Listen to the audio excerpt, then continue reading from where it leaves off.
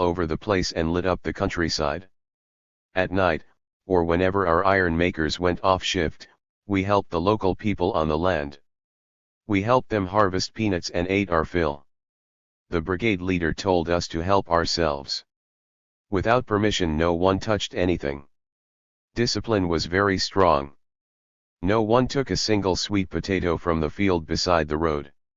If anyone took as much as one potato, others would criticize him or her at a mass meeting. Only 3 or 4 of the technicians there had studied diesel engines in Taiyuan. We taught others. Since we lacked skilled people, we chose able young men and trained them.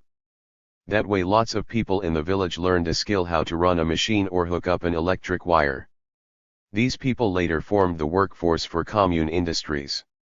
We needed skilled people everywhere, and these iron smelting projects trained them. In those days it was easy to get people to come out and work. Nobody worried at all about their livelihood.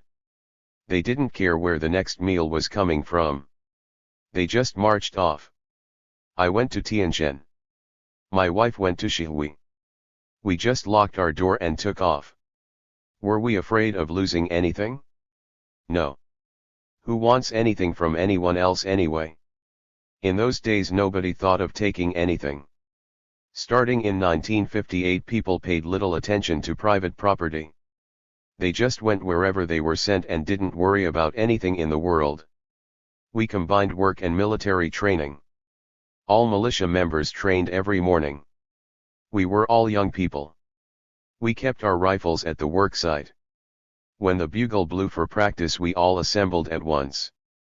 Those were great days. Great days. Soon it was impossible to count the people that overflowed the worksite.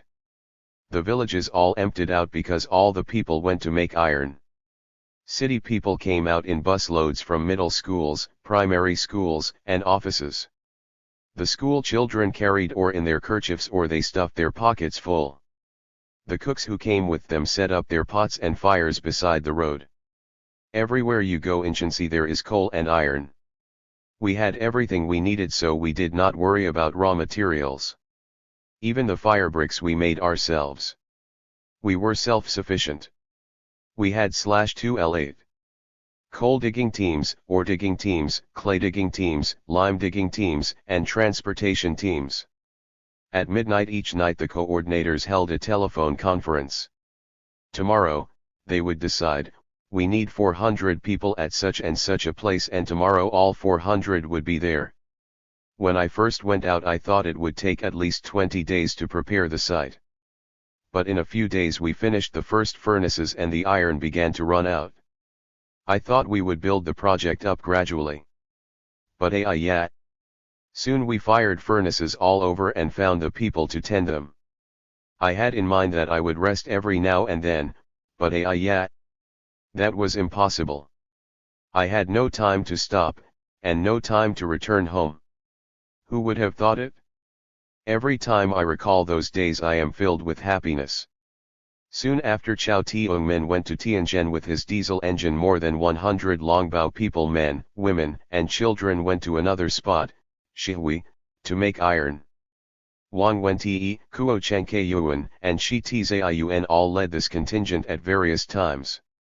That same week Changke Itsai led a second group of 90 to Shanjiayuan County to work on a new reservoir at Xiing, on the north branch of the Chang River. Shihui was only 7 kilometers north of Longbao, but Xiing was 50 kilometers farther up the line. The first 100 volunteers at Shihui proved to be too few for the tasks at hand, so delegates went back to the village to organize a general exodus. With summer hoeing completed and the fall harvest yet to come, no major farming tasks loomed ahead. Everyone who could work went out. Old women with bound feet who had never before traveled as far as Changchi City went off to the mountains to haul ore. Mothers with children only 5 years old took them with them. Other new mothers, as soon they could wean their children, left them with older relatives and joined the exodus. Only the very old, the pregnant women and women nursing babies stayed behind, together with a skeleton staff of village caretakers, one leader from each team, a storekeeper, an accountant, a few cooks for the community kitchen, and a few people to feed the draft animals. The only able-bodied people left were the 6 team leaders.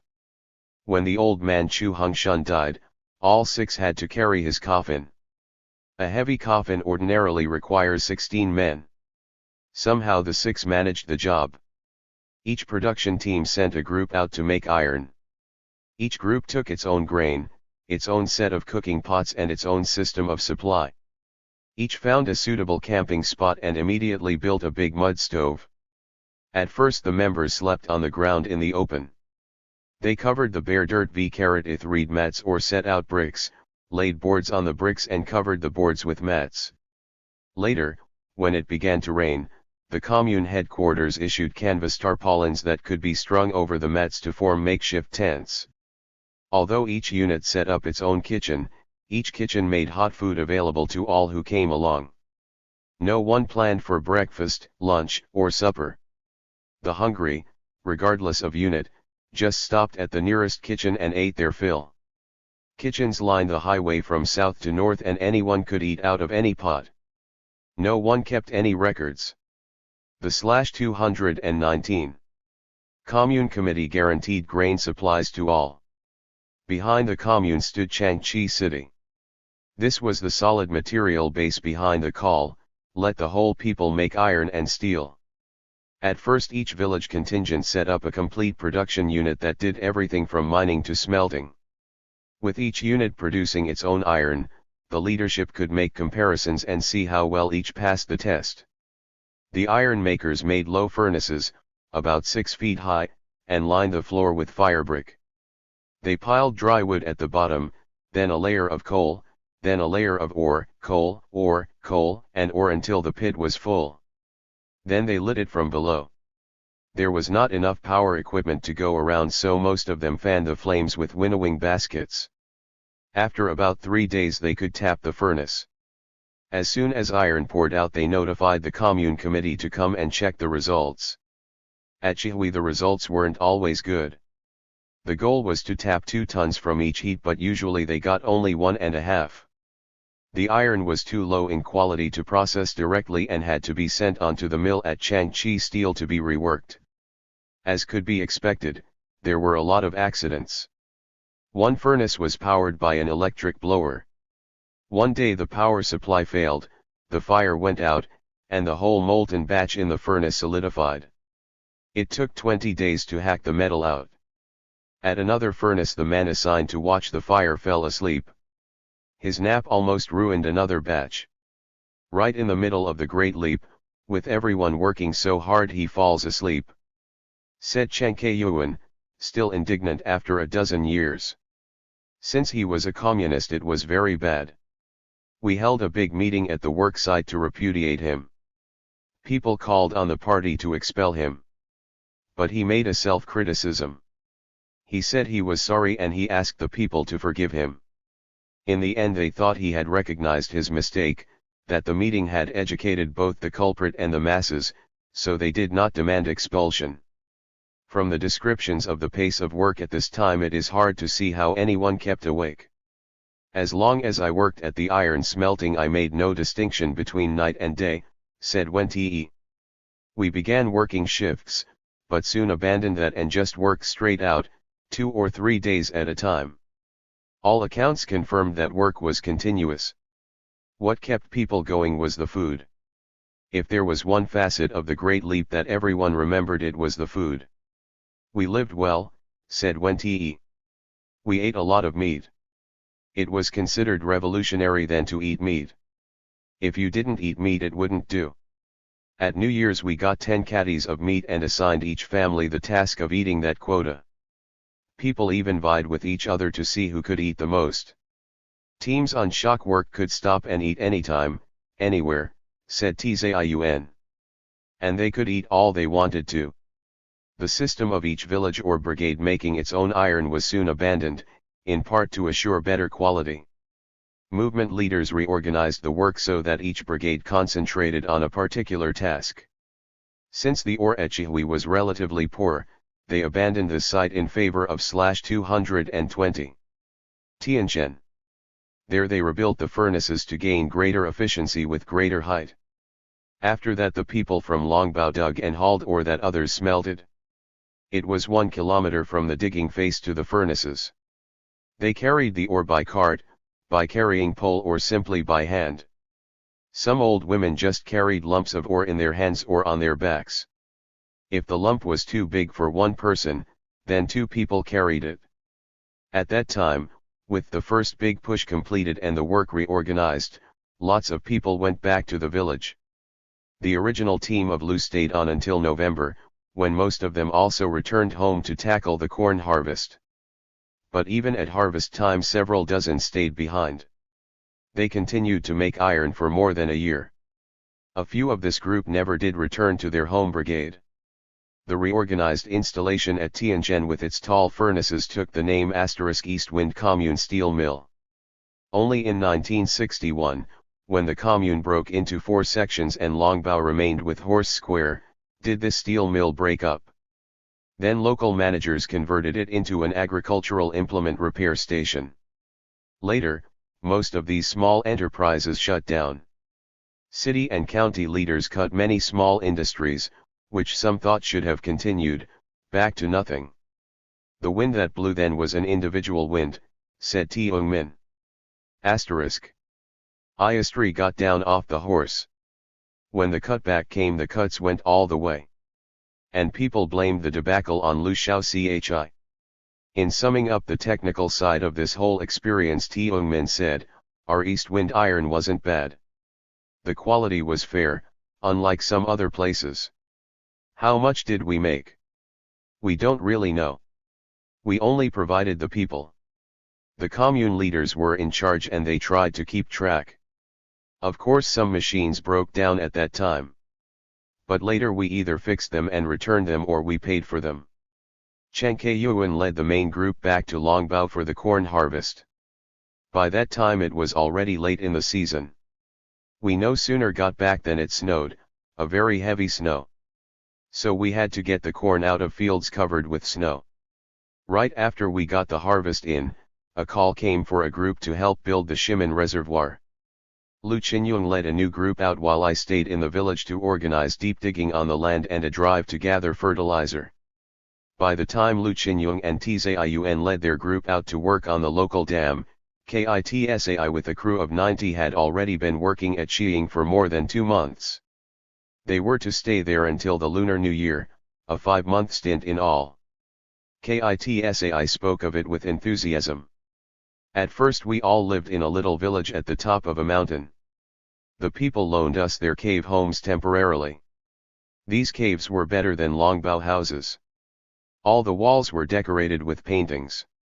It was the custom there to pay as high as 510 of millet per cave to an artist who specialized in wall painting.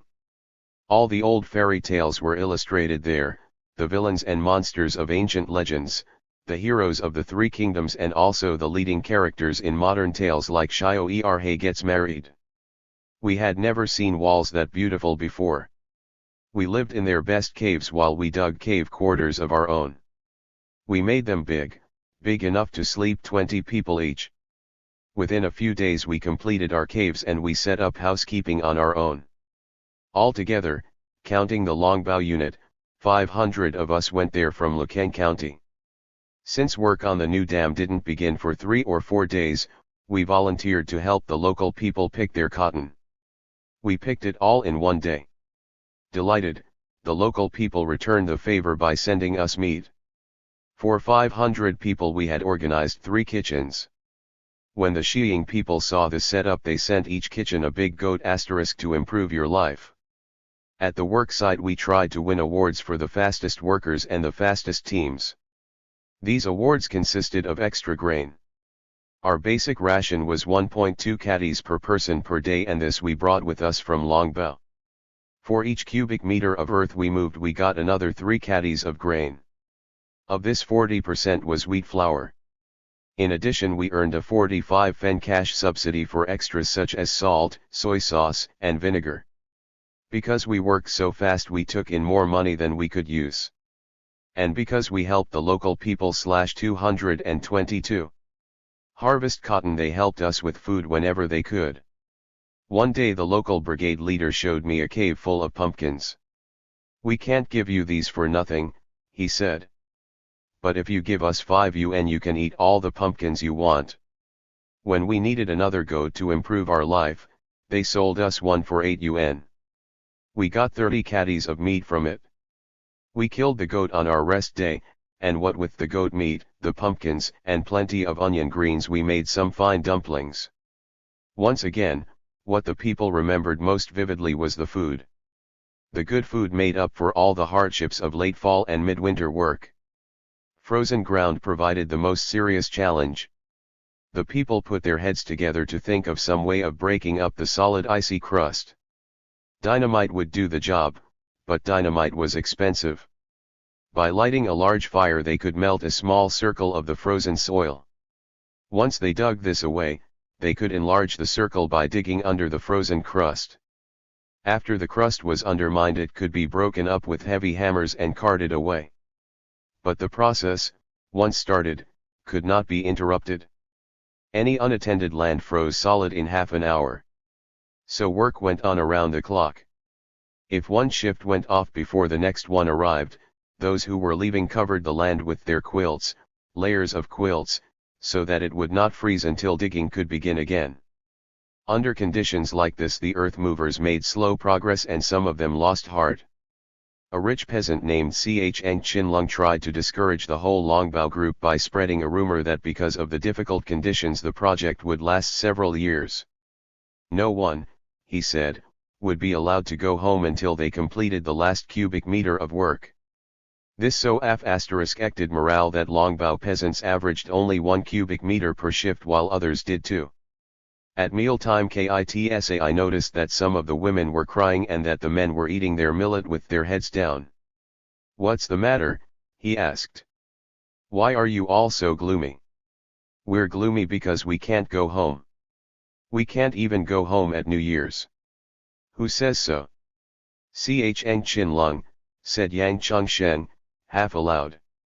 "That's a lie," said Kitsai. "Don't listen to that rich peasant bastard.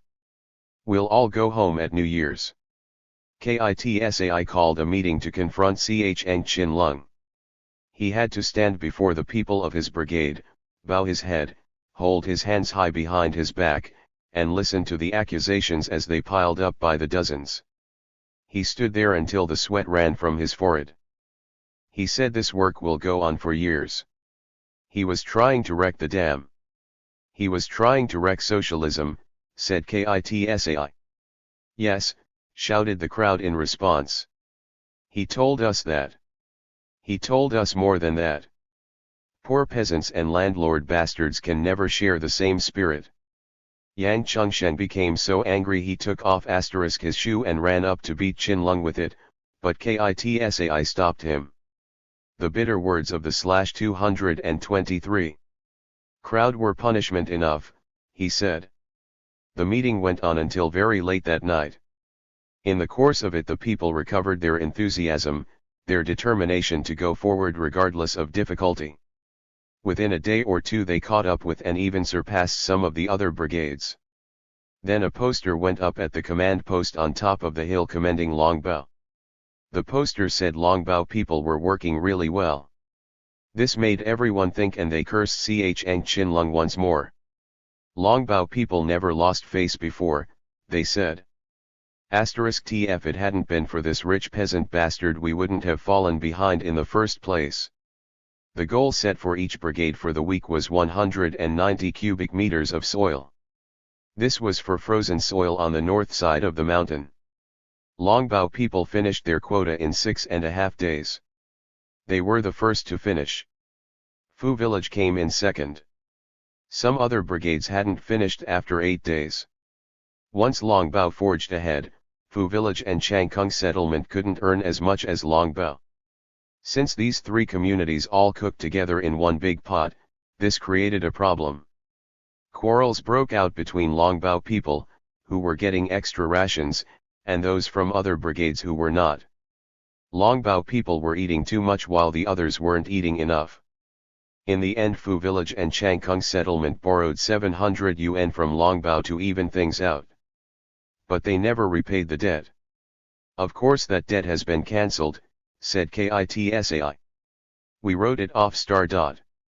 By that time, when KITSAI went from cave to sound out the sentiment of his comrades, most of them said, "We are doing so well, we won't go home even if they send us back.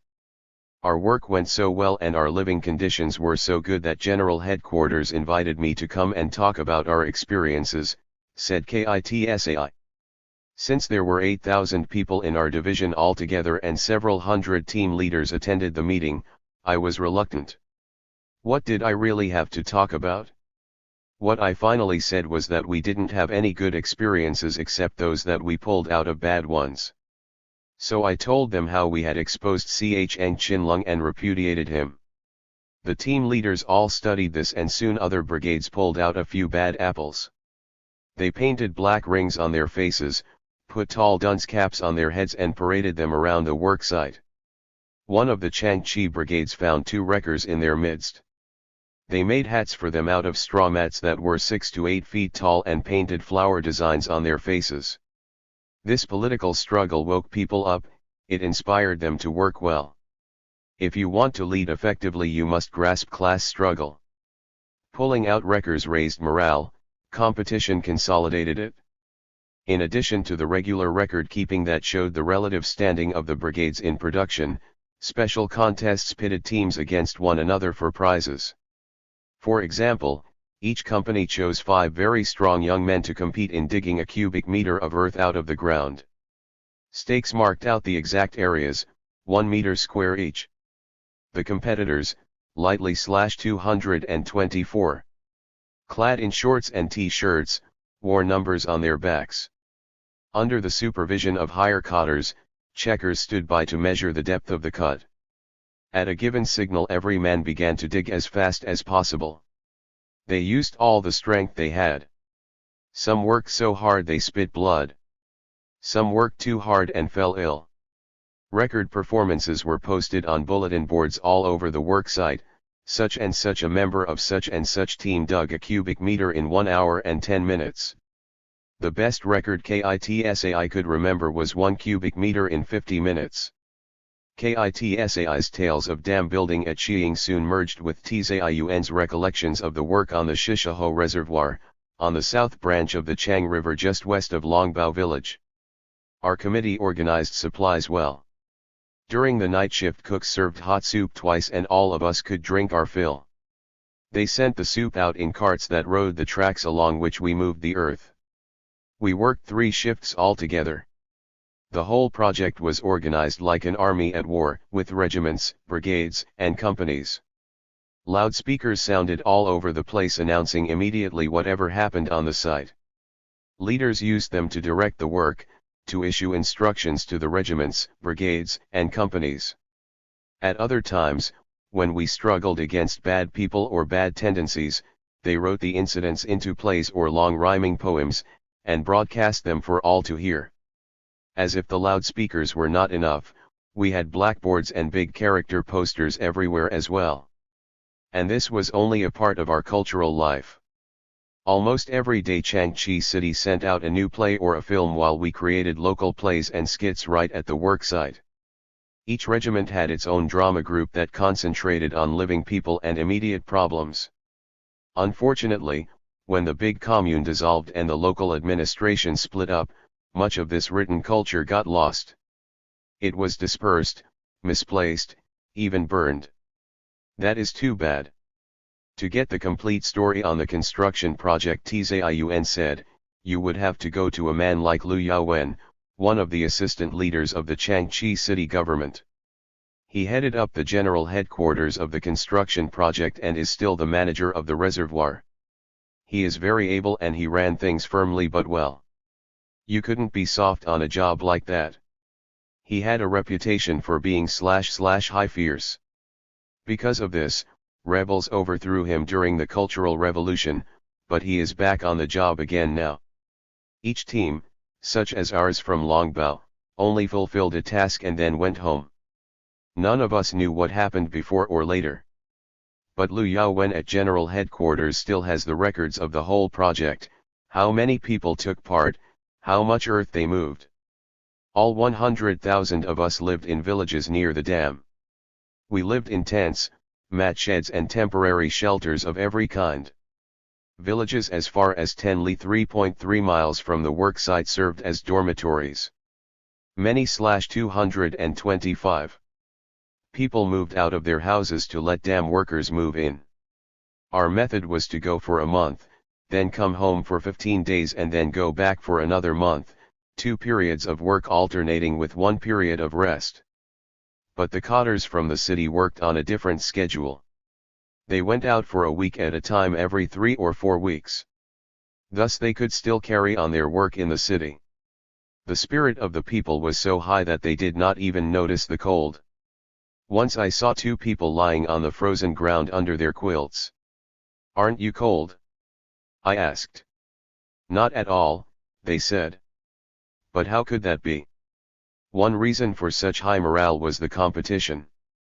We had a Luhulan team of young women and a flying cart team of young men. They ran down the Lumeter dam face as fast as lightning. The way this is done, the carter climbs up on the rear of the cart pressing the end beams of the frame into the dirt to act as a brake. Illick cart then takes off under the pull of gravity and plunges on a wild ride to the bottom. It's like being hitched to a runaway horse. The older women had a Shitai Shun team, named after the famous woman warrior of the Sung dynasty who could box and fight as well as any man and bore 8 sons, all of whom became generals. They also had a Tung Soon Jei team, named after a hero of the Liberation War who blew up a strategic bridge by holding dynamite against the abutment with his hands. And there was a Lao Huacheng team, named after a famous general of the Three Kingdoms. Even though they were old, the women would not admit any such thing. Their slogan was, "Block the Chang River, irrigate the Shangtang land." They wrote this slogan of theirs large on straw mats, each 5 by 7 feet, 2 mats to an ideograph, and placed it on the face of the dam. This spirit helped the people, old and young, create many new things.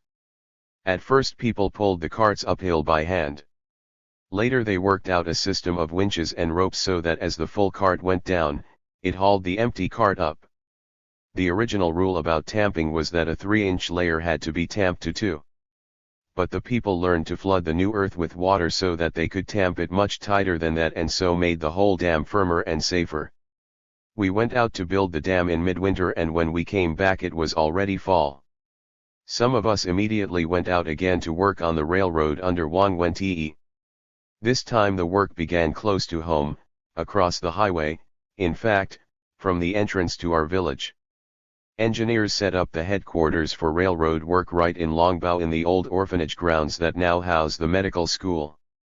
/226. Work on the new railroad that thrust its way up onto the Shangtang Plateau from the old railhead at the huge coal mine of Titso in the Yellow River Valley went on for 3 years. Many Longbao people went out for a period and then came home as others took their places. But Wang Wentii, who took charge of the railroad construction crews supplied by the whole district, now called Horse Square Commune, stuck with the work for 36 months. At any given time he had under his command some 500 workers. They labored on the railroad embankment, section by section, from West Changchi Station all the way north to Wuang, the village in Shanjiayuan County that in 1971 served as the northern terminus of the line. This line has since been pushed through to Taikoo on the central Shanxi Plain where it joined the old rail line running from Taiyuan, the provincial capital, to the very southwest corner of Shanxi at Fenglingtu. The new railroad reversed the order of construction undertaken by the Japanese, who with forced labor pushed a narrow-gauge line south from Taikoo to Changchi in the early 40s. Guerrillas completely tore up this line during the Liberation War, 1947-50. Since the new standards for grade, curve, and radius were much more demanding than the old, the new broad-gauge line frequently departed from the old Japanese route. Wang Wentii, still as dour and lonely a man in 1971 as he had been in 1948, was a hard person to interview. Under a cloud of criticism and unable, for the time being at least, to pass the gate in the party rectification then underway, he usually answered only the immediate question put to him, and then only with a few short sentences. The subject of the Great Leap, however, transformed him. The Great Leap had quite obviously been the high point of his life.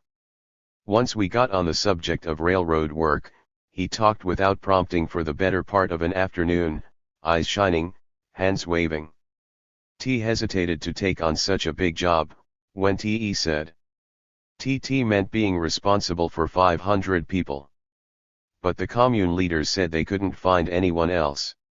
So I agreed and stuck with it for 3 years.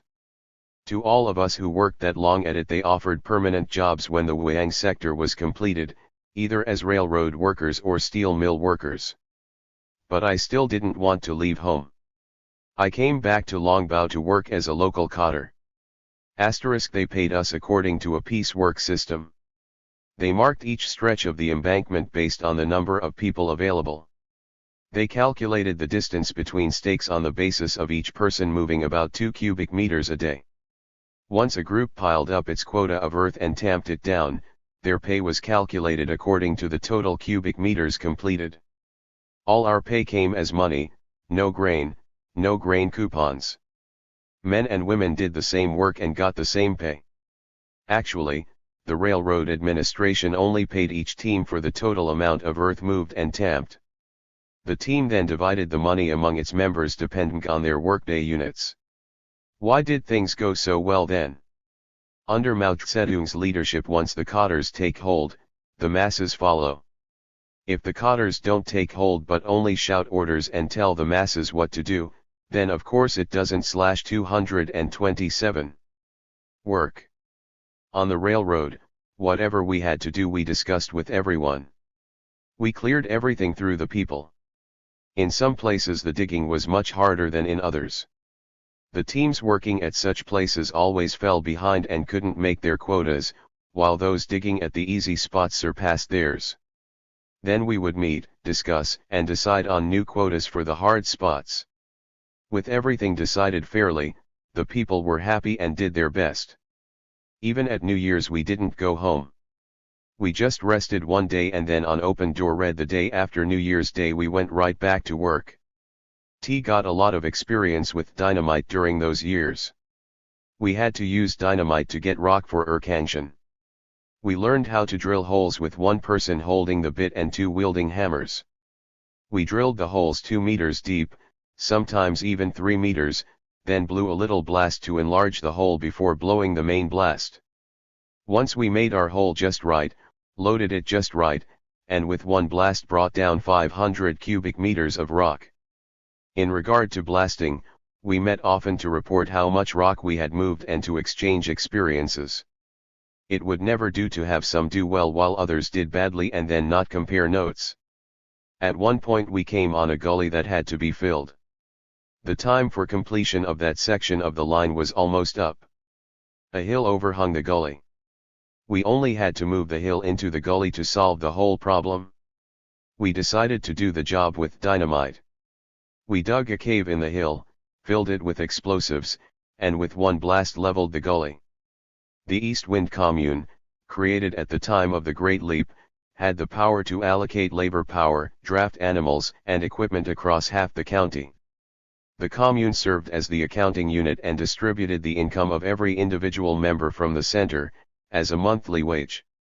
This newly created collective power made possible the great iron smelting drive and the dam and railroad building projects that broke down such old habits as always staying at home, distrusting outsiders, and mountaintopism, local sectarianism.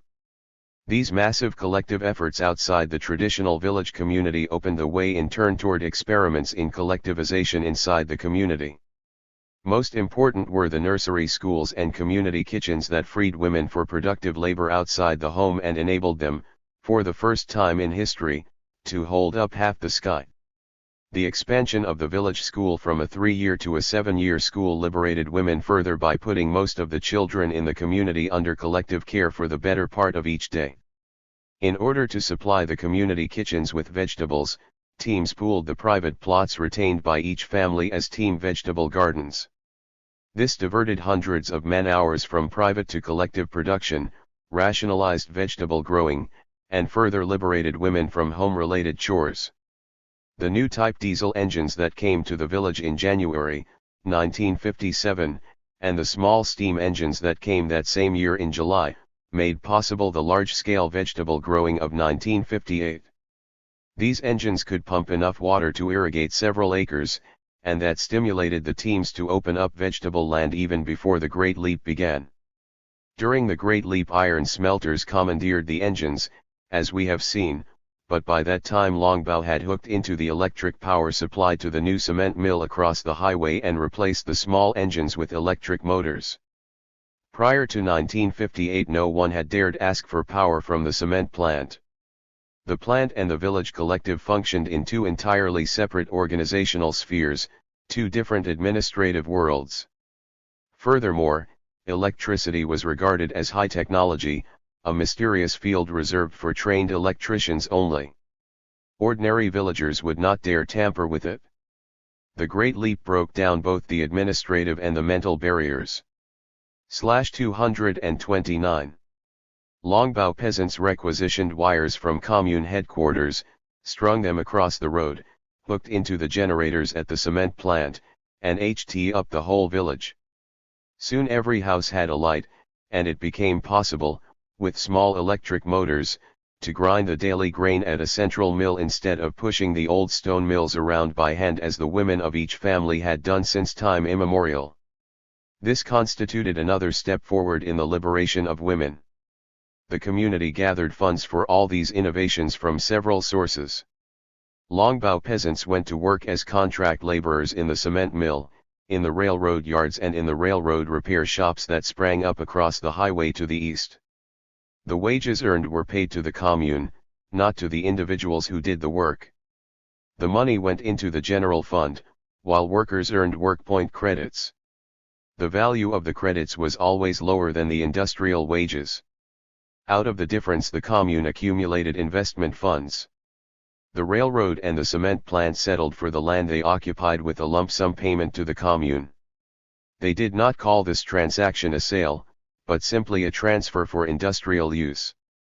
The compensation paid amounted to the value of 3 years' average crops from the land. Thus the commune, though it lost the use of some land, gained some working capital. New investment backed up by the abundant crops of 1958 put 7 guarantees on the agenda. The 7 goods and services that many communes supplied to all were food, fuel, education, medical care, housing, marriage, and burial expenses. The East Wind commune never went that far, but it did undertake to supply the first and the third food and education. These guarantees, whether 2 or 7, gave people an unprecedented sense of security. Many stopped saving against illness, old age, and burial expenses and began to spend money on the 4 jewels instead: bicycles, sewing machines, wristwatches and radios. The saying had always been, when young save for a house. When grown save for a bride. When old save for a coffin. Now the whole attitude toward savings began to change. People thought more about things they needed and wanted and less about possible catastrophes. A brisk rural market in consumer goods developed. Daily life underwent a profound temporary transformation. Even though the commune movement failed to consolidate these guarantees and most of them collapsed within a year or two, they made a lasting impression on peasant consciousness. The huge East Wind commune, spanning half the county and disposing at one time of most of the labor power, implements and capital of 40 villages according to a central plan, split into 4 parts by 1959. The nursery schools in Longbow folded soon afterward. The public kitchens carried on for another 2 years but failed to survive the 3rd year of poor crops in 1961. After commune accounting collapsed, village-wide cooperatives 230 TIVs, now called brigades, took over all bookkeeping. Large collective gardens, power pumping, electric milling and electric light in every home survived and developed as brigade projects. Then, in 1973, commune leaders began to criticize brigade accounting as overly centralized and premature. Production teams of 60 to 100 families took over the books and shared income and expenses at a much lower level than commune organizers had dreamed of. The retreat was widespread and precipitous. While the nursery school in Longbao lasted, local women welcomed it. Hu Shuechen spoke of it enthusiastically. We set up the nursery when we joined the commune. The commune paid all expenses and provided schooling free for all children. In fact, we set up the nursery in 2 centers, one in the south and one in the north. In the south we used Chin Paopei's house, and in the north Chang Kitsai's old courtyard, the yard that now belongs to Lu Hojian. 2 women took charge of each center. Chia Qingshun's wife and Li Xiaomer headed the southern center. Sun Chuanying assisted them. Each center cared for from 70 to 80 children, but the numbers varied a lot depending on the season. The busier the work on the land, the more children showed up at the nurseries. Even so, a lot of parents never brought their kids. If they went out to work, they left them instead with grandmothers or aunts. Most parents who used the school brought their children after the morning meal and then went to the fields. They picked them up and took them home at noon to eat, then brought them back in the afternoon when they went to the fields again.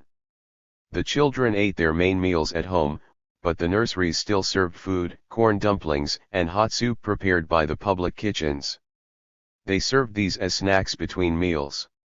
Our nursery was really successful. We taught the children to sing. We taught them to read a few characters and how to play games. Many visitors came to see how we ran things, and we visited nurseries elsewhere. At that time nurseries dotted Southeast Shensi.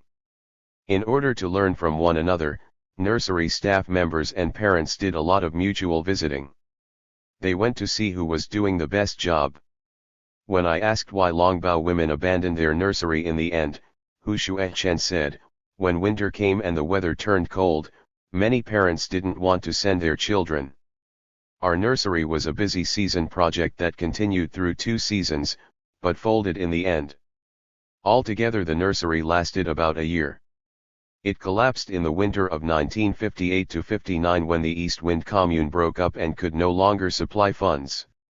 The community dining room, set up at the same time as the nursery, lasted much longer, through July 1962.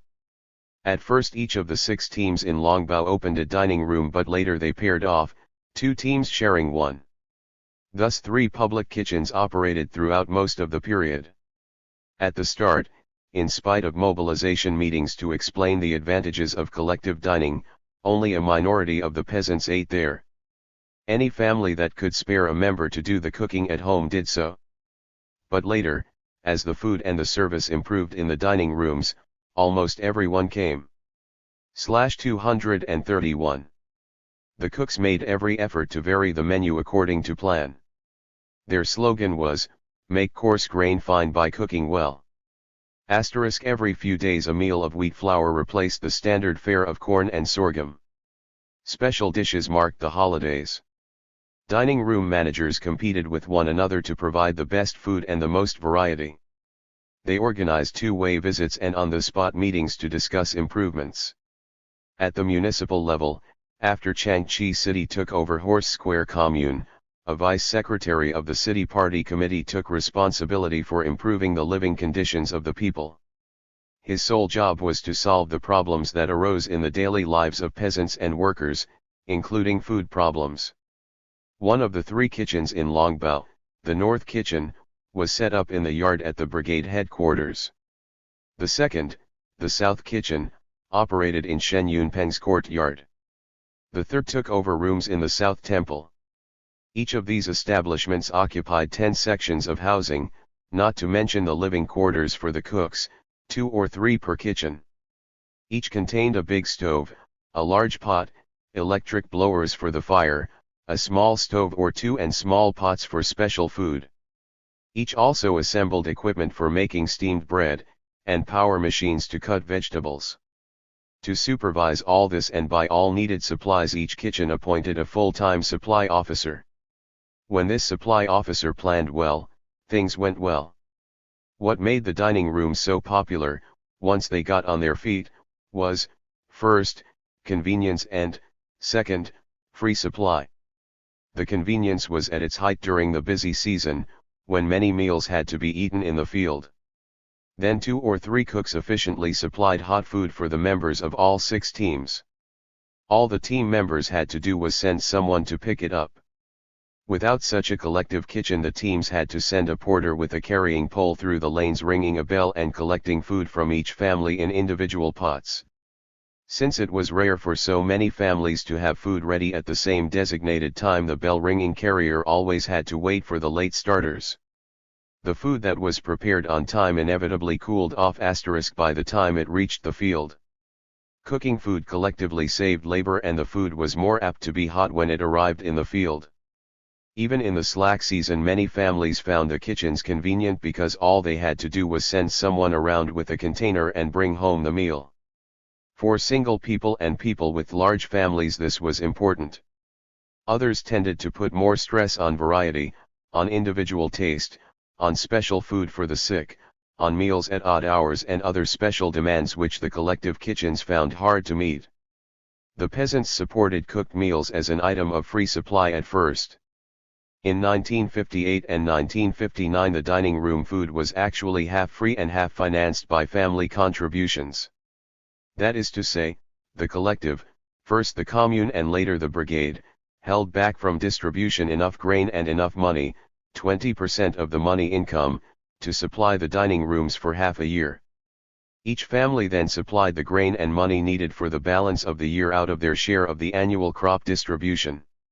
From I-960 through 1962, the brigade held back enough grain and money to support the dining rooms year-round and gave to each family 232 as food 1/2 caddy of grain per capita per day.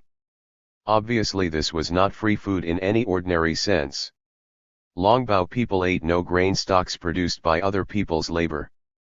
They consumed no foods that were not paid for with money they themselves had earned. The more food and money they allocated to the dining rooms, the less food and money was distributed as family shares.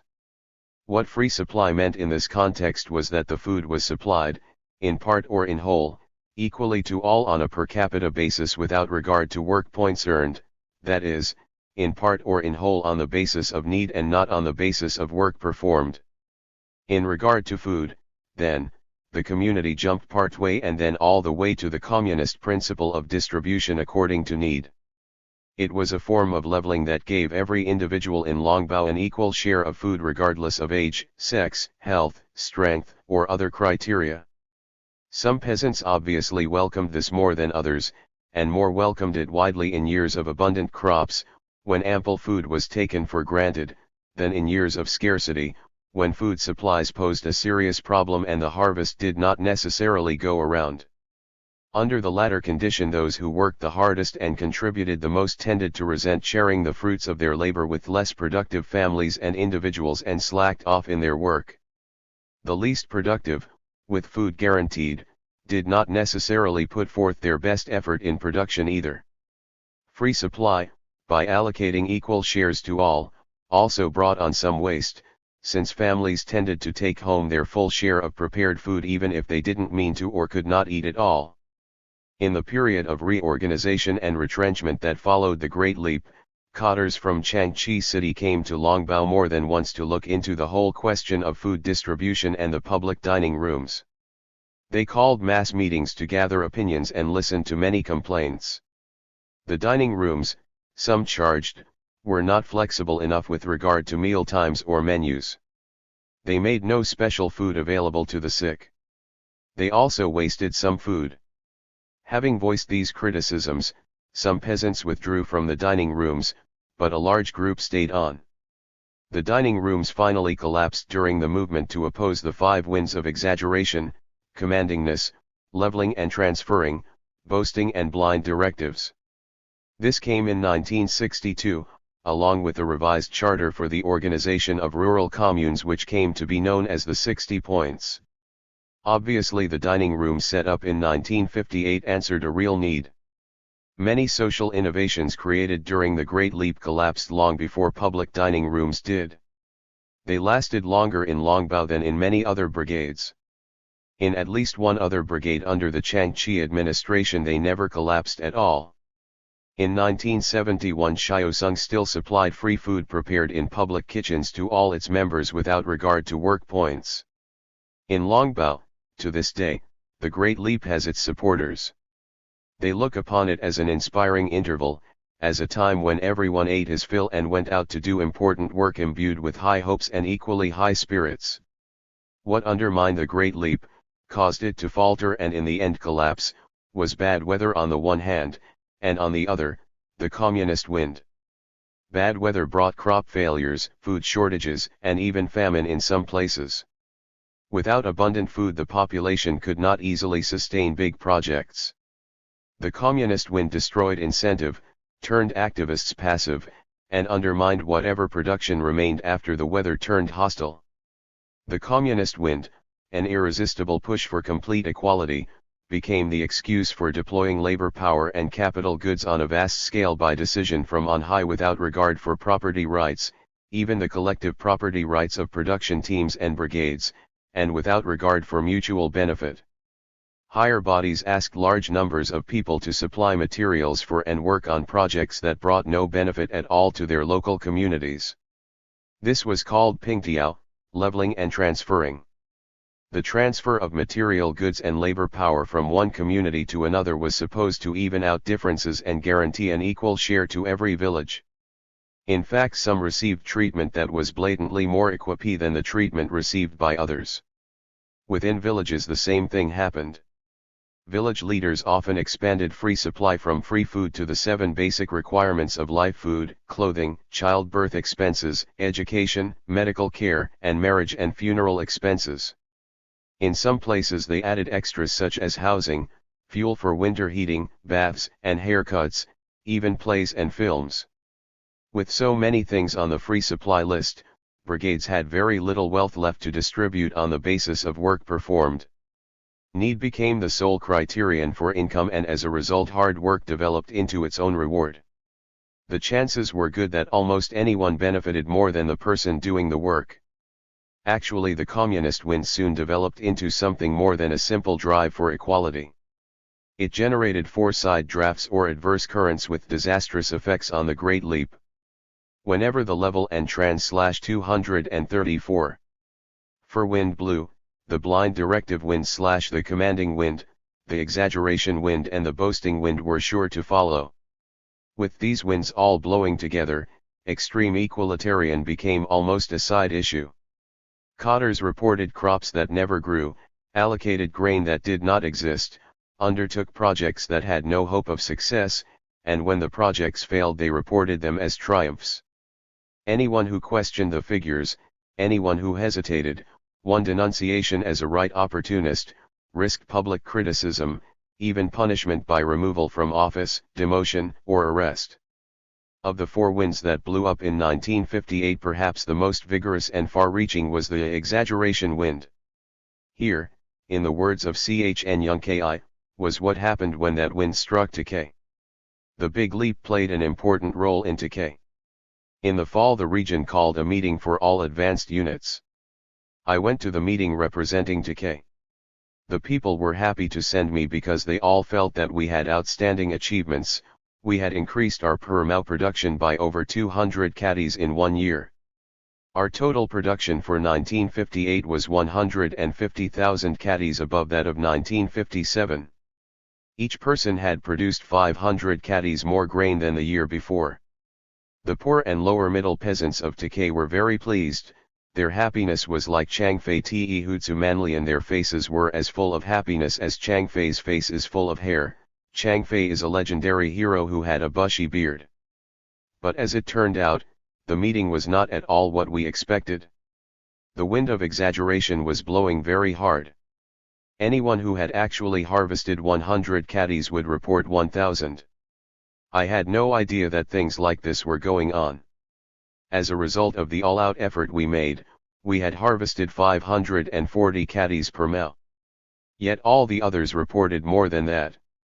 There were Sputnik brigades and whole counties with over 1,000 caddies per mao. They said to us, "You Takei people call yourselves advanced. But you only harvested 540 caddies per mao. That's not even enough to get on the list. There is nothing good about you. One Sputnik brigade reported 33,000 caddies per mao. Reports came in from a 1,000 caddy county and a 10,000 caddy commune. Truly, Takei was not even on the list. Who cares for your 540 caddies? The old party committee of the county and the region tried to come to our aid. They urged us to change our figures to 2,000 caddies per mao. Only by such a move could we hope to get on the list. What should we do? Should we change the figures or not? If we changed them, we could get on the list. I thought about it very hard. I thought, I am a peasant. Don't I know how much the land can produce? If we change our figures, we can hold up the flag of an advanced brigade. But if we change them, all the class enemies in our village, landlords, rich peasants, what will they think of us? At that time I thought, if I lie, if I make an empty boast, what will the landlords get out of it?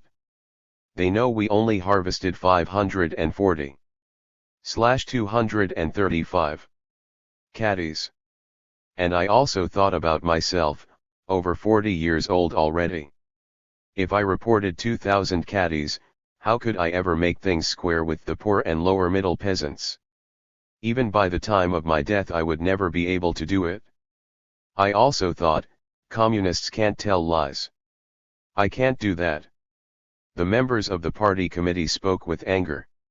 They said, "If you don't change your figures, you can't get on the list."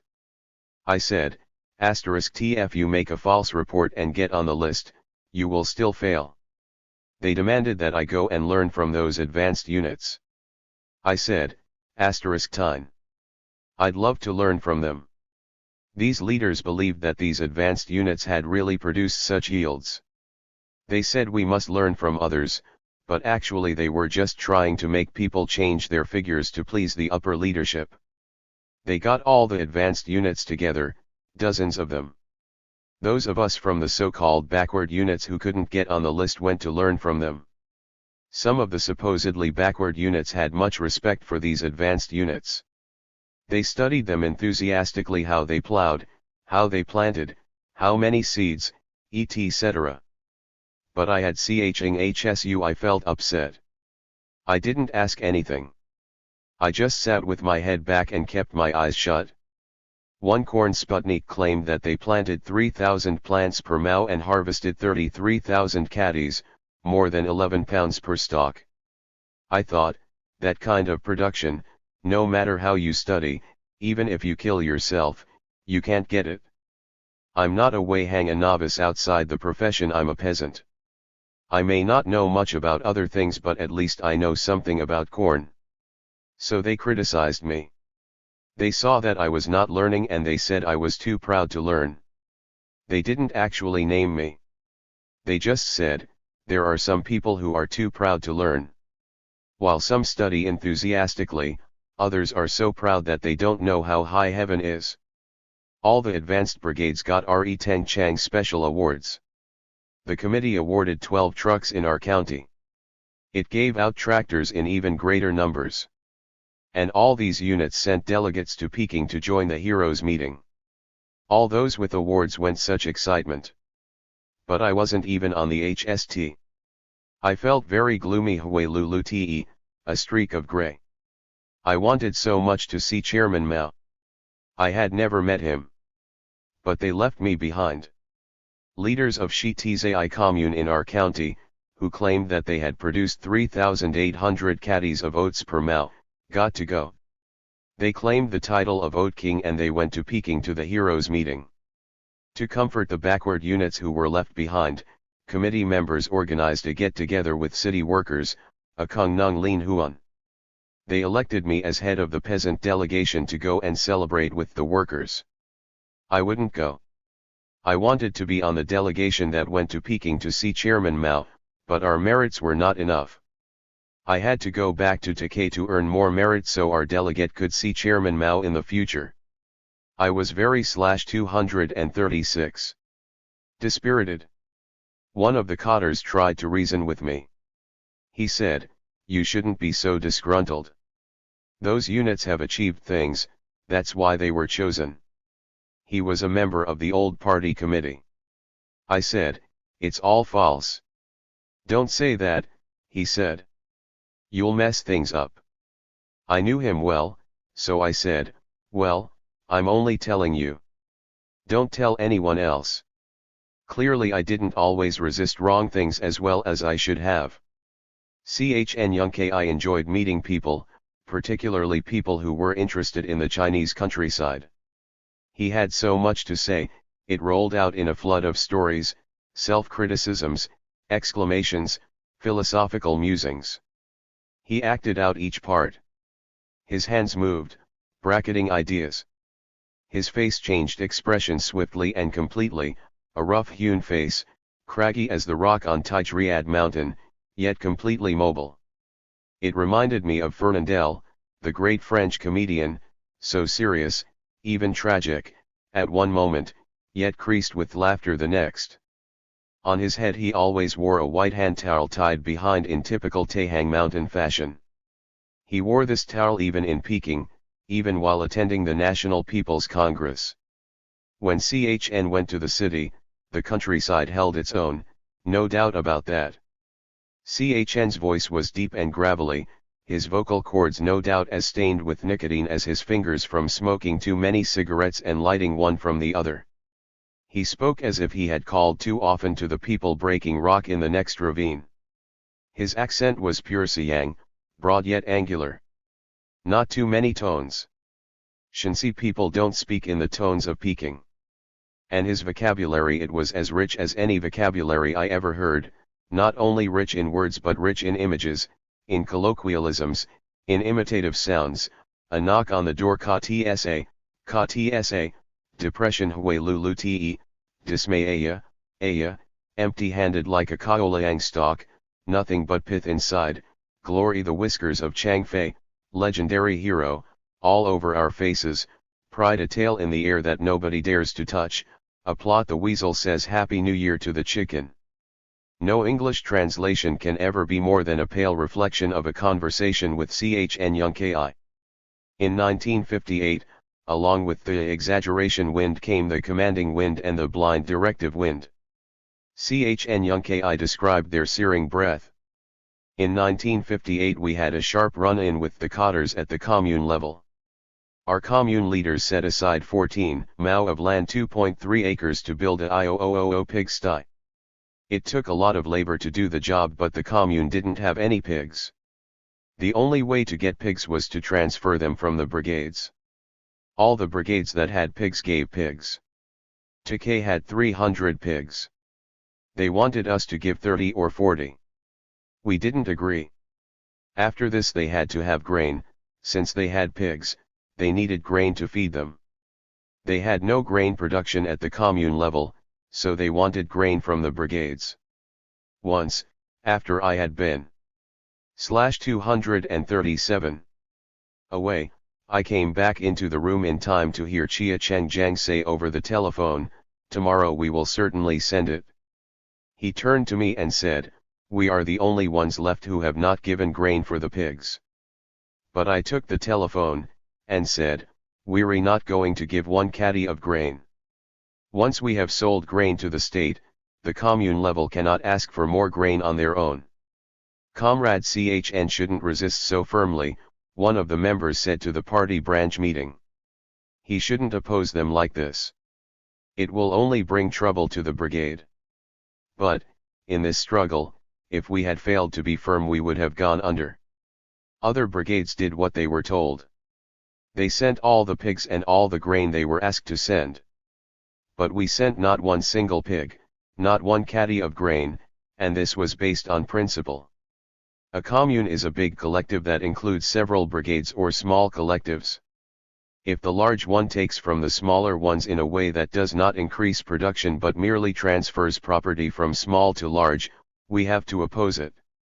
Since we refused pigs and grain, the commune leaders said, "Ta chai cotters are chow aotpte liao arrogant beyond belief. No one can lead them. They are so proud they won't listen to anybody.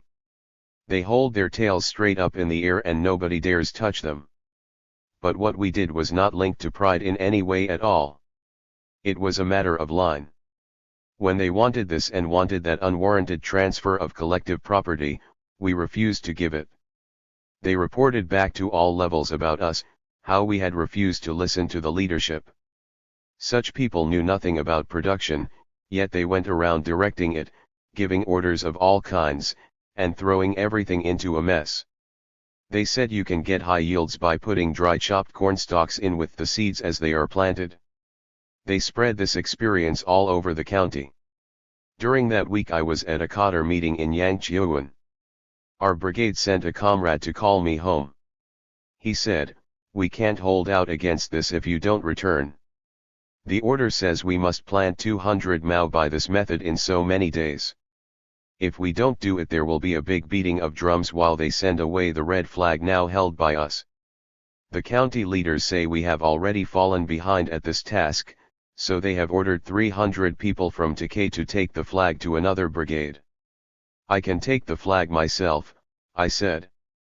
"Don't send 300 people for that." In very low spirits, I excused myself from the meeting and got ready to go home. They didn't want to let me go. It was right in the middle of the hard years. At the cadre meeting the food was of poor quality. I was so angry I couldn't eat. They thought it was the food. "What's wrong with your health?" they asked. "Can't you eat this food?" And they asked the cook to make something special for me. But I said, "I don't need good food. My stomach is full of anger. All along the road on the way back I saw people putting chopped stalks in with the seed as they planted. /238. Why are you doing it that way? I asked. We were ordered to, they said. We're not HKEU Takei people. We don't dare resist. When I got back to Takei our people were also planting in the same way. I told them to stop immediately. We had to do the planting all over again. We covered all the holes and planted again, according to our original plan. I pointed out that some leaders were giving wild directives, blind directives, and that we had to use our own heads. I found out later that as soon as I left the meeting a Yangchuan cadre had called our commune leaders and told them to get the red flag from Takei quickly themselves. They were afraid I was going to take the flag into my own hands and turn it over to the next brigade in person. So when I got there no red flag waved anywhere. But when the repudiation of this wrong directive came along, these same cadres turned on the other brigades and criticized them for not being able to resist as Takei had. Such bureaucrats!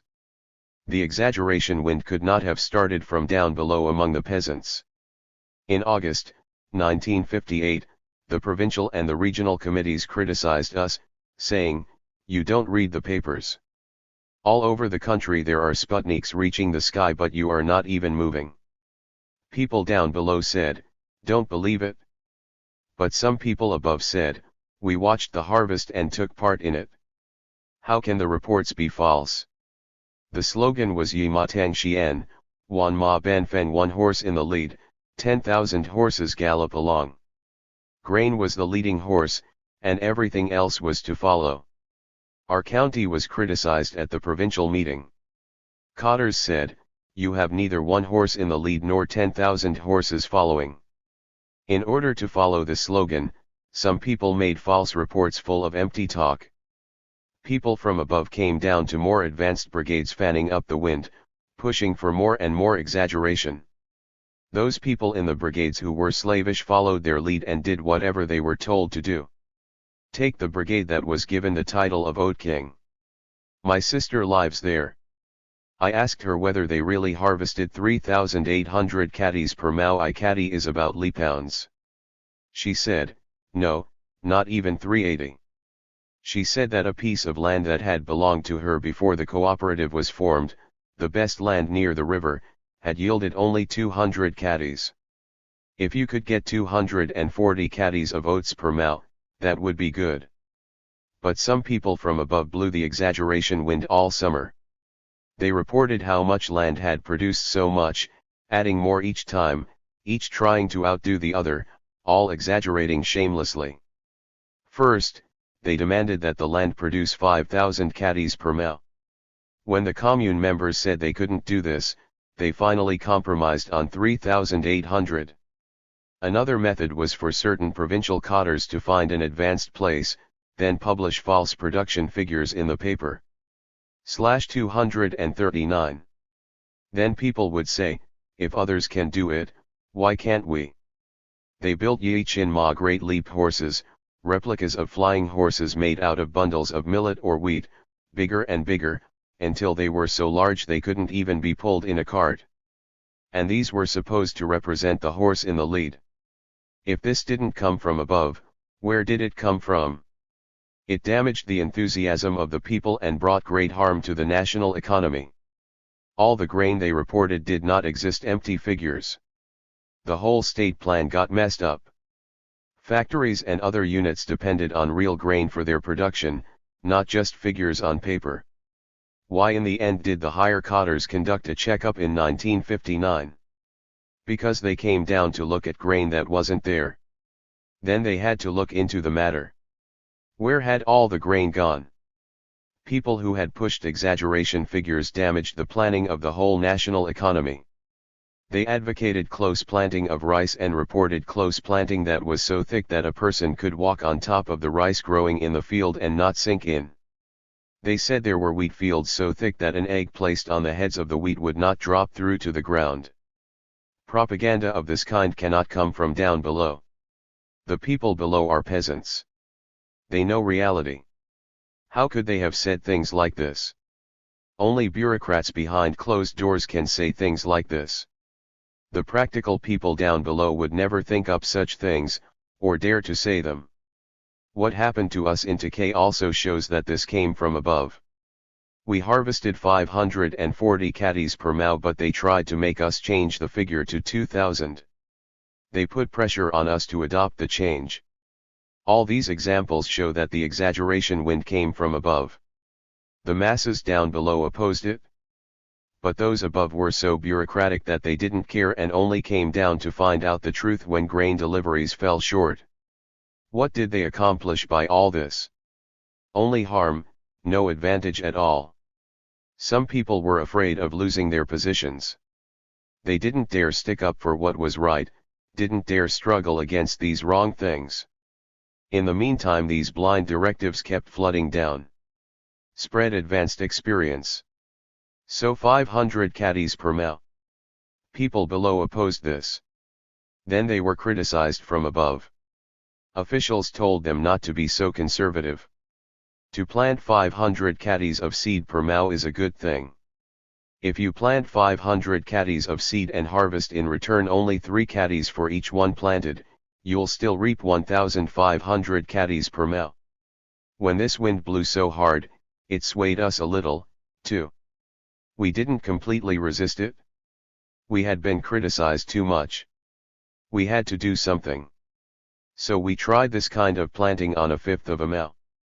With our old seed drill, we couldn't even get 200 caddies per mao onto the land, not to mention 500. So we just plowed the land and poured seeds all over it as if we were using an open field as a storage bin. We planted another 1/10 of a mao by scattering wheat on the soft plowed ground in a thick layer. This amounted to 200 caddies per /240 mao. The harvest we got from this was 90 caddies per mao. We thought this was a lot of crap to begin with, but now, after trying it out with less than half of their 500 caddies, we were more convinced than ever that these people knew nothing about agriculture, to say the least. But to see it in this simple way was to give them the benefit of the doubt. Looking at it from a different angle, one had to ask if they were all really so stupid. Weren't there some who deliberately set out to wreck? From all these ridiculous examples I have mentioned here, you can see that blind directives came down like hail in our county at that time. Takei is in Siang County, central Shensi. But the same winds blew in Changchi City, southeast Shensi, and in every other region. The communist wind, once it started to blow, not only seared all of Shensi, it blasted the whole nation. Political winds blow all the time in China, said veteran Wang Qingho of the Longbao propaganda team. They blow with special intensity in periods of mass upsurge. People, on the whole, tend to go along with them, whichever way they happen to blow. It's like the situation at any big funeral. Watch closely. The hornblower marches in front. Behind him come the family members, weeping. At the corner the street is all but blocked by neighbors who have come out, not to pay their respects to the dead, but to hear the music. They cheer and applaud the maestro on the horn. Those who are there to weep can hardly keep a straight face. In the end they, too, are drawn into clapping for the musicians. A little boy sobs, takes a cucumber out of his pocket and bites off a big chunk, then suddenly claps. When mourning is in order everyone mourns. But if applause takes over, everyone applauds. But if people are getting hurt, surely somebody starts complaining. I objected. Down below there is muttering, but when the leaders say, let's bring the problems out in the open, the rank and file cotters say, aghast, who? Me. Oh no. I don't want to raise any questions. I'll be called a right opportunist. I'll be labeled as backward. I'll shout when everyone else shouts, not before. I'm not going to stick my neck out. The fact of the matter is, said Wang, these tendencies such as the blind directive wind usually started in a small way, as when the commune leaders called on the people to raise more chives. At the very tail end of a production meeting last summer the party secretary suddenly said, chives are very important. Now is the time to plant them. We have ample seed. All brigades should send in for their share. No study, no discussion followed. People were not clear about when to plant, where to plant, how much to plant. Some brigades had no open land to plant on in any case. So a lot of the seed never got planted, some of it never came up, and much that did come up didn't grow well. That often /242 happened with general calls. Without concrete plans suited to the place and time they could hardly bring about a good result. The next spring the commune leaders called on everyone to dig wells. In Longbao people dug several wells, then let them sit. The call came to dig wells to increase irrigation, but in spite of the wells, they made no effort to irrigate. They hadn't leveled the land, for one thing. They spent a lot of money on each well. They used as many as 20,000 bricks to line one, but they never used the new wells for water. First a big mobilization, the people dug the wells, then everything fizzled out. Nobody really cared what happened as long as the call met a response. That's called Lao Min Shang Tsai people used, money spent. But in the end there is nothing to show for it. It was not easy to fix any exact point when the communist wind began to blow through Longbao. It gathered momentum all through the fall of 1958 and reached its height in the spring of 1959 when the brigade attempted a Ioo Mao Square, a Ioo pig farm, excessive deep digging and extreme close planting all at once and all on a grand scale. The effort ended in a fiasco. But even though these schemes collapsed in 1959, yields did not drop disastrously because the land had reached a high state of fertility in the preceding decade. It was I 960 before crop failure became widespread in the region, and this was due as much to severe drought throughout the mountains as it was to the excesses of the communist wind.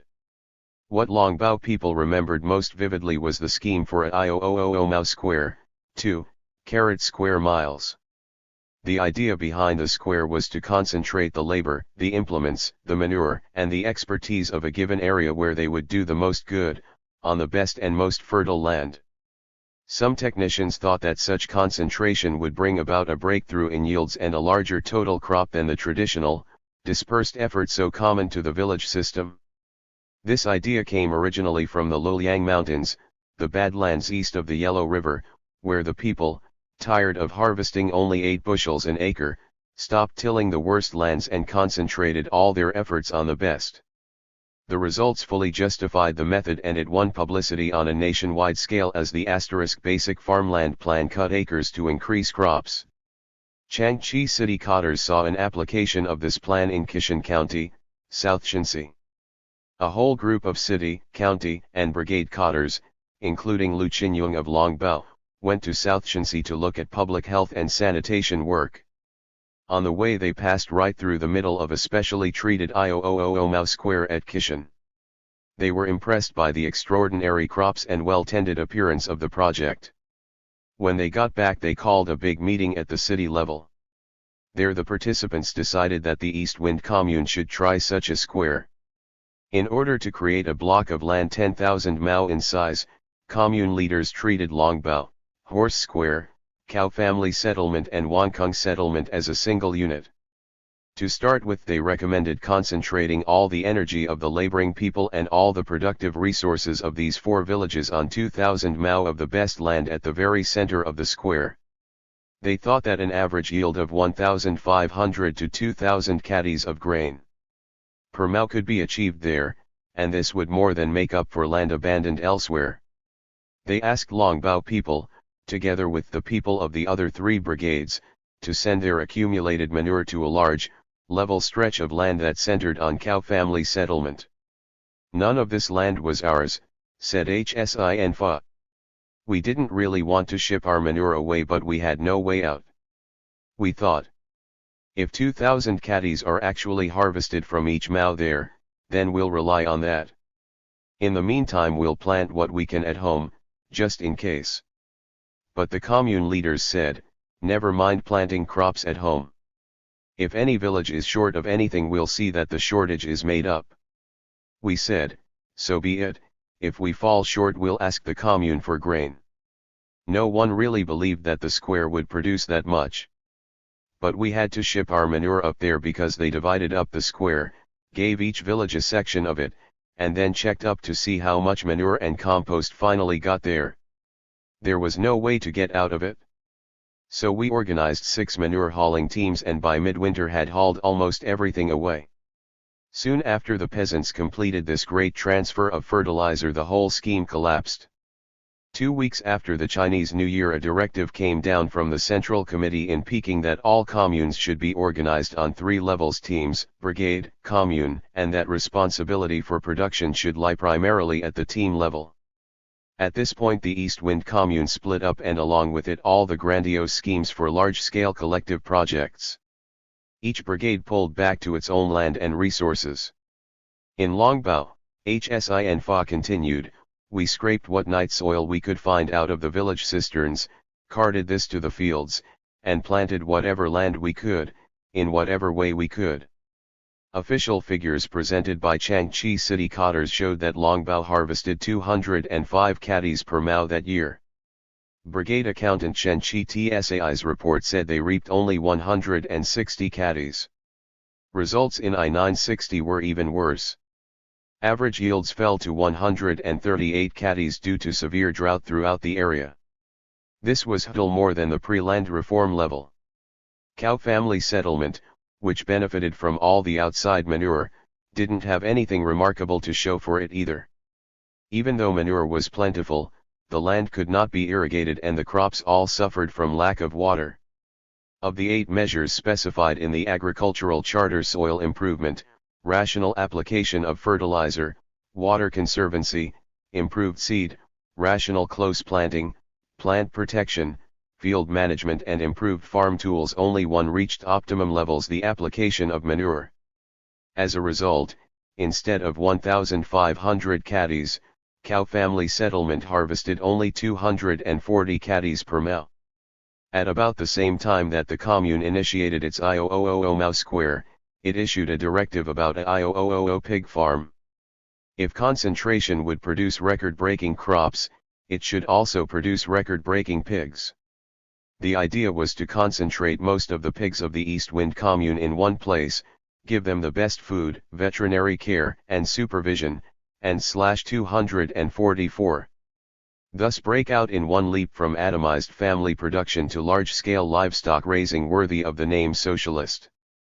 Since there were very few pigs in Longbao or any of the neighboring brigades and no tradition of pig raising such as caused almost every family in Tunliu, 20 kilometers away, to raise at least one brood, so no one did much about the IOOO pig farm. Suddenly a high-level inspection group made up of provincial and regional cadres descended on the area. In the middle of the night, Chia Fengyong, party secretary of the East Wind Commune, called Longbao's party secretary Kuo Chengke Yuan and demanded that something resembling a pig farm be created before 6 the next morning. Put up a gate, anything. Show that we are moving on it.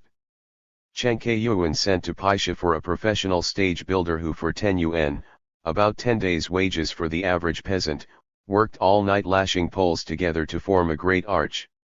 Brigade members decorated this arch with red silk cloth, slogans, posters, bundles of wheat straw and red lanterns, and christened it Great Leap Gate. At 5 o'clock in the morning, when Chengke Yuan saw the arch standing there at last, he went home to bed. He no sooner fell asleep than a commune cadre woke him up. "They will be coming soon," said the cadre. "Better check the whole village and make sure everyone gets out to the fields. It won't make a good impression to have anyone standing around here." At 6 Jia Fengyong called. "Is everything ready?" "Yes."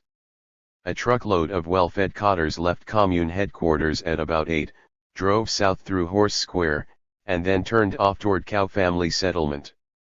It passed through a section of the Ioo Mao Square and right in front of the Great Leap Gate, but bypassed Longbao village itself.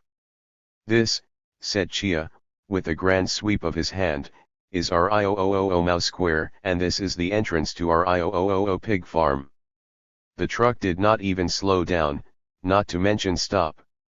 Nobody apparently even thought of getting down to walk through the archway to see what might be behind it. They accepted Chia at his word and disappeared down the highway in a cloud of dust. Soon word came from commune headquarters, "Take the arch down." Chengke Yuan went out with the crew and dismantled it. But this was not the end of the Ioo pig farm. Longbao peasants actually built some pens in the field where the Great Leap Gate had stood. When they couldn't find any pigs to inhabit them, they abandoned the pens, whose adobe walls gradually crumbled away. "These visitors from on high," said Hsinfa, "they sit in the commune office and listen to an impressive report, Ioo Mao Square. Ioo pig farm. Then they eat a big meal and depart. This is the ill wind that Lu Shao Chi blew up. Because this wind blew so hard at the time. Longbao sent 2 of its best Marais to the 10,000 horse farm at Yellow Mill. The 2 Marais stayed away for a year and a half. During that period one of them had a foal. When the horse farm broke up it sent 3 horses back to Longbao, instead of 2/245. In 1959 not only did the call go out to concentrate compost and pigs, the call went out to concentrate plants as well. Commune cadres asked every brigade to set aside land for experimental plots. First and foremost among the experiments came close planting trials. Plant Lucadis and reap 10,000. Plant 200 caddies and reap 20,000, said the call. The people called this a lot of hot air, said Chengke Yuan. How could 10,000 caddies ever grow on one mao? But no one dared oppose the idea publicly. If you did so you'd be called a right opportunist. We never planted very much at those rates, however. The peasants opposed it too strongly. In the spring the millet shoots came up like the hairs on your head. We told the people to thin it. But even after they did so, the millet never grew. Along with close planting came the idea of deep digging. This was an advanced technique recommended by a brigade in Honan. Veteran Wang had gone to Honan to see the results. There the people had taken shovels and turned the top 6 inches of soil out over the land beside it as a plow would turn a furrow. Next they had turned over the exposed subsoil to a depth of 1 foot. Then they turned the adjoining strip of topsoil over onto this stirred subsoil, as a plow would turn it, and exposed a new strip of subsoil.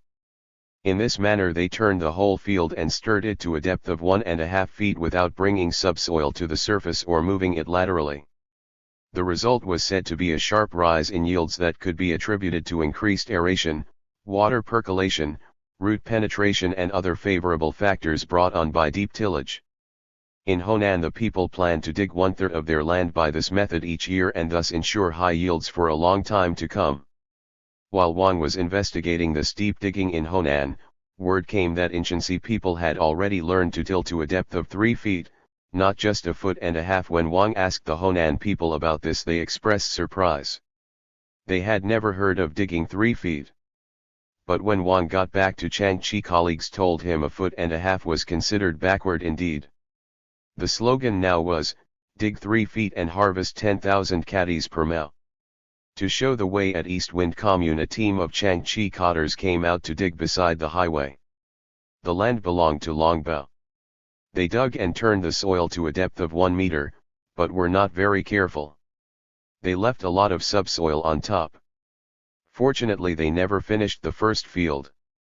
They had dug only a few mao when the call came to build the IOOO mao square. They dropped everything and rushed off to help lay out the big square and haul manure to it.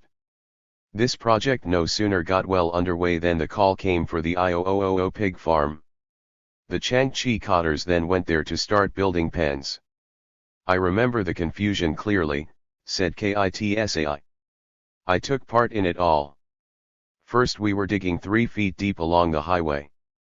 Then we rushed to the IOOO mao square to dig out corn stalks to make ready for plowing. We no sooner got there, some people were in fact still on the road when the call came to go to the IOOO pig farm. Plans couldn't keep up with changes and changes couldn't keep up with the telephone calls. /246. At the height of the euphoria of 1958, people dared to think impossible thoughts. No goal seemed beyond the capacity of an aroused peasantry. One brigade secretary proposed that his unit purchase a truck. Some time later, when he was criticized for conservative thinking, he said, "Well then, let's buy an airplane." The party secretary of Purple Vegetable Garden decided that since he and his collective were on the way to communism, they ought to go modern. He bought a car for his personal use. It was a Polish car, shipped all the way from Warsaw. He bought it to show how prosperous his brigade had become. But he never dared drive out in it because even the secretary of the city party committee didn't have a car that could match it.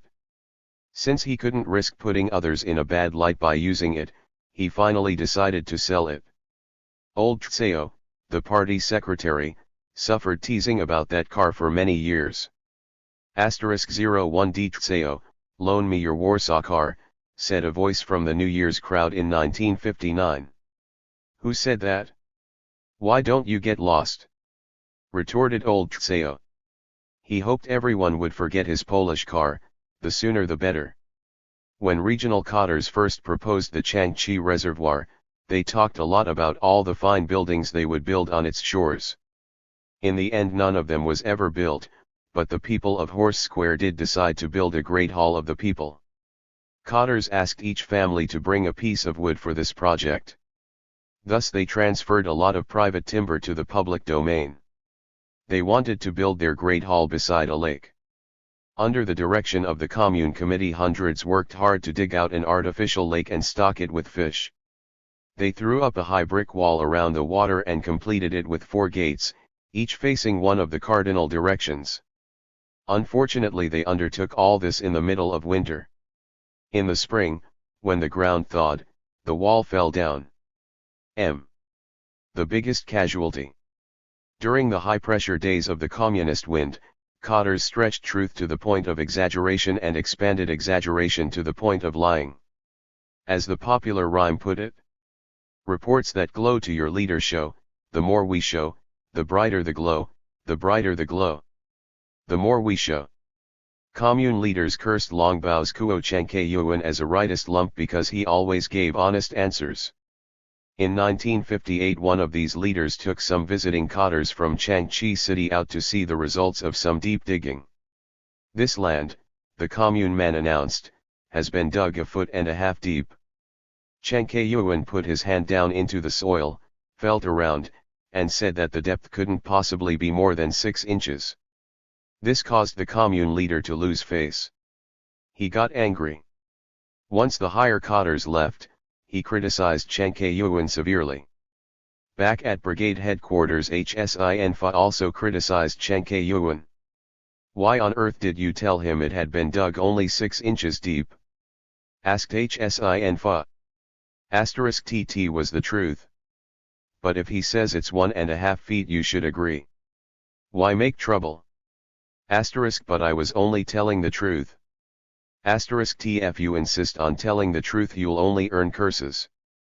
Hinton's prediction came to pass when the Commune Party secretary called in the spring to ask how much manure had been hauled out per mao. We hauled all our manure to the Ioo Mao Square, said Chen Kayuan. There's nothing left to haul to the fields here. Why tell him that?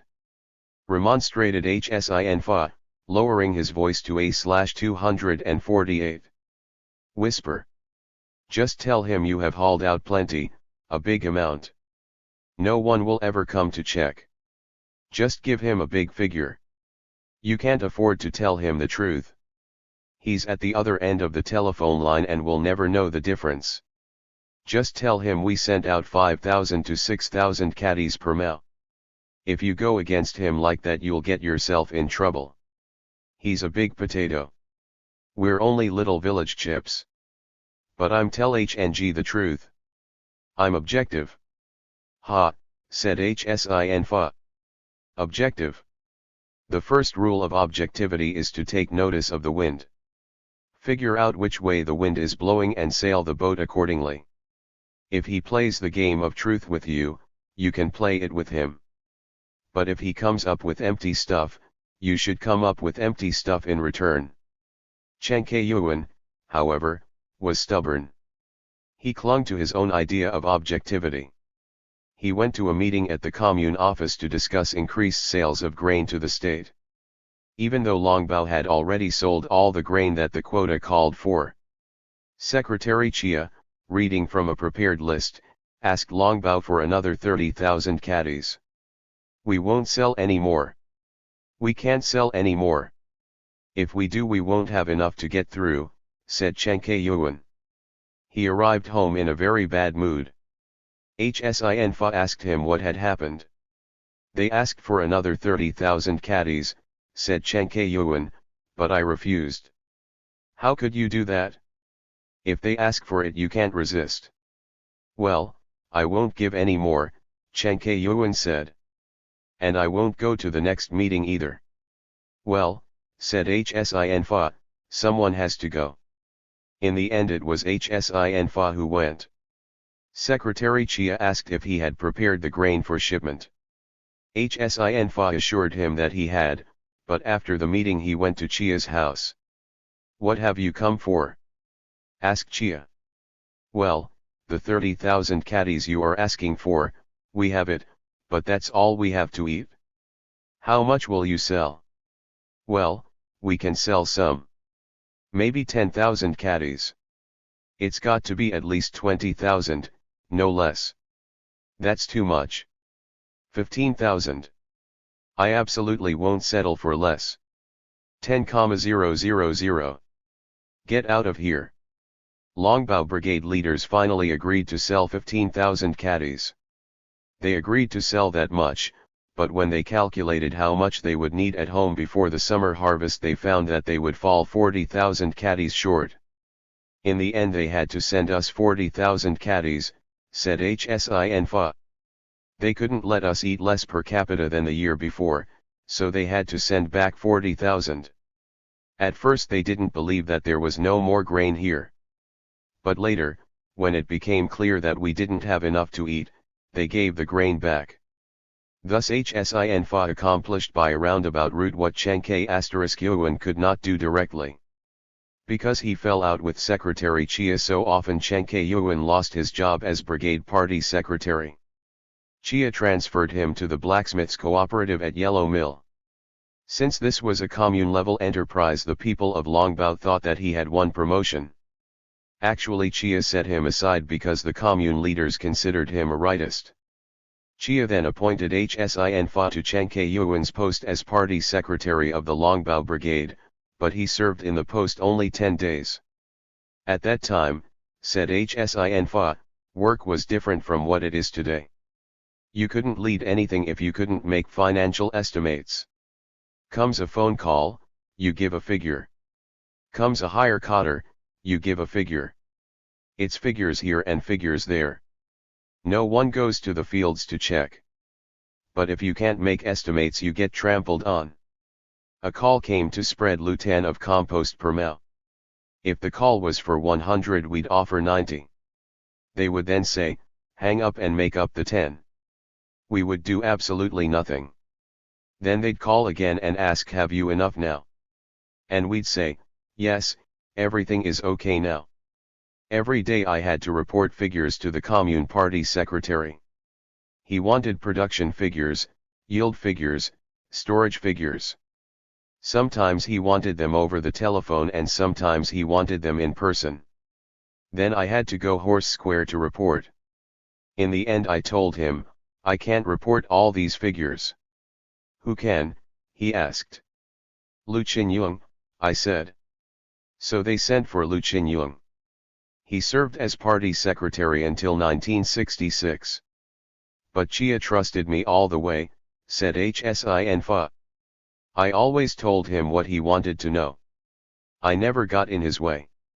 Of course, we didn't dare exaggerate on too large a scale. We had to estimate our harvest carefully. If we estimated low we could be accused of being rightists, but if we estimated high then we had to sell a lot more to the state, so naturally we didn't want to report figures that were too high. We'd prefer to report less rather than more. It is the higher cotters who don't have to come up with their own grain who tend to inflate the figures.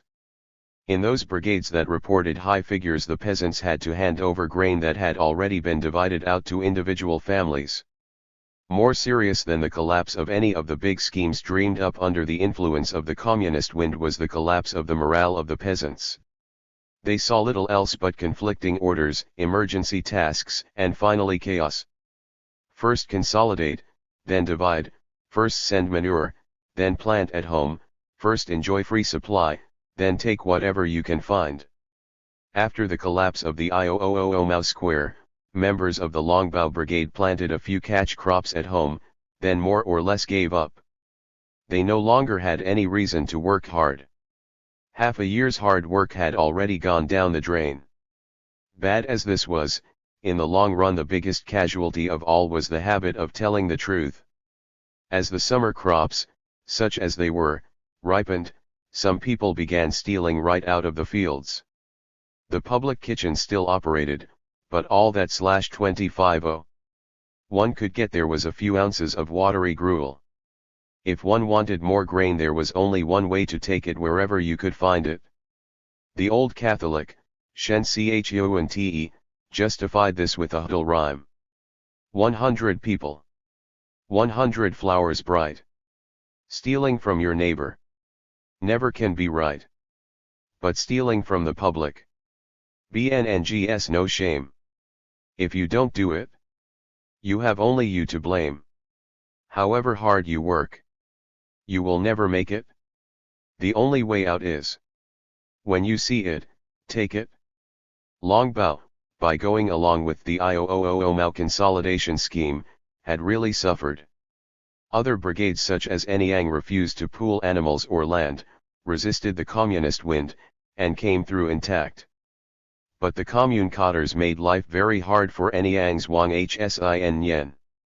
His parents named him Hsin Yen, which means New Year, because he was born on New Year's Day. Old New Year Wang insisted that Mao Zedong's view of a commune could not justify random transfers. You people are just blind. You follow with blind loyalty. Mao Zedong never said that the land will produce as much as people dare to think about. When he refused to give away horses, pigs, and land, they pinned some labels on him, called him a rightist, and took what they wanted anyway. Anyang's horses and pigs had to be seized, but Longbao gave away everything voluntarily, including its precious manure. People ended up with nothing to put on the land. So that year our people just lay down on their kongs and wouldn't move, said Shenfan. They didn't care whether they produced or not. Let the commune feed us, they said. A mental attitude of depending on the commune and on the Changchi city government spread widely that spring. If we harvest more we won't get to see it anyway because the state will purchase more. If we harvest less and run short, the state will come to our aid, people said. They stopped worrying about whether the crops grew well or not and harvested whatever the land gave. If hire cotters came down to inspect, they took them to see the best land. If they had to pass some poor land on the way they said, that land belongs to the village over there. These attitudes had first appeared at the beginning of the Great Leap when the East Wind Commune instituted a wage system. At that time each member of the huge collective received 3 meals a day and 2,000 yuan in wages regardless of work done, even if he or she did no work at all. This method, known as the 3 guarantees, held sway for about a month. Then the commune ran low on grain and money and the whole system collapsed. But word had already spread that the equalitarian of the /25i 3 guarantees was communism. In response the peasants began to develop an attitude toward communism, and that attitude was skepticism. Since everyone could eat free of charge and everyone who lay at home all day got paid, those who had always been most active began to slow down. If one could eat and earn whether one worked or not, why work? Now, long after the wage system had collapsed and the brigade members were, in fact, back on their own, this attitude still dominated their approach to collective production. When it came to private enterprise, well, that was a different story. Ironically, in the midst of all the calamities of 1959, Longbao peasants earned a higher return per workday than they had ever earned before or were to earn for many years thereafter. In cash terms each workday that year brought 1.35 yuan. This was the result of completely unforeseen circumstances that amounted to profiteering in the face of adversity, a foray down the capitalist road that the cotters and people of Longbao launched by default, so to speak. What happened was this: after the collapse of the Ioo Square, several half-hearted attempts to plant crops without manure, and a spreading drought throughout the area, the commune, now reduced in size to the horse square section of the original East Wind Giant, called a meeting for the purpose of salvaging whatever could be salvaged from the impending debacle. Cotters allocated interim production tasks to various brigades. They asked Longbao, because it already had some wells and a few acres of irrigated gardens, to concentrate on turnips, cabbages, and other vegetables. They also asked Longbao to expand brick production at the already existing kiln. As a result of this conference, Longbao assigned a large number of people to brick making. The 2nd and 5th teams pooled resources and planted 300 mao, 50 acres, of vegetables, while other teams planted another 50 mao, 8.3 acres. These enterprises all paid off handsomely. With new construction still proceeding everywhere, bricks were in great demand. Longbao peasants earned money not only for making bricks but for transporting them. At the new cement mill just across the highway, bricks brought 60 yuan a thousand. Vegetables, in scarce supply throughout the southeast Shensi region, did even better. Eggplant that usually sold for 12 fen a catty in city markets brought 50 fen right in the field. Cabbages and turnips brought the same high price. Individual members resold the vegetables distributed to them in small lots at even higher prices. Not only did prices soar that year, no one controlled weight or quality. At the kiln, workers stacked bricks 250 to a pile, but these piles included half bricks as well as whole ones. Those who hauled the bricks didn't care.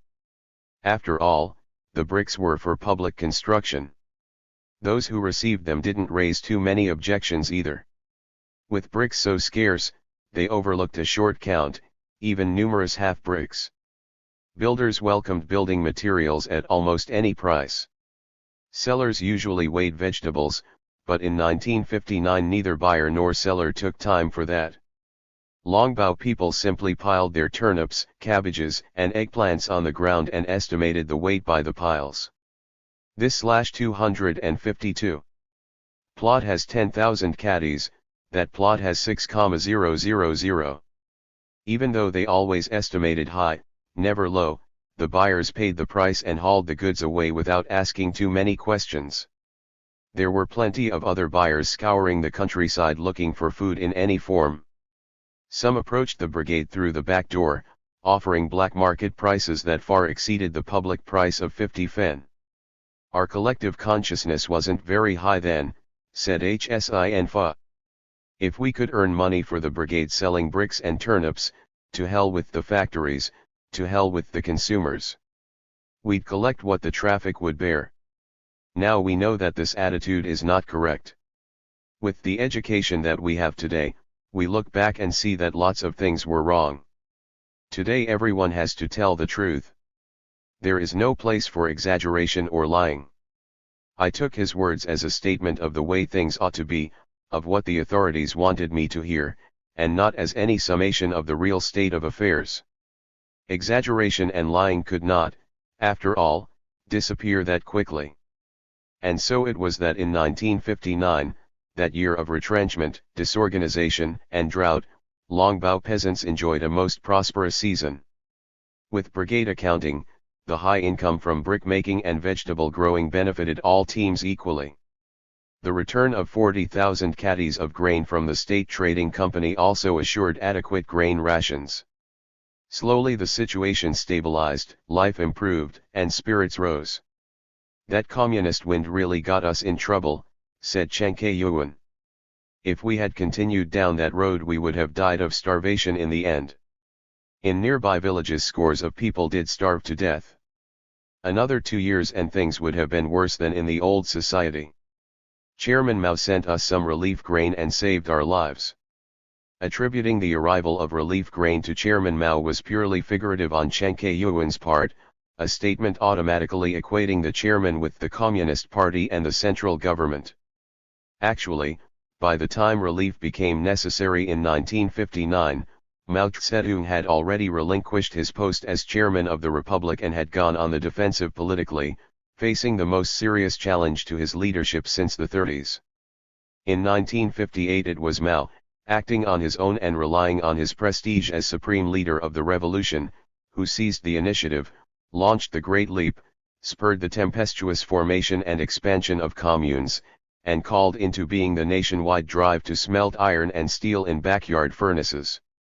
These movements no sooner got underway than serious disproportions developed throughout the economy.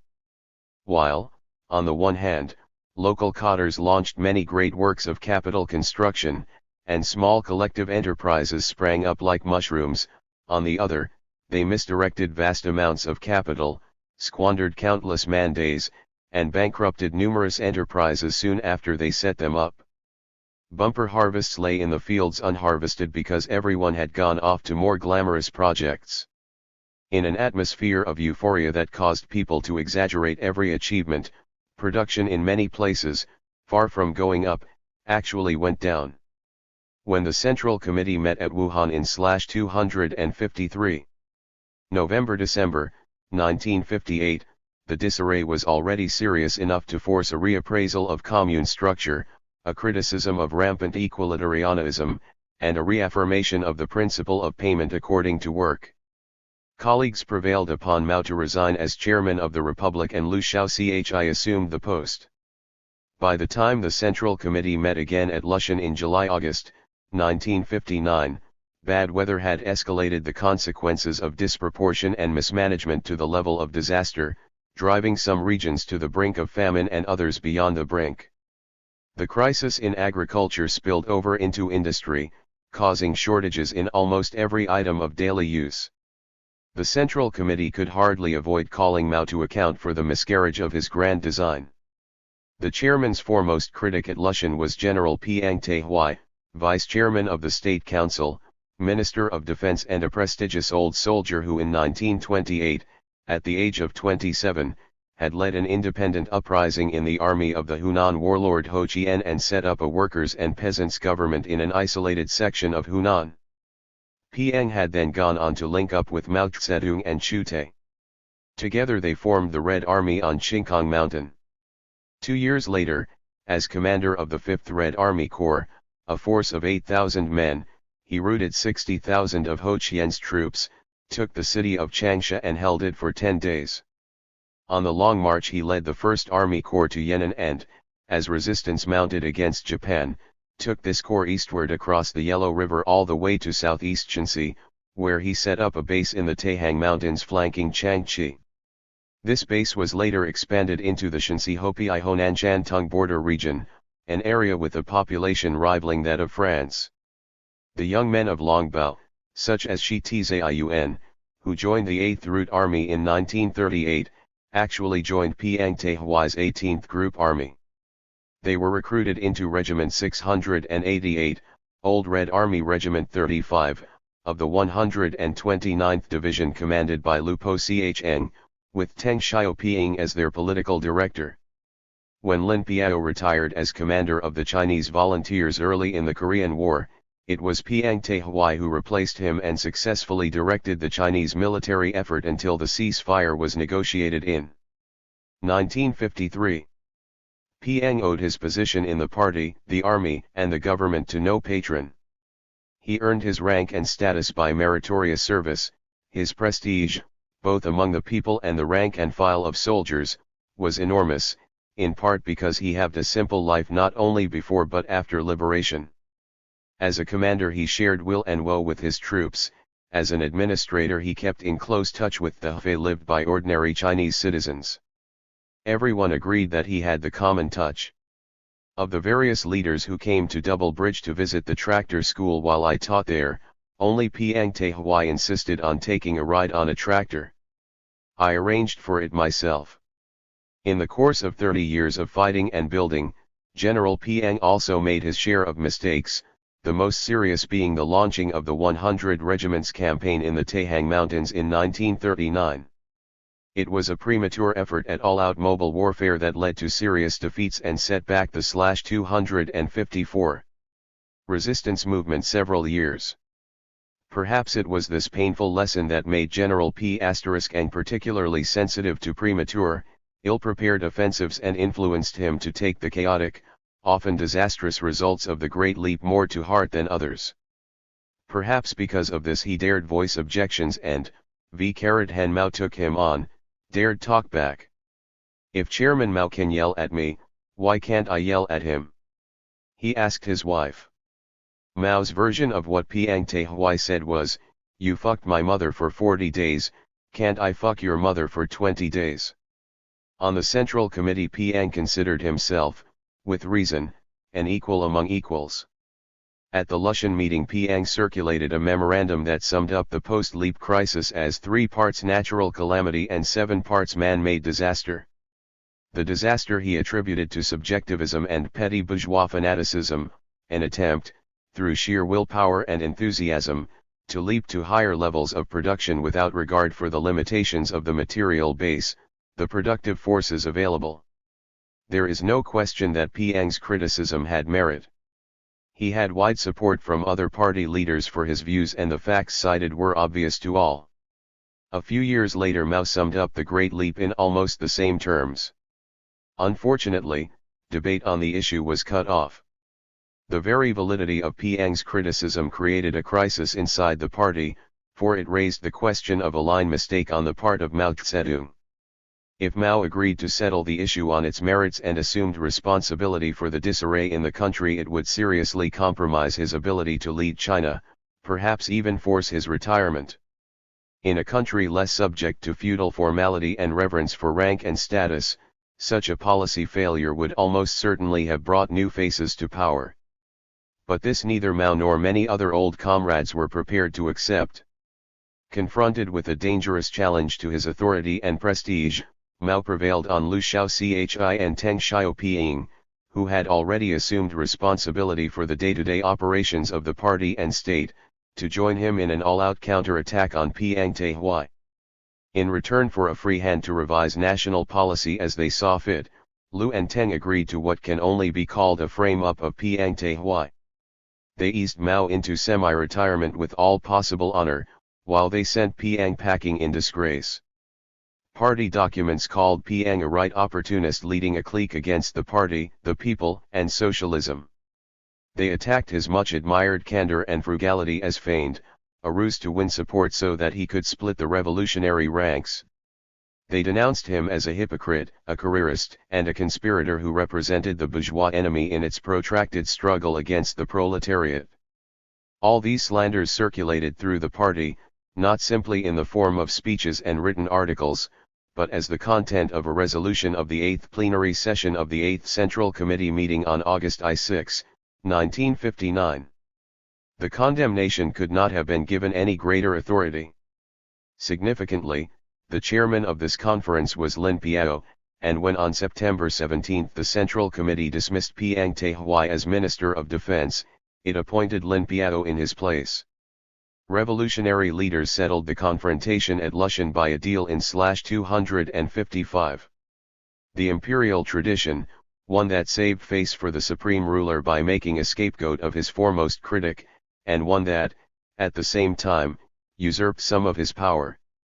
This deal resembled other curious compacts in China's long history, especially the deal by which the Ming Emperor Qia Qing removed Councillor Hai Jui from office, a parallel that was not lost on Piang Taihui and his peers.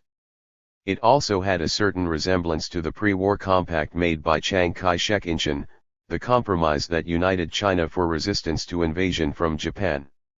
In 1936 Chiang Kai-shek went to Shan to force generals Chang Shuai-Liang and Yang Husheng to mount an offensive against the communist-held base area in the Yan'an region. But the generals, who were tired of fighting other Chinese, demanded a chance to strike back at Japan instead. They turned on Chiang, arrested him, and threatened him with death. Mao Zedong saved Chiang by sending Zhou Enlai to negotiate his release. Chiang agreed to call off his anti-communist drive. The communists agreed to give up their land revolution. Together they agreed on a common front against Japan. But to save face, to preserve his prestige, Chiang was allowed to take Chang Shuai-Liang back to Nanking with him as a prisoner. In spite of the fact that General Chiang was absolutely right about the situation in China, right to challenge the Generalissimo's civil war orders and right to demand that Chiang reverse his priorities and take on the Japanese, he had to be punished for insubordination. It was a case of lèse majesté. If Chiang had not submitted, Chiang Kai-shek would have found it difficult to maintain his footing as China's head of state. For the young general from the northeast the surrender was a tragedy. Chiang Kai-shek never released him. When Nanking fell to the People's Liberation Army in 1949 he was taken to Taiwan, still under guard. He continued to live there in detention for 30 years. The sacrifice of Piang at Lushan enabled Mao to maintain his image as supreme leader, hold on to his most important post, that of chairman of the Communist Party, and prepare for a comeback to full power at a later date. Liu, Tang, and other leaders went along presumably because upholding Mao's prestige seemed, at the time, most necessary for stability and unity and was therefore in the best interests of the nation. They also went along because Mao had enough support and political sagacity to throw the whole party and government into prolonged upheaval if his minimum demands were not met. Mao is reported to have threatened to return to the countryside and raise a new guerrilla army if the Central Committee upheld Piang. On his part, Mao had to surrender the day-to-day leadership of the nation and go into semi-retirement. It is possible, all things considered, that both Mao and those who collaborated in this deal, reluctantly or otherwise, chose the best of several bad options. The prestige of a national leader, especially one of Mao's stature, can never be utterly jettisoned. Nevertheless, the price paid was extraordinarily high. It undermined democracy inside the Communist Party, violated party bylaws, and betrayed decades of commitment to the principle of seeking truth from facts, which Mao had always publicly upheld. Piang had done nothing against the norms of party behavior. He had not operated behind anyone's back. He was well within his rights in voicing criticism /256 and suggesting solutions. His criticisms, furthermore, had to be taken seriously because they were grounded in reality. Unfortunately, the legitimacy of Piang's actions and the validity of his views became irrelevant as soon as it became clear that they threatened Mao's position. Mao's role in the crisis could not be debated without rocking the foundations of the state. With the chickens coming home to roost, the majority of the party united to drive them away by lifting Mao onto a pedestal where he retained little administrative power and by denouncing Piang Taihui. They preserved Mao's image, but they badly mauled the credibility of the party built up over many decades and undermined the whole process of reform through self and mutual criticism. After Lushan, it became difficult for any party member to speak candidly about himself or anyone else. Who could be sure of a fair hearing? Preserving the prestige of power holders could always take precedence over the need to study facts and solve problems. Which way does the wind blow? Could not help but climb toward the forefront as the first criterion of truth. The ultimate consequences of this retreat from principle are impossible to estimate.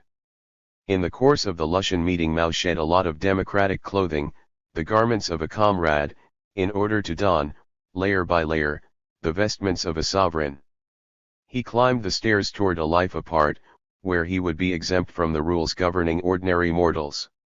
As Mao rose, his colleagues fell from the status of companions to that of subjects, and with this shift China came perilously close to closing that circle that had so often been closed before the establishment of a new dynasty on the ruins of the old through peasant rebellion.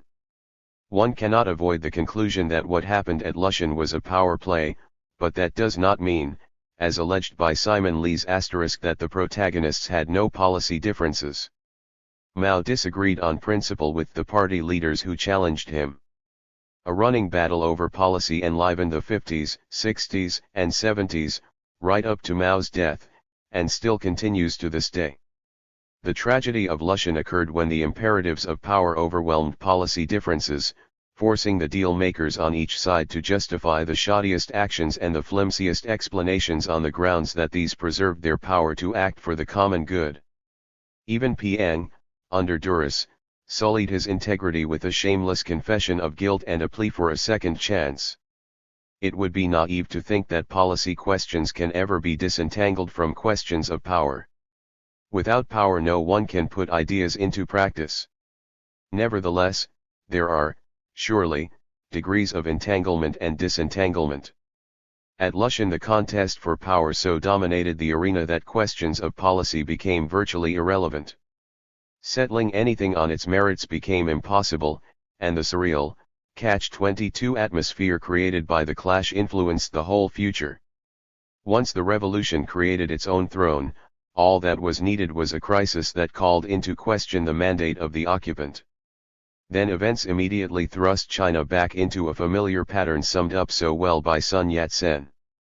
The imperial throne has always been fought over, and all the periods. The Chairman's New Clothes, New York, St. Martin's Press, 1977, pages 101-7. /257. Of anarchy which the country has gone through have their origin in the struggle for the throne. In China there has for the last few thousand years been a continual struggle around the issue of who is to become emperor.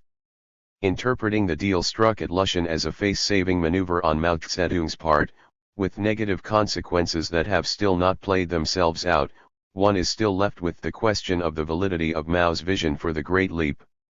Just because party cadres carried the movement initiated by him to extremes of leveling and to heights of euphoria that brought on disaster, one need not conclude that the original impulse was wrong or impractical. Why shouldn't China's greatest resource, her vast reserve of labor power, be mobilized in down-to-earth fashion to achieve better, faster, more economical results in the construction of socialism? At every juncture in China's modern history, sound policies put forward by Mao and others veered in practice either to the right or to the left. Those who carried the wartime alliance with Chiang Kai-shek to the point of all unity, no struggle led the new Fourth Army into danger in 1939. Those who practiced all struggle, no unity also courted destruction through isolating themselves.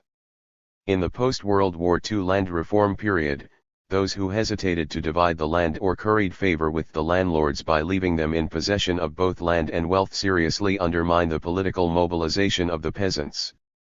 But those who carried land distribution to the point of absolute equality, insisting on the division of the last bowl and chopstick, undermined the mobilization of the peasants even more seriously. They set various peasants straight against one another and drove the middle straight toward the enemy camp. In each case spontaneous tendencies carried sound policy to absurd lengths, but conscious manipulation cannot be entirely ruled out as a contributing factor. If, for instance, a certain leader opposed land reform, no more effective method of sabotage existed than that of pushing expropriation and distribution to such extremes that even the landless poor had to draw back.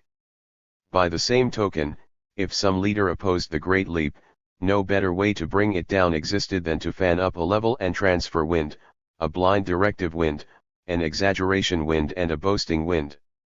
Anyone capable of fanning up such winds could make prophecies of disaster self-fulfilling. Then, with an "I told you so," the vindicated prophet could lead a headlong retreat toward the other extreme, production for private profit.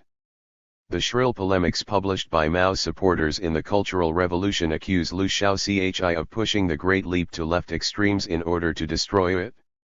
Unfortunately, the polemics are so clumsily contrived and poorly documented that they cannot easily be confirmed or denied. One thing is clear: they never ask one of the central questions posed by each great leftward swing since 1949. Why was it that Mao repeatedly launched mass movements to correct right deviations but never tried to mobilize against even more lethal left deviations? In the course of revolution, swings are inevitable. A successful leader ought to be prepared with effective remedies, regardless of the direction of the swing. Part 4. What is the socialist road? R/IE agricultural cooperative movement has been a severe ideological and political struggle from the very beginning. After a cooperative is established, it must go through many more struggles before it can be consolidated. Even then, the moment it relaxes its efforts, it may collapse. On September 14, 1971, just as dawn began to break in the east, the powerful loudspeaker on the roof of the meeting hall sprang to life. First it simply crackled, showing off its latent electronic power, then suddenly that ubiquitous hymn "The East is Red" blasted out toward all 8 points of the compass, drowning the community in an enormous wave of harsh, triumphant sound. The East is red, the sun rises, China sends forth a Mao Zedong. Even though the army band introduced the theme with instruments alone, the words sprang automatically into the mind of every listener, only to be repeated as a mighty chorus of human voices added its effort to the trumpets and the horns. He is the people's great saving star, he has performed outstanding service. The hymn woke everyone in Longbao, man, woman, and child, for it was impossible to shut the sound out. In some homes a small loudspeaker hanging in the corner and hooked directly to the turntable in the broadcasting room brought words and music to the listener's ears slightly ahead of the sonic boom that emanated from the rooftops. This gave the song a curious double emphasis, a dissonance produced by split-second delay and magnified by proximity. But most homeowners had long since disconnected the wires to the brigade center. Only one cataract of sound poured down from heaven to notify all laboring people that it was time to rise and start the new day.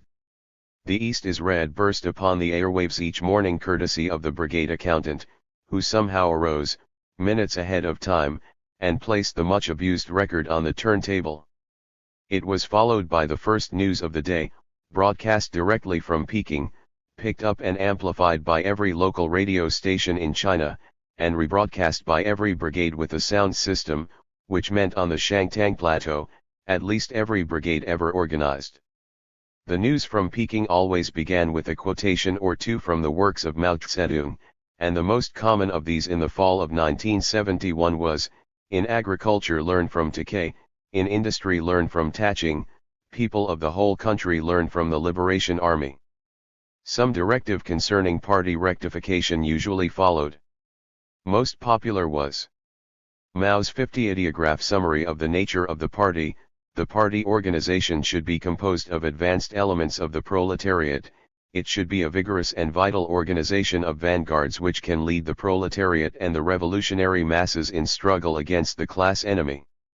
The broadcast then went on to tell about setting up new party committees in various cities and provinces, about outstanding achievements in industrial and agricultural production, about the latest national sports contest and the day's most important development in world affairs, a people's victory in Vietnam or Nixon's impending China visit. On September 14 the loudspeaker burst in upon our sleep earlier than usual, but instead of "The East is red" we heard the voice of the brigade doctor. Three Gingers Chi, announcing an emergency. Attention, everyone. Everyone pay attention. 2 Longbao children have been stricken with encephalitis. We sent them to the hospital last night. This disease is spread by mosquitoes. We are launching a massive campaign to kill mosquitoes, clean up all mosquito breeding spots, and inoculate all young children. We want everybody out. Kill every mosquito you see. We will spray every house with DDT, treat every toilet cistern with 666*, put chlorine in the pond, sweep up and carry off all trash, and dry out and fill in every puddle. Please bring all children under 6 to the brigade clinic. And please report any suspicious symptoms to me immediately. The symptoms of encephalitis are severe headache, vomiting, high fever, stiff neck and stiff limbs. If you lift the arm the whole body rises. If you see anything like this it could be serious. Everybody out. Let's get started. The announcement sent chills up and down my spine. My sister Joan and her husband, Erwin Inst, had arrived the day before from Takay, bringing with them my 3 children aged 6, 8, and 10. An encephalitis epidemic was about the worst thing that could happen, not only to my family, but to the entire community of Longbao. Karma and I jumped out of our beds and left our quarters for the brigade office without taking the time to wash, brush our teeth or comb our hair. The street already bristled with people armed with shovels, brooms, baskets and whatever else might be useful in a grand cleanup of the streets and courtyards. All the people under supervision in the brigade, landlord and rich peasant widows, former Kuomintang members, a rich peasant settler who had misappropriated funds, were busy cleaning out the ditch on the right side of the main street under the watchful eye of Al Hirli, Longbao's security chief. "Make Longbao healthy, keep Longbao clean," shouted Li, then he cursed the bad elements under his breath. "These people are supposed to be out here every morning cleaning up the street, but if you don't keep after them they don't do it. Well, they're going to have to do it today. Let's get busy there. Get busy. Old Lady Kuo," it was Kuo Chung Wang's wife, "don't leave any leaves behind." Al Hirli looked fierce indeed, and just to make sure that his charges took his words seriously he carried a rifle slung over one shoulder. Militiaman Luan Ho, rifle in hand, stood beyond the old women in the ditch and added his threats to those of his chief. "We're checking on everything today. Whoever doesn't do a good job will have to do it over again. If you had kept the street clean it wouldn't be such a mess today. When are you bastards going to learn to be honest?" 2 of the women tottered along on pitifully small, bound feet. They moved as if on stilts and barely seemed able to wield the big flat brooms made of pressed fire bushes that were standard equipment for sweeping down streets, alleys, and earthen courtyards. The men, piling leaves into wicker baskets, also seemed barely able to lift their shovels as they shuffled forward in the post-dawn chill. A more miserable collection of cowed individuals could hardly be imagined. These bad elements and remnants of the old ruling class, in no position to threaten anybody, were practicing the only form of resistance left to them: slow motion. Fortunately the cleanup did not depend on the motley crew under supervision. Dr. Kai's words had brought out the flower of the community's labor power. People went to work with such enthusiasm that they soon raised a cloud of dust. We found Dr. Chi in the clinic busy preparing his inoculation equipment. He said several cases of encephalitis had been reported from Horse Square early in the month. One of the stricken Longbao children was the son of a railroad worker who had gone to play with friends in Horse Square and had been bitten by a mosquito there. He had been sent to the hospital run by the Railroad Bureau at Changchi North Station, 1 mile to the north. The other Longbao child was the son of the brigade electrician, Li Chenglu.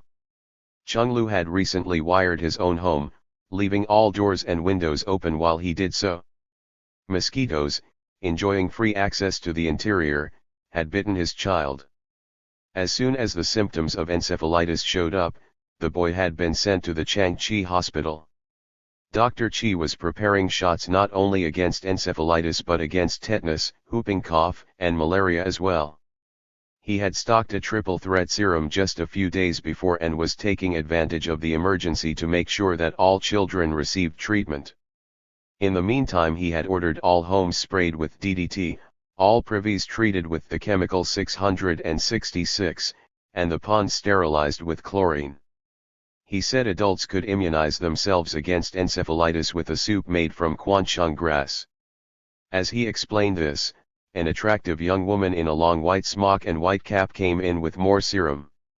She was Dr. Chia Shuxian, 36 years old.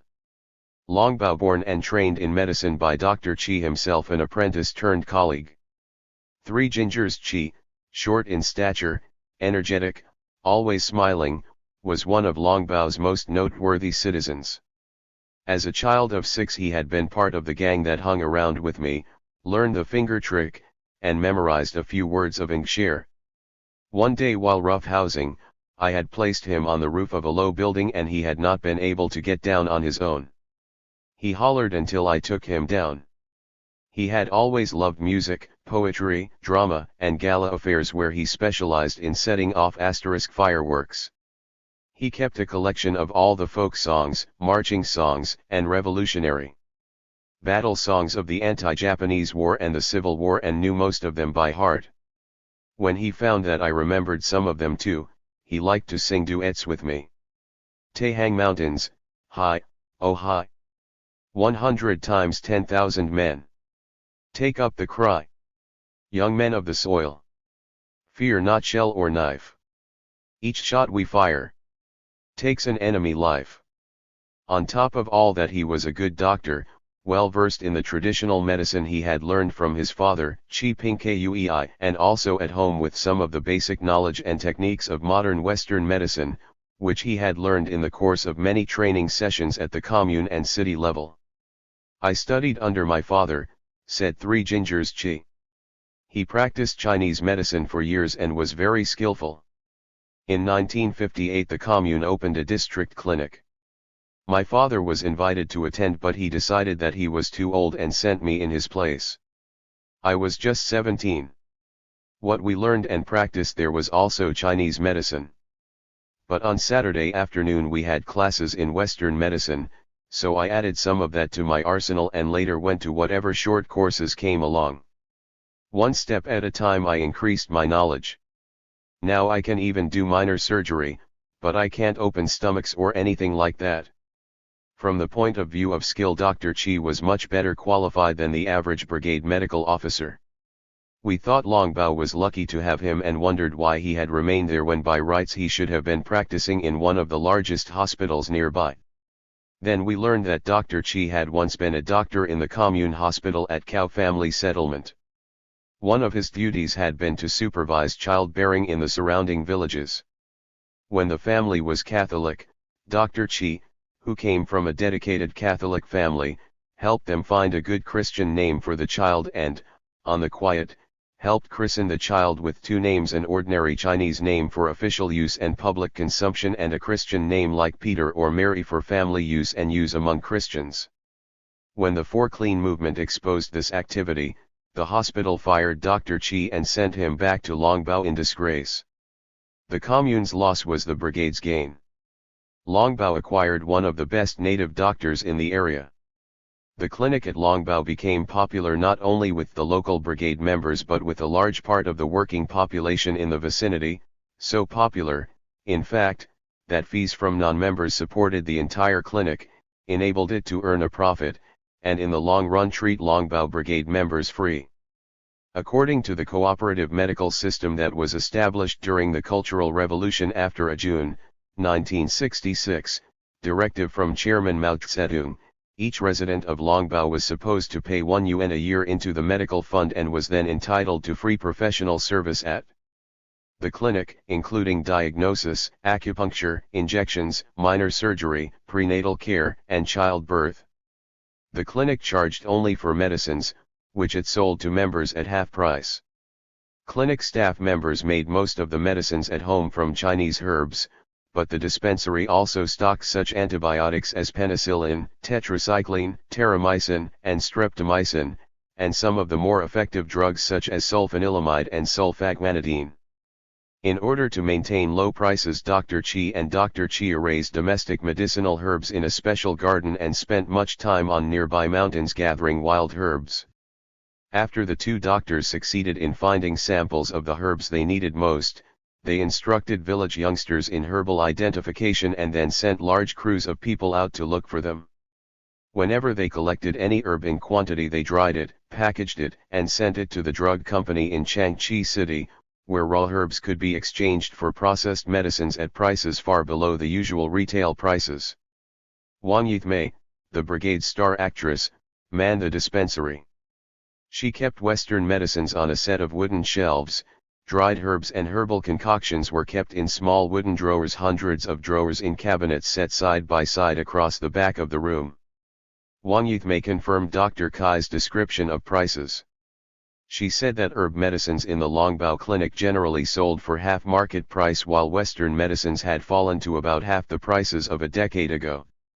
Whereas in 1958 penicillin sold for 3 yuan an ampoule, the price was now a yuan. Tetracycline, which had formerly sold for 10 fen per pill, now sold for 5 or 6 fen. Dr. Qi and Dr. Chia trained people to gather herbs and also trained medical assistants to take care of emergencies in the field.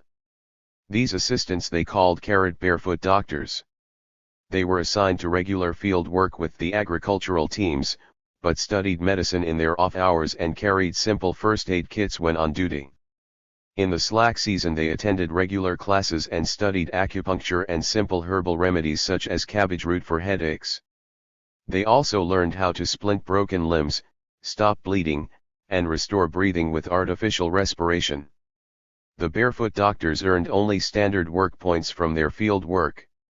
The 3 full-time people on the medical staff earned work points for every day spent on medical work: 10 points for Dr. Qi, 8 points for Drive Chia, and 7 points for Wang Yithmei, the pharmacist. The points assured them a share in the total grain crop harvested by the brigade and in the cash earnings, including, of course, the cash earnings brought in by the clinic and the pharmacy, both of which amounted to profitable brigade sidelines in their own right. Remembering the terrible toll taken by naval ill, or tetanus of the umbilical cord, and how of the 8 children born in April, 1948, only one lived, I asked Dr. Qi about midwives and childbirth. He said that midwives, because their methods were so unsanitary, no longer found customers among Longbao people and no longer practiced their art. One of the old midwives had gone to school to learn sanitary methods. She had helped with childbirth until she died. Then Dr. Qi trained Dr. Chia to take charge of all maternity problems and she quickly learned to handle them well.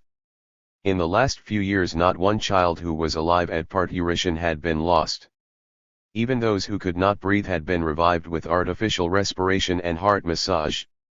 One reason for this excellent record was the periodic examination of pregnant women. Those carrying children in abnormal positions were sent to the local hospital in good time. Thus last-minute emergencies were avoided. Dr. Chia taught expectant mothers a method of painless childbirth that included muscle and breathing exercises. She had a kit with everything necessary for normal birth, and took it along to the mother's home when called. If the painless methods didn't work, she used acupuncture to induce anesthesia. She also used acupuncture to ease the pain of post-birth uterine contractions. In the old days a shockingly high rate of infant mortality held the population of Longbao in check. Now that every child lived, what would hold the population down? We asked. Dr. Qi described a complete program for birth control propaganda, advice, the pill, uterine rings, condoms, tube tying and vasectomies. But still the age-old pressure to have at least one male child made many families grow. From on high came propaganda for the two-child family, but when the first two were girls almost all couples kept trying until they had at least one boy. Dr. Kai's wife first gave birth to 3 girls. So she tried again and had a boy. Then she felt that a single boy would lack a playmate, so she decided on another child and that, too, was a boy. Thus the Chi family, which ideally should have been limited to 2 children, grew until there were 5. Even those families that started off with boys often had more children because they hoped to have at least one girl. In a cooperative brigade, girls were not nearly as much of an economic drain on the family as they had once been considered to be. As soon as they were old enough to work, they could go out, earn work points and begin to contribute to the family income. It was even possible for a girl to bring a man into the family through marriage. In the old days, girls almost invariably married out, but now, since Longbao enjoyed such a favorable location beside the highway and the railroad, people from outlying districts wanted to move to Longbao and establish residence there. One way to do it was to marry into the brigade. Given all these influences, it did not look as if the birth rate in Longbao would fall very fast. With infant mortality almost eliminated and with lifespans lengthening because of better diet and medical care, the population seemed certain to leap. Dr. Chi assured us that he had brought under control almost all of the infectious diseases, from syphilis and gonorrhea to smallpox, infantile paralysis and whooping cough. He just didn't worry about them anymore. With a little more effort, he expected to make encephalitis disappear. Since preventive medicine and prompt treatment had been so effective, we asked why there were so many minor ailments around, scalp and skin diseases like impetigo, for instance, and eye ailments like conjunctivitis and trachoma. Dr. Chi said skin diseases were particularly common in Longbao because the village was so damp. Ever since the completion of the reservoir during the Great Leap in 1958, the water table had stabilized at 4 feet below the ground. The earthen floors in the home suffered chronic dampness, and the dampness even climbed the walls, weakening them and causing them, occasionally, to collapse. Some kinds of skin ailments could be treated with penicillin, but not all children could take penicillin shots. Those who couldn't had to make do with Chinese remedies such as dandelion soup or dandelion juice applied to the skin, a treatment that took a long time to prevail over the infection. One problem, said Dr. Chi, was that people paid very little attention to skin ailments and put off coming in for medical care as long as they could. Only if their blisters covered the whole face were they moved to do something about it. By that time the condition was hard to cure. The same thing was true of eye ailments. People with trachoma tried to ignore it, or they washed their eyes out with chrysanthemum water. They only sought out a doctor when their eyes were already damaged beyond repair. Dr. Chi said that acupuncture was effective against conjunctivitis and such things as flash burn, but here again, people were reluctant to ask for professional treatment, so the diseases often continued unchecked. On the morning of September 14, Dr. Chi and Dr. Chia inoculated all the children under 6, then went out to see how their anti-mosquito war was going. A quick round of the village indicated progress on all fronts: pools filled in, ditches cleaned, trash swept up, most homes already sprayed and toilets treated. The doctors came back to the clinic well satisfied. The annihilation of mosquitoes was evidently complete. No more cases of encephalitis showed up, and the 2 children who had earlier contracted it were released from the hospital as cured after a few days. The contrast between the medical system of 1971 and that of 1948 was striking. If there had been progress in no other field, the progress here would have justified the revolution. The next morning, as we gathered at Security Officer Shen's lodgings for political study, the topic was, as it had been for several days, Mao's essay on contradiction. The contradiction that was bothering Judge Cao was the one that was tearing the family of poor peasant Little Lin apart. Little Lin quarreled with his wife because his wife quarreled with his mother. The 2 women had not been getting along for some time, so Judge Cao had arranged for Little Lin's mother to move out of her own house, which she was sharing with the young couple, and into separate quarters in another courtyard. Unfortunately, this move had not solved the problem. Little Lin's wife was still mad at her husband because he gave his mother 5 yuan a month to live on. She thought the sum was much too munificent. Well, said veteran Wang, hunching the fur collar of his new coat around him, there are lots of contradictions, but the economic one is the principal one. T agree that their income is small, said security officer Shen. But that shouldn't prevent little Lin from giving her a hand around the house. He could help her, but he won't do a thing.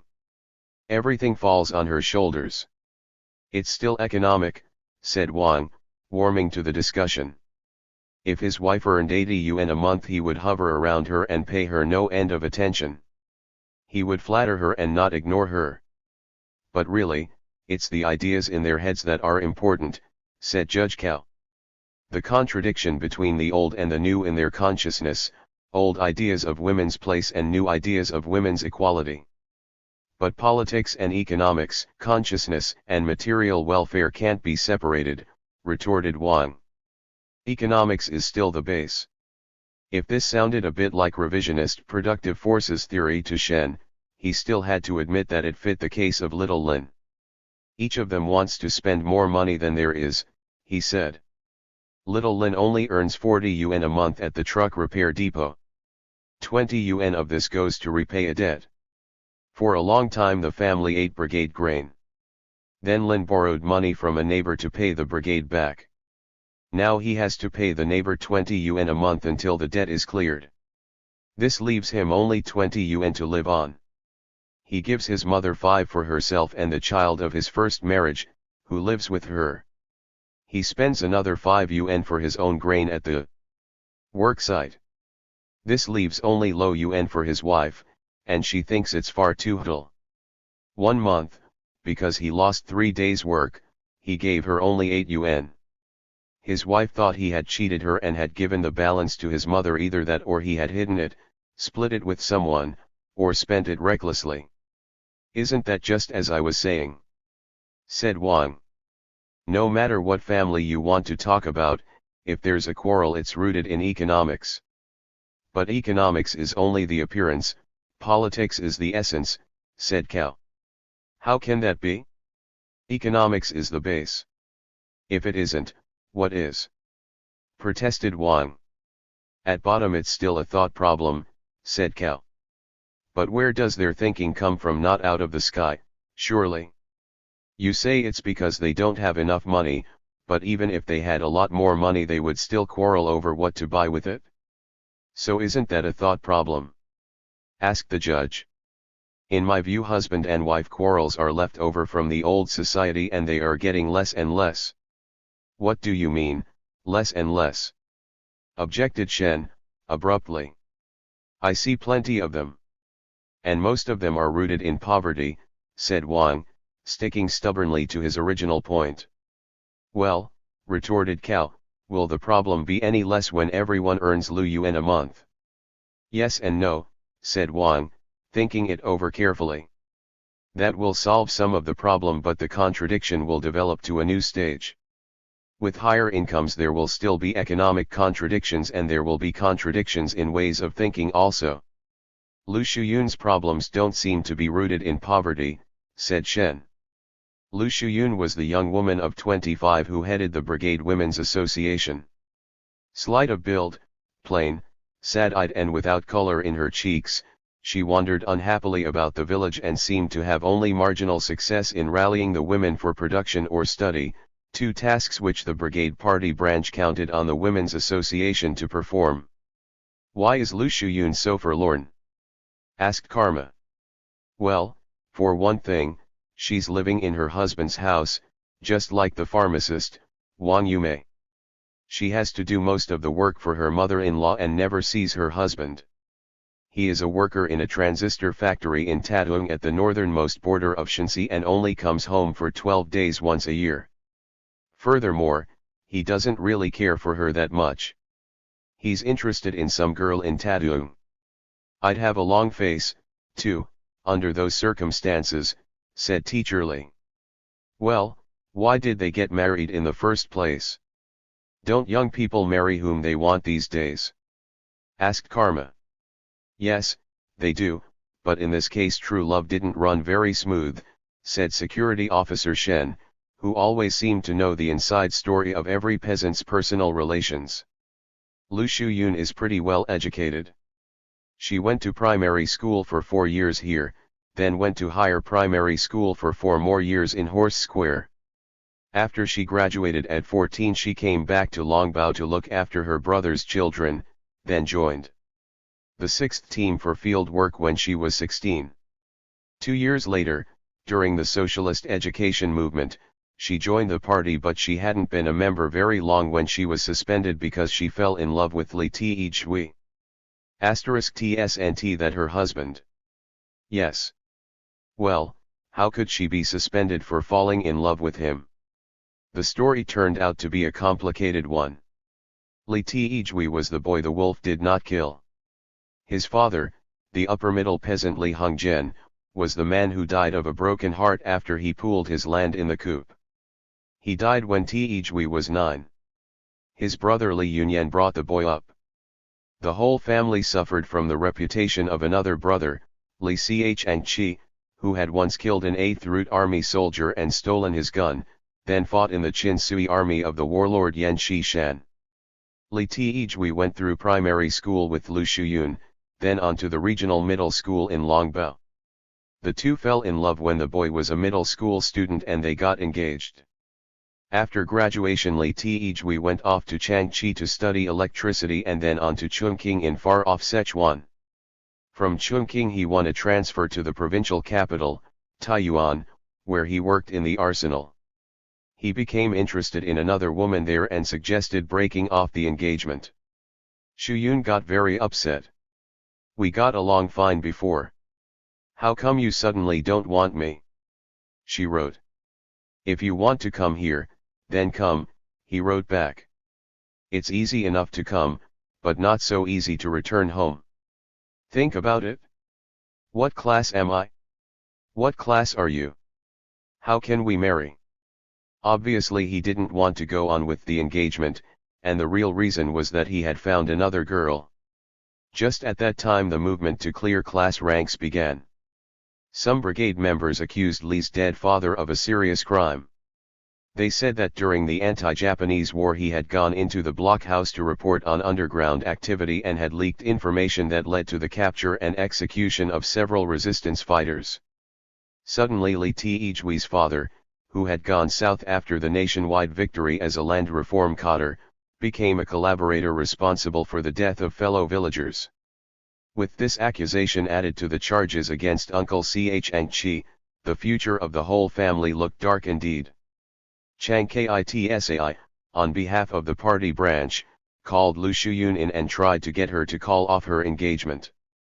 You're a party member. What do you want to carry on with the son of a man like that for?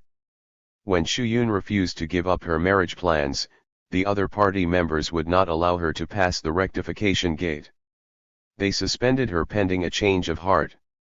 Under heavy pressure from the party leaders and angry at the prospect of being jilted, Lu Shuyun wrote the arsenal in Taiyuan about her finances background. Brigade leaders added a letter of their own raising questions about the entire Li family. Cadres at the arsenal decided they had better not take any chances. They transferred Li Tishui to a civilian factory in Taduong. The Taiyuan girl young Li had fallen for dropped him forthwith. She didn't want anything to do with the security risk. And so Li Tishui, jilted in his turn and under a political cloud, arrived in Taduong. Marriage to Lu Shuyun didn't look so bad after all. Just then he received a letter from his uncle. Class ranks were being cleared in Longbao. Charges were being hurled about HKE chicken feathers. It's hard for us. If you don't marry Lu Shuyun things could get worse. She is a communist. She is a member of the brigade committee. By linking up with her you can cover up Lu dark spots. That tipped the scales. Young Li came back to Longbao and begged Lu Shuyun to marry him. By that time she had already taken up with a worker at the truck depot. But in her heart she still loved Li. She ditched the depot man and married Li Te-Shui. But instead of living together happily thereafter, her husband returned to Tadung as a worker and soon found another girl who interested him. A marriage like that didn't seem to offer very much hope for the future. From the man's point of view it was a marriage of convenience. From the woman's point of view it was a love match, but in the anguish of rejection she had taken a step that cast a pall over her loved one's career, and now she had to live with the consequences. What a mess! And all to no purpose. The charges against Li Te-Shui's dead father were only charges, nothing more. Even if they had been true, the alleged incident happened long before the boy was born. Could he be held responsible? The real difficulty was his upper-middle peasant origin. In Longbao that was hard to live down. After the heat of the class ranks movement had passed, after the marriage became a reality, the whole problem faded away.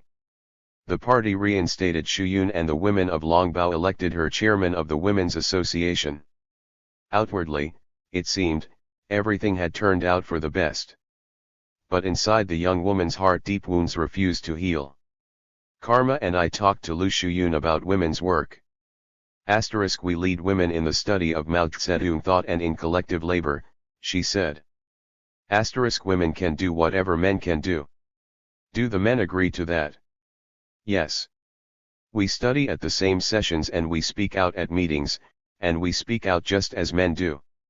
In the busy season wheat planting, harvest time we organize all the able-bodied women to join in. We get the older women to look after the children and we all go out to the fields. Why don't you organize a full-time nursery? It's not really necessary.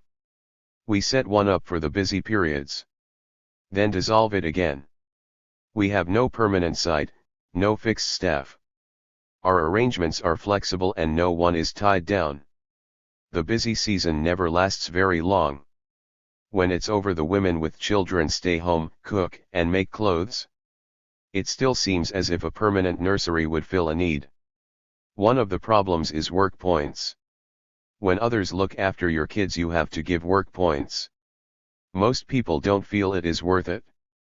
If grandparents and old people do it temporarily, that's one thing. But to give work points, that is something else. Karma asked her about the new regulation that women who married outside the village would not get per capita grain for their children if they stayed in Longbao. Lu Shuyun argued in favor of it. 2 years ago the rule was that the women could stay here. But all the young married women wanted to stay. The village got very crowded, so we decided not to give residency permits for any children here if their mother had married outside. Then we didn't have to supply grain either. Our problem is, we have too many people. Too many are eating and not enough are working. When they marry out we try to convince them to leave. Can their husbands come and settle here? No. The men can't come here, not since the For Clean movement. If we let them all come we would have too many. Of course, if a family only has daughters and no sons, then they can arrange for one of the husbands to come. But if they have sons they can't bring in sons-in-law. Isn't that pretty unequal? Women must go. Men can't come. Well, said Lu Shuyun, doleful as always, we have to have some restrictions. Life is so easy here, if we didn't block the way everyone would flock to Longbao and load up the place. Why do they want to come here?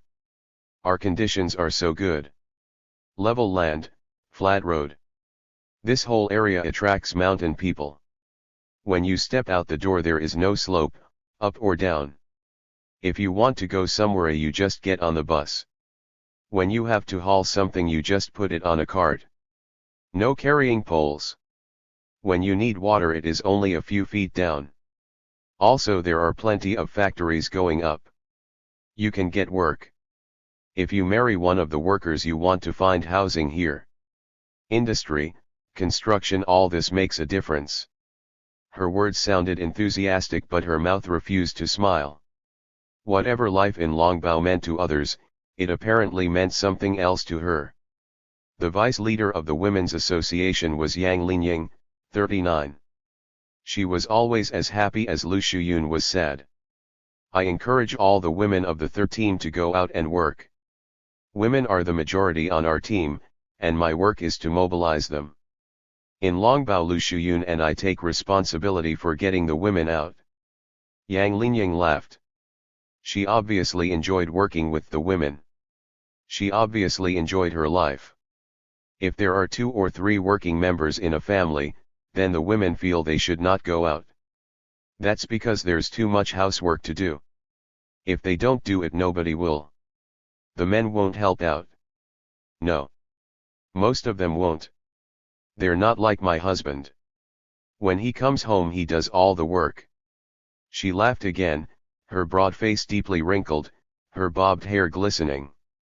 Almost all the married women in Longbao wore a braid down the middle of the back, even Hu Shuechen, the once bold leader of the women in land reform. But not Linying. She bobbed her hair, smoked cigarettes, and drank hard liquor, downing one thimble cup after another as if it were water. When you went to a peasant home in Longbao you ate with the men, while the women busied themselves in the cookhouse. They entered the front door only to bring food. But not at Linying's. When you ate at her house she did the honors, poured the liquor, and matched toast with toast. Her husband manned the cookhouse, brought the food, and only sat down to eat after his guests had eaten their fill. Yang Linying was born in 1931 in a small hamlet in the mountains west of Changchi. Her father was a hired laborer who rented 2 small rooms to live in and sought work where he could find it, often staying away for days at a time until he earned enough to bring something home. When work was slack he went into the high mountains to reclaim wasteland and succeeded in taming about half an acre on which he planted grain. When Yang Linying was only 18 months old her mother died. Her father despaired of raising her and brought her to Longbao, where his sister had married one of 3 Wang brothers. This sister had borne 3 sons but no daughters, so her brother thought she would take in a daughter, especially since her last-born had fallen into a well and drowned. But by the time old Yang brought little Linying to Longbao, his sister Yang Fengwen had already adopted another son, whom she called Yufu, has wealth, possessing wealth, and neither her husband nor her husband's brothers would agree to taking in a little girl. What use would it be to adopt a girl? A girl amounted to nothing. People all wanted boys who would look after them when they got old. Who wanted a girl? Nobody. One of the brothers who vetoed the adoption was Wang Taoyuan, the notorious heroin peddler and wife broker who had such difficulty in getting accepted into the Peasants' Association during the land reform. He was the man who, after telling the association members about the sale of his wife and the death of his donkey, wept uncontrollably. "Well, you sold her," someone said, and now you weep about it. "I'm not weeping for my bartered wife. I'm weeping for my dead donkey," he replied. Another brother who vetoed the adoption later fathered a son whom we knew as Li Chenglu, the brigade electrician. Chenglu would play an important role in the village life of the 70s. When Aunt Yang Fengwen refused to take in the little girl, her father, in desperation, took her to the Catholic orphanage, turned her over to the nuns and went home v/eeping. 4 days later he came back and asked for her. He could not bear to leave his only daughter in the hands of a foreign church. He took her to Tunliu instead, and tried to give her to her paternal grandmother, but this old lady wouldn't accept her no matter how he pleaded. In the end he had no alternative but to keep her in his own house. Their Linying and her brother, who was only 5 at the time, survived somehow, cooking and caring for themselves while their father was away. Because he had 2 children, the father could not take a year-round job that required living in somewhere. He continued to find odd jobs wherever he could, cooked at home as much as possible, and tried to be both father and mother to his children. Finally, when Linying was 9, her father married again. She had a mother at last. But bringing a stepmother into the home did not make life any better for the girl. The stepmother treated her very badly. She soon found herself wishing that her father had never remarried. "Whenever I think of the past, I weep," said Linying. *LT was so very bitter. I was small and there was no one to look after me. I had no padded clothes in winter, and often had nothing to eat. After I moved to Longbao I often talked about the old days with my Aunt Fengwen. And sometimes my father joined in. He always said he had had a narrow escape. If Yang Fengwen had actually taken me in I wouldn't have been his daughter anymore and he wouldn't have the right to receive the small gifts and the money that I have been able to give him from time to time as he gets older. Who could have foreseen that in those days? After liberation life improved. Lin Ying's father won 20 mao of land. He and his son worked the land while Lin Ying and her stepmother cooked and kept the house. Yang Linying met her husband-to-be, Wang Chifa, for the first time in the fall of 1948, when she was 17. On that occasion she paid no more than passing attention to him. She had come to stay for a while in Longbao with her aunt, Fengwen. Wang Chifa, who was 22, had already been working at the Qincheng arsenal, some 50 miles away, for several years, but he was at home on vacation at that time. He was the eldest of old Wang Yithlai's 4 children. The next 2, Kai Ying and Lu Hua, were daughters. The last was Wen Te, the ex-police captain, so notorious for his bad temper and for being the first person ever to be divorced by a wife in Longbao history. But don't jump to conclusions, said Yang Linying. Chifa was the brother with the good disposition. He was always good-natured, just the opposite of his brother Wen Te. In our marriage I was the one with the bad temper. At the age of 16 Chifa left home under duress. He was conscripted by the Japanese and ordered out to Tunliu County to work on a new railroad embankment. As soon as the Japanese surrendered he returned to Longbao and joined the PLA. Instead of sending him to the front they sent him to the Qincheng arsenal as a worker in uniform. In 1950 he was transferred to the Huaihai arsenal in Changchi City, then mustered out. He stayed on as an arsenal worker. That Lin Ying ever met Chifa a second time was a matter of chance. Lin Ying's stepsister had a friend who went to the family quarters at the Huaihai arsenal to work as a wet nurse. While there she heard that the worker Wang Chifa was looking for a wife.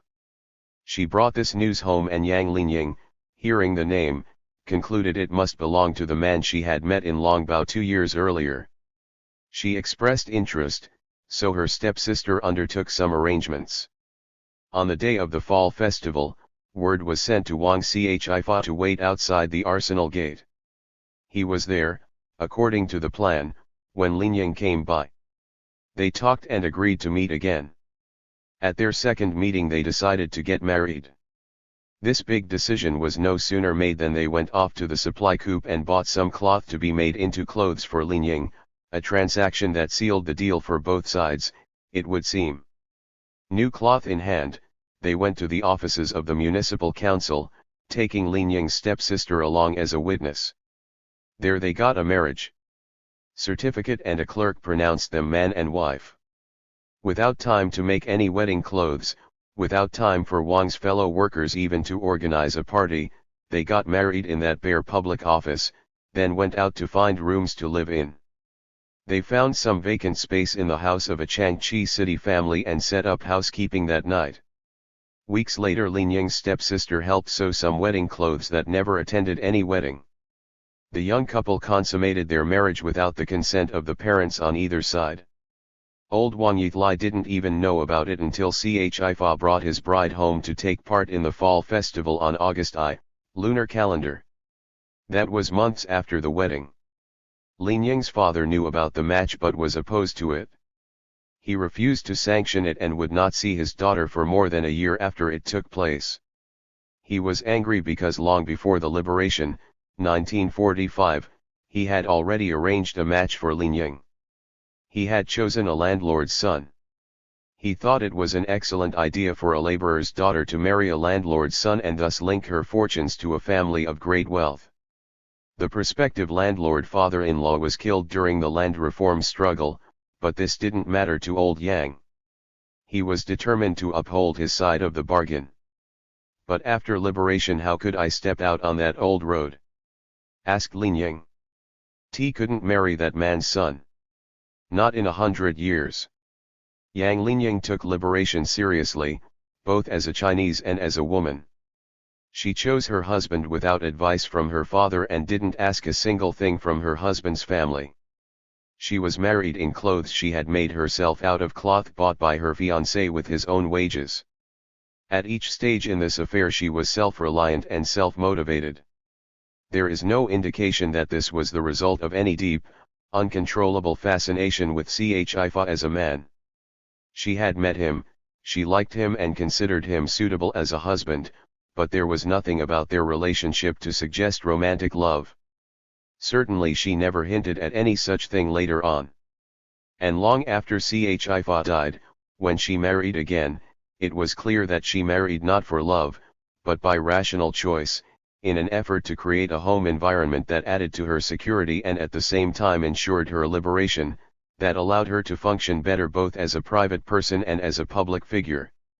It seemed to me that from a very early age Linying must have been self-assured, purposeful, and calm.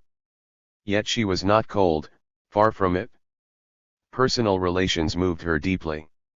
She really cared about the sufferings of others and she was loyal, almost too loyal, to her friends, to her comrades and to all those who depended on her. After her marriage Yang Linying lived in Changchi City for almost 12 years. She bore a daughter there in 1952. In 1958 she got a job in the Huaihai Arsenal kitchen. But in 1962, because the arsenal laid off many workers it also cut back on the kitchen staff. She lost her job and had to decide what to do next. She could have remained in the city as a non-working wife, but Mao Zedong had called for surplus personnel to return to the countryside to work. She decided to move back to her husband's home in Longbao instead. That meant moving into the same courtyard with old Wang Yitlai and his son Wen Te. Linying got 2 sections of house for herself and her daughter while Wen Te, his wife, children, and father lived in 3 sections next door. In 1964 they tore the old house down. Linying got the material from her 2 sections and built another house in a new location. She swapped land with another family. Unlike some others who returned to the countryside against their will, Linying moved to Longbao because she liked the idea. I came back here because I like life in the village. The countryside is a wide world in itself. I wanted to come back and take part in labor on the land. I could have stayed in the city as a factory wife, but I didn't want to. Soon after returning to Longbao Linying gave birth to a son, but as soon as the boy was able to crawl she became active in brigade affairs. She assumed a leading role on the third team and was elected to the committee of the Women's Association. Wang Chifa died of cancer of the throat in 1966. Widowed, Linying remarried in 1970. T married a power plant worker. He is the cook at the power plant in Anyang. He is 43. His wife died. He has one married son, 21 years old. The friend who introduced us said, "Why cook alone? You need someone to help out on Sundays. You need company. When you are old you'll need someone to look out for you. I know a man who won't interfere with your life. And you won't interfere with his." So she introduced us. T had many reasons to marry again. My son is still young. My daughter will soon marry and I'll be alone with the boy. In the old days my brother-in-law, Wang Wente, would not have let me remarry. I wouldn't have been allowed to bring another man here. If I wanted to marry again I would have had to leave and I would have had to leave my son and my house behind. I would have had to depart all alone and they would have had to burn some straw in the house to show that I was gone completely, no trace left. But now the attitude toward remarrying is different. Those old feudal ideas no longer hold sway. Every year since I came back I have worked at least 200 days in the field. My daughter is not at home. She is a teacher in the primary school. So I cook for myself and do all the housework, then I go to the fields. I also cook for my daughter because she is so busy teaching, preparing lessons, going to study classes. But on Sundays my new husband comes home. Then he cooks for me. As a young bride, Yang Linying must have been truly beautiful, though not in the classical sense. She was not one of those slight, willowy, porcelain doll women so celebrated in Chinese art and culture, but a strong, healthy peasant girl with a finely proportioned broad face and a vigorous, athletic body, well-formed, mature, and at the same time distinctly feminine. She projected both vitality and confidence, and it was hard to say which of these was her most attractive feature. Obviously they reinforced each other. One had a feeling, being near her, that life's potential had expanded, that with her as a center all manner of new ideas and actions were in a continuous process of creation. With this quality she easily assumed leadership. People brought her their problems as a matter of course, depended on her for moral support, and looked to her for some way out of whatever difficulty pressed. 7. Them. Yang Linying cheerfully assumed the burdens thrust upon her by this faith and this dependence and seemed to thrive on struggle. Yang Linying, a liberated woman and a natural leader, lived at ease with herself and at ease with the world. Without her Lu Shuyun would not have been able to rally the women at all or even perhaps collect her own spirits long enough to do any work. Faith in the Lord of Heaven. A few days later, while we were eating breakfast, Judge Cao came in with a message. An old friend of yours is coming. Who is it? I asked. Wang Ting Mo. He was vice secretary of the Lukang County Party Committee in 1948. Do you remember him? He made several reports to the land reform cadres. Yes, I remember him. What has he done since?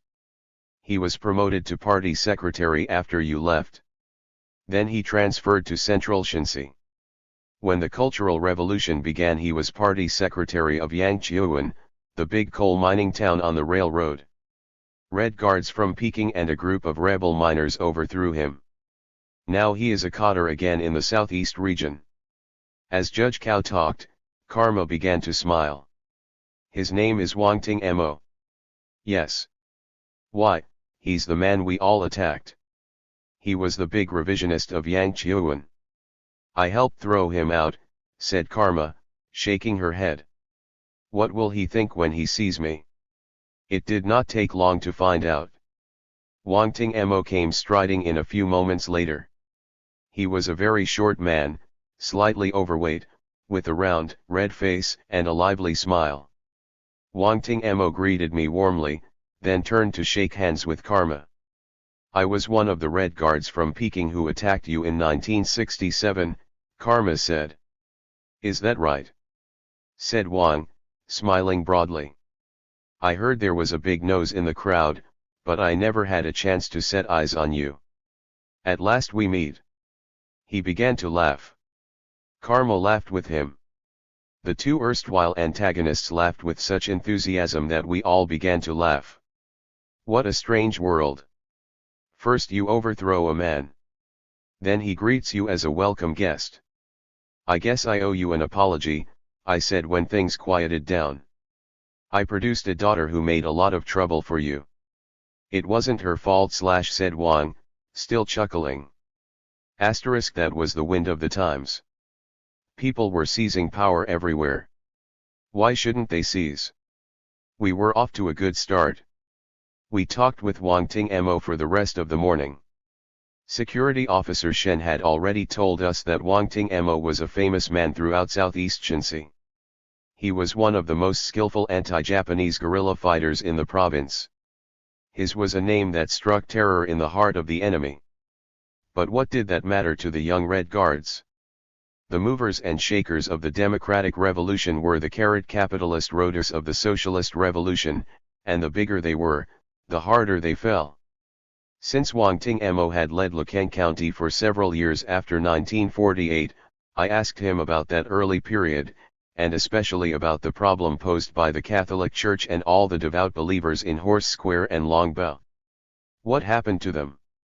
How had he persuaded them to give up the faith? Horse Square, Wang Ting Mo said, was an example of something bad turning into something good. At the time of land reform, 2% of the people there were Catholic. A Catholic clique controlled the entire brigade and prolonged backwardness. Production teams harvested only lucadis per mil. A local rhyme described the situation. Church in the middle. Pond at each end. Virgin bless our griddle. To heaven we'll ascend. Makang peasants thought if they didn't worship God every day they would be in trouble. A picture of the Virgin Mary hung in every home. Before eating they all sat down to pray. Before sleeping they all kneeled to pray. They had a prayer for everything, and because they prayed all the time they didn't have any time left for revolution or, it seems, production. The leader of the entire Kathasi community was the priest, Shehofa. He was in charge of Anyang, Horse Square, South Temple, and Cow Family Settlement. All of these places were the same. Any peasant who didn't join the church couldn't make a living. They isolated non-Catholics and drove them out. We made sure that in Horse Square 2 communists assumed power as party secretary and village chairman, but over and over again people reported to me that they, too, really worked for the church. On instructions from the church they drew a line down the middle of Main Street. The party secretary took charge of all affairs to the east of that line and the village chairman took charge of all affairs to the west of that line. It was the old pastoral division established by the missionaries to facilitate the work of the church. These 2 communists followed the orders of the priest, Shehofa. As a community leader the priest served on the County People's Congress as a deputy. But he never stopped working on loyal communists who had been Catholics, hoping to break them down and welcome them back into the fold. He even broke down Liang Matio, a famous Fanchan here who had led the whole community in the struggle against the landlords. But that was because we made a serious mistake. We launched a rectification movement against extra privileges for cotters. We made Liang Matio, since he was so well known, a natural target and registered all sorts of complaints against him. We used him as an example and treated him much too harshly. The whole thing slipped too far to the left, it was unfair. Shehofa took advantage of this, gave Matio support, and reconverted him. When I saw what was happening I tried to correct the mistake. I gave him a lot of ideological education but I never won him back. He never became active again. Our policy was to grant religious freedom. I thought it was a class question, and a serious one at that, but Wang Xiaqin, who was party secretary of the region, stressed the religious rights of the people and was reluctant to interfere. I thought he was a rightist, while he said to me, "How left can you get?" Every time we came up with a policy the priest had his own interpretation. When we introduced the Unified Purchase Plan for grain our standard was to ensure 380 caddies for every person. People were supposed to sell any receipts above that to the state. But People's Deputy she said that God had given the 380 caddies to every individual. What if we harvest enough to grant everyone 400 caddies? Asked another deputy. It's still God who gives the grain, said she. He knew that the Constitution granted freedom of religion and he played on that to the hilt. Once we started a campaign to educate people about all forms of superstition. She immediately came round to ask me what sort of campaign we expected to have. I don't know, I said. I don't know either, he said, but one thing I do know, we haven't done anything to violate the Constitution. Nor have we, I said. We haven't violated the Constitution either. Then Old New Year Wang of Anyang said, the Constitution guarantees freedom of religion. You have freedom to believe. We have freedom to oppose. That upset Deputy Shi. He ran immediately to the Secretary for Religious Affairs and complained about Old New Year Wang. After that the party secretaries held back. They were afraid they would make mistakes. But we came into conflict with the church anyway. I once went into Shi's room in Cow Family Settlement and looked at all the written material on his table. He even had some material in English that I couldn't read. That upset everyone. We wanted to mobilize the masses for production, but he wanted to hold religious services. It was spring planting time to get busy in the fields, but he insisted on a huge parade Easter procession with all the Catholics, wearing white clothes, marching in from Cow Family Settlement, South Temple, Horse Square, and Longbao. So we sent one of the party secretaries, to Shenfan, to ask if he wouldn't call the parade off. It was no use. She said, "No. The people demand this procession. We must have it." We decided to hold a mass meeting to oppose it, but none of the party cadres wanted to speak. They were afraid they would violate policy and get criticized. Secretary Shio of the Changchi City Party Committee said, "What's wrong with all of you? Are you afraid to take on the Catholics? If it's so easy, then why don't you do it?" we replied. In the end he persuaded veteran Wang to make the speech, and we coached him about what to say. Old Wang Qingho got up and said, "I'm a communist. I don't believe in God, but I respect the Constitution. We have our freedom, you have yours. But all freedom has its limits. According to the Constitution, our country is led by the working class in alliance with the peasants. Thus it is a people's democratic state. Our freedom is freedom under Communist Party leadership. There is no other freedom. But you people violate the Constitution. You call on all Catholics to obey the reasonable regulations of the government. But what regulations of the government are unreasonable? All our regulations are reasonable. Our marriage law is reasonable, but you violate our marriage law because you don't allow people to get divorced. That violates the Constitution." Wang refuted Catholic practice on point after point. When the meeting was over, she had to give way. He said he'd listen to the government, and he called off his procession. We made a big issue of it and he called it off. In 1951 a serious incident took place. We held a county-wide meeting to prepare for spring planting. Over 500 cadres came from villages far and near. Wang Shenpao, the head of security in South Temple, a poor peasant and former Catholic, criticized the church sharply. "Every year we try to organize our people for production," he said, "but every year the church sabotages our efforts. Under the cloak of carrying on Catholic activities they resist all mobilization." When he got home he found a poisonous snake in his bed. Neighbors told him that word had gone out that he was a devil, and that God wanted to settle accounts with him. On his third day at home after that meeting, neighbors found his body at the bottom of a well. The death of Wang Shenpao marked a turning point. In retaliation we launched a drive against the church. The first step was to catch and confront the priest, but we never even saw him. The people of the community gave him protection. They had cellars under their adobe huts and they linked the cellars, one to the other, with tunnels. When we came into the village the priest simply went into a cellar, then went from house to house underground.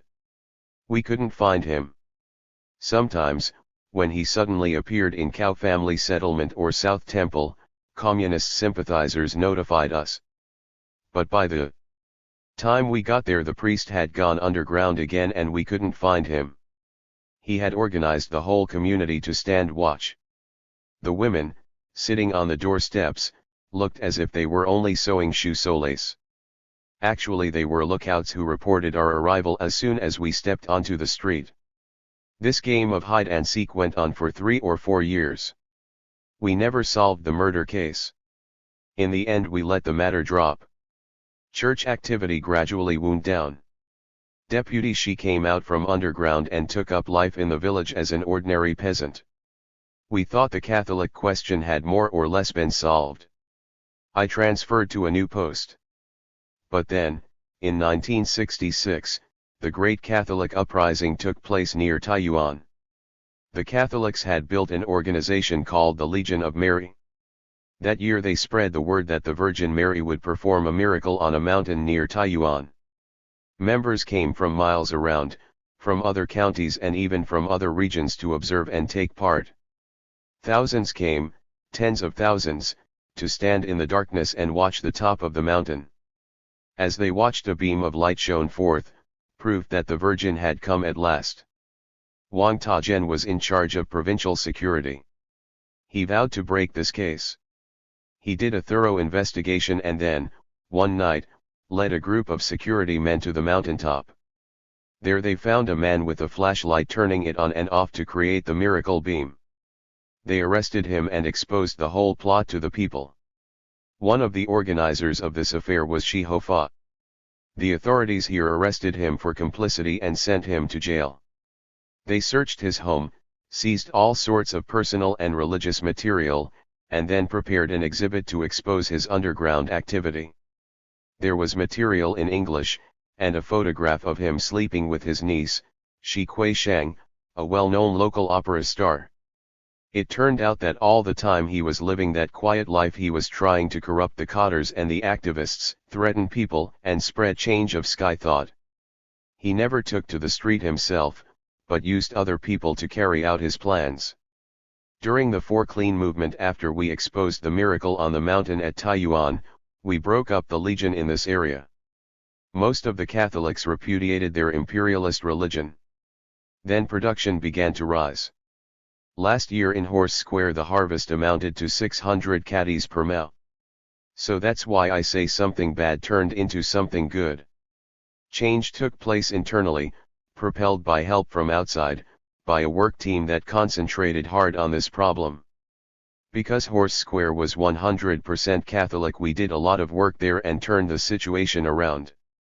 Because Longbao was only 1/3 Catholic, not so much attention had been paid to the problem here. So there are still believers here. They still meet and they still pray. Wang Tingmo apologized for the fact that he didn't have more material on the question. All his records, it turned out, had been seized by the Red Guards when they threw him out of office in Yangchuan. They seized complete files of material on the Catholic Church in Lekeng and destroyed them. For that, we decided, karma had to shoulder a share of the blame. In the years since 1971 it has become increasingly clear that Wang Tingmo overestimated the results of his campaign to eradicate Catholicism in Horse Square. By the time the Communist Party held its 12th Congress in 1982, party and government leaders had convinced most people that they would again allow freedom of religion. Catholics who had for years been meeting secretly for worship, or who had not dared meet at all, began to hang pictures of the Virgin Mary on their walls, quite often on the wall opposite a portrait of the still revered Chairman Mao, and dared attend Sunday services in the open. Horse Square today is as solidly Catholic as it was at the time of liberation in 1945, while the Catholics of Longbao can still claim about 1/3 of the population as believers. After Wang Tingmo left us on that September afternoon in 1971, we met once more with old Secretary Chang Kitsai, Chang Hsin Fa, and Shen Tianxi to pursue the history of the village. After the Great Leap and the collapse of so many grandiose schemes, they said, the Southeast Shanxi countryside witnessed a political and social retreat. Hand back the land, our crops will flourish. Hand back the animals, fat stock will nourish. Hand back the tools, they'll never break. Hand back sideline enterprises, money will make. This poem was recited enthusiastically by Shen Chio and Te and Li Hojian, who still met for worship every Sunday as active members of the dwindling Open Catholic group in Longbao. By hand back they meant to hand back pooled property to individual, private owners. This was not only the demand of a few maverick peasants in Longbao, it was the essence of the policy pursued by the Central Committee of the Chinese Communist Party under Liu Enteng as they tried to salvage something from the debacle of 1959. With the collapse of the communist wind, the collapse of the huge equalitarian organizations which that wind had fostered, and along with this the collapse of much of the production that had made both temporarily possible, the reorganized party now led a retreat all the way back to individual production and property, including land, allocated to private use. On the question of knowing which form of production is best, collective or individual, the following attitude must be adopted, said Teng Xiaoping.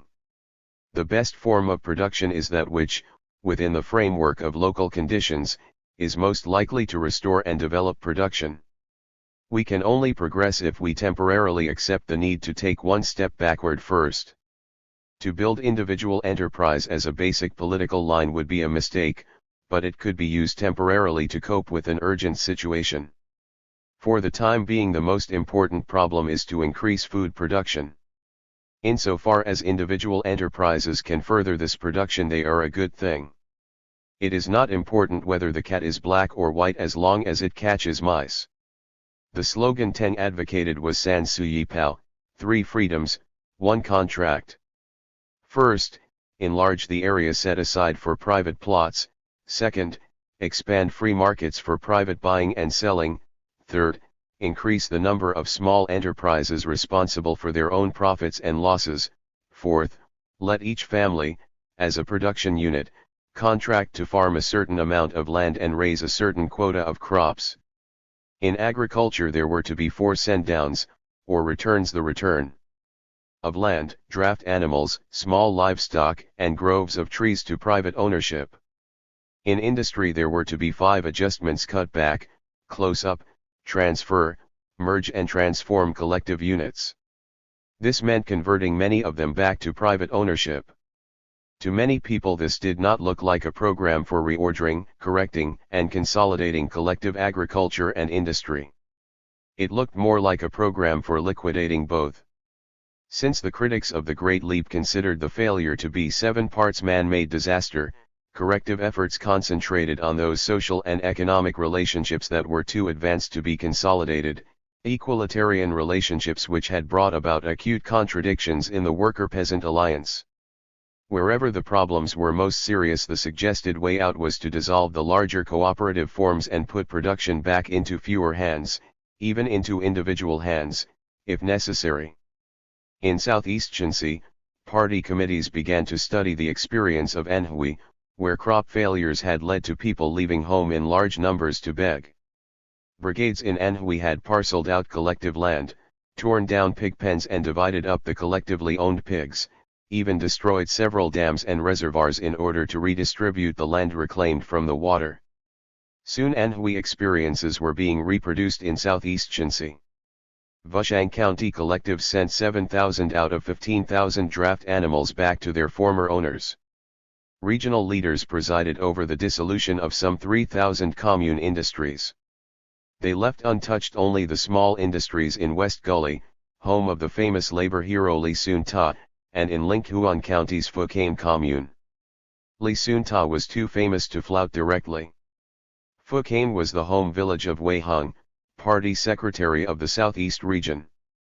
Old friends and neighbors there made a personal plea for the production facilities they had set up with so much sweat and sacrifice. In the end, Wei Hung made an exception for them. Changchi City exerted strong pressure on the communes under its jurisdiction to carry out 3 freedoms, 1 contract. Wounded veteran Wang, then a cadre in the Rural Work Department, recalled in 1971 that he had resisted the call. Of course, said Wang, when this policy of Pao Ch and Tao who each family contracts its crop came down, we all wavered.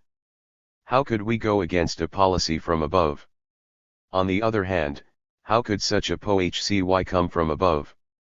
Without actually opposing it, we did our best to prevent people from taking that road. Some said, they've already started in Honan. We'd better hurry. But I said, this is really a strange policy, let's slow down a little. Just then a relative of mine came from Honan. He said it really was so.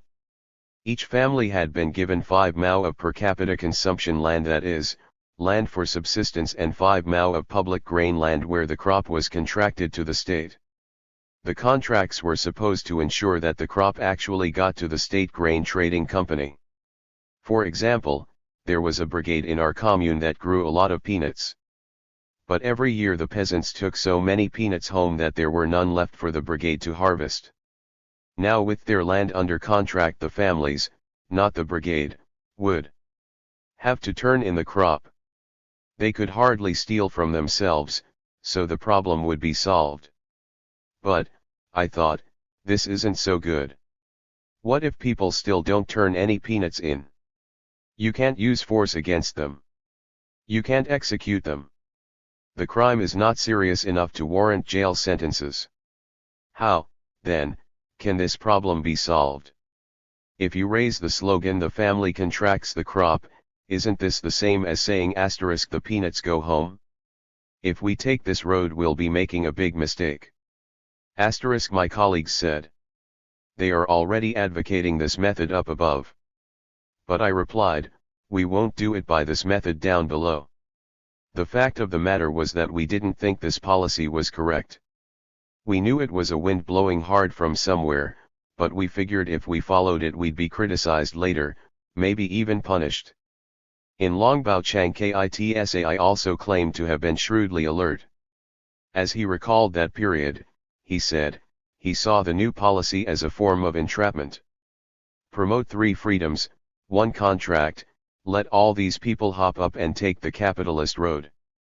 Then knock them down later. This was evidently a genuine response.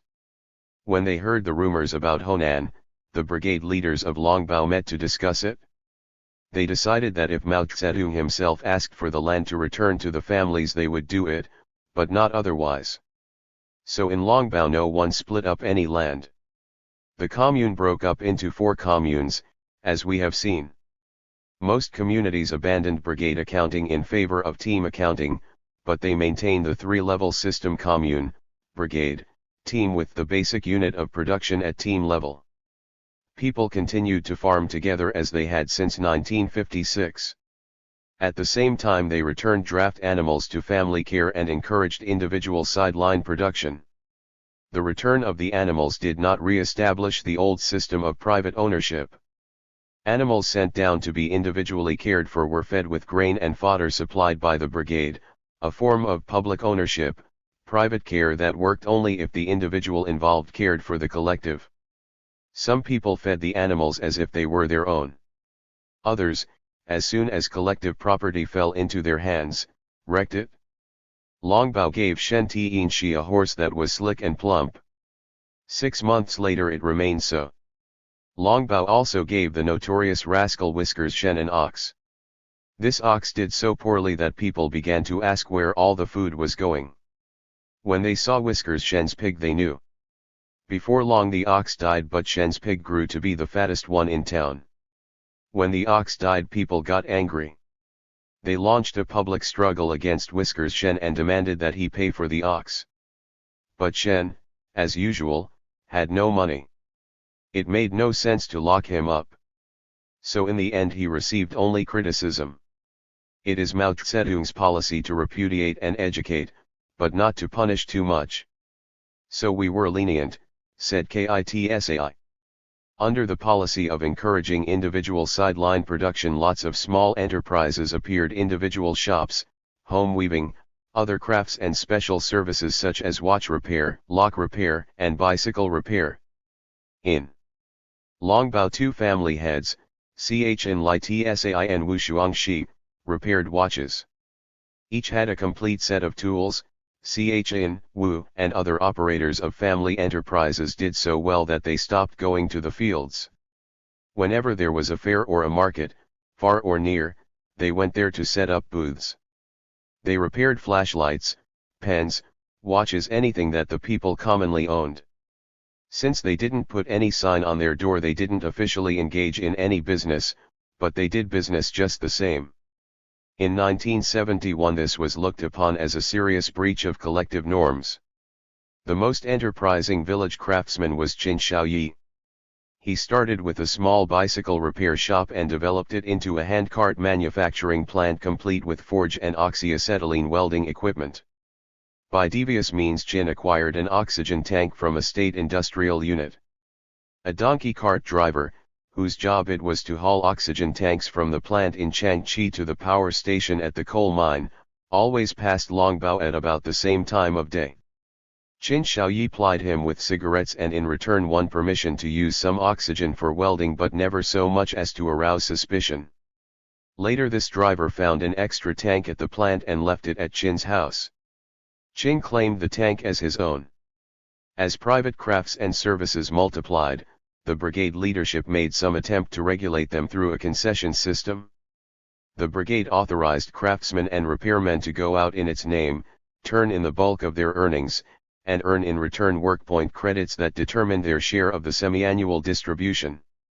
In other words, Their earnings were pooled as cash income due the coup as a whole and then shared out through the same workday credit system that regulated the distribution of income to all members. The method chosen was a flat rate method with a built-in incentive to individual effort. Each craftsman who turned in 40 yuan each month earned credit for 20 workdays. On the surface this seemed to favor the brigade because the craftsmen were turning in 2 yuan for each workday credit when in fact the cash value of the average workday at its highest, 1959, was 1.35 yuan and in normal years was usually closer to yuan. Actually, the system favored the craftsmen because most of them could earn more than 2 yuan a day outside the brigade and most of them worked more than 20 days a month. They treated the 40 yuan as a sort of fee paid for the privilege of working out, a fee that enabled them to earn an income substantially larger than could be earned by those who only shared in the brigade pool. Under this system Qin Shaoyi accumulated substantial capital in the form of tools and equipment. His earnings usually exceeded his expenditures and he reinvested the surplus.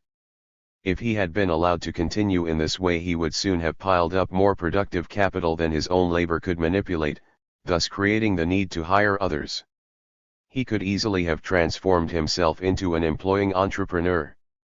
The craftsmen with their small shops and repair services actually contributed productive labor to society. They were creators of wealth. The same could hardly be said of all the traders and speculators who also took to the road at this time. The second plenary session of the 8th Central Committee, August 16, 1959, approved the re-establishment of free markets and the freedom to buy and sell throughout the countryside, with one proviso: Communist Party members and cadres could not participate. Such trade had in fact already begun. The Central Committee directive only legalized an activity that was already widespread. It was legalized because, temporarily at least, neither the state nor the vast consumer cooperative movement could provide all the things that people needed for their daily lives. Insofar as traders, and even speculators, did facilitate the circulation of much-needed goods, they also made some contribution to society, but the returns were often way out of proportion to the contribution. Many of the most backward elements of society bestirred themselves, mobilized whatever cash they could find, bought small carts or bicycles, and took to the roads, buying cheap wherever they could and selling at whatever the traffic would bear, often for windfall profits. Young women again cast eyes on speculators as the most desirable husbands. All of this had a demoralizing effect on those honest peasants who stayed at home and tried to raise what crops they could on collective land. I went to the meeting in Changchi that announced the reopening of free markets. When he came back he told the whole community, from now on whatever you want to sell you can sell. We communists, however, will not take part. This did not, of course, include grain, oil, machine-made cloth, pork or coal, which were rationed. In speaking of this later I said, all I could guarantee was that I myself would not trade in any free market. I was powerless to dissuade others. Since the party leaders had called for free markets but had banned Communist Party members, I myself could not get involved, but I would let others do as they pleased. I said to Shenfan, they are calling for this now, but surely it will be changed later. Since we communists are not allowed to join, we'll certainly be called to account if we start buying and selling. There is bound to be a rectification movement. At the same time I expected all the freaks and monsters would crawl out of their holes, and sure enough they did. Former upper-middle peasants Jin Fa Wang and Qin Ta Hung, former rich peasants Jin Chengfu and Shen Lung, all bought handcarts and went out at night to profiteer. If all went well they could make 7 or 8 yuan in one night. Yang Suho went to Hinton on his bicycle, bought 100 caddies of turnip seed at 5 yuan per caddy, and sold them in and around Longbao for 25 yuan a caddy. He made several $100s in one night. Qin Shaoyi, who traveled widely to find parts for his bicycle repair business and his handcart making, used these trips to do speculative buying on the side. He traveled south to Changchou, Hankou and even Shanghai. He traveled north to Hantan and Peking. He bought bicycle tires and sold them back home at 3 times their cost. He bought bicycle spokes for 10 fen apiece and sold them for IUN. Everywhere he went he bought silver coins from anyone who would sell them. He paid peasants 1.20 yuan for old coins and sold them in Hankow for 3 yuan apiece. This was an illegal but very profitable trade, which the Hankow police once brought to an abrupt halt. They confiscated all of Xiaoyi's coins. It turned out that he had not even paid for them but had taken the coins on consignment to be paid for when sold. The people who entrusted their silver to him lost out completely. They didn't dare bring any complaints against him because they were not supposed to have any coins in the first place. They were supposed to have turned them in for people's currency during the Korean War, 8 years earlier. More widespread even than private trade and speculation and more damaging to collective solidarity was the reclamation of wasteland for private use. This was linked to the development of the free market because the products grown on the reclaimed private land, with the exception of grain, could be sold privately. This not only disrupted collective production in the countryside but also, to a certain extent, industrial production in and around the cities. Cotters and workers, enticed by the high returns, went home to reclaim wasteland and grow whatever was most in demand, such as tobacco, eggplant, or turnips.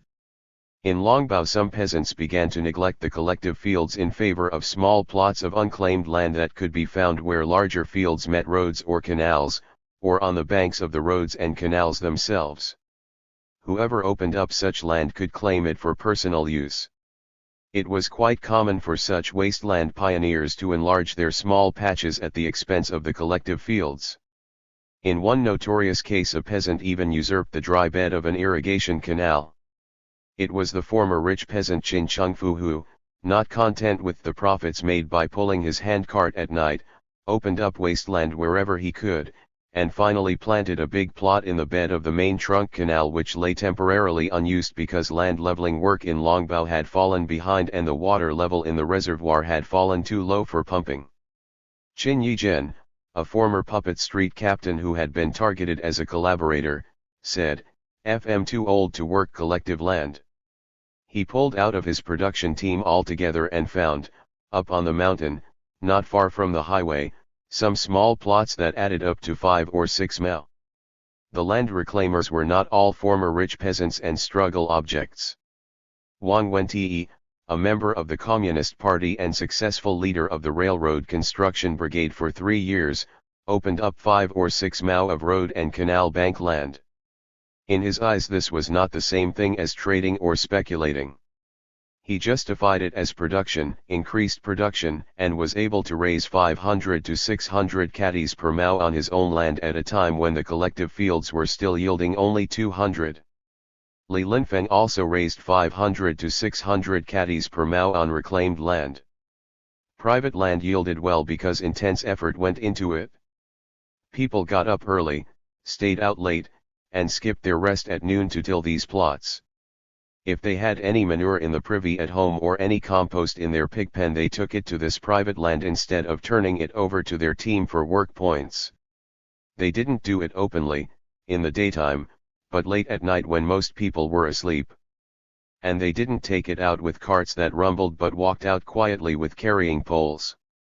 They worked so hard on private land at night that when they turned up for collective work in the daytime they were worn out. They worked slowly and found it necessary to lie down frequently for long naps. During this period when the wind of private enterprise blew so hard, Whiskers Shen, the rascal who starved the ox, had his finest hours. A vagrant before liberation, Shen followed the garrison troops, looting and stealing. 15 years later, completely unmoved by the transformation of society, he still maintained his reputation for shiftlessness. He shrewdly analyzed the new social relations, took advantage of the trust that most people naturally placed in others, learned how to pose as a most admired soldier, militiaman, or cotter, and fleeced people out of small goods and services over and over again. Soldiers, militiamen, and cotters all enjoyed certain privileges based on the contributions they ostensibly were making to the well-being of the people and the nation. By impersonating one or another of these categories, Whiskers Shen found that he could enjoy all these privileges to the hilt without danger of immediate exposure. Public trust had become so prevalent after land reform remade rural society that people forgot to watch out for impostors as they always had before liberation. Cotters in the militia were entitled to haircuts at headquarters expense.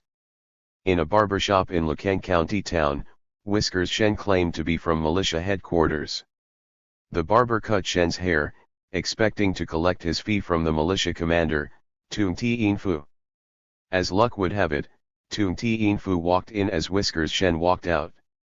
"Since when did he join your militia?" asked the barber. "Who?" "The man who just walked out." "That's not one of our men," said Tung. "That's Long Bao's Whiskers Shen. Don't you recognize that rascal?" Next time, perhaps, the barber would. In the meantime he was out the price of a haircut. As far as Shen Luchin was concerned, the world was wide. There were lots of barber shops. It was unlikely that he would try the same trick in the same place twice. Penniless in Changchi one day, Shen approached the driver of a horse cart. "I'm the head of the supply department of the middle school in Longbao. Will you take me there?" The man agreed, transported Whiskers Shen right to the door of the middle school, then asked for 2 yuan for his services. Whiskers stepped into the school gate, saying he had to get the money, and never came back. Finally the cart driver went inside himself, found the school office, and announced that the supply chief owed him 2 yuan for a trip from Changchi. "But our supply chief has been here all day," said the surprised office clerk. When the cart driver refused to accept this information, he called in the whole staff, cooks, helpers, supply chief, everyone. None of them looked in the least like the stranger who had ridden the man's cart. Finally a student said, "I saw Whiskers Shen run out the back gate half an hour ago." That solved the mystery but not the problem of the cart driver's fee. "Didn't you recognize that rascal?" asked the supply officer, incredulous. "If I ever see him again, FLL give him a thrashing," replied the driver. But Whiskers gave this particular cart a wide berth thereafter. The thrashing is long overdue. One day in Paisha, Whiskers Shen got very hungry. An attractive young woman caught his eye as she made her way home from the Coop store. By the door of her home hung a plaque that said, "Soldier's family." She had no sooner entered than Shen knocked loudly. "Don't you know me?" he said, when she opened the door. "I was in your husband's platoon throughout the campaign." Unwilling to offend an old comrade in arms of her husband's, the young wife invited Shen in. "Are you afraid I'm going to eat your noodles?" he asked. "Oh, no." She laughed. "Please have some." So Whiskers Shen sat down and went through 2 bowls. As he started on his third, the woman's husband came home. Suspecting some sort of liaison, he started to scold his wife for inviting an unknown man into the house. She, in turn, scolded her husband for not telling her his old army buddy was in town. In the midst of this fray, Whiskers Shen quietly finished his third bowl of noodles and sneaked away. The quarrel between husband and wife continued so hot and heavy that finally the neighbors had to intervene. "But that was Whiskers Shen from Longbao," said one. "Didn't you recognize the rascal?" Shen Luchin didn't always get away unscathed, however. Once the workers at Chiachi coal mine caught him stealing coal. They painted his face, put a tall dunce cap on his head, and set him high on the top of a great pile of coal. Shen kept shouting, "I'm from Shidiankang. Shen Lai Ching is my name." But Shidiankang people all said, "That's nonsense. That's Whiskers Shen from Longbao. Don't you recognize the rascal?" The mine workers apparently did, because after they brought him down from the coal pile they gave him a good thrashing. Another time Shen went to Sawang to haul coal and stole some iron rods while there. Other Longbao peasants saw him do it. When they got home they went to the brigade office to report the incident. The brigade chairman called Shen in, and as usual, Whiskers denied everything. Finally, after being forced to confront several eyewitnesses, he admitted his guilt. He had buried the rods on the road to Cow family settlement. He was sent out under guard to dig them up. When he got back, he was brought before a large public meeting. He had to hold the bars high overhead while the people discussed his case. They struggled against him all afternoon. The meeting exposed scores of his venal tricks, but it didn't do a bit of good. A few days later, this renowned rascal volunteered to act as matchmaker for a railroad worker who had been divorced by his wife. Whiskers said that he had a contact, an interested party. He needed only 70 yuan to close the deal. The desperate divorce paid out 70 yuan to Shen. In due course the wedding took place. Only then did the poor man learn that neither his new wife nor her family had ever asked for or received anything in the way of payment. Whiskers, of course, had already spent the money. There was no way to force him to repay it. Since liberation, said Kitsai, Whiskers Shen has been beaten up more than 20 times, but he never learns anything. It was during the years of retreat, with its erosion of collective life, that Chang Hsin, chairman of the Longbao Brigade, initiated a series of private transactions that involved housing. In the course of buying, repairing and selling 4 different houses over a period of 8 years, Hsin at one point borrowed several hundred caddies of public grain from the village warehouse, then failed to repay them. In the end, this misappropriation led to his removal from public office, a traumatic eclipse for the single most important peasant leader in Longbao. Leading party committees came and went. Party secretaries replaced one another, 6 times from 1948 to 1966, but Hsin served at the center of the storm of village life from the middle of the land reform until the eve of the Cultural Revolution. Hsin became secretary of the Longbao Party branch in 1947 when Chang Tianming, the first branch secretary, left to do district work. Hsin held this post until 1949, then again for a year in 1953. In 1954 he resigned in favor of Shi Tzayuan, in order to become chairman of the new coup. When the coup expanded to include the whole brigade, Hsin became brigade chairman and held this post until he was removed in 1965. Throughout those years he held important positions on the executive committee of the party branch, most often serving as vice secretary, and this was the party post he held at the time of his disgrace in the housing scandal. Although nominally the party secretary held the key post at any level of organization in China after liberation, Hsin in fact led Longbao even when he didn't hold that post. By virtue of seniority, ability, and political experience he dominated the party committee regardless of its composition at any particular moment, and regardless of whoever might be serving as the nominal head. At different times, for short periods or long, Chang Tianming, Sun Chu Shang, Shi Tzayuan, Wang Wenti, Kuo Changkeyuan, and Lu Qinyong all served as party secretary, but each of them looked to Hsin for advice and support, and each of them followed his lead most of the time. He was the most stable factor in an otherwise shifting leadership and provided continuity that was otherwise minimal. Whatever successes Longbao achieved had to be credited, in part, to his leadership. Whatever failures Longbao sloughed through had to be blamed, in part, on him. It seems quite clear from the record that he did not have vision enough and was not clear-eyed enough to set Longbao firmly on the path to collective prosperity and keep it there. Over and over again, at important points in the life of the community, he did lead the way forward toward a viable cooperative community, but at the same time he did not fully grasp what socialism could mean in a wider sense. He submerged himself in solving petty problems, avoided conflict whenever possible, sought ways for the community to get by, and finally fell into a rut of personal enrichment through speculation in housing. Hsin, like the other poor peasants and hired laborers of Longbao, won a house in the land reform movement. It was up against the Kathasi compound wall. This compound was turned over to the regional Luan Middle School in 1950. In 1952, when the middle school sought to expand, Hsin sold his house to the school, acquired a new plot of land, bought materials, and built another house up against the middle school wall. Later the middle school expanded again and bought the second house as well. With the proceeds from the sale, Shenfan bought 5 sections of house in the south end of the village from his brother, Shenfan. Shenfan's share at the time of land reform had been the famous Western Inn. When the brigade chose the site for its headquarters, it gave Shenfan property of equal value in the south.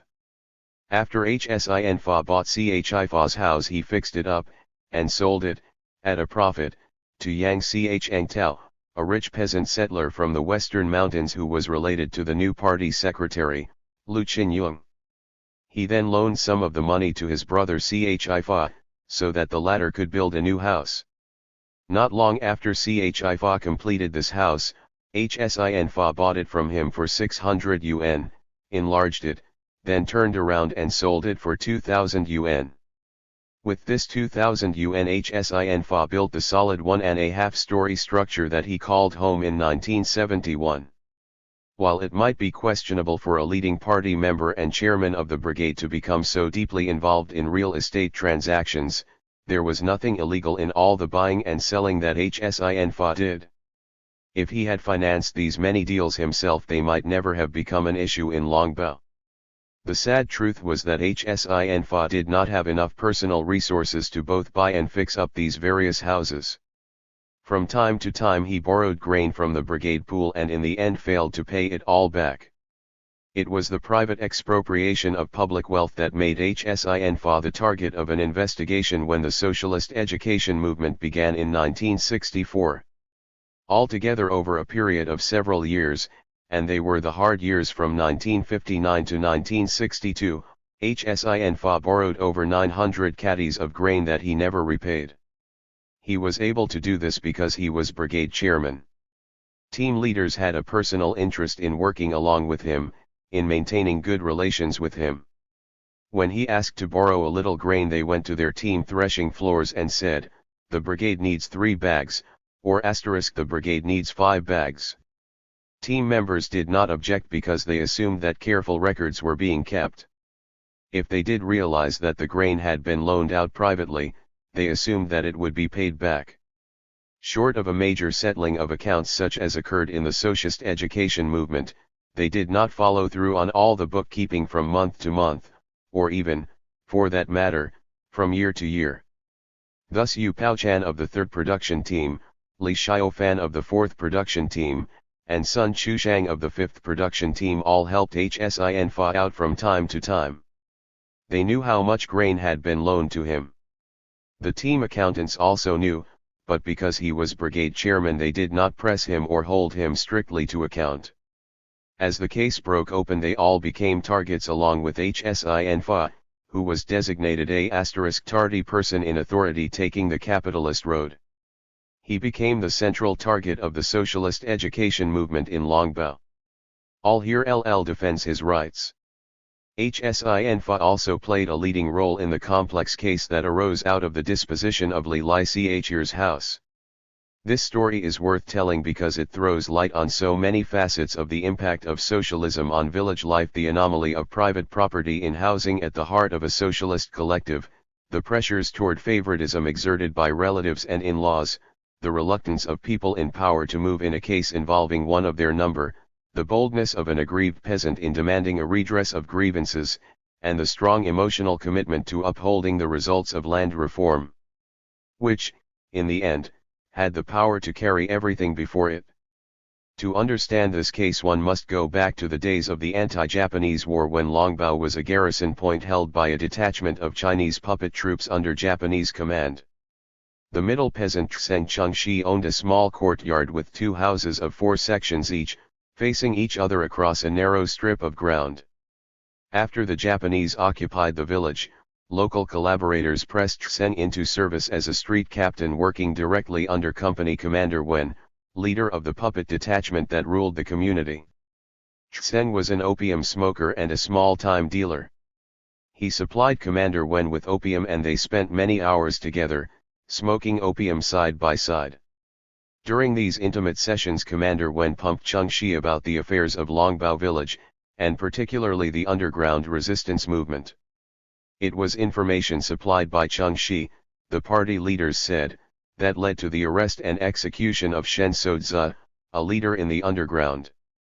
After liberation, during the first wave of struggle against collaborators, the aroused peasants attacked Shen Chengshi and expropriated his property.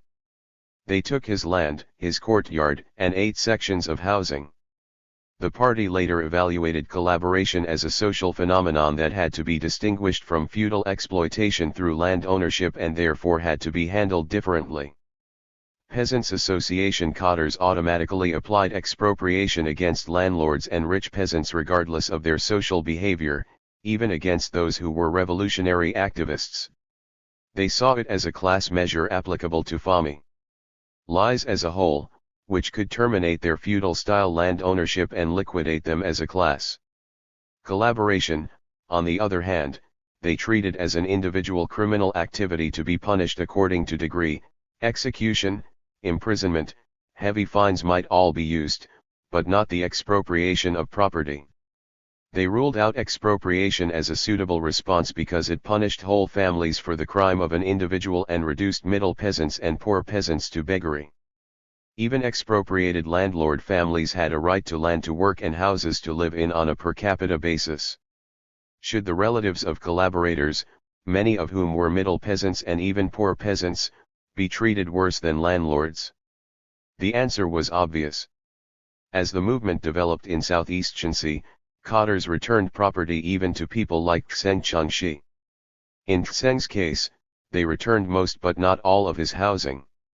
The community retained 4 of 8 sections as fruits to be distributed to others on the grounds that, as a puppet street captain, he had profiteered at the expense of the people and should give up something.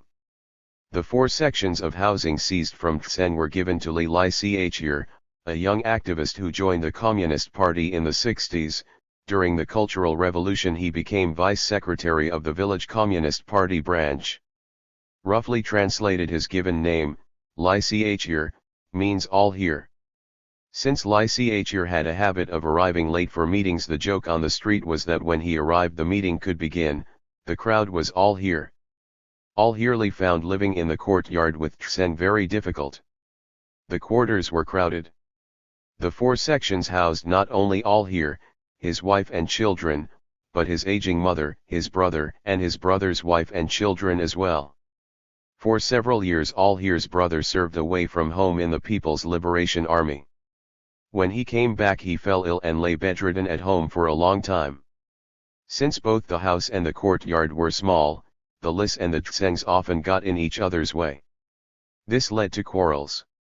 The quarrels were particularly unpleasant because Tseng always insisted on an indignant last word. You struggled against us and seized our property, and now you still want to oppress us, he would say. You struggled against us once. Are you going to attack us again and take the rest of our house? His wife would add in her high, shrill voice. Unwilling to live like this indefinitely, All Herely looked around for other quarters and finally rented a few sections of house in the northern end of the village from the doctor. 3 Gingers Chi. At first homeowner Chi asked for a lump sum of Lu Yuan in lieu of rent. Later he returned the Lu Yuan to All Here and asked for 50 fen per section per month. This was later raised to I Yuan a month, and finally, after so many workers moved into the area because of the railroad yards and the brick plant, to whatever rent plant workers customarily paid for village housing. Li found paying rent to be a burden, but the worst problem, again, was getting along with the neighbors, in this case the Chi family who owned the house. In 1965 All Here joined the People's Liberation Army himself. During the 5 years that he was gone his brother and his mother quarreled. Many times with 3 Gingers Chi and particularly with Kai's mother. These quarrels reached a climax over the death of a pig. Kai's 2 baby pigs were always escaping from the courtyard. One day one of them was found dead on the street. Kai's mother blamed All Here's mother for the death of the pig. She threw the dead carcass in front of All Here's door and demanded payment. When All Here's mother refused, she ordered her to vacate the house. To emphasize the point, she made off with the front door and the frame of the main window. With all here away in the army and her second son away working on the reservoir, old lady Li did not dare resist. She moved out of the house and took refuge with a friendly neighbor. At the same time she registered a complaint with her nephew, Shenfan, a member of the security forces in Longbao. These quarrels never end, she said. Whenever the pigs ran away I went out to look for them. I even brought them home more than once. Now that one is dead she blames me. If you don't solve this problem for me I can't go on having here. Shenfan conducted a thorough investigation, concluded that All Here's mother was not at fault, and warned Chi Sanchang's mother not to blame people at random in the future. After that the contradictions in the courtyard eased a little, but by no means disappeared. When All Here was demobilized and learned about all these problems, he decided to ask the brigade for some land on the outskirts of the village. He wanted to build a new house and live in peace. As soon as his request was approved, he tore down the old house in Chengchengshi's courtyard and used whatever material could be salvaged to build afresh. There wasn't too much that was serviceable. After the establishment of the commune in 1958 the four sections had been heavily used as one of the three public dining rooms of the brigade. They were in a state of near collapse. No sooner had All Here torn his old house down, than Chengchengshi began to build a shed on the spot. This really upset All Here.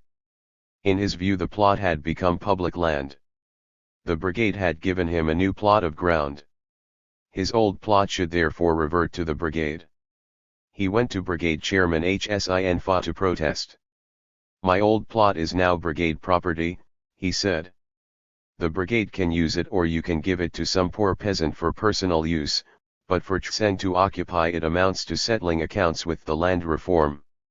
Never mind, said Shenfan. You have a place to live now.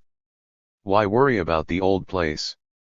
All Here complained to Shenfan over and over again, but Shenfan said, Tseng is only going to build a cowshed there, what's all the excitement about? The excitement was about reversing the land settlement of 1948. The excitement was also about favoritism. Lu Qinyong, the new secretary of the Brigade Communist Party branch, had married Tseng Chengshi's daughter. Lu Qinyong was allowing his father-in-law to reoccupy land that had been confiscated from him during the land reform, and he was letting Shenfan take responsibility for it, since it was unseemly for him openly to favor a relative. When All Here pressed the issue, Shenfan said, "This matter is out of your hands. The brigade has already decided the question / Who made such a decision? Sun Jingfu and Kuo Fushu, two other members of the party committee. I don't care who made it," said All Here. "I won't let Tseng build there. Whether you let him or not, the shed will be built. It's been decided." Angered by the arrogance of this reply, All Here tried one last ploy. "It's as plain as the nose on your face. Lu Qinyong has a hand in this." "Not on your life," said Shenfan. "Don't drag him into this. I'm handling this matter." Blocked at every turn, All Here decided to wait until Tseng Chengshi had almost completed his cowshed, then appeal to the commune leadership. Tseng Chengshi mobilized all his relatives, including Lu Qinyong, to build the new building as fast as possible. Soon they put the roof beams in place and smeared the adobe walls with a final coating of mud. Then All Here sought out Shenfan again. "I want to protest the building of this shed. He can build there if he wants." "I don't think so," said All Here. "Give me a letter saying that the brigade made such a decision and I'll take it to the commune office." "Your mother's," said Shenfan. "You'll get no letter. Go to horse square if you want. See if you don't run 6H for nothing. It won't get you anywhere." "All right, don't give me a letter. What you've said will do. I'll go and find out." Off went All Here to the commune headquarters. Knowing that Lu Qinyong was a big red person, a favorite, in the eyes of the commune committee, he was prepared for a rebuff. Instead of asking for action, he asked for a letter of introduction to the Changchi Party Committee. Let's be patient, said the cotter on duty that day. There are no responsible comrades here right now. How can I be patient? Asked all here. If you wait any longer the shed will be finished. It will be a fact. Do I have a case or not? If you can't do anything, I'm off to the city. The commune cotter hesitated. All here got angry. You're all tied in, he shouted. Has party policy changed? Have I no right to speak? If you are so powerful, then take away my veteran's card. My brother and I are both poor peasants. We have both served in the army. But now, it seems, we don't even have a right to breathe. The cotter looked at the veteran's card that Lycaour was waving under his nose. Take it easy. Don't get angry. I was calm enough when I came here, said all here, but there isn't much time. If you can't do anything, I'm off to the city right now. Finally the cotter said, tell me the details once again. As all here spoke the commune official wrote his words down. Then he wrote a letter and stamped it with the official seal. The letter ordered Tseng to stop building until the matter could be investigated. This was what all here wanted.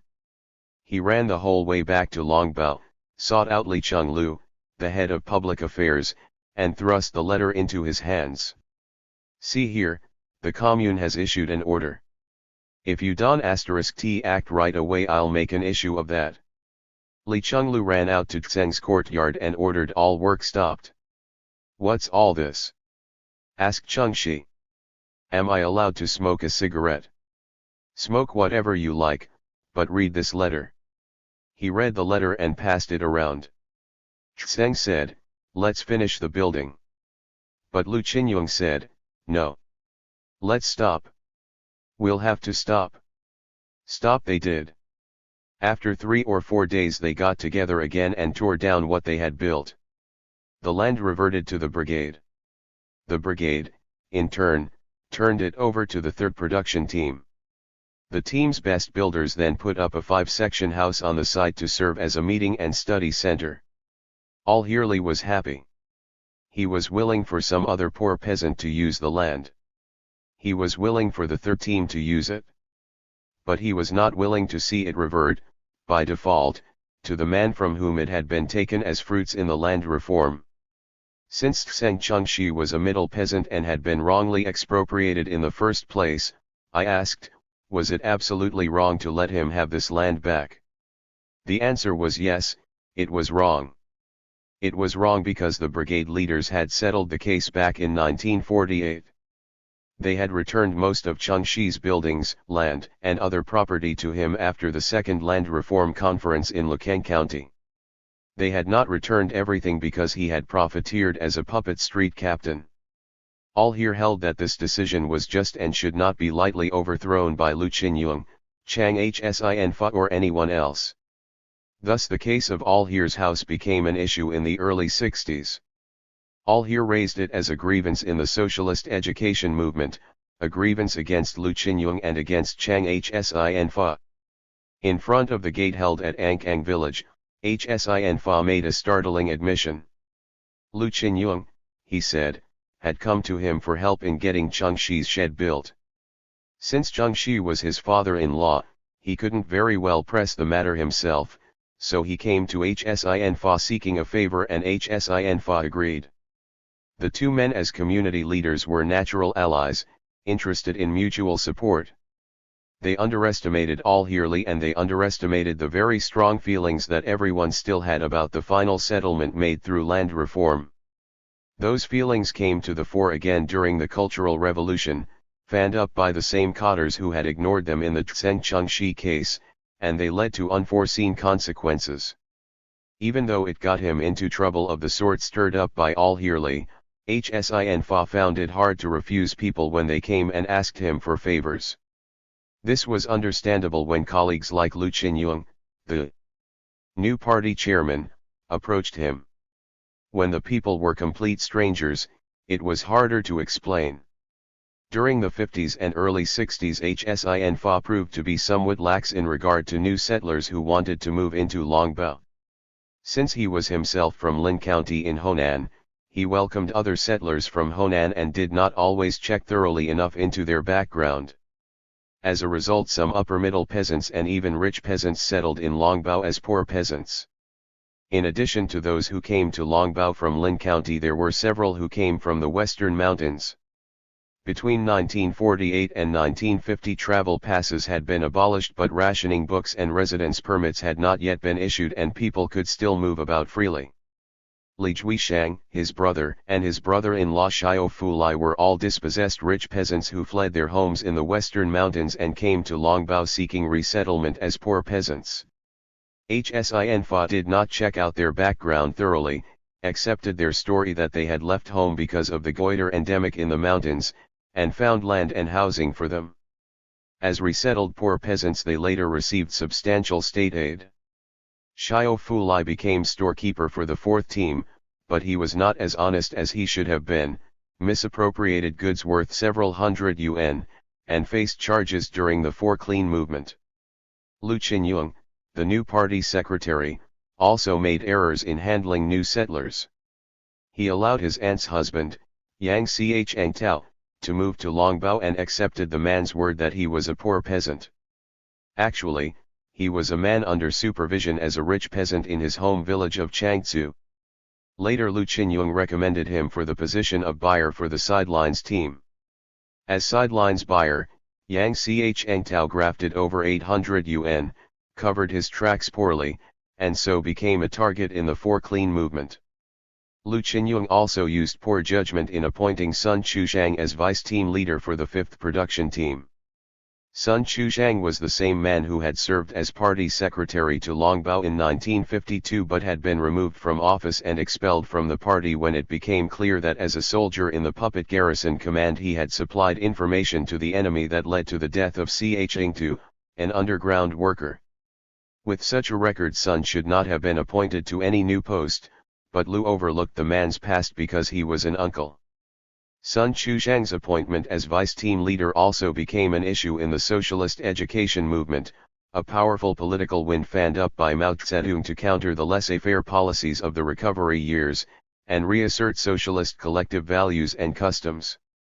This review of the years following the Great Leap reflects the political climate of the fall of 1971 when I talked to the Longbao peasants and the Changchi city cotters. While they did not gloss over the disasters generated by the Great Leap, they concentrated much more fire on the derangements that arose from the corrective policies subsequently applied. In reality, the collapse of highly centralized collective forms, the retreat to small group and family production control, the development of individual crafts and services, and the revival of free rural markets probably played some positive role in stimulating a modest recovery throughout the country in the early 60s. That Longbao village shared in this recovery is illustrated by the production figures for the years 1958 to 1964. Average yields in caddies per mao. By 1971, however, after going through both the socialist education movement and the Cultural Revolution, cotters automatically condemned private production, regardless of scale, and sharply attacked family contracts, non-cooperative buying and selling, generally castigated as speculation, and uncontrolled public markets. They piled up negative evidence on the bourgeois thrust of the times and never broached the possibility of positive economic or social consequences. Everyone at least paid lip service to the view that in the early 60s backsliding brought out the worst in Chinese society. Some went to great lengths to prove that they had never really approved of any policies that came down from above that in any way threatened the viability of collective production. By 1980 all this had been reversed. In the wake of the economic dislocations brought about by the Cultural Revolution and the rise of the Gang of Four, the Central Committee revived policies identical to, or closely parallel to, those of the early 60s. New decrees extended a form of market socialism to the whole of China, private plots, free markets and enterprises responsible for their own profits and losses all won support from on high and promotion at the village level. Higher cotters began to condemn commune accounting in those few places where it existed, force brigade accounting onto the defensive, stress team accounting, and pressure many large teams to break up into smaller, multifamily units. In areas where farm production remained fragmented and scattered, they promoted family production contracts, even an occasional go-it-alone nuclear unit as legitimate and necessary. By 1981 it became apparent that the government favored family contracts or individual labor contracts not only in isolated mountain areas but as a basic form applicable to all farm communities everywhere. Flying over South Hopi in July of that year, I saw vast areas of level plain that had been divided into ribbon-like strips. People from the area said that some of these strips were so narrow even a horse cart could not pass along them. Peasants were selling animals and carts and taking up their carrying poles. The new contract system had already led to a degree of land fragmentation unusual even in the days before land reform. If today one were to ask the questions about the 1960s that I asked in 1971, the thrust of the answers might well be quite different, at least at higher levels of the administration. The facts have not changed, but official attitudes toward them have, and this colors what people say, particularly those for whom career advancement takes precedence over all other considerations. Teng Xiaopings seek truth from facts notwithstanding. For many bureaucrats in China the first article of objectivity still is, what way is the wind blowing? In the fall of 1962, perhaps the most difficult year in China's post-liberation history, a young couple dressed in ordinary workers' garb got off the train at Changchi North Station and set out to walk the 3 li southward on the highway that would bring them to Longbao. By carrying on their backs quilts that bulged with personal possessions, both had freed their hands to cope with numerous unruly packages and bundles that could not be tied up behind. As was the custom, the man walked ahead down the road, while his wife dutifully brought up the rear, afraid of falling behind, but even more afraid of saying anything about slowing down, lest her husband respond with some sharp retort. In appearance the man was quite striking. His high, wide forehead gave him a brain case larger than average. Bullet heads, pointed heads, pinheads, and flat heads are all quite noticeable in China, where so many men shave off all their hair, but this young man, shaven like the rest, exhibited a skull that was just the opposite in form. The top of his head was extremely broad and well-rounded, like an egg large and up. It gave his whole face a spherical fullness. His eyes repeated the pattern. They were unusually large and round. They were also unusually bright. Perhaps, in themselves, they were no brighter than those of other young people, but because he was so obviously inquisitive, so eager to see and to learn, and so quick to absorb all the impressions that came his way, he radiated an exceptional vitality that was expressed first of all in his eyes, and caused people to notice them. This unusual head commanded a body equally unusual in a negative sense. It was slightly deformed. His shoulders had been depressed and his neck pushed forward, apparently by too much work with a carrying pole, to the point where he was clearly camel-backed or hump-backed. It was not that he carried a great protruding lump on his back, but rather that his upper spine, slightly compressed and bent forward, caused his neck to thrust out instead of straight up, and this in turn caused his head to precede him slightly. This suggested, as he walked, that he was most eager to get where he was going and was looking somewhat anxiously for some quicker way to his goal. The man's deformed back did not seem to affect his health, however. He carried a big load and walked swiftly and steadily down the road. The young woman who struggled to keep up with him was a petite beauty whose most striking feature was also a very round face set off by 2 round eyes almost as large and bright as her husband's. Her hair was bobbed, cut off abruptly just below the level of her earlobes, a style that made her seem particularly vivacious and perky, like a teenager off to school for the first time. Her feet, clad in cloth slippers, were exceedingly small and gave the only clue that a delicate, well-proportioned body might be concealed under the sloppy blue jacket and baggy pants of the power plant worker's uniform that hung on her like a sack. The young man was Li Zhengpao, the individual who became the central target of the rectification movement 9 years later. Just 19 at the time, he was returning to Longbao because his job as a power plant construction worker had been abolished. The young woman, his wife of only a few months, was Quan Xiuying, 18. Her job as an electrical instrument technician had also been abolished. Both these young people had been laid off as a direct result of the Sino-Soviet split that by I-960 brought about the abrupt withdrawal of all Soviet experts and the termination of all Soviet aid. 1960 had been a year of real crisis. All over China crops failed owing to adverse weather and the dislocations of the Great Leap. At the height of the crisis, the Soviet Union, in an effort to force China into line on questions of world policy, ordered its experts home. When they left, they took with them many of the blueprints for the construction projects on which they had been working. They also halted shipments of machinery and materials necessary for the completion of these projects. These abrupt moves generated severe maladjustment throughout the whole economy, and threw the 5-year plan into confusion. The Chinese government had no choice but to slow down and eventually halt many large projects. The shutdown did not occur all at once, but in the months that followed the Soviet pullout, major construction projects gradually ground to a halt.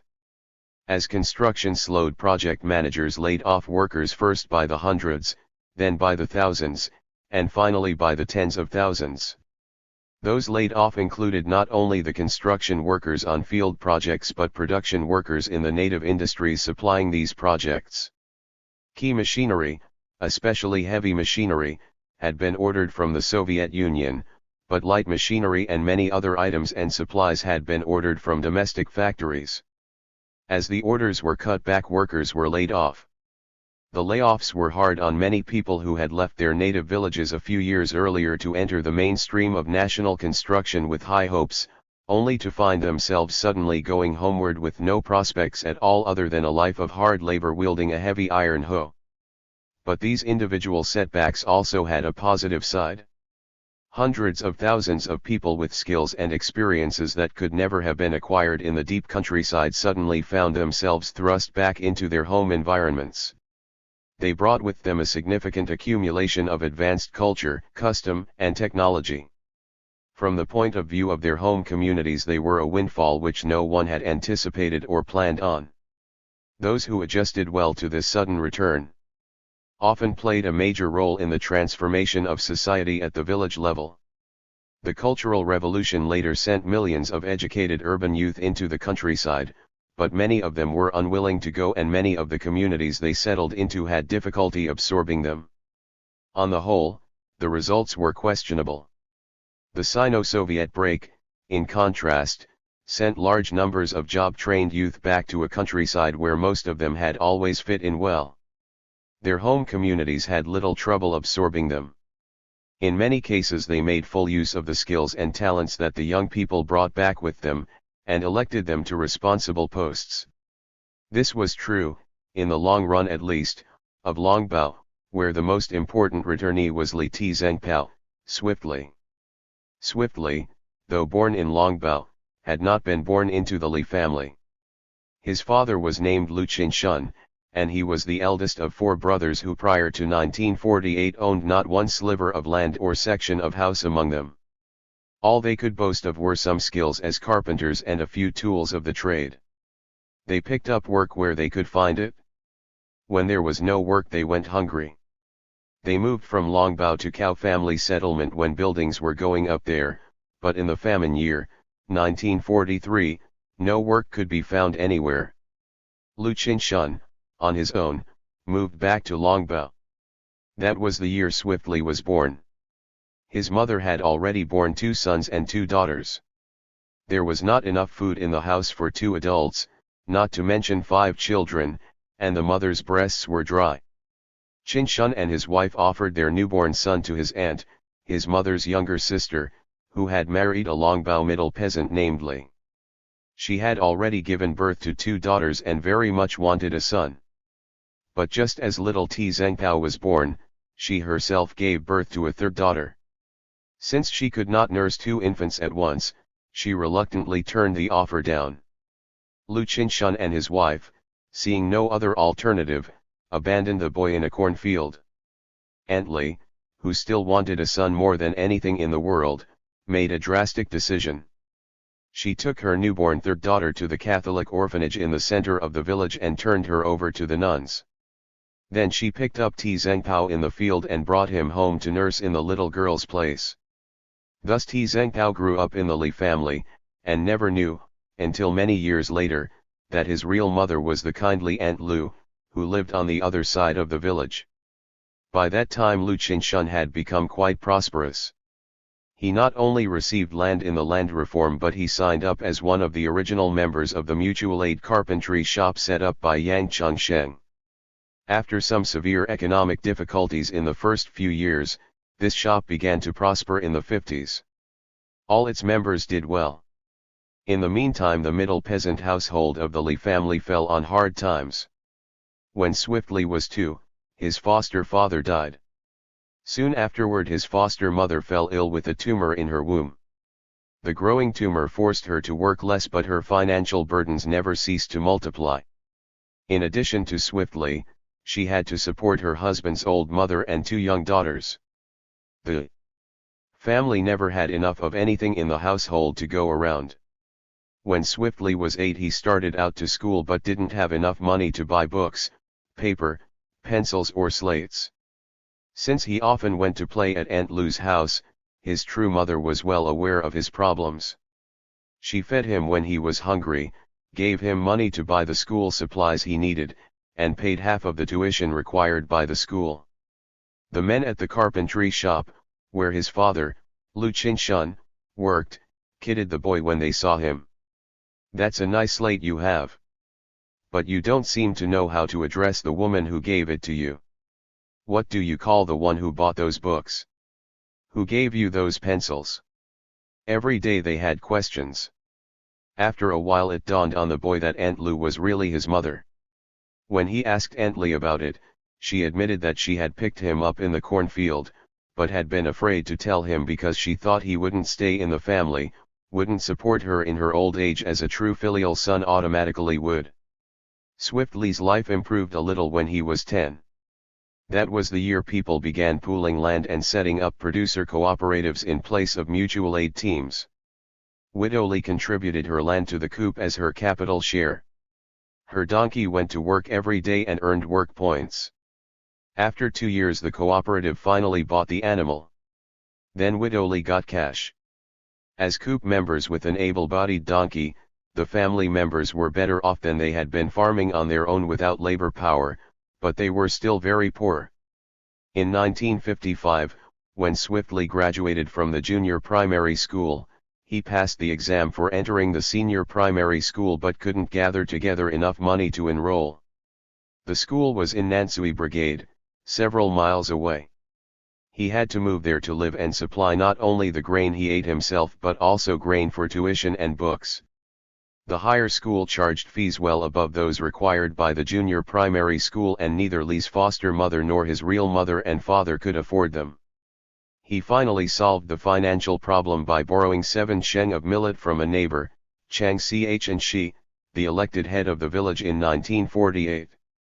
Li's older brother, Lu Qinyong, who was already earning work points and owned a bicycle, put Li on the frame of the bike, hung the millet in a sack from one side of the baggage rack behind, tied his bedroll on top of it and set off to the school in Nansui.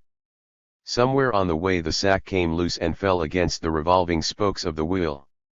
When they got to Nansui the millet was gone. The spokes had worn a hole in the bag and all the grain had run out. This created an impossible dilemma for Swiftly. He had already registered for entry in the school. He hoped to be able to make payment some other way, so he stayed on, ate grain provided by the school, and started to attend classes. But he found no way to borrow anything more. Once he ate school grain he was not allowed to leave until he paid for it, but since he had no grain to give in return he had to stay, eating more grain. Each day his situation became more impossible, more desperate. Finally his oldest brother, Lu Qianfa, came back from Peking, where he was a student at the aviation technical school. Having saved a little money of his own, he went to Nansui, paid off Swiftly's debt, picked up the boy and his kuiha, and brought them both home. That was the end of Li's formal education.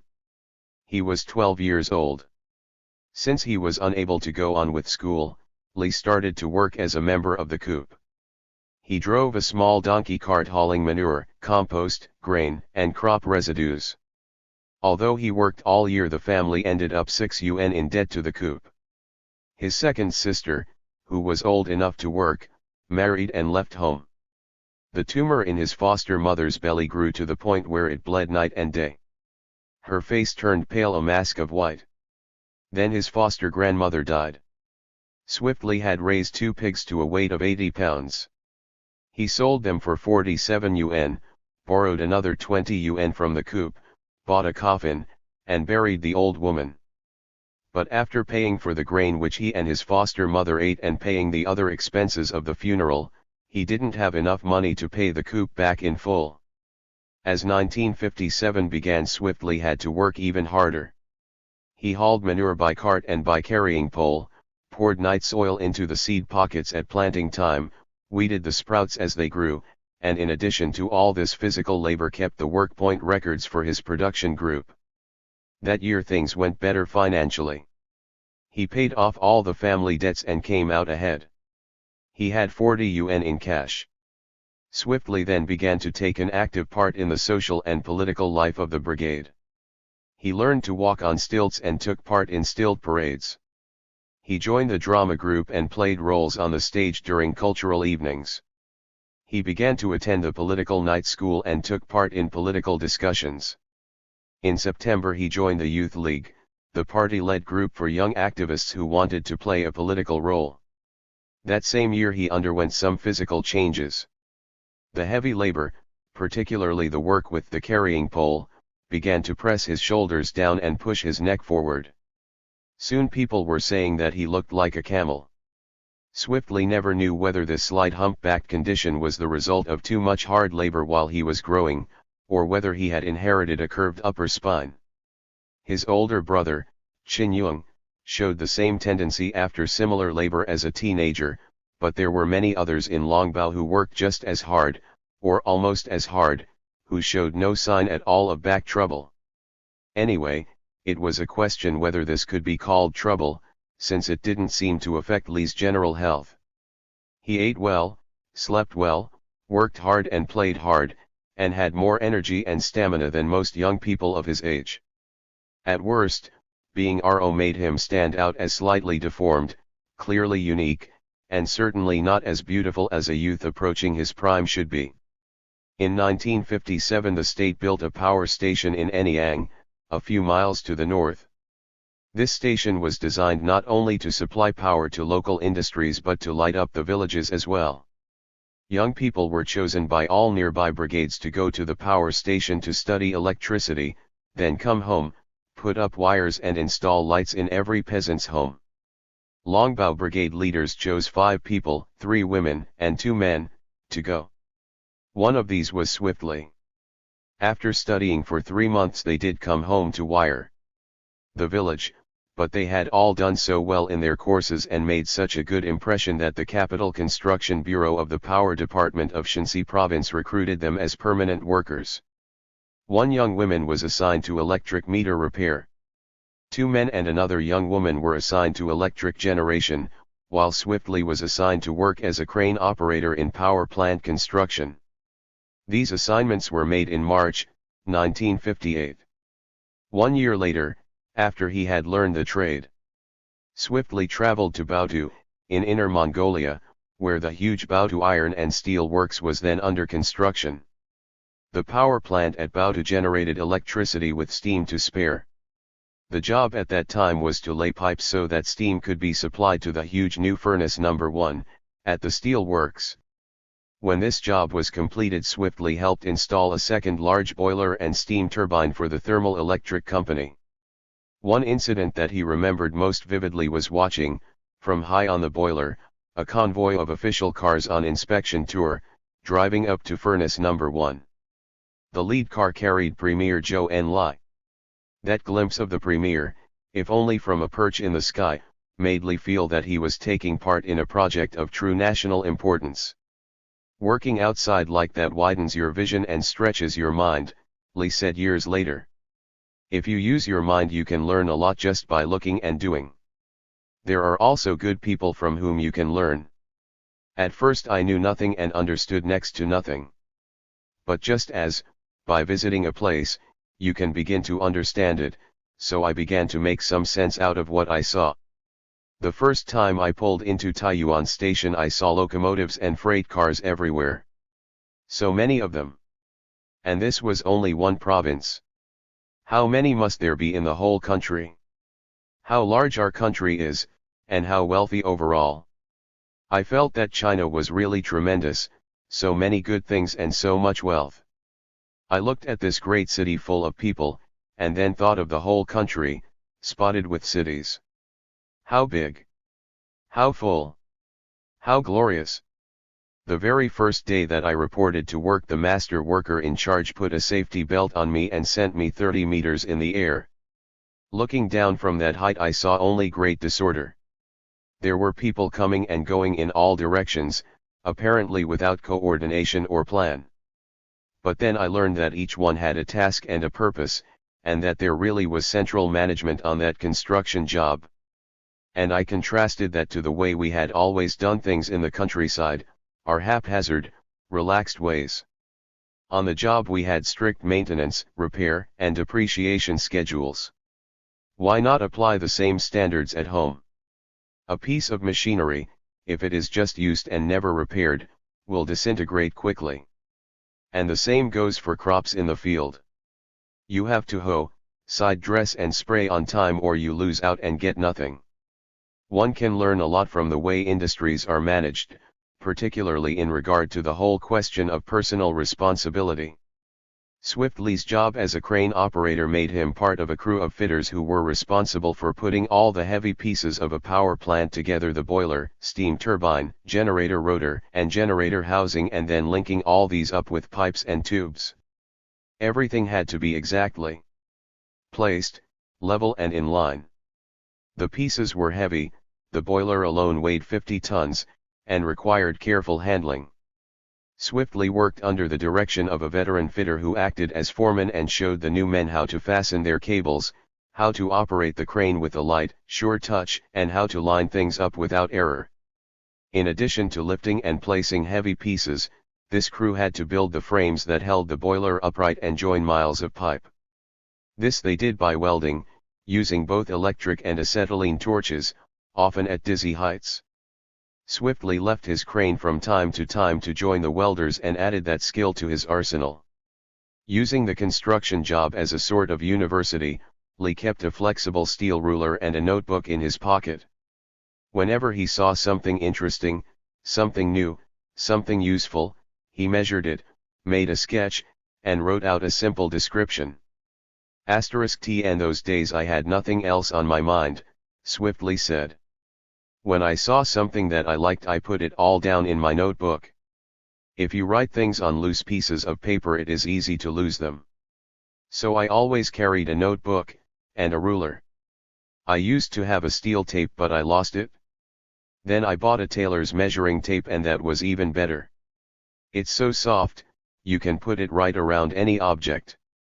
If I saw even a simple table that was well proportioned I'd measure it and write down all the dimensions: width, length, height, and what material it was made of.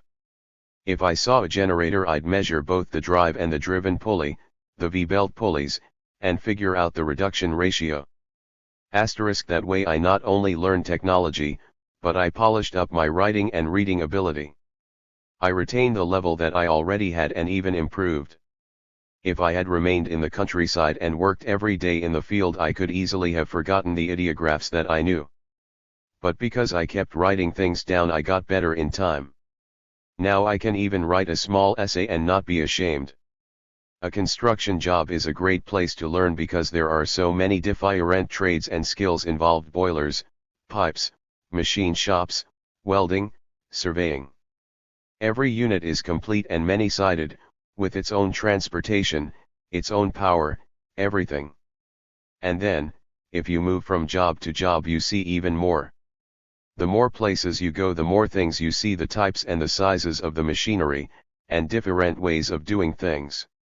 If I had stayed at Baotou I would have seen only one set of methods, but I was transferred from there to Linfen, then to the power plant at Anyang, and then to Qincheng, Yongcheng, and finally to Taiyuan and the Hosi No. 1 power plant there. Everywhere I went I learned something new. *T. In addition to all that I learned on the job, I attended study classes that raised my level. First I studied electricity for 3 months, then later on the job I signed up for technical courses. If we worked with electricity we had to study it. Even so, I never worked with high voltages. In our construction work we set up everything without power.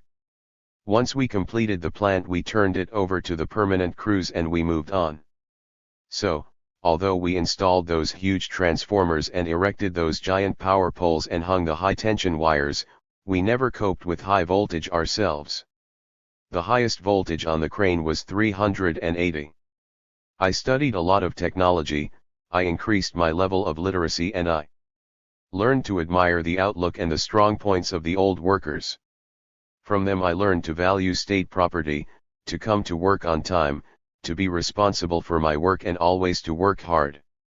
At a height of 30 meters, in bitter winter weather, they went all out to do a good job.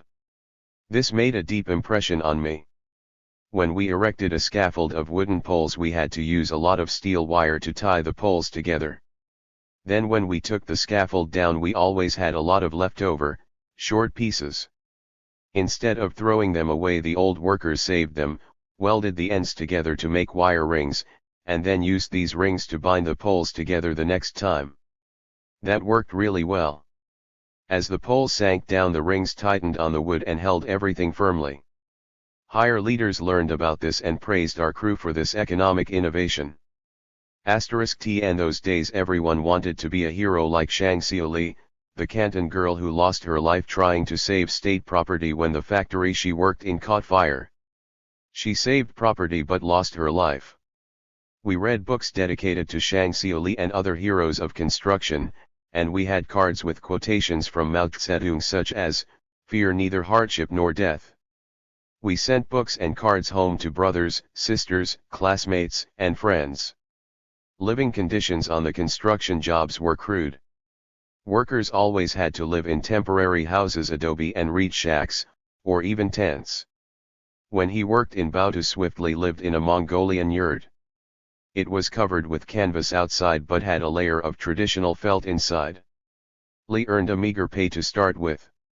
As an apprentice he got 12 yuan a month.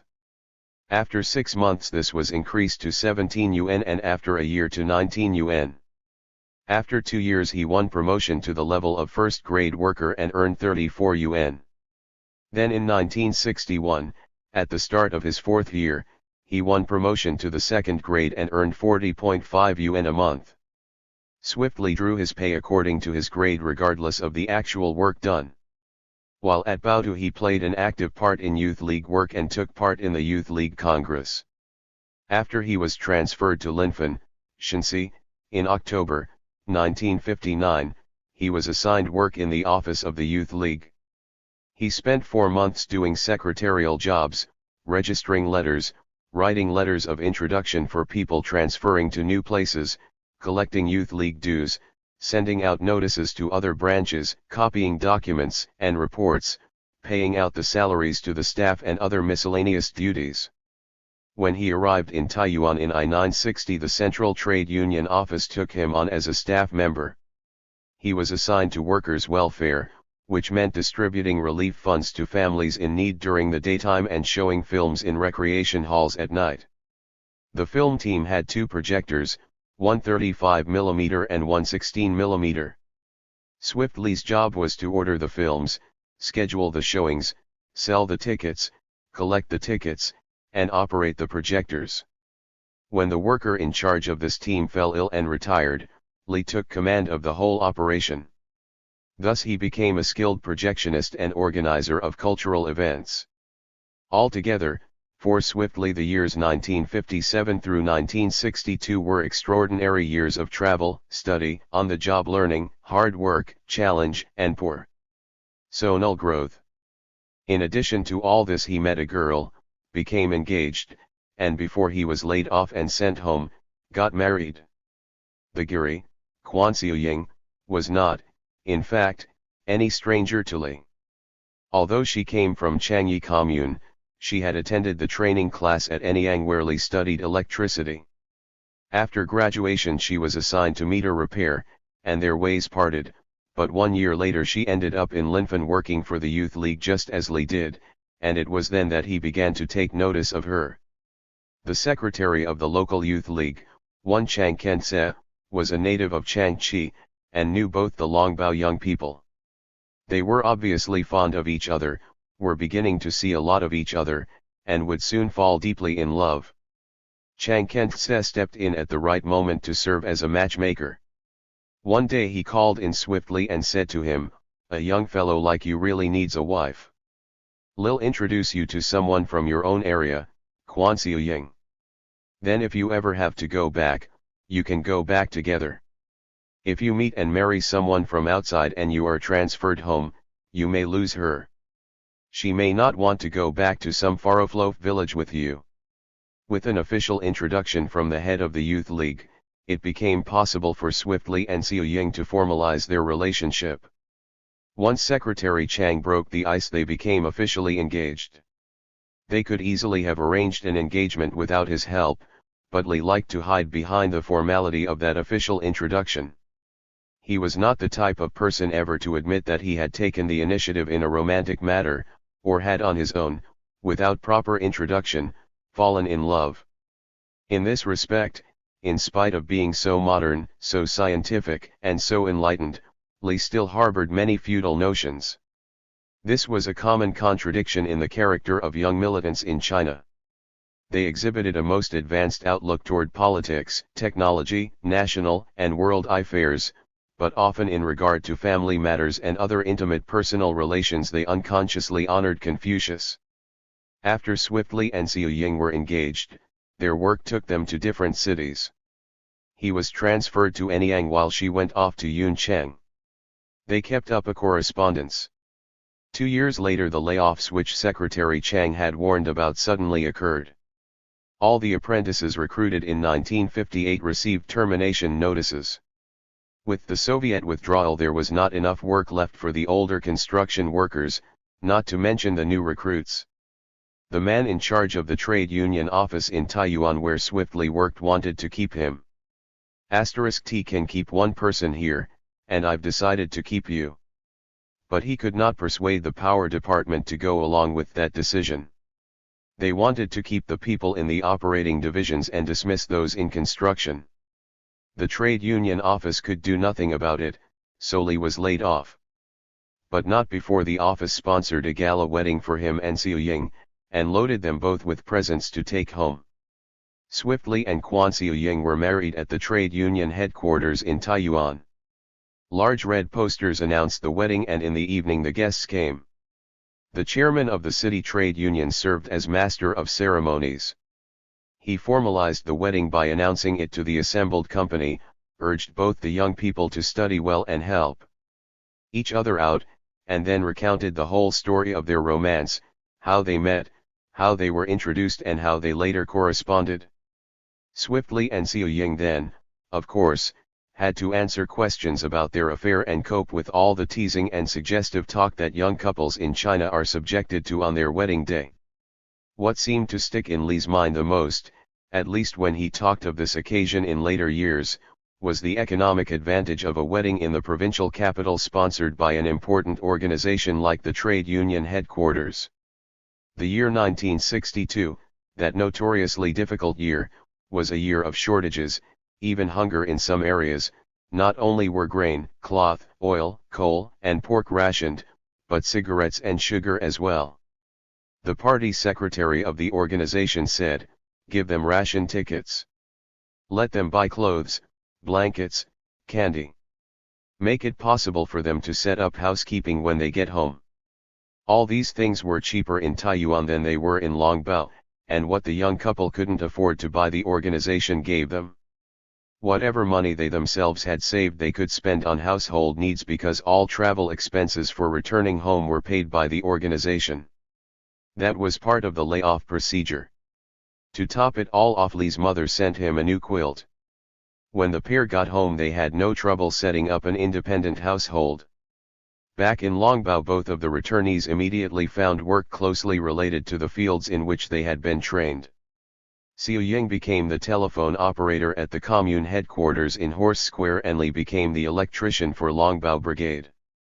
He worked as electrician for the next 3 years, but Xiu Ying soon became pregnant, began bearing children, and had to withdraw from active work to rear them.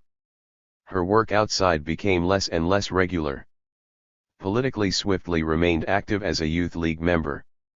In June 1965, on the recommendation of Xiao Qia, political director of the military department of Changchi City, and leader of the Socialist Education Movement work team sent to Longbao, Li was promoted to the post of Youth League secretary. Soon after that he joined the Communist Party, and immediately on joining became the vice secretary of the party branch that was headed by his brother Lu Qinyong.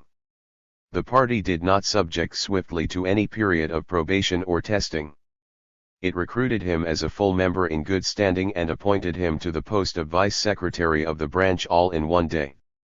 This was a somewhat irregular, if not an unusual procedure, and led to charges, by those who were not too happy with the way the brigade was being led, that Longbao had become a Lu family kingdom, that the Lus held decisive power in the community and arranged things to their satisfaction, regardless of the wishes of others.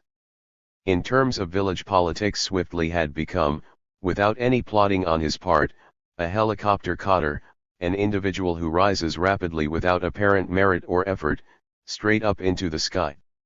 What propels the helicopter, of course, is influence, personal influence. 1962, the year Swiftly came home, was also the year that Yang Linying, future vice leader of the Women's Association, came to Longbao.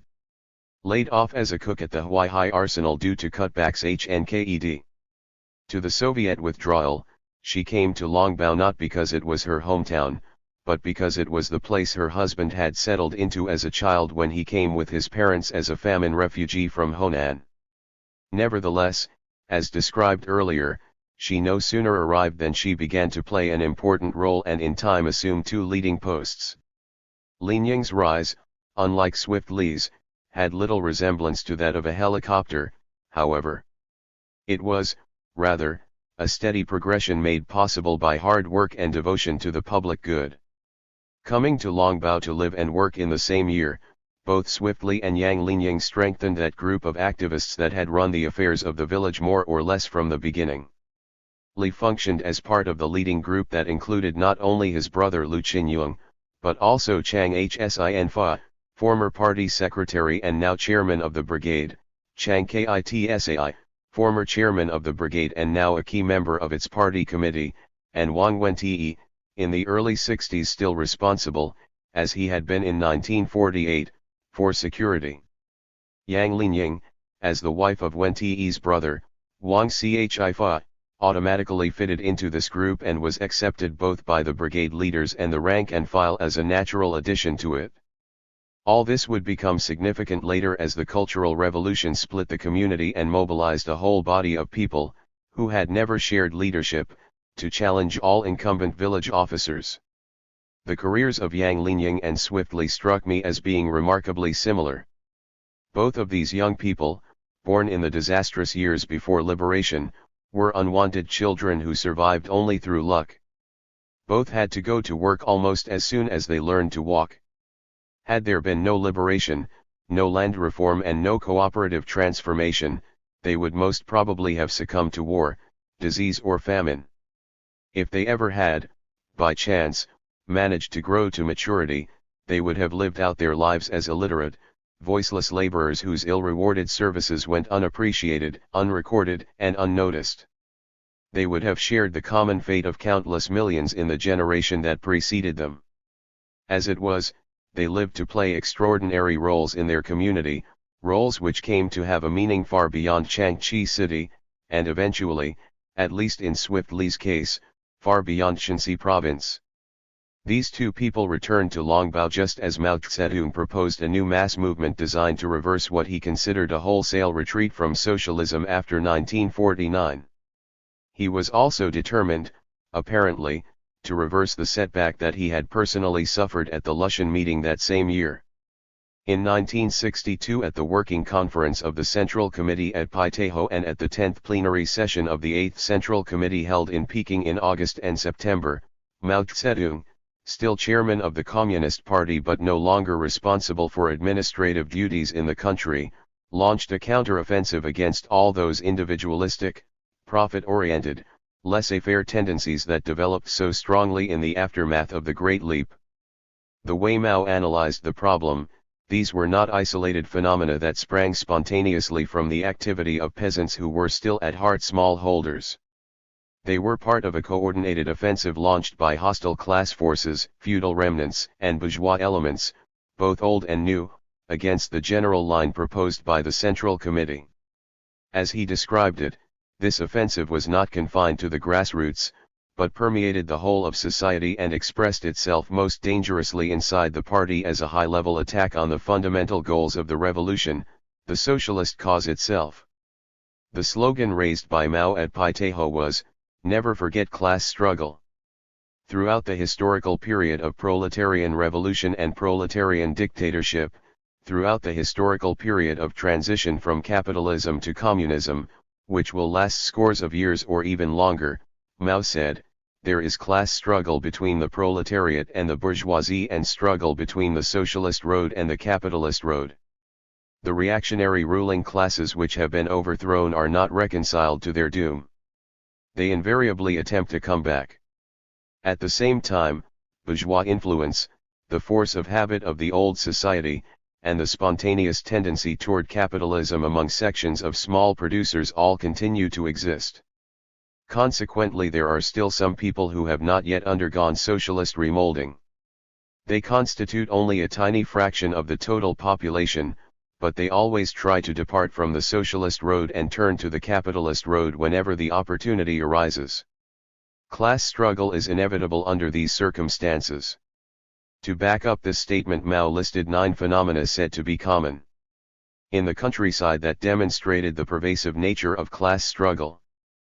The overthrown exploiting classes, the landlords, and the rich peasants, invariably attempt to come back. They seize every opportunity to counter-attack, to take class revenge and to attack the poor and lower middle peasants. 2. The overthrown landlords and rich peasants try in 1,001 ways to corrupt the cadres and grab leadership. In some communes or teams, leadership has actually fallen into their hands. Their agents have also seized some positions in other organizations. 3. In some places the landlords and rich peasants try to restore feudal clan rule. They make counter-revolutionary propaganda and form counter-revolutionary organizations. 4. The landlords, rich peasants, and counter-revolutionaries make use of religion and reactionary secret societies to deceive the masses and engage in criminal activities. 5. In many places various kinds of sabotage by reactionary elements have been discovered, such as the destruction of public property, the stealing of information, and even murder and arson. 6. In the field of commerce, speculation and profiteering are quite serious, and in some places flagrant. 7. Exploiting hired labor, usury, and the buying and selling of land have also occurred. 8. Besides the old bourgeois elements who continue to engage in speculation and profiteering, new bourgeois elements have appeared who have amassed considerable wealth through speculation and exploitation. 9. In government organizations and in the sphere of collective economy, there have appeared a number of grafters, thieves, speculators, and political degenerates. They collude with the landlords and rich peasants in committing misdeeds.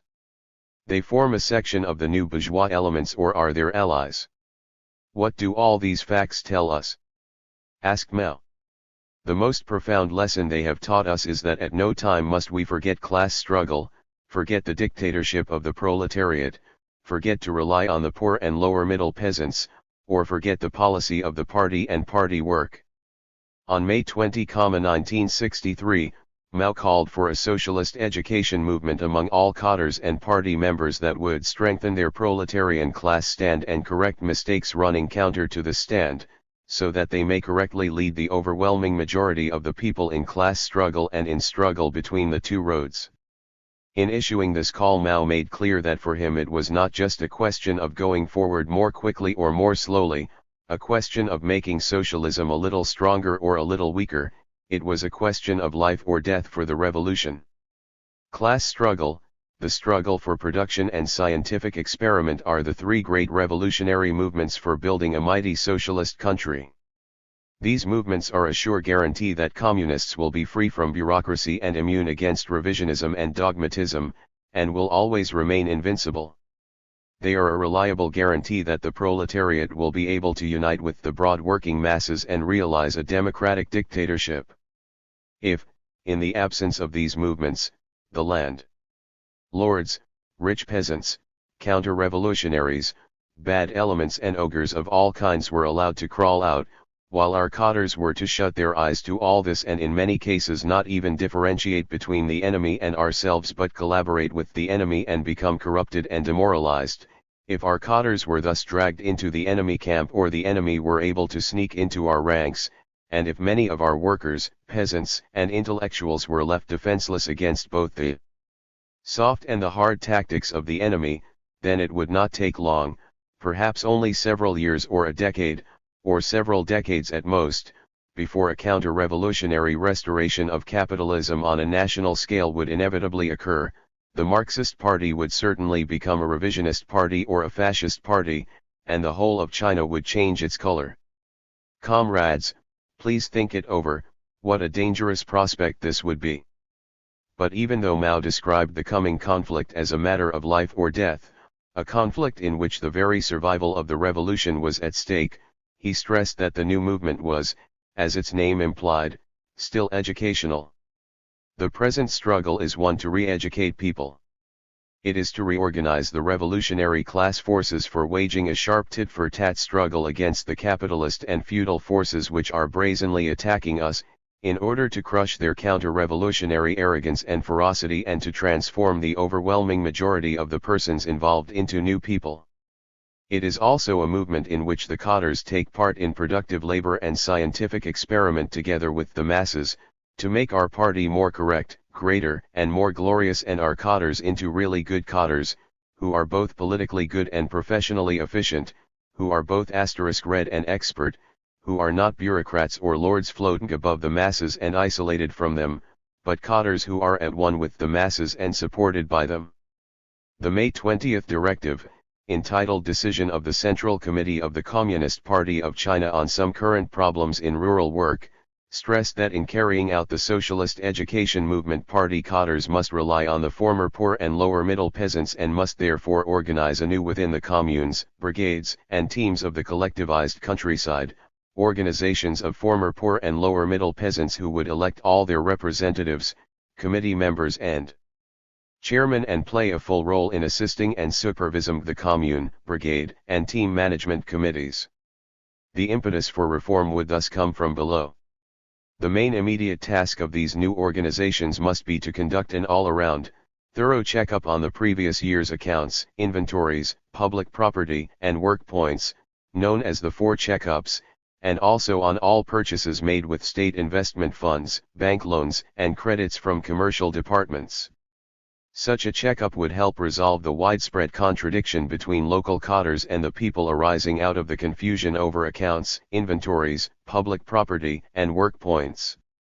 Mao saw this contradiction primarily as one among the people and urged all cotters to take a bath in warm water, receive a preventive injection in time, so that they could lay down their burdens, correct run-of-the-mill mistakes, re-establish unity between themselves and the people, and return to their work at ease. At the same time, since big grafters, die-hard profiteers, and political degenerates were exposed, Mao saw the movement as serious class struggle, a struggle to defeat and crush the brazen attack of the capitalist forces / by enabling minor transgressors to wash their hands, take a bath in warm water and lay down their burdens, the movement could ensure that all the good and comparatively good cotters united with the people against a few die-hard enemies, thus uniting 95% of the people and the cotters to fight against the class enemy. In other words, by helping to resolve contradictions among the people, this campaign should bring about a great unity among the people, a great unity among the cotters, and a great unity between the people and the cadres so that they could successfully handle the antagonistic contradictions that remained in society and blocked the development of socialism. Point 9 of the directive stressed the importance of all cadres taking part in productive labor on a regular basis. The fact that party branch secretaries are taking part in collective productive labor in accordance with the established rule shows that our party cadres are ordinary workers, and that they do not lord it over the people. By their participation in collective productive labor, the party branch secretaries will be able to maintain the widest, most constant, and closest contact with the masses, to have an up-to-date understanding of class relations, the problems of the masses and the production situation, and to have timely discussions with the masses and thus solve problems by the mass line. The directive called on commune and county level cadres to join productive collective labor on a regular basis and urged fewer and better organized cadre meetings so that more time would be open for labor together with the people. Siang County, home of the Takei Brigade, was cited as a model in this respect. At Mao's insistence, this directive both began and ended with some basic Marxist theory. The introduction was Mao's essay on the theory of knowledge entitled "Where Do Correct Ideas Come From?" And the concluding or 10th point consisted of some comments on the Marxist scientific method in investigation and study. Both stressed the importance of practice, of joining the people in class struggle, the struggle for production and scientific experiment, getting down off the horse, going deeply into primary units, living there and gaining systematic and fundamental knowledge on important questions. First comes perceptual knowledge, using the eyes, ears, nose, tongue, and body. Then, after the accumulation of enough perceptual knowledge, comes the leap to conceptual knowledge, the formulation of ideas. Finally, there is the testing of this knowledge in social practice, which alone can provide the criteria of truth. Often, writes Mao, a correct idea can be attained only after many repetitions of the process from matter to consciousness and back to matter, that is, from practice to knowledge and back to practice. Such is the Marxist theory of knowledge, the dialectical materialist theory of knowledge. It is necessary, Mao continued, for our comrades to study the dialectical materialist theory of knowledge so that they can correct their thinking, be good at investigation and study, can sum up experience, work better, overcome difficulties and commit fewer mistakes. Why stress at this point that the source of knowledge lay in practice? Most probably because rote learning, formalism, and jargon threaten to reassert their age-old dominance over Chinese political life. Stressing practice could undercut that tendency, so deeply embedded in traditional culture, toward philosophical idealism, toward revealed truths, fixed, absolute, and so faithful in their reflection of the hierarchical nature of Chinese society and the Chinese state, the magistrate in his yamen, the peasant in the field with his hoe, all's right with the world. Without remolding their way of thinking could Chinese ever rebuild their lives? Why stress, at the same time, the tortuous, back-and-forth nature of learning? Mao sought, perhaps, to prepare both people and cadres for long years of combat to come. His argument could also serve to refute those who, disturbed by the excesses of the Great Leap and the sharp setback to the economy that resulted, were repudiating the leap altogether and along with it the people's communes and the party's general line for socialist construction. To those who charged that the Great Leap was a disastrous exercise in voluntarism, Mao seemed to reply that no great social experiment could ever be conceived a priori.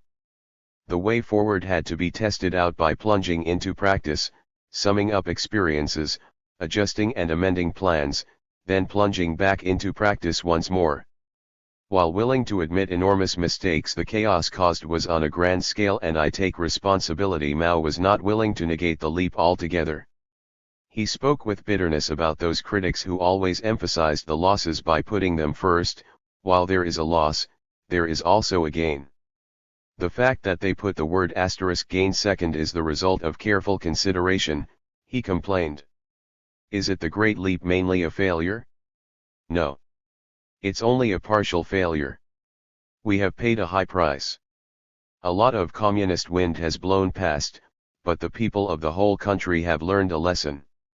No matter what others said, Mao was not willing to withdraw the central slogan first adopted for the production drive of 1956 and later re-emphasized as the inspiration for the Great Leap. Go all out, aim high, achieve greater, faster, more economical results in socialist construction. Nor was he willing to say that mobilizing the whole Chinese people for a great mass movement in production was wrong. Mao saw the mistakes as side currents, reverse eddies in a mainstream that flowed majestically in the right direction.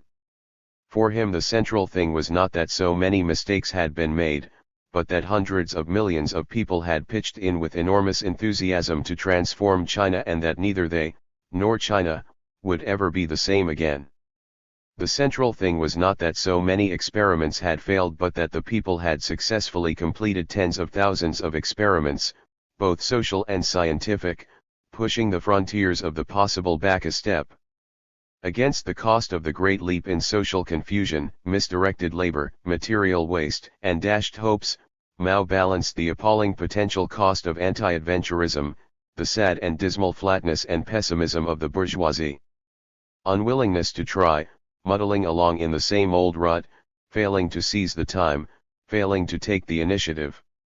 Not daring to test the capacity of the Chinese people in the new conditions created by the socialist transformation of the economy in the middle 50s. What would such philistinism cost in the long run?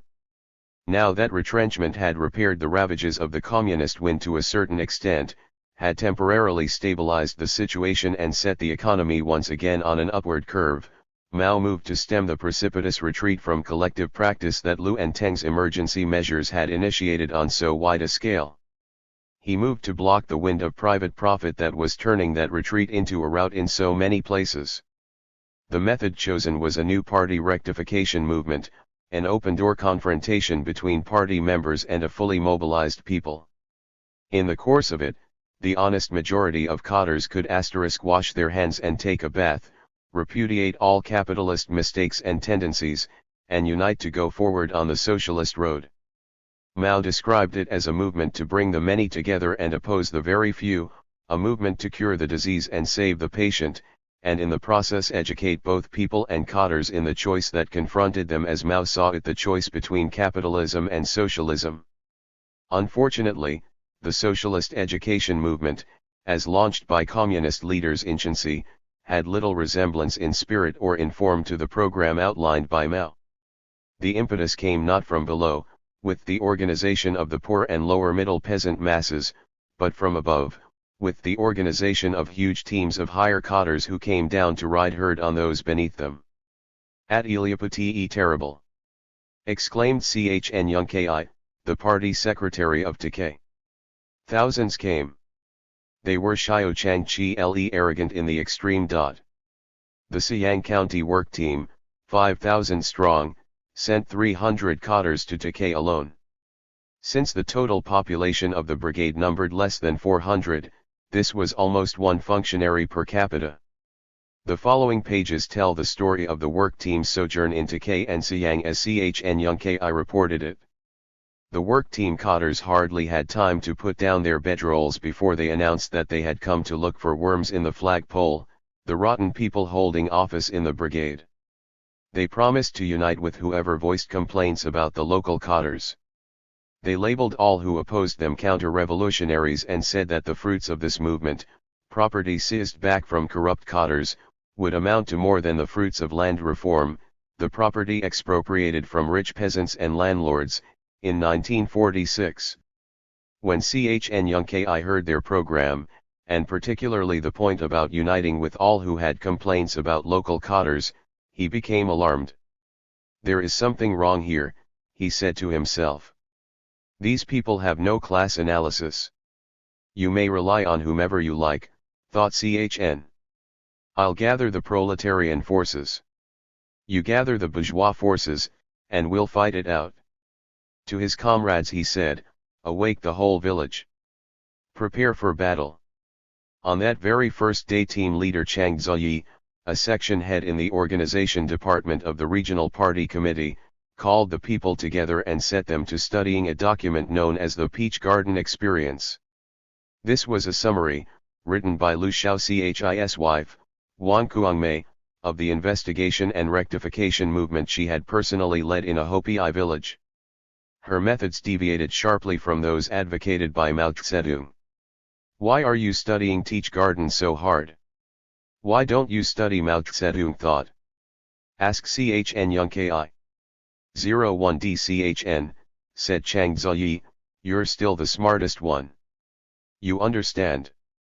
Then, turning to the others he smiled. Look at you. You're so dumb. Chn sees the essence right away. It's quite clear, we mean to have some achievements, i.e., exposures.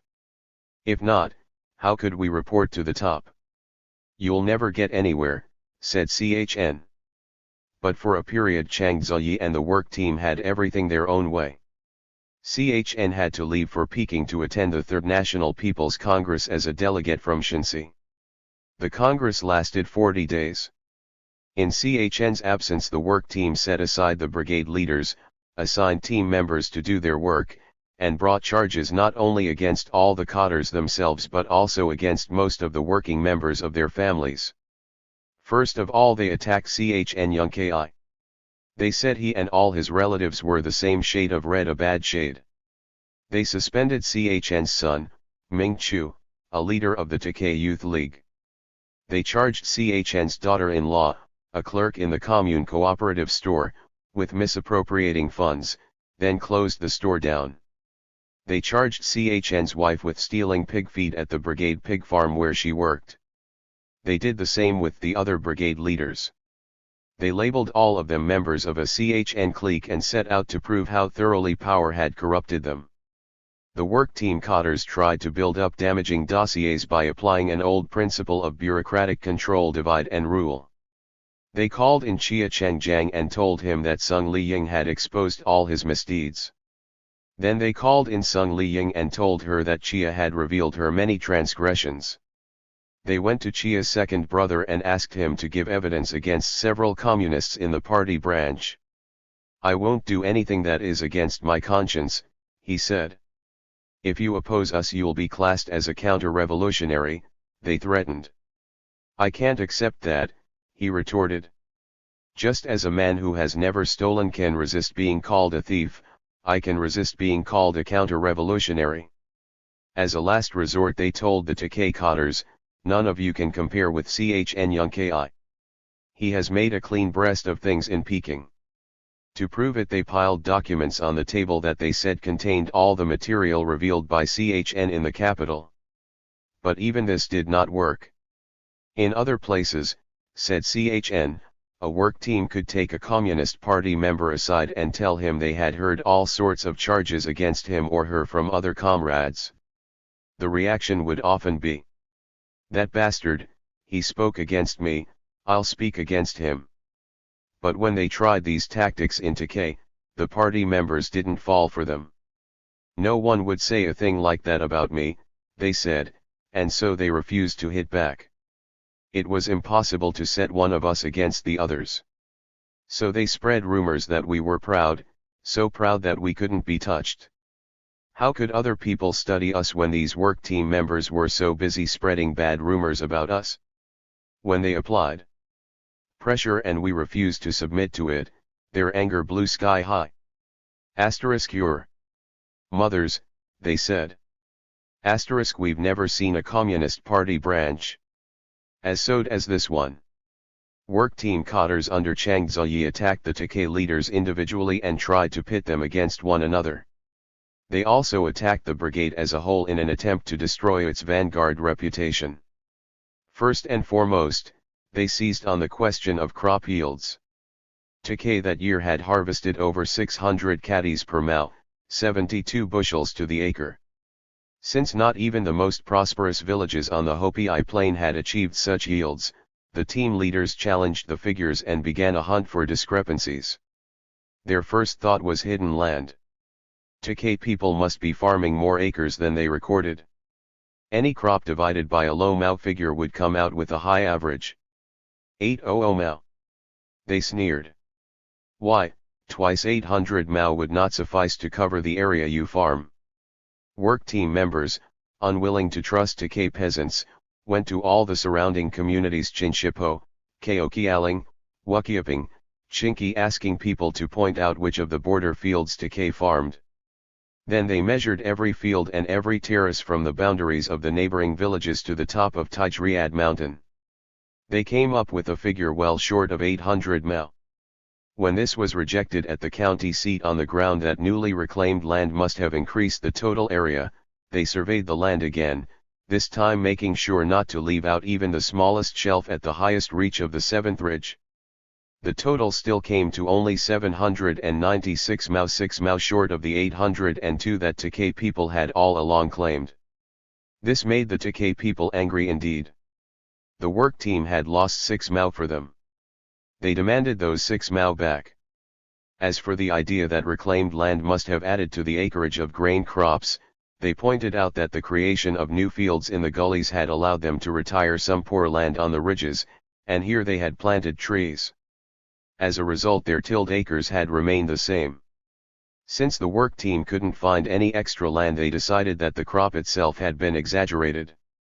They weighed all the grain stored in people's homes, and all the grain stored in the brigade warehouse. Then they checked all the figures of sales to the state. Everything checked out to the last caddy. Not a single grain of Takei's crop had been counted twice. Then someone remembered that there was a regulation regarding moisture content. In corn that was NOL fully dry, 1.25% of weight had to be deducted for each percentage point of moisture above 15.5%. This was a national regulation that Takei people had never heard of. When told of this, they denied that it was applicable, since Takei crops had been weighed and distributed after the Lunar New Year. By that time the corn had dried well and certainly did not contain more than 15.5% moisture. Furthermore, the state grain company had tested the corn delivered to the state by Takei and had not reported high moisture. But the work team pressed hard on moisture. They tried to carry the issue to the people. Your leaders have their own central committee. They make their own policy in regard to moisture. You think you are getting a fair share of the crop, but actually 20, 30, even 40% must be deducted from the weight you think you have because of moisture. They have been cheating you. Some people wavered, but others set the record straight. We didn't deduct for moisture because our corn was dry. Aren't we getting bigger crops than ever before? Aren't you all getting larger shares than ever before? Of course. But they are telling you that we aren't harvesting big crops on the one hand, and on the other they are telling you that we cotters have misappropriated so much that when it is divided up you'll get more than you ever got in the land reform. Does that add up? Fought to a standstill on the question of land measurement, total yield, and moisture content, the work team cotters had to retreat. But they soon began a counter-attack on the question of work points for cotters. Your cotters, said the team, have been reporting work points that they never earned. All Takei cotters indignantly denied this. We have never reported a single point that we didn't earn, they said. But here a work team member tripped them up. He had been in Takei long before with the High Cotter of the Provincial Agricultural Department. This man had demanded full reports on many subjects, and so the cotters had reported to him during their noon break and at night after working hours. On the day that he left they still had not completed their reports. They talked through and beyond their noon hour, so that nothing would be left out, and reported for work 1 hour late. All this the team cotter had recorded in his notebook: year, month, day, hour. But brigade records showed full work points for everyone that day. The Takei cotters had to criticize themselves then. They indeed had all received credit for an hour not worked. But the brigade rank and file didn't agree that this was cheating. They said, you were late because you were working for the brigade, not for yourselves. And they asked the work team cotters point blank, when you work in your office eating the people's millet, have you ever been 1 hour late to work? Have you never been off sick for a day? Have you ever paid for medical care? You say you don't miss an hour a year? What nonsense! Not 10, not 100 would be enough to cover what you yourselves miss. The team continued to find fault with the work point system. Takei people had always given work points to those who cleared away snow in winter. Since the brigade's winter work involved remaking one gully after the other, people had to get to the fields, haul rock, and move earth regardless of weather. Without snow removal crews none of this could be accomplished. People considered snow removal as important as any other work. They allocated work points to it just as they would for any other work. If there were two brothers in a family and one went to build retaining walls while the other went to sweep away snow, they both earned the same amount. The work team cotters said this should not be. They had never heard of snow removal work points. They considered sweeping snow to be light work that people ought to do in their spare time. Under pressure from the work team, the Takei Brigade dropped snow removal from its work plan and abandoned all points awarded to it. Having made some inroads on the issue of work points, the work team moved to a vigorous attack on Takei's method of allocating the basic grain ration. The 60-point charter entitled every brigade member to 300 caddies of grain for subsistence, regardless of age or physical condition. Within this overall framework, Takei Brigade had worked out a system for graduated allocation that gave children under 6 180 caddies, those between 6 and 10 240 caddies, and adults 300 or more depending on the nature of the work they undertook. The total amount of grain allocated per capita was 300 times the population, but children who could not possibly eat 300 caddies received less. This created a surplus that could be allocated to those who needed it most because they worked the hardest. It also ensured that grain allocated to, but uneaten by, children would not find its way into any black market. No family received substantially more than it consumed, hence no family had a surplus to sell. The work team cotters called this an unwarranted distortion of policy. They again accused Takei cotters of setting up a central committee of their own in order to cheat the masses. In fact, there was not much about Takei that pleased Chang Ziyi and his team. Its members criticized the new long rows of solid stone housing that Takei people began to build after the flood washed out their Loess cave homes as impractical. There's no place to put a pigsty or plant a few tobacco plants, said the team. They also criticized the lack of a free market. No free market? With life so bitter you haven't encouraged buying and selling? Isn't this suppressing the people? Some of the criticisms were well founded. Takei housing did not allow for home-raised pigs or kitchen gardens. Other criticisms could at least be debated. Not even the Central Committee had reached a consensus on the question of rural markets, how large, how frequent and how free they should be. A few criticisms were patently ridiculous. An art worker from Taiyuan tried to ferret out what happened to the income realized through selling the offspring of the brigade mules. He suspected graft until he learned, to his surprise, that mules do not reproduce. Another city-bred team member wanted to know why Takei cornstalks, unlike those he had seen elsewhere, grew so thin. He was looking at tall sorghum plants, known in China as kaoliang, and not at corn at all. Why did work team cotters attack Takei like that? Ask Chen Young Ki. Because Takei was prosperous while the other brigades lagged behind. Knowing Takei, one could make comparisons. One could launch a study movement. But they didn't start a study movement because Takei had Chen Young Ki, and he could make trouble. Therefore Takei was no good. They did their utmost to oppose Takei and suppress that troublemaker, Chen Young Ki. Every day they came up with new schemes and designs to suppress Chen. One official who considered Chen Young Ki a die-hard troublemaker was Po Hung Chung. Po, leader of the 5,000 Mansiang County work team, came from the nearby village of Hotung. He was the son of one of the county's most powerful landlords. In 1945, landless peasants had completely expropriated his father's estate. By that time Po Hung Chung had already been a communist for several years. Rejoined the party during the anti-Japanese war and rose quickly in its ranks. In 1964 he represented not only the Central Shensi Party Committee, but the Shensi Provincial Party Committee as well. Sent down from the provincial level to lead this great rectification movement in his home county, he began by suspecting everyone, denouncing everyone, and pressing everyone to confess crimes. He showed such vindictiveness toward all rank-and-file cotters, most of whom were poor peasants who had taken the lead in breaking up the feudal land system in Siang, that they began to suspect him of seeking revenge on behalf of the landlord class. He could not have behaved worse if he had been a member of the Home Return Corps, they reasoned. Home Return Corps units were irregular armed groups of landlords and landlord henchmen who came back to take charge of their native districts whenever the Kuomintang army managed to recapture any territory from the People's Liberation Army during the post-World War II Civil War. They seized back from the peasants whatever had been expropriated, hunted down and killed communists and activists, and instituted white terror wherever they held sway. Under the circumstances it hardly seemed unfair when the peasants began calling Po Hung Chung * Home Return Corps Po. Home Return Corps Po knew Chen Yung Ki well.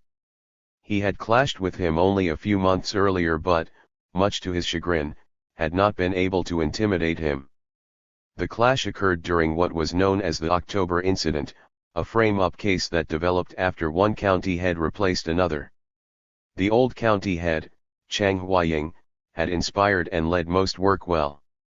Under him cutters habitually joined in manual work, writers and actors crowded local stages with new plays and skits, and peasants created grain surpluses that stimulated investment in new industries. In spite of this record, Chang Huaying had to yield his post in 1961 to a man with a similar name but quite different politics, one Chang Yung-hwai. The new county head proceeded to reverse all the basic policies initiated by his predecessor. He neglected collective production, praised reclaimers of wasteland for private use as wasteland pioneers, encouraged private trade and individual enterprises for profit, and even advocated blowing up the main dam on the river so that he could redistribute the flooded land. When the people vetoed this, he sold the dam to Yangqiuan City. As a result, most of the brigade cotters in Siang opposed his leadership. In October 1964, just before the socialist education movement began, Chang Yung-hwai announced that he had uncovered an anti-communist plot in the county. He fingered 80 county-level cotters and 400 brigade-level cotters as participants. Some he labeled counter-revolutionary and jailed. Others he labeled only anti-party. He sent them to work at new posts to redeem themselves. Some 20 from all three levels of the administration, brigade, commune, and county he brought before the regional party committee as special cases. The chief investigator in charge of the special cases was Home Return Corps Po. He accused the 20 of serious crimes, ordered them beaten, and questioned them until they broke down and admitted guilt. As soon as they admitted something, he had them beaten again until they admitted more. In the end, unable to find any way out, they could only lie in their quarters and weep. All of Po's efforts failed to develop a satisfactory case, however. In the end, he labeled Chen Yung Ki an anti-party activist and called him in to confirm the charges against those accused. Angry because so many of his old comrades had been beaten, Chen rolled up his sleeves and prepared to fight. "I called you here to expose them," said Po. "If you protect them instead, I'm going to press charges against you." This angered Chen Yung Ki further. He prepared to take on the whole regional committee. "Why did I fight back so?" asked Chen Yung Ki later. "Because they were not carrying out Mao's policy. If cotters had made mistakes, they should be helped to learn from them. Cure the disease and save the patient. But they were dealing merciless blows, even beating some people to death. They were hitting hard at the many to protect the few. I figured that even if they put me in jail, someone would come along and let me out." Unwilling to move decisively against anyone so well known as Chen, Po backed down and sent him home as fast as a return trip could be arranged. In October 1964, Po Hung Chung sent Chen Yung Ki home, but he did not forget the resistance the peasant leader had offered. When he arrived in Siang a few weeks later as head of the county work team, he focused primary attention on Takei and saturated the brigade with hostile investigators.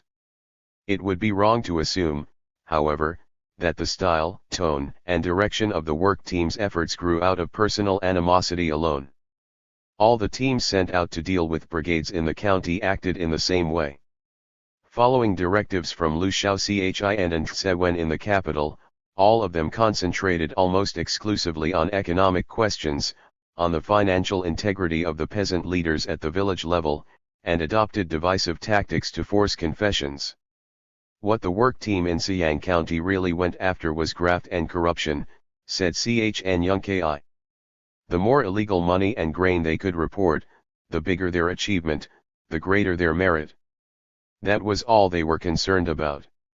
They never mentioned two-line struggle, the socialist road or the capitalist road. So they didn't teach the masses anything. On the question of graft, team Cotters did not proceed from reality, from on-the-spot investigation of real problems. Instead, they made charges based on the number of years a Cotter had been serving and his or her relative had access to money. At a time when the total income of the brigade hardly amounted to 12,000 yuan, they accused Takei's 8 leaders of grafting over 12,000 yuan, without any evidence whatever. They accused Wang Huazhou, the outstanding party secretary of Haochuan Brigade, of embezzling 4,000 yuan. They herded him into isolation together with all those Cotters of his unit whom they had doubts about, 24 out of a total of 27, and watched them day and night. They allowed them out during daylight hours to work under surveillance but shut them in again at night under heavy guard. Team members searched the Cotters' homes and questioned their families sharply. They summoned Wang's wife again and again. They told her and her children that Wang was *4 unclean Cotter and that his family must expose all the double-dealing he had been involved in. Wang's third daughter, only 8 years old, had just started going to primary school. Team members called her in, demanded evidence, then pushed her back and forth between them until she fell and cut her head on a stone. They prevailed on Wang's second daughter, a boarding school student at a distant middle school, to write a letter calling on her father to confess. The work team Cotters also went to all those willing to speak against Haochuan's leaders and called them together for accusation meetings. Most of them were ex-landlords and rich peasants who had lost property at the time of land reform. Of course they had ideas against the revolutionary leaders of the community. Wang admitted glaring at them, even cursing them. Why wouldn't he curse class enemies? But he steadfastly refused to plead guilty to any of the charges brought against him. 327. The work team found a man in the county who had been a buyer for a unit hand pottery. He had bought many large jars from the Haochuan Kill. He testified, under pressure, that he had once paid 800 yuan directly into Wang Huazhou's hands and he signed a statement to this effect. Here, said the work team, was proof of graft. They called Wang in and asked him to admit the charge. For 3 afternoons and 2 nights running they made him stand, while they pressed for a confession. They shouted at him, banged on the table, pushed him against the wall, threatened him. But Wang stood firm. If this were true, he said, I would ask to be expelled from the party. I would ask to have my head cut off. In the end the issue split the work team. The team member who had forced the buyer to give evidence admitted that he had fabricated the charge. The team leader transferred him in disgrace to another team, and dropped the matter of the 800 yuan. But he did not drop the attack on Wang Huazhou. If he could not charge Wang with graft, he could still charge him with anti-party activity. He could send him as a special case to a county-wide meeting where Cotters from 3 levels brigade, commune, and county underwent investigation. The meeting charged Wang with anti-party activity because he had opposed the county party secretary, Chang Yonghui. For 7 days and 7 evenings the proceedings focused on Wang alone. At night 2 guards stood beside his kong while a third watched his door. In order to go to the privy I had to ask permission of all 3 guards and they went with me, watching me every minute. Wang had indeed opposed Chang Yonghui. He had not only opposed him, he had played a leading role in organizing the 40 votes cast against him as party secretary in 1963. He opposed Yung Huai because that cadre opposed Wang's own 3-year plan for remolding Haochuan along lines pioneered by Takei. According to Yung Huai, Haochuan lacked any resources that could be transformed by winter labor. When Wang refuted this and worked for the secretary's defeat, Yung Huai labeled him a ringleader of the opposition, a secret conspirator who opposed the party. Wang admitted opposing Yung Huai, but never admitted that he had ever opposed the party. If it were not for Chairman Mao, I wouldn't even be alive. How could I oppose the Communist Party? He asked. All over Siang County the work team led by Home Return Corps put local cadres under extraordinary attack. He held them under house arrest, mobilized their families against them, harassed them in endless meetings, charged them with serious corruption and even counter-revolution. A few of his less stalwart victims, unable to withstand the pressure, committed suicide. Many others seriously considered killing themselves. When Chen Yongkai finally returned from the Third National People's Congress in Peking, he walked into a crisis at home. Even though the members of the Takei Party branch had stuck together and refused to bring charges against each other, some of the brigade members had submitted to pressure and raised false grievances against their leaders. Landlords and rich peasants living in the brigade under supervision had also raised grievances. These the work team had compiled, worked into reports, stamped with their official seal, and sent to Tao Lucia and Wei Hung, leaders of the Shensi Party Committee who reported directly to Lu Xiao Chi. With these reports in hand, Lu concluded that Takei was much worse than the Peach Garden Brigade where Wang Kuangmei had overthrown everyone in power.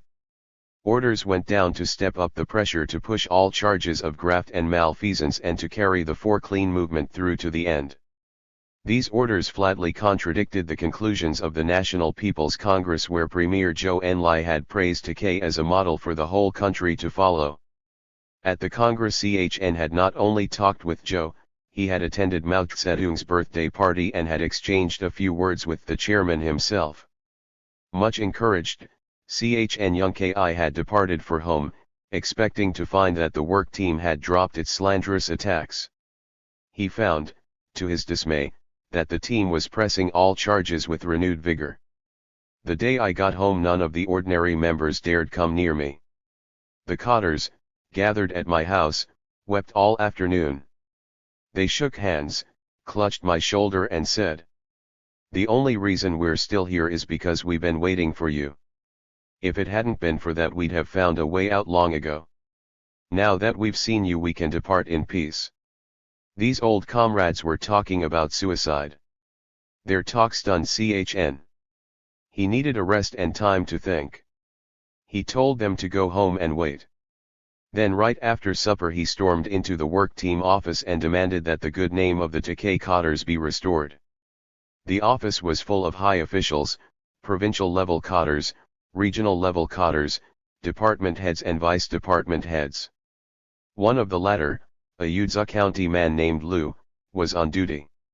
He was looking over some documents, confident and serene, when Chen suddenly walked in and began pounding the table with his fist. "You sit there calmly reading documents while my cadres are destroyed? Restore their good name for me. Restore their good name now." This confrontation so startled Lu that he jerked his head back, strained his neck and had to be sent to the hospital. Having confronted and denounced the work team, Chen Yongkai went home and called the Takei cadres together. He asked about the rich peasants and landlords. What were they saying? They don't say very much. What about the people, then? They've been badly frightened. They only meet up in the gully after dark. What kind of communists are you, asked Chen, that you can't stand struggle? You have to fight back. If you kill yourselves they will say you are guilty, that you killed yourselves out of remorse. Go back and struggle. Without struggle you can never win. Let's go and meet with the people. We won't die in their hands. We'll ask them if they want us to live or die. He led his old comrades up onto the mountain where the people had gathered to move earth. The work team, getting wind of this, sent some cadres to watch. /329 Chn asked no one for permission to speak, as cotters under suspension were supposed to do. Here are all the Takei cotters, Chn said. Have they committed crimes that deserve death? The people stood silent. Many turned to look at the work team members who were glaring at them. No, shouted Chn. Look here, look at me. No matter what crimes they have committed, they don't deserve death. But this work team has tried to drive them to their graves. In less than 10 minutes Chn won the people over. Soon they were all talking at once. The work team deceived us and spread lies about the cotters. By that time the work team cotters had gathered in force. Some of the activists deserted their leaders, joined the people, and started to attack the work they had been led to do. It was getting dark. Chn turned to one of the team leaders and asked, "Can you accept this or not?" The team leader shook his head. Clearly the battle would go on. Late that same evening an old friend, Wang Poli, party secretary of Shah's Zulu, knocked on Chn's door. "Old Chn, I have come in secret to see you. The work team has me under guard, but I came anyway. I came to say goodbye. I am going to kill myself." "How can you think of such a thing?" Chn asked, in anger. "Are you a man or not? Before, when the enemy occupied Siang, they couldn't kill us. But now you want to kill yourself." "Lo. They pinned all these crimes on me," Wang replied. "How can I face anyone anymore? Do the masses agree with these charges? They don't dare speak out. But all the riffraff are active." "This is exactly what's wrong," said Chn. "The masses don't dare speak out. Class enemies run wild and you want to kill yourself. Lo, you are wrong. If you dare kill yourself, I'll mobilize the people of the whole county to repudiate you. As long as the work team doesn't chop your head off with a sword, you have to stay alive. If they put you in jail, never mind. Sit there. Someday your case will be reversed." Thus Chn shamed Wang Poli into fighting back. As you can see, the struggle was very fierce, both inside and outside the brigade, said Chn. Fierce struggle was good, it educated us. It taught us to be cautious and careful when handling all struggle. What do I mean by that? In this kind of fierce struggle, if you fail to handle one point well, it will be used against you. We had to stress tactics. We had to unite all the cotters and rely on the masses again and again. This made the work team cotters stop and think. How could they ever accomplish their task? They kept reading about how teams in other places had such great achievements, how they had found so many big grafters, so many corrupt cotters. Since they had found nothing of the kind here, they became nervous. Thus they educated us again and again. And we made even greater efforts to rely on the masses. If you don't have truth on your side, you can't stand firm in struggle. We also feel strongly that unity is important. Without unity, your group can be influenced. It can be split and broken up. We feel now, said Chn, that Liu Xiaochi and his cohorts in the province, the region, and the county, when they pressed us down, did a good thing. If they hadn't pressed us down so hard, we wouldn't have become so tough. We were pressed into steel. They really suppressed us terribly. Suppress, suppress, suppress. We were very unhappy at the time. But when we look back now, we feel that it wasn't so bad. It turned into a good thing. After his return, Chen Yongkai served as a catalyst that united Takei people and people all over the county for a counterattack. They fought one battle after another. One of the first occurred over snow removal. Ever since Mao Zedong had called on the whole country to study Takei, visitors had started coming to the 6 ridges and 7 gullies of Tijriad mountain by the hundreds and the thousands. In winter, if the peasants did not clear away recurring snowfalls, the visitors could hardly move around. At times they could not even reach the Takei brigade from Siang County town. Once a particularly important group of 5,000 announced that it would arrive the next day. Higher authorities asked the work team to ensure that the visit went smoothly. In the middle of the night a foot of snow fell, blocking all roads. In a panic the team cotters went to the brigade leaders for help. "Clear the snow," they said. "We can't," said the Takei people. "There's nothing in the plan for clearing roads. You insisted that we cut all points for that. You'll have to clear the roads yourselves." Confronted with what amounted to a sit-down strike, the work team had to reverse its position and approve work points for snow removal. Seeing the power of collective non-cooperation, the cotters of Haochuan were impressed. When the time came, they surprised the work team assigned to their brigade with a new variety of passive resistance that was as effective as it was unexpected. Their power to disrupt depended on a regulation that no work team could complete its assigned task and leave a village without first establishing a functioning party branch. Wherever party branches had been disbanded, all suspended members first had to renew their party registration, then they could be readmitted and the branch reconstituted. Since almost all of Haochuan's communists had been charged with graft, anti-party activity, or counter-revolution, and since few of these charges had been withdrawn and even fewer had been adjudicated, the party members, led by their secretary, Wang Huazhou, refused en bloc to register. Their action effectively marooned the work team on Haochuan's high hill and guaranteed that all unsettled cases would soon receive attention at the highest level. The resistance sparked by Chen Yongkai's return came none too soon. 80% of the cotters in the county had been labeled bad. 40 individuals had already committed suicide. 331. While Chen Yongkai mobilized resistance down below, members of the Central Committee began asking questions up above. Zhou Enlai examined the black material sent up by Home Return Corps and decided that something was wrong in Siyang County. He sent a top-level group headed by Li Shuefeng to make an on-the-spot investigation. When this group got to Takei they asked Chen Yongkai to report on production. "Carrot production," said Chen. **, how can I report on production? The big problem here is the For Clean movement. Through the Civil War, the land reform and the Great Leap we all survived. But now, after a few weeks of this work team, already 40 people have died by their own hand."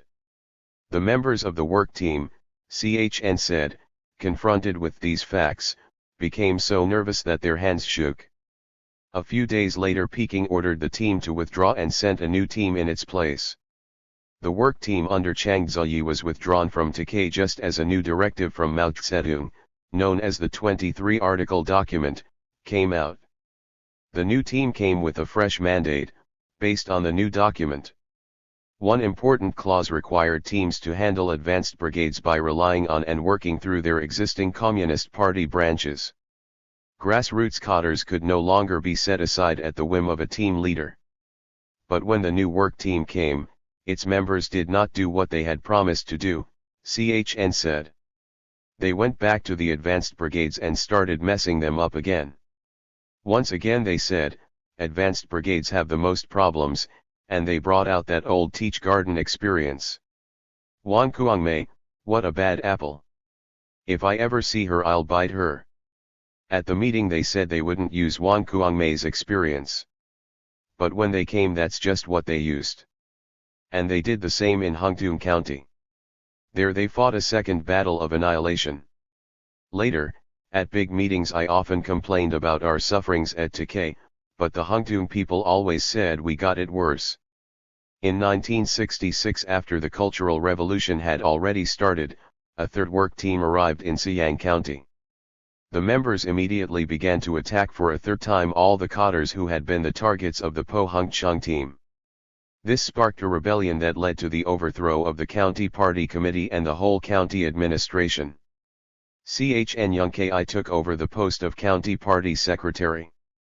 Then the brigade cotters and the people of Takei, Haochuan, and all the other communities that had suffered so much from For Clean distortions demanded that the leading cotters of the Po Hungchung team be brought back for criticism and re-education. Chang Ziyi had to return to Takei. They put him to work in the fields during the day and at night held mass meetings to criticize him. Since he had led the massive survey that measured Takei's land and had come up with 6 mao less than Takei people themselves claimed to farm, they demanded that he fix up 6 mao of new land before leaving. "Where is our 6 mao? You lost them, you had better find them. Fix up 6 mao for us or you can't go." "But," said Chang, holding out his soft white hands, "it takes 300 labor. What is the socialist road? /332 days to fix up a mu of land. I couldn't make 6 mao in less than 5 years. "Who cares how long it takes," they replied. They kept him at hard labor for a month. Our iron hands. His soft hands. He got a nice 10. Finally he wrote a deep self-criticism, said Brigade Chairman Chia. The people of Qingkao Brigade, a part of Takei Commune, once ordered Po Hung-chung himself to appear before them. Chen Yongki walked over to attend the meeting. He wanted to make sure that the people really spoke out. He was afraid that it might be a relaxed affair, and sure enough, when he got there he found Po Hung-chung listening happily to a succession of mild criticisms. "What kind of repudiation is this?" asked Chen, launching into a description of all the home return corps crimes that Po Hung-chung had committed. As he spoke he became more and more angry, waved his hands, and pointed accusingly at Po. Chen's words and gestures galvanized the audience. People rushed up, seized Po by the arms and forced him to bow his head and raise his hands behind his back in the airplane position. Po cried out in pain. "What are you yelling about?" asked Chen. "Do you call this suffering? Have you forgotten how many people committed suicide when you led the work team?" And so a pattern of sharp struggle, even physical attack on provincial and regional cadres emerged. Local leaders and rank-and-file peasants demanded the return of at least a dozen key members of Po Hung-chung's team, made each of them do the airplane, then beat up those they hated most. "The beatings were my mistake," said Chen. "If I hadn't pointed so accusingly at Po to start with, nothing like this would have happened in the whole county. But once the attacks began in my presence, it was hard for me to stop them." The arrogance, high-handedness and perverse political bias of the work team in Siang fostered a violent response. Like a black squall that heralds a major line storm, these beatings served as portents of serious disturbances to come. To Peach Garden Incognito. From Chen's account of the socialist education movement in Siang County, it seems clear that it failed to define, isolate, or overcome any real political errors or any real class enemies. It also failed to re-educate people, reorganize the revolutionary class forces in the countryside, or transform cadres into new people. Instead of helping the average cadre to wash hands, take a bath and put down whatever burden might be holding him or her back, the movement tended to fasten burdens more and more firmly on cadres' backs by indiscriminately attacking all mistakes and shortcomings as if they were serious crimes, setting cadres aside for such crimes, and not allowing them to stand up and resume work after suitable self-criticism. Instead of a movement to unite 95% of the cadres and 95% of the people, it developed into a movement that split the people from the cadres, fostered antagonism against cadres, and set the cadres against each other. 4 clean work teams victimized almost all the cadres at the brigade and commune level because almost all of them, at one time or another, had confused public and private property, had eaten an extra meal at public expense, had taken an ear of corn or a piece of rope home from the collective fields, or had eaten an apple from a collective tree.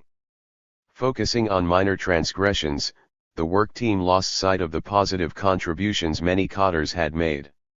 In 1971, all blame for the distortion of Mao's original proposal, and consequently for the warped direction of the movement, centered on a set of supplementary regulations for rural work issued in the name of the Central Committee by Liu Xiao and Teng Xiaoping.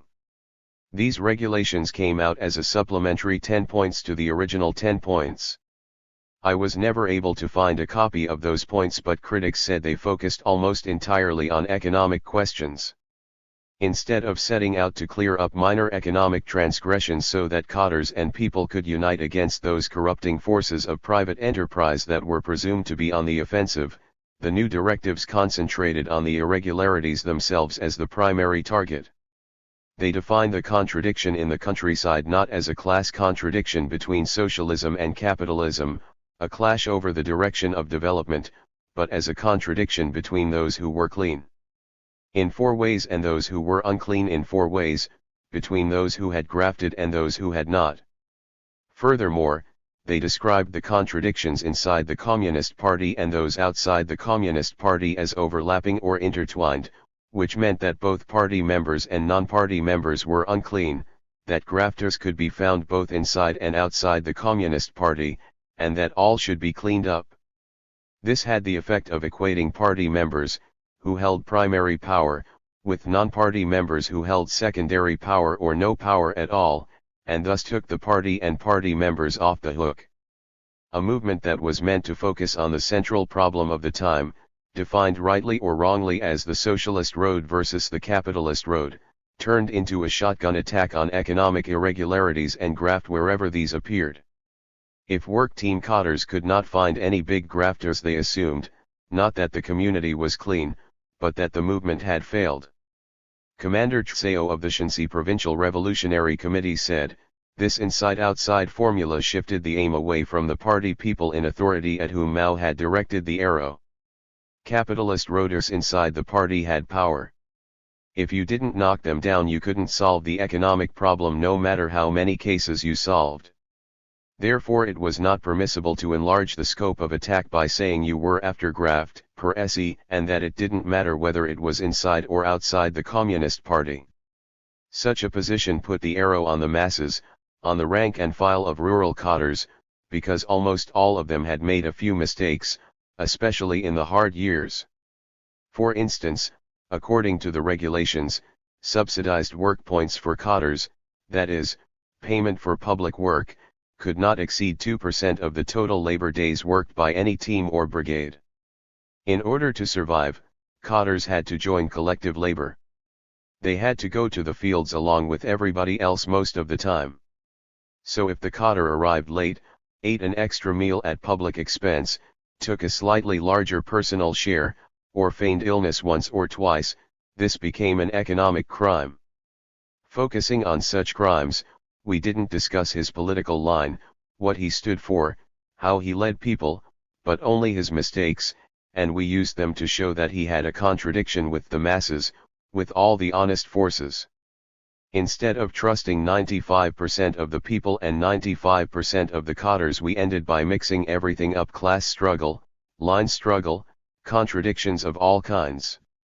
As a result, we attacked all the poor and lower middle peasant cottars. Having done so, we could not help but deduce that everything was extremely dark in the countryside, that in the villages there was nothing but one unrelieved network of crime. So the conclusion had to be that we had failed.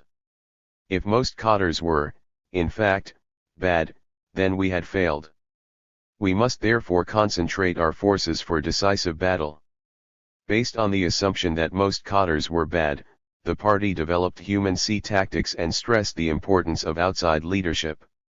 The Central Committee sent non-Shensi people into Shensi to give overall direction. Within the province, these outsiders recruited cottars primarily from centers where no movement had yet been launched and concentrated them in the 8 problem counties chosen for the first engagement. The counties chosen included Changzhou in the southeast, Yankou, Hangtung, and Siyang. The leaders concentrated huge forces for training sessions in July, then sent them out to the target areas in October. On the average, they sent 1 team member for every 20 families in the local population. They sent 7,000 cottars to Changzhou and 5,000 to Siyang. Of the latter, 3,000 were from outside the province. All the teams, as soon as they arrived, set local communists and cottars aside and began a search for material that could be used against them. They did this by striking routes, making contact, and carrying out secret investigations in the community. It was thought that if outside cottars were used and they did not reveal their real names, they would feel free to look into problems actively and be immune to all mutual protection and cover-up schemes. Teams based their strategy on the Teach Garden experience. Liu Xiaoxi's wife, Wan Kuangmei, had entered the East Hopi village of Taoyuan or Peach Garden with a 4 clean work team incognito. Declaring the democratic investigative methods used by Mao Zedong in Hunan in 1927 to be outmoded, she bypassed the Communist Party branch and the people's organizations in the village and conducted secret, one-to-one interrogations. Arshansi informants said she found one particularly vocal dissident in the village, believed him, depended on him, brought him to power, and suspended all other party members and all the other cadres. Then, in an effort to help Peach Garden surpass decay in production, she recommended massive financial, material and technical help from above. Since the man she brought to power as brigade leader was an opportunist who gathered round himself a small clique of like-minded sycophants, he was unable to put public first, self second, take agriculture as the base and grain as the key link, or unite the whole village for the large-scale transformation of nature. Instead of relying on the people of Peach Garden and on their enthusiasm for constructing a new socialist community, he relied on aid from the state, or loans, subsidies, and outside experts, and as a result was not able to put to good use the material aid that was made available. The people, taught to expect help at every juncture, did not mobilize themselves, did not go all out, aim high for better, faster, more economical results, but instead lay back and waited for others to solve all problems for them. Such, people said, was the final outcome of the real Peach Garden experience. But Wan Kuangmei, flushed with enthusiasm for the complete turnover of personnel that her efforts had caused in Peach Garden, and for the many crimes large and small that she and her colleagues had discovered there, wrote a report on Peach Garden that became the guide for the 4 Clean movement all over the country. Her report was reproduced and distributed as study material for work teams, village party branches, and ordinary people everywhere. The parallel between Wan Kuangmei's Peach Garden experience and the first guidelines followed by the land reform checkup team in Longbao village in 1948 struck me as unusually close. In Longbao at that time, because many poor peasants had obviously not fans hand, turned over, the land reform was declared to have been a failure. Since it was a failure, the communists in the village must be to blame.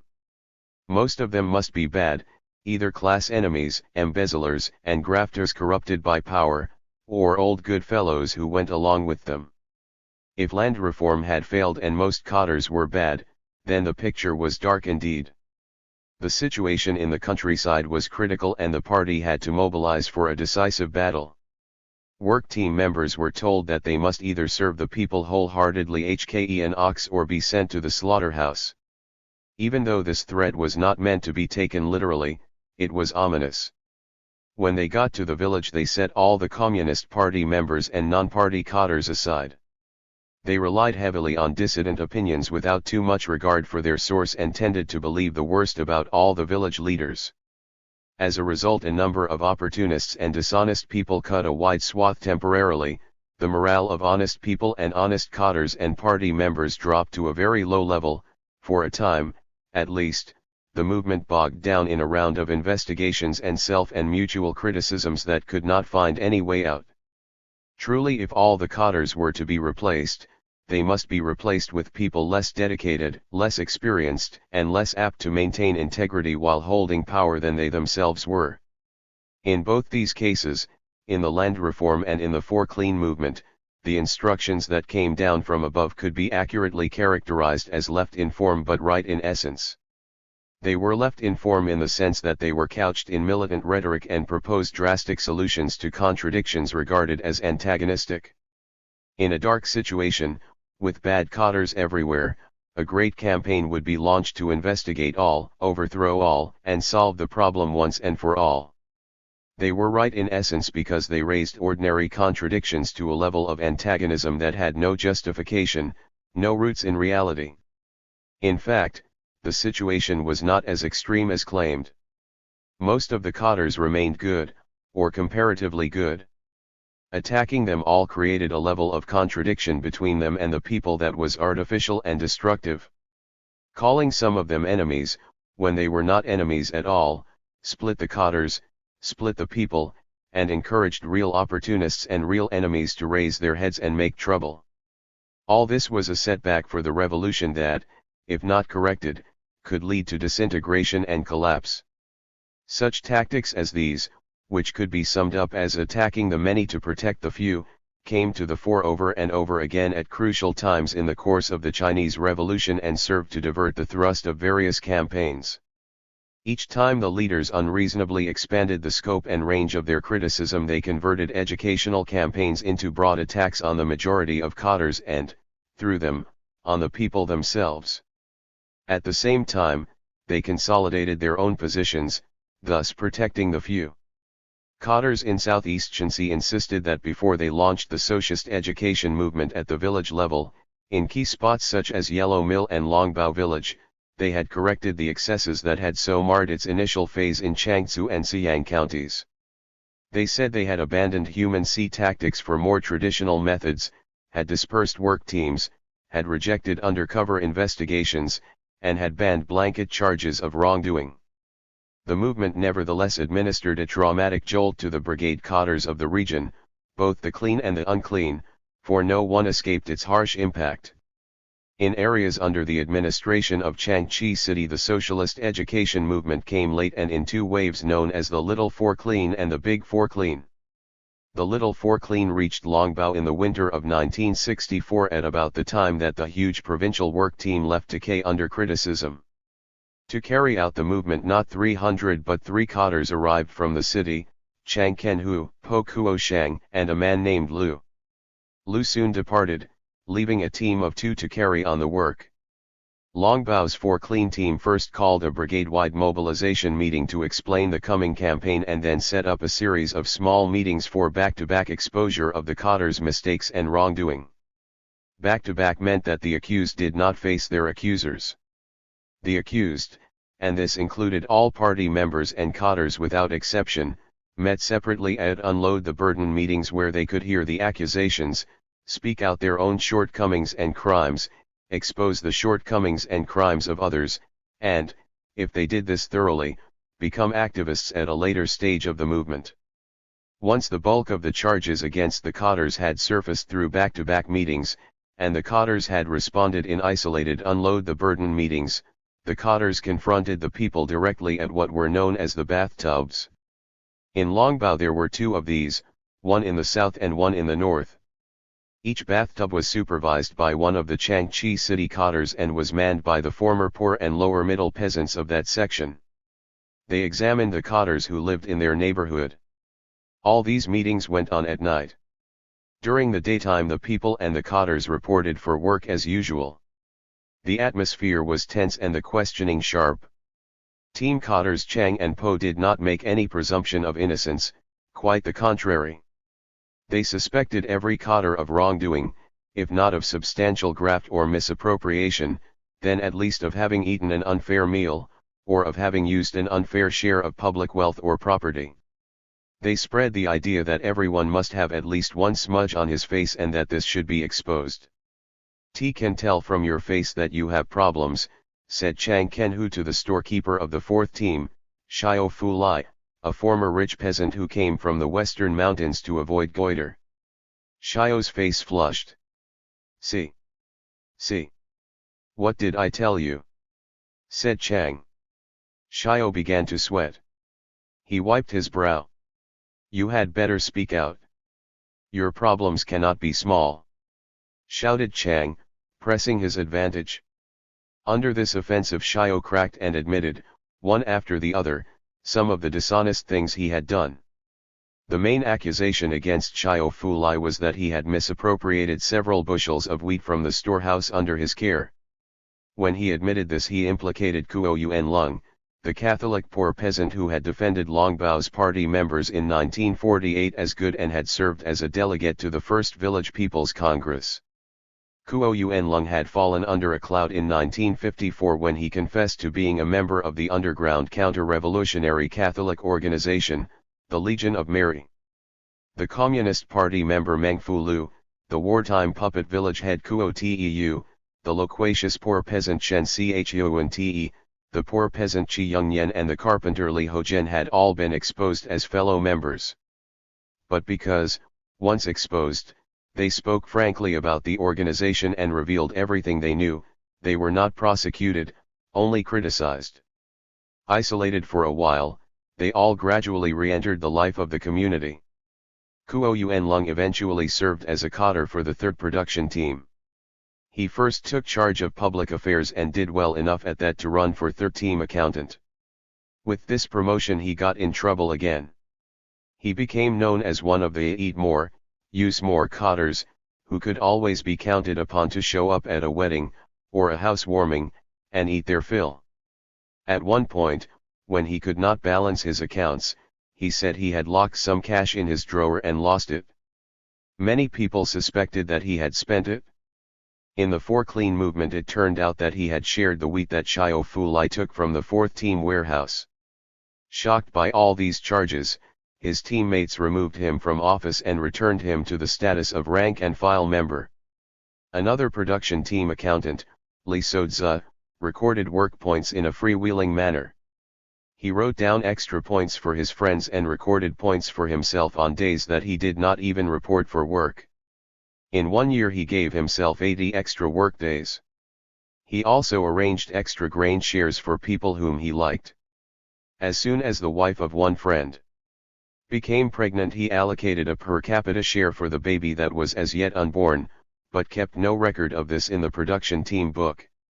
Like Xiao Fulai and Yang Chang Tao, Li Sodza was a new settler in Longbao and the brigade leadership did not have any clear idea of his class background or his history. He said he was a middle peasant from Pai. Investigation revealed that he was from an upper-middle peasant family that had been unjustly deprived of property in the land reform movement. In the period of readjustment that followed, Pai cadres apologized and restored the family property at least in part, but the stigma of struggle object still clung to all family members. Yang Chang Tao, a rich peasant struggle object from Changzhou, who had been allowed to settle in Longbao without any check on his past because he was married to party secretary Lu Qinyong's aunt, was also exposed at this time. As the buyer for the sidelines team he handled more money than any other cadre in Longbao. He bought reeds, wood, coal, and anything else needed for the brick kilns, the contract work, and the other enterprises of the sidelines team. He kept sloppy accounts, failed to collect many accounts receivable, and himself misappropriated large sums of cash. He so muddled the sideline financial records that no one was able to straighten them out again. As late as 1971 there were still 1,000 yuan in uncollected bills outstanding and it was thought that Yang Chang Tao had grafted at least another 1,000 yuan. Longbao sent him back to Changzhou under supervision and he remains there to this day. Brigade members charged another accountant on the sidelines team, Niu Paoshan, with having grafted over 1,000 yuan in the course of several years' work and removed him from office. Another big case of the Little For Clean involved Kuo Fushu, who was the chief accountant for the whole brigade. He had served in this post for nearly 20 years and was suspected of having embezzled large sums. Instead, his accounts were found short only 600 yuan, of which he was charged with misappropriating only about 100 yuan. This was enough, however, to bring about his removal from office, not because the sum was large but because it had been misappropriated by a former poor peasant who had served during the anti-Japanese war as captain of the puppet police. It was this bad history, combined with a small breach of trust, that brought about a decision to set him aside. When Kuo Fushu lost his post as brigade accountant, Shen Qiming's second son, Shen Qi Tsai, a Communist Party member and an activist, took his place. Under Kuo Fushu he had held the post of Chuan cashier in charge of receipts and expenditures. Shen Qi Tsai's promotion left the post of Chuan open and a young man of 20, who when fought, stepped into that post, with disastrous results that will be described later. It seems clear from these cases that the Changchi city cadres did not misdirect the policy of suspect all, suspend all that they brought to Longbao as atrociously as their provincial colleagues had in Siang County. Where graft and corruption existed, their suspicious attitude could lead to real exposures and the resolution of some cases. But at the same time, because no one mobilized the people politically or educated them about basic goals, the movement failed to go deeply into affairs. Investigations tended to scratch the surface only and produce evidence that was not always firm. Thus some cotters could pass the gate of the people, the bathtubs, by giving false reports.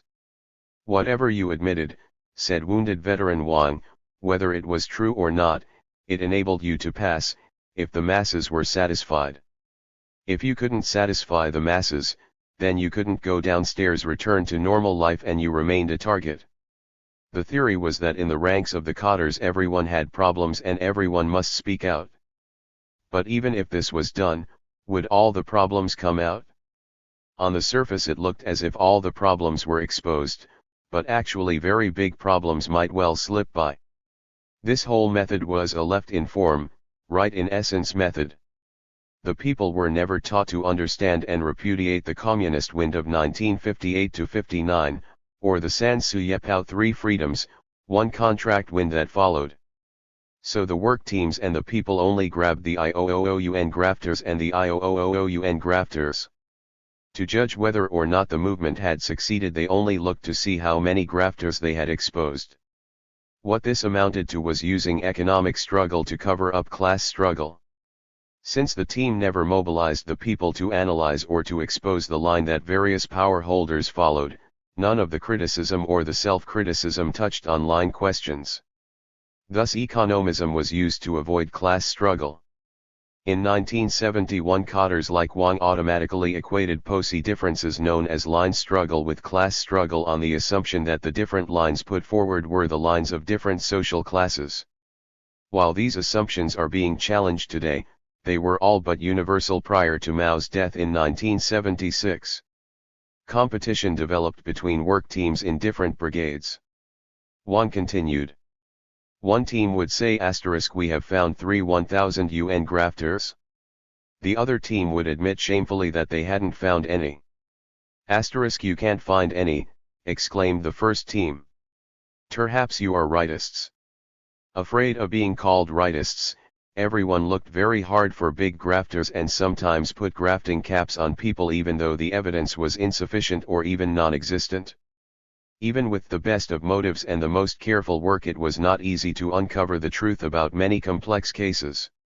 Veteran Wang, who had been in charge of special cases in the outskirts of Changchi during most of the movement, outlined some of the problems. In the first place, the investigators had to make sure that they found the right person. We investigated a man named Shi Lun. He was supposed to have knowledge of a certain transaction. But when we asked him to write down what he knew, he refused point blank.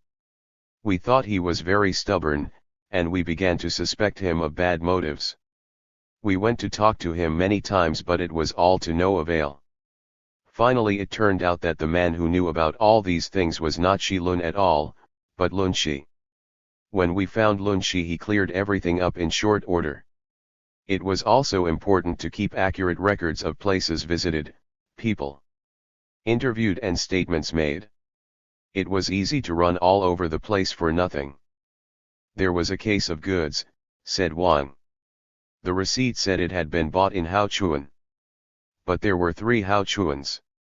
We checked out all 3 but found no record of any such sale. One investigator who came back empty-handed was asked where he had been. He said he didn't know. He only knew that he had gone by bus to Hinton, a long day's drive to the east, and then out to some county town nearby. Where, exactly? Don't know. Asked the other fellow who went. How could anyone get to the bottom of anything with that attitude? Yet getting a complete story was very important. In Sipato commune, word spread that rich peasants had put donkey manure in the cooking pot at the community dining hall. Can such dastardly class revenge be allowed? Investigation showed that the story was not quite accurate. 2 old ladies were busy preparing dough for some steam bread. There was a strong wind blowing.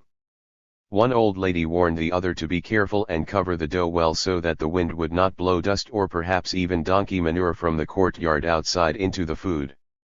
A busybody outside the door overheard this remark, or part of it, and rushed to report that rich peasants were plotting to contaminate the food. When an investigation showed that it was just two old ladies taking pains to keep the food clean, the work team leader didn't believe it. "Tell me another," he said. "I know what happened." The city sent a second investigator to expose the class enemy. But in the end he could only conclude that the cooks were planning a good deed, not a bad one. Longbao's notorious Whiskers Shen stole a brass bearing, took it to the coop, and sold it. Rumor had it that this piece weighed as much as 9 caddies. People were indignant when they heard about it. But Shen wouldn't admit to any such sale. "I don't care how great the anger is," he kept saying. "My crime is not great." That was typical of his Hinton, mixed up, logic. "What do you mean, the anger is great but the crime is not great?" we said. "Where does the anger come from if you have committed no crime?" A work team member went to the coop and returned with a slip written out by the sales clerk that said a man by the name of Shen had come in and sold a brass bearing that weighed 8 or 9 caddies. But Whiskers Shen continued to deny the transaction. He admitted that he sold a pound or 2 of broken brass, but not any such thing as a shiny new bearing weighing 9 caddies. Since he freely admitted many other crimes, some of them much worse than this, another member of the work team became suspicious. He decided to go back to the coop and look into the matter further. It turned out that right from the beginning the young woman who was the sales clerk had denied buying any such bearing. So the first investigator had gone to the coop manager. The manager said, "How can she remember? It was a long time ago." So he called her in and persuaded her to sign a statement. Now, she insisted she had signed the paper under duress. When the second investigator went to the manager with this information he said, "She's an unreliable element. She often makes false statements." The second investigator finally came home with a statement proving that the first statement was false. When people covered up for each other like that, it was very hard to get at the truth. Work team members put a Communist Party branch secretary under investigation. Other members of his family had already been proven corrupt. Under prolonged questioning he admitted that he had made low yuan through speculation. The details. He spelled them out: the goods he bought, the buying price, the selling price, and the coop store where the transaction took place. Repeated checks with the clerk of the store failed to reveal any corroborating evidence. Finally the clerk, under heavy pressure, wrote an affidavit that the transaction was exactly as the party secretary had said. In the end the secretary admitted that he had made up the charge to get the work team off his back, and the clerk admitted that he provided the evidence for the same reason. The work team in Longbao made Shen Tianxi, the big militiaman who had served as brigade storekeeper after 1961 a major target. In a back-to-back session Wu Shuchen said that he and Tianxi had taken 8 bags of wheat from the storehouse and unloaded it in Tianxi's courtyard. Wang Wenti and Lu Sankai said they saw the grain enter Tianxi's gate. Tianxi admitted having kept the grain in his house overnight. This was because it had been loaded too late in the day to deliver it anywhere. But he insisted that he had delivered the grain to the State Grain Company the next morning. This was confirmed by Lu Yusheng, who hauled it away. But Yusheng had been untruthful in several other matters, so no one believed him. No one considered the fact that all the warehouse records balanced as conclusive. Since 3 people swore that the grain had entered Tianxi's gate and only Tianxi and the unreliable Yusheng said that it had been shipped on, the city cotters took the position that there is no evidence that he didn't keep the grain. They demanded that Tianxi pay back at least 6 bags. They would have demanded 8 but for the fact that Tianxi was feeding 2 brigade-owned mules at the time. Since the mules were sleek and fat, it was assumed that they had consumed some of the stolen grain. Tianxi insisted on his innocence and appealed this decision to the commune leaders. They reserved judgment and the case dragged on until the Big Four clean that began in August 1965. One result of the little forclane that seemed unimportant at the time was the return to Longbao of old peasant Shen Qiming's firstborn son, Shen Qin Tsai. Because his name was exactly the same as that of a distant relative, usually called Big Shen, everyone called Qin Tsai Little Shen. When the checkup began in 1964, Little Shen had been working for several years as a staff member of the commune-run credit union at Horse Square. A thorough review of the credit union accounts revealed some sloppy bookkeeping. Little Shen was charged with misappropriating funds and was sent home under a cloud. For a party member and a commune cadre, it was a serious blow. Little Shen had embarked on what appeared to a promising career. He was tall, strong, good-looking, literate, and competent. To find himself suddenly home again, assigned to work on the sidelines team, embittered his heart. He felt certain that he had been destined for a greater role. He had ancestors who had made their mark, not only in the district, but in Lukang County when Longbao was part of Lukang, and he was determined to do the same. Though raised as a poor peasant, Little Shen could not forget that his grandfather had been a Cotsai, a scholar who had passed the imperial exams, taught Chinese at the higher middle school in the county seat, and acquired 30 mao of land, a substantial estate on the Shangtang Plateau. The fact that Little Shen and his father, Shen Qiming, had been cut out of their inheritance by a grasping stepmother and forced into a life of hard labor had cast a cloud over his childhood, but by dint of diligent study in school and political activism in his spare time he had made a favorable impression on the brigade leaders, had been recruited into the party, and finally won promotion to the level of a commune cadre. Now, through no fault of his own, he was back at the bottom again. Little Shen was not in the habit of judging himself harshly.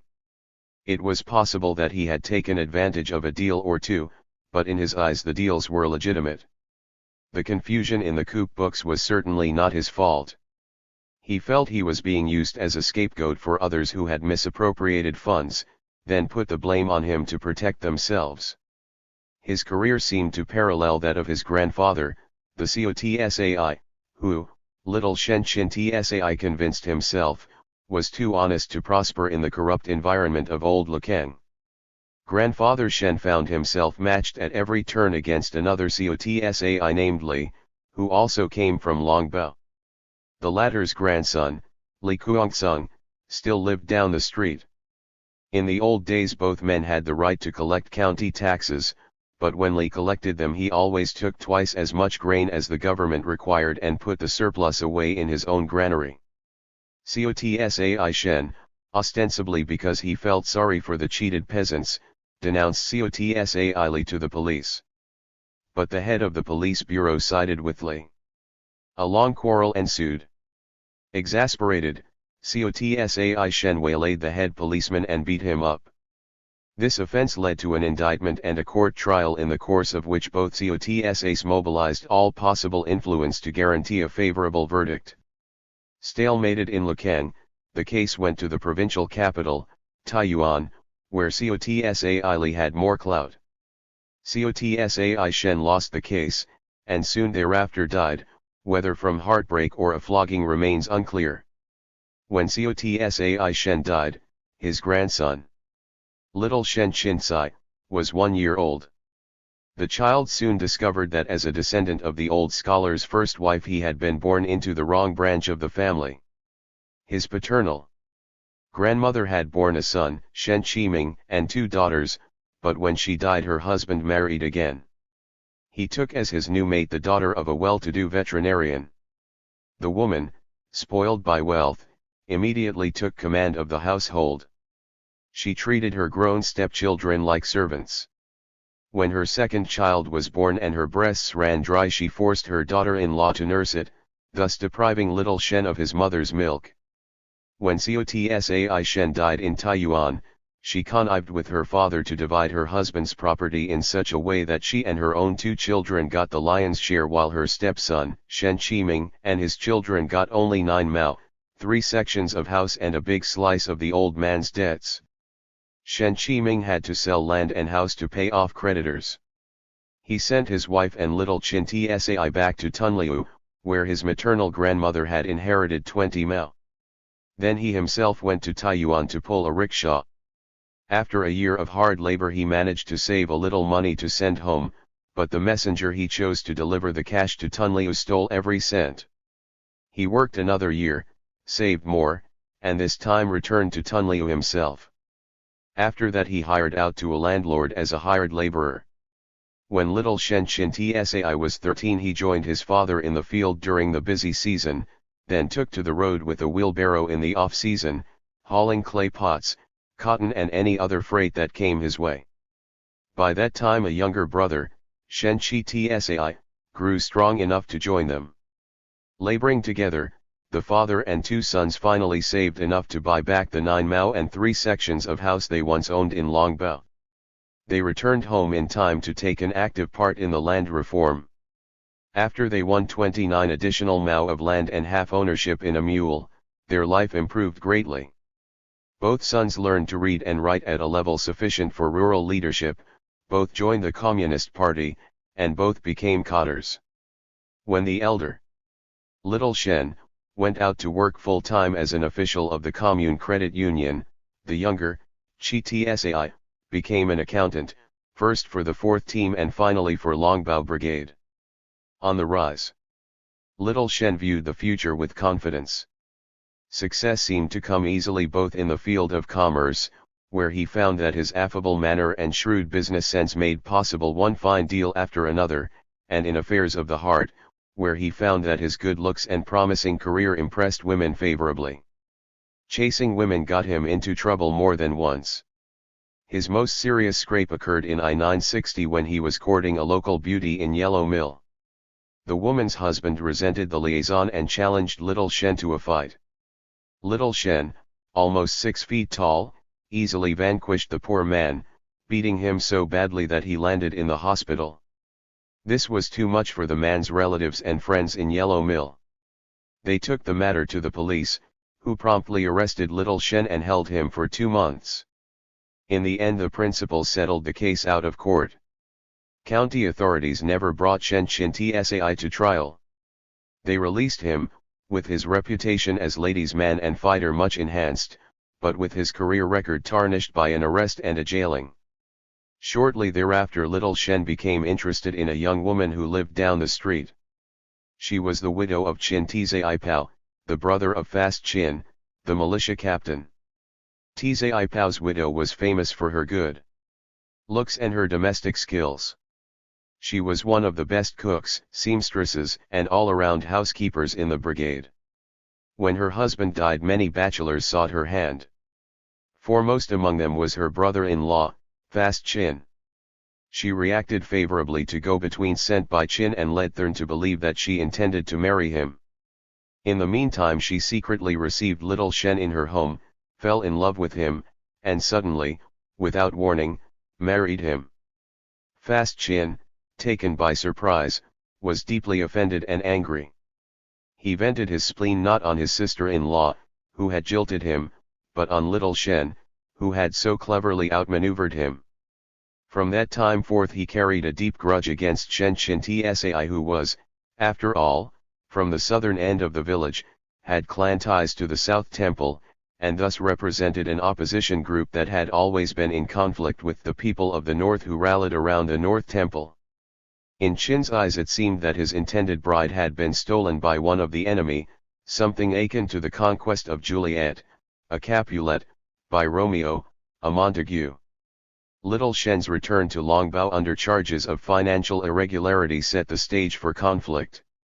In spite of the fact that the brigade, mindful of his commercial skills, soon placed him in charge of all sidelines, he considered the work to be demeaning. He had, after all, been a commune cadre. His level of literacy and his social experience left him better prepared for leadership than anyone else in the community, yet he was not elected to any brigade-level post but was relegated instead to a mere team. This was a loss of authority and prestige which little Shen found hard to take, especially since he rationalized the charges brought against him in the credit union to be a frame-up, one that by implication replayed the injustice done to his grandfather more than a score of years before.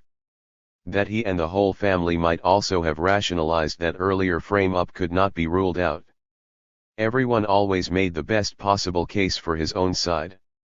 In the flux and flow of official life in China, if a man didn't defend himself and his ancestors, who would? As if demotion to a team cadre was not misfortune enough. Little Shen's new post put him at the mercy of militia captain Qin, who in name served the brigade chairman, Lu Qinyong, but in fact acted as a law unto himself. Considering the hatred which Fast Qin had for Little Shen because of the matter of the stolen bride, Shen anticipated nothing but trouble. Little wonder, then, that when the Cultural Revolution came to Longbao and Little Shen saw a chance to reverse the tables on those in power, he was ready and willing to act. The Big Four clean began after Mao had launched a counter-attack on the supplementary 10 points issued by Liu Shaochi. Mao deplored the way the Four Clean movement was being used as a broad attack against the great mass of the cadres. A national working conference called by the Political Bureau of the Central Committee of the Communist Party in January 1965, summed up its discussions with a document entitled Some Questions Now Raised by the Socialist Education Movement in the Rural Areas. This document, divided into 23 sections, came to be known as the 23-article document, or the 23 points. It challenged the narrow economic orientation of the movement as conducted by Liu Shaochi and focused squarely on the question of the class struggle alleged to be raging throughout the country. TN China, said Article 1, serious and sharp class struggle exists both in the cities and the countryside. Since the basic completion of the socialist transformation of the system of ownership, the anti-socialist class enemy has been trying to restore capitalism by means of peaceful evolution. Such class struggle is bound to be reflected within the party. The leadership of some communes, brigades, and enterprises has been corrupted or has been usurped. Our work is still confronted with many problems in its forward movement.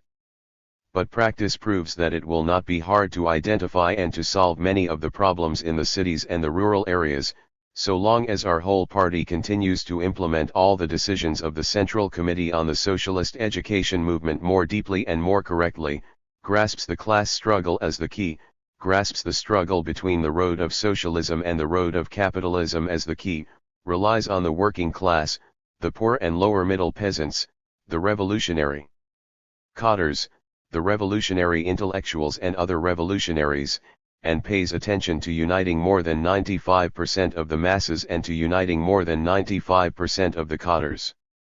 Article 2 directly attacked Liu Shaochi's conception of the movement itself. Mao asked, what is the nature of the movement? And he came up with 3 alternatives. Either is the contradiction between being clean and being dirty on the 4 questions, no longer simply accounts, inventories, public property, and work points, all of which had to do with transactions in the economic sphere, but rather 4 categories of behavior: political, economic, organizational, and ideological. 2. There is the intertwining of the contradictions inside the party and of the contradictions outside the party, and there is the intertwining of the contradictions between the enemy and ourselves, on the one hand, and of the contradictions among the people on the other. 3. There is the contradiction between socialism and capitalism. The first 2 formulations came directly from Liu Shaochi's 10 points. Mao rejected them as classless and ahistorical. The third, said Mao, is a Marxist-Leninist formulation in accord with the basic thesis put forward in 1949 that throughout the transitional period, class contradictions, the class struggle between the proletariat and the bourgeoisie, and the struggle between the road of socialism and the road of capitalism will continue to exist.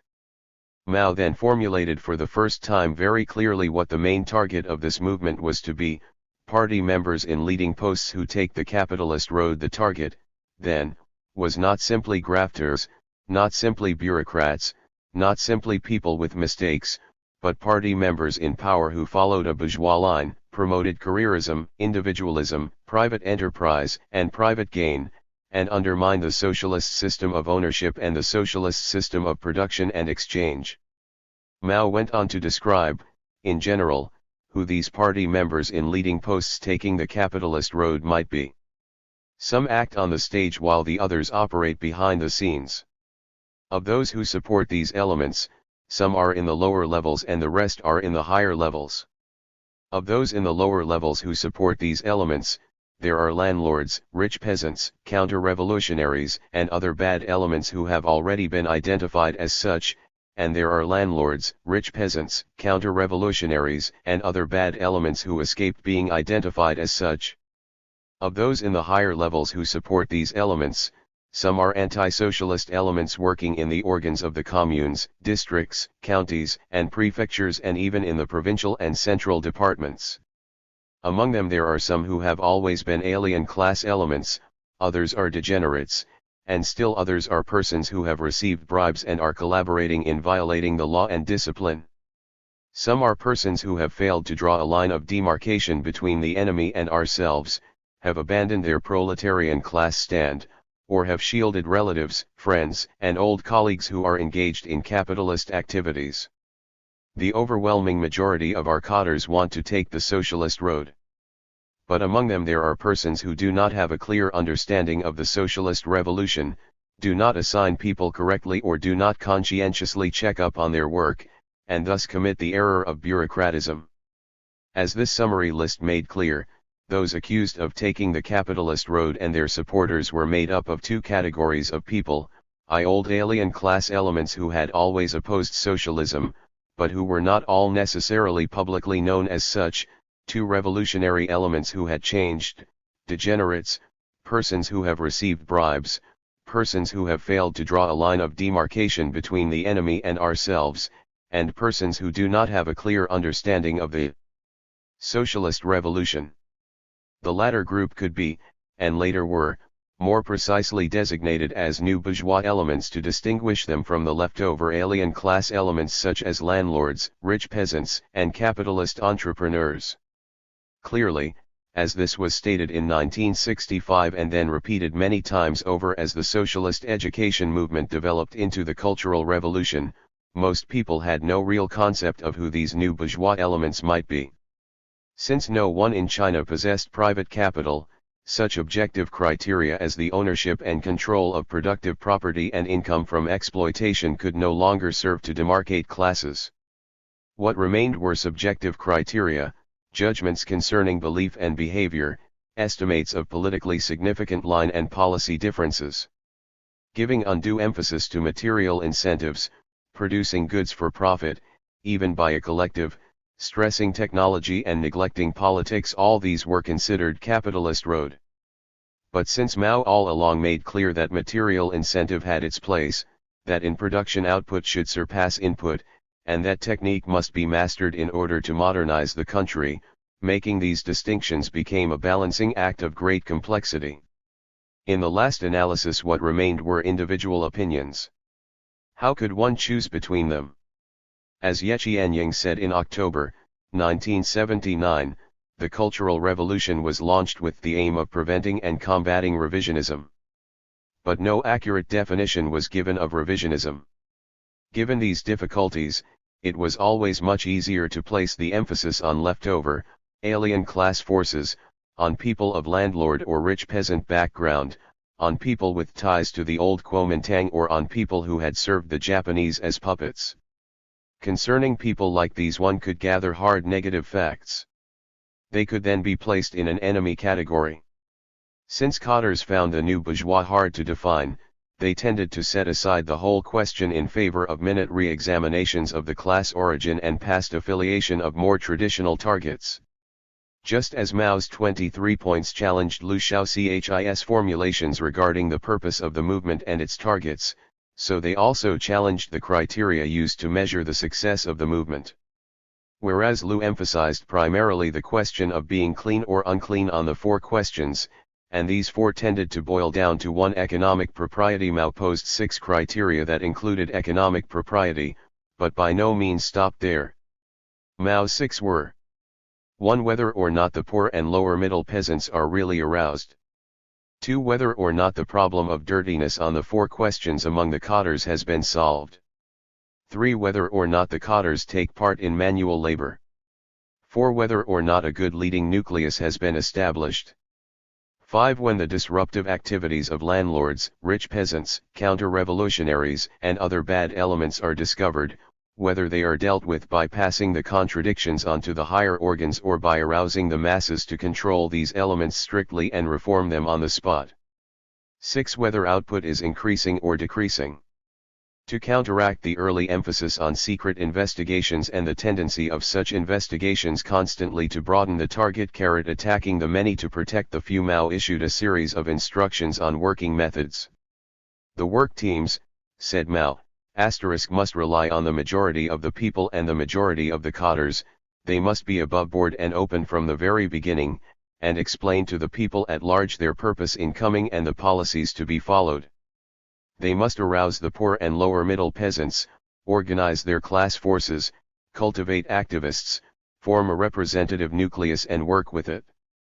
They must not work mysteriously among a small number of people. At the same time they must pay attention to production and to the distribution of income and not allow the movement so to take precedence that questions of livelihood go by the board. In their zeal to uncover economic crimes and make a good record for themselves by piling up exposures, work teams guided by earlier directives had used crude methods, including force or extreme social pressure, to extract confessions. Mao strictly forbade this, even forbade the use of confessions as evidence. Distrusting all indigenous cadres, Liu's forces had brought people from outside to man the work teams. In order to wage battles of annihilation they had concentrated huge forces at selected spots. Mao stressed that every province and municipality should have the right to assign forces, and opposed human sea tactics that concentrated over large teams in a county, commune, or brigade. In order to overcome the common policy of setting aside large numbers of cadres and of inflating small errors and mistakes into large crimes so that those accused could never hope to be reinstated, Mao stressed earning from past mistakes to avoid future ones, and once again curing the disease to save the patient. He also said those party members and cadres who have made mistakes but can still be educated and are different from incorrigibles should all be educated and not abandoned, whatever their class origin.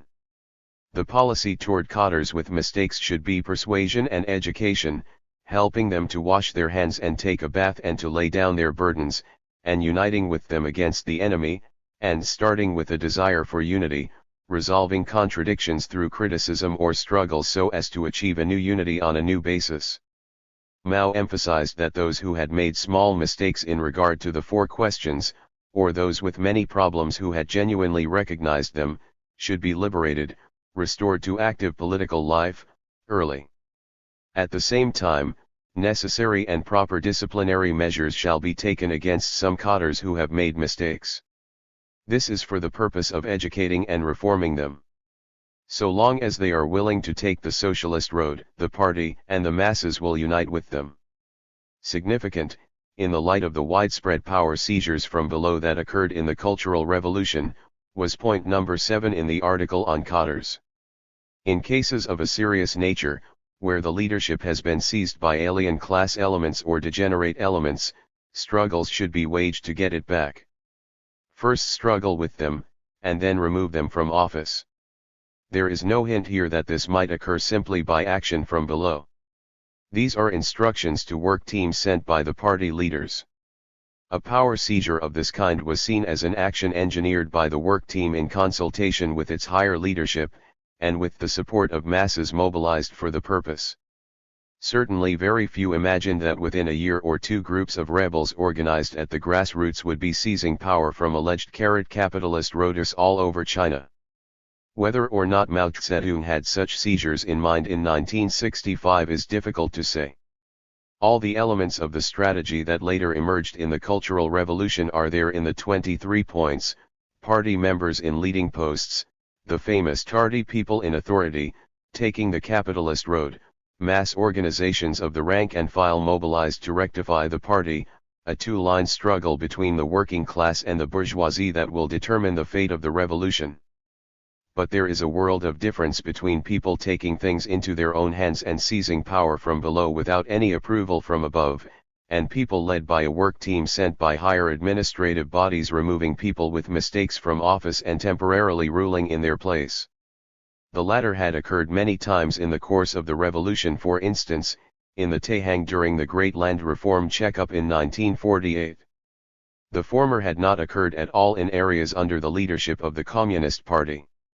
To find examples of such a thing, one had to go back to the overthrow of Kuomintang authority by small groups of communist rebels during 2 decades of struggle prior to the liberation of China. With the distribution of Mao Zedong's new 23-article document, the Little Four Clean movement in Longbao and the other rural brigades under the administration of Changchi City slowly wound down, and finally came to a halt altogether just before spring planting. The city withdrew its cadres, set them to studying the 23-article document, and then concentrated them in Changtsu village to try out new methods. Although many problems had been exposed and a few problems had been solved, the departing cadres left the brigade in a state of suspended animation, with many party members still under charges and no ongoing effort to review their cases.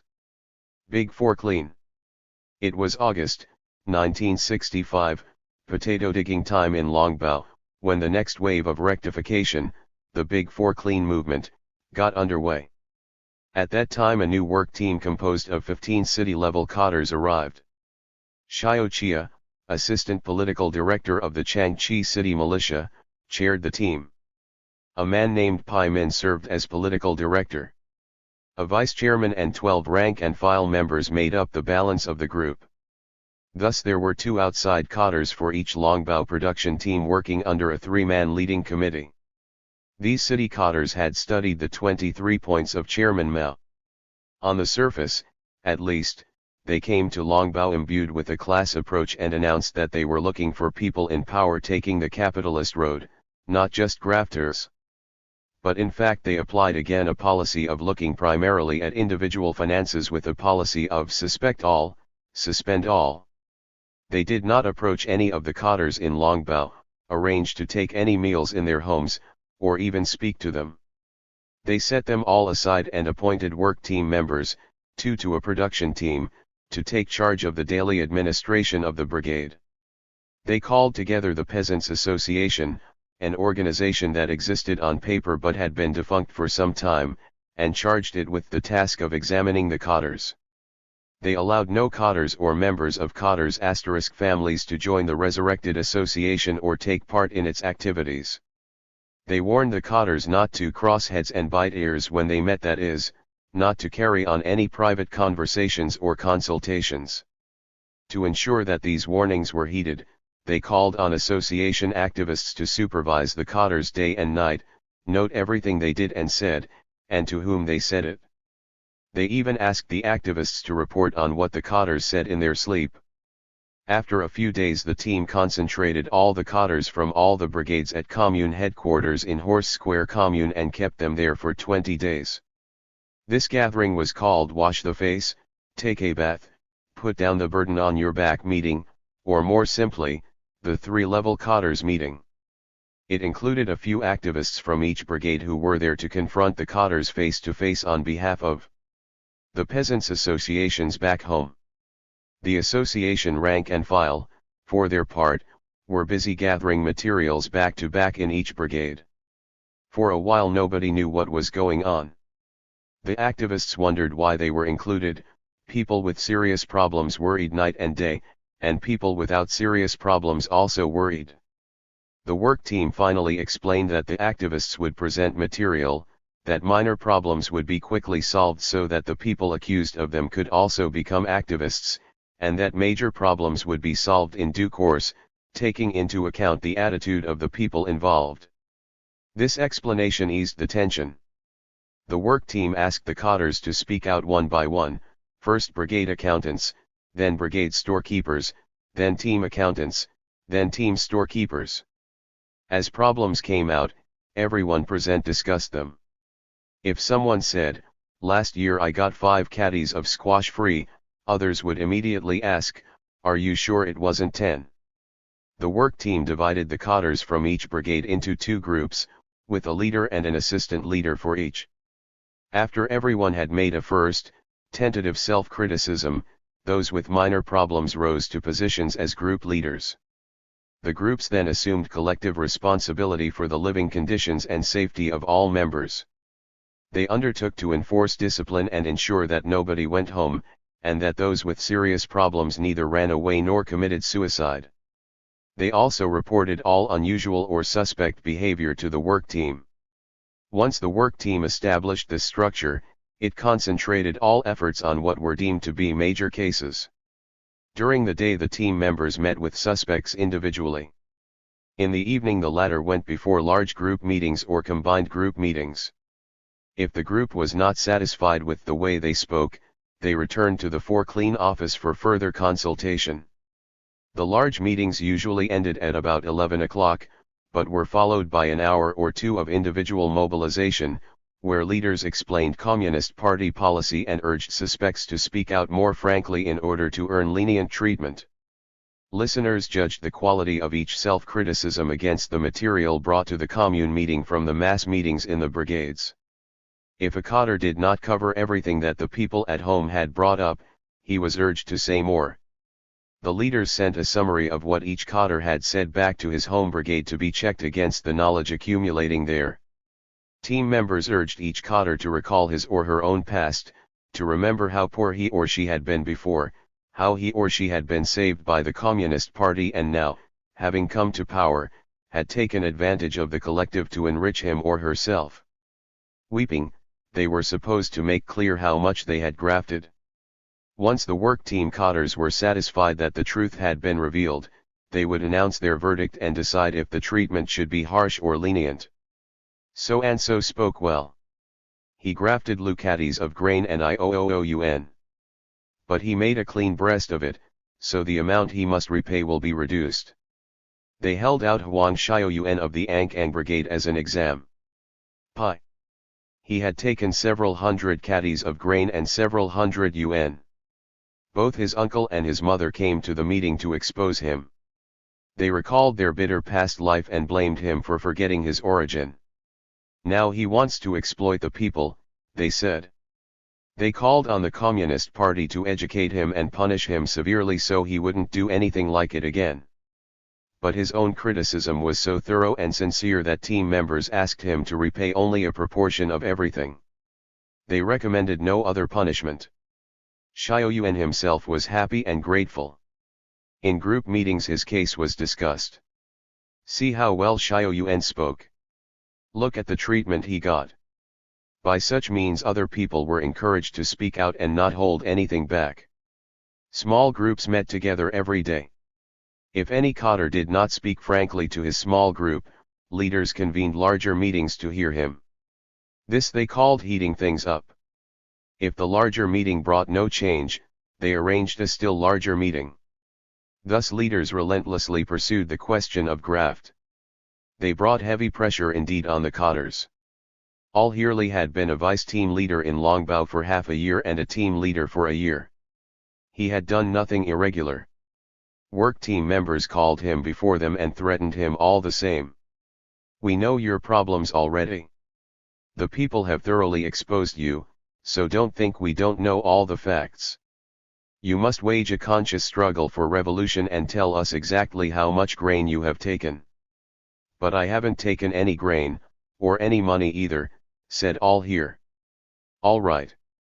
If you dare guarantee your own honesty, we may accept that, but you had better go and think about it some more. Further thought did not change Al-Hir's story at all. Since the work team had, in fact, no bad reports about him, they appointed him a group leader. Kuo Fushu, brigade accountant, found himself in Al-Hir's group. After facing a large meeting, Fushu came back to his quarters in tears. Why are you weeping? Asked Al-Hir. I can't get my problems straightened out, sobbed Fushu, as he chewed on a large chunk of steamed bread. Every day the commune kitchen came up with some different fare, well prepared. The food here is good, but I can't pass the gate. I have no real problem, but they keep saying that I have, and he wept for a long time. Since he had been Longbao's chief accountant for almost 20 years and before Tai had served as captain of the puppet police, some people in the brigade and some members of the work team refused to let him go. The little Four Clean had found him Lu Yuan short. Now the big Four Clean leaders insisted that he had misappropriated thousands. The fact of the matter was that Pai Min, political director of the Longbao work team, wanted credit for exposing a big grafter in Longbao, and Kuo Fushu looked like a likely target. In the end, all efforts to pin large crimes on Fushu failed. Frustrated, Pai Min turned his attention to Shen Tianxi and the 8 bags of wheat. Unfortunately for Tianxi, Wu Shulin, the man who had carted 4 of these bags, had been chosen as one of the peasant activists by the Longbao Peasants Association. As a man who had exposed a number of big problems, he enjoyed high prestige. At a face-to-face meeting with Shen Tianxi present, Wu repeated his charges. 8 bags of wheat were delivered to Tianxi's courtyard. I drove one cart. Tianxi drove the other. Each cart carried 4 bags. Then Wang Wenti and Lu Sankai stood up and said, "It's true, we saw it." "You say there is nothing to this," said Pai Min, turning to Tianxi, "but here are people giving evidence against you." On Pai Min's initiative, the meeting went on like this all day. Finally Tianxi had enough. "Yes. I did it. I took the grain. How much did you eat, and how much did you feed your animals?" Looking around for some reasonable reply, Tianxi said, "We wasted a lot. I ate all I wanted and I threw a lot into the mule's trough. That's why the mules are so fat." "And how much do you have left?" This was a more difficult question. Since he had taken no grain in the first place, how could he report that there was some left? He would be asked to produce it. When Tianxi made no clear reply, they adjourned his case for the day. Pai Min asked him to think it over. When no better answer ever emerged, he charged Tianxi with misappropriating 8 bags of grain and asked him, as before, to repay 6. Outraged by this decision, disillusioned by the handling of this whole case, Tianxi withdrew from the Communist Party. He refused to register when the party branch was re-established, and in 1971 still remained outside the party. While Pai Min pursued doubtful targets such as Kuo Fushu and Shen Tianxi, some real graft occurred right under his nose. When Kuo Fushu stepped down as brigade accountant and Shen Chi Tsai took his place, Chi Tsai's previous job, that of cashier, went to 20-year-old Hu Wenfa. At about the same time, another young man, Shen Tali, took over the accounts of the sidelines team. In the 7 months that elapsed between the Little Four Clean and the conclusion of the Big Four Clean, these 2 young men, working together, embezzled 10 times as much money as Kuo Fushu was suspected of embezzling in 20 years. The people of Longbao had such confidence in them that they elected them both as activists representing the Peasants' Association at the 3-level cotters meeting in Horse Square. The 2 young cotters apparently regarded this as perfect cover for escalating their efforts. They made off with the money paid into the brigade account by all those who had settled up for past abuses of trust during the Little Four Clean. They also made off with the 40 fen a day that the state paid to all cotters attending the Horse Square meeting. These funds were paid into the brigade account to be distributed as part of the cash share earned by everybody as work points. When it came time to settle accounts in the fall, no one could find either the cash settlement money or the per diem money. Hu and Shen Taich had expropriated it all. "They really surprised us," said all Hearly. Especially Hu Wenfa. He was born right here. He was only 20 years old and had always been honest and active. He had just graduated from school. We wanted to give him a chance, to help him develop. We appointed him after the Little Four Clean had made graft stink throughout the county, and he only held office 7 months. In that short time he embezzled more money than any other Longbao cotter before or since. As veteran Wang said, when a work team bogged down in a search for graft, big problems could easily slip by. By the same token, a small problem could easily be blown into a major affair, and this, it seemed, is what happened in regard to Chang Hsin Fa, the chairman of the Longbao Brigade and vice chairman of its party branch. The three-level meeting in Horse Square laid bare all his real estate deals and totaled up the loans he had received from three different production team leaders. It branded Hinton and the three team leaders a grafting clique and held them up as an example for the education of all. Hinton appeared before mass meetings more than 10 times. He made a self-criticism, listened to opinions from the people, then met with the work team cotters and criticized himself some more. After these criticisms were reported to the people for discussion, Hinton talked privately with the work team cotters and then spoke before a mass meeting again. Then the people split into small groups for discussion, and came forward with new charges. So the movement went, round and round. In the course of this campaign against him, Hinton became known as the big capitalist roader of Longbao, the central case in the whole For Clean movement. The brigade punished him by removing him from office. He had speculated in the housing market, borrowed public grain without repaying, engaged in banditry prior to liberation. In regard to the third point, it had been thrashed out many times before. The incident occurred in the famine year, 1942. As landlord Yang's hired man, Hinton had once joined his employer in a night raid on a granary, had helped haul the stolen grain home, and had been paid off with a share of it. Such a pre-liberation crime only became significant when a cotter fell into new trouble.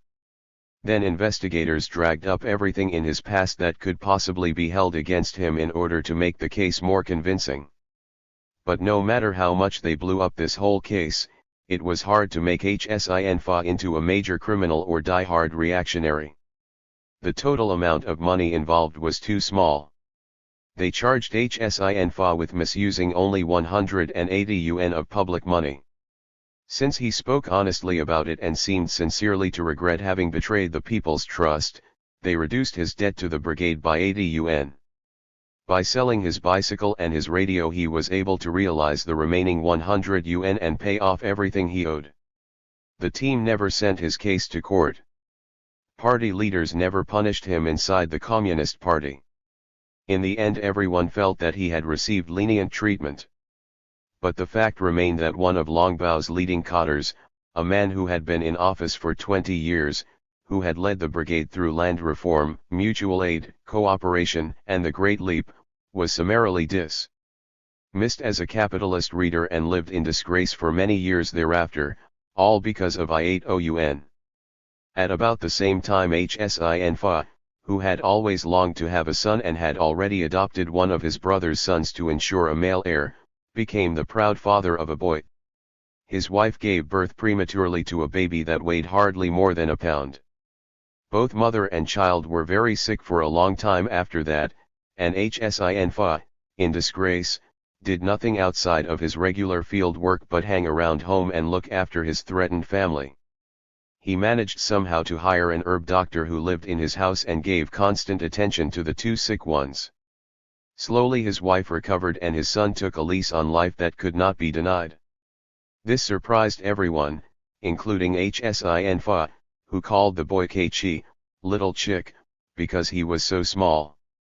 Though small, Keiichi grew into a normal child in every other respect, and once he learned to walk, accompanied his father everywhere. Hinton was so fond of the boy that he almost never let him out of his sight and gave him everything he wanted without exception. No one had ever spoiled a Longbao child as Hinton spoiled little Keiichi. He was in a position to do so because he no longer held any public post. He had time on his hands. A man of Hinton's caliber could hardly be set aside indefinitely, however. A few years later, when the brigade leaders decided to set up a pig farm, they asked Hinton to take charge of it. He once again took up a public post, unpretentious as the post might be. In the course of the investigation, work team members accused Hinton of many things that he had nothing to do with. One of these was the death of Little 4PEI. Little 4PEI was a young member of Longbao Brigade accused of stealing tools and iron bars at the cement plant shortly after that plant began operating. Plant guards caught him carrying stolen goods. They turned him over to the commune police officer, who questioned him, then released him. Shortly thereafter a peasant found Pei's body at the bottom of a Longbao well. Changchi city security officers, called in to investigate the death, came up with a verdict of suicide. They found no welts or other marks of violence on the body. No one had beaten or bound Little Four, they concluded. He had simply jumped into the well. Ordinarily an official announcement of this kind would have ended the case. But not so this time. For some reason many people did not accept the verdict of the security forces. Thereafter, every time a movement arose to rectify the party or overcome problems in the leadership of the brigade, someone always brought up the death of Little Four Pei. In the Big Four Clean movement several people suddenly declared that Chang Hsinfa had beaten Little Four to death and thrown his body in the well. The accusation deserves mention in this history only because it started a trend. With each change in administration that followed, someone invariably accused the leading cadre of the brigade of having killed Little Four Pei. Over the years this strange, somewhat bizarre death of a young man caught thieving became a convenient club with which to beat people. The outs used it as a preferred weapon in every campaign to discredit the ins. In the political infighting that developed during the Cultural Revolution, factions used clubs like this as a matter of course. From the history of the Little Four Pei case it should be clear that such club wielding was not something new in Longbao's political life.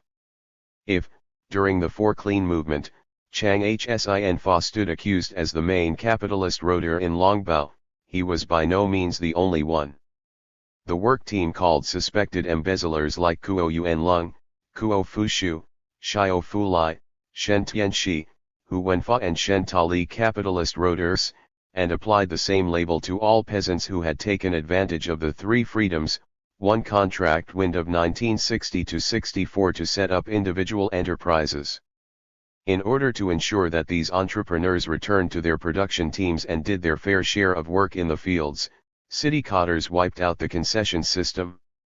They no longer allowed anyone to follow the fair circuit in the name of the Longbao Brigade, even if they paid a cash sum for the privilege. Nor did they allow anyone to repair things quietly at home for a fee. They ordered the brigade to confiscate all the tools of trade. If city cadres set a policy that was extreme indeed, brigade cadres made it worse by applying it unevenly. They took tools away from watchmakers like Chin Lai Tsai and Wu Shuangxi, but allowed Qin Shenyi, who operated on an even bigger scale, to hang onto his welding equipment. They even allowed Wang Zhenpao, Old Lady Wang's son, a middle school graduate and a Communist Party member, to set up a new bicycle repair business. As the work team slowly worked through its caseload of capitalist roaders, the city committee introduced a new dimension to the Four Clean movement by calling once more for the classification of every family in the village. This was considered necessary for two reasons. The 23-article document said that there were landlords, rich peasants, counter-revolutionaries, and bad elements who had escaped being identified as such. 2. This same document called for reorganizing the peasants' associations with the poor and lower-middle peasants as the core. Without a thorough investigation into the class background of all doubtful families, it was impossible to say whether there were, in fact, still some landlords or rich peasants posing as ordinary citizens, and without a community-wide review of all class backgrounds it was equally impossible to say who the lower-middle peasants really were.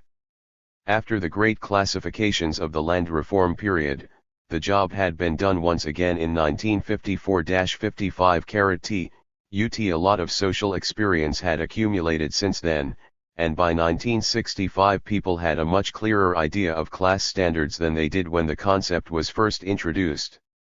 At the time of the land reform some 18 years earlier, the people had classed their neighbors as hired laborers, poor peasants, upper middle peasants, rich peasants, and landlords according to the relationship that various families had had to productive property during the 3-year period prior to liberation.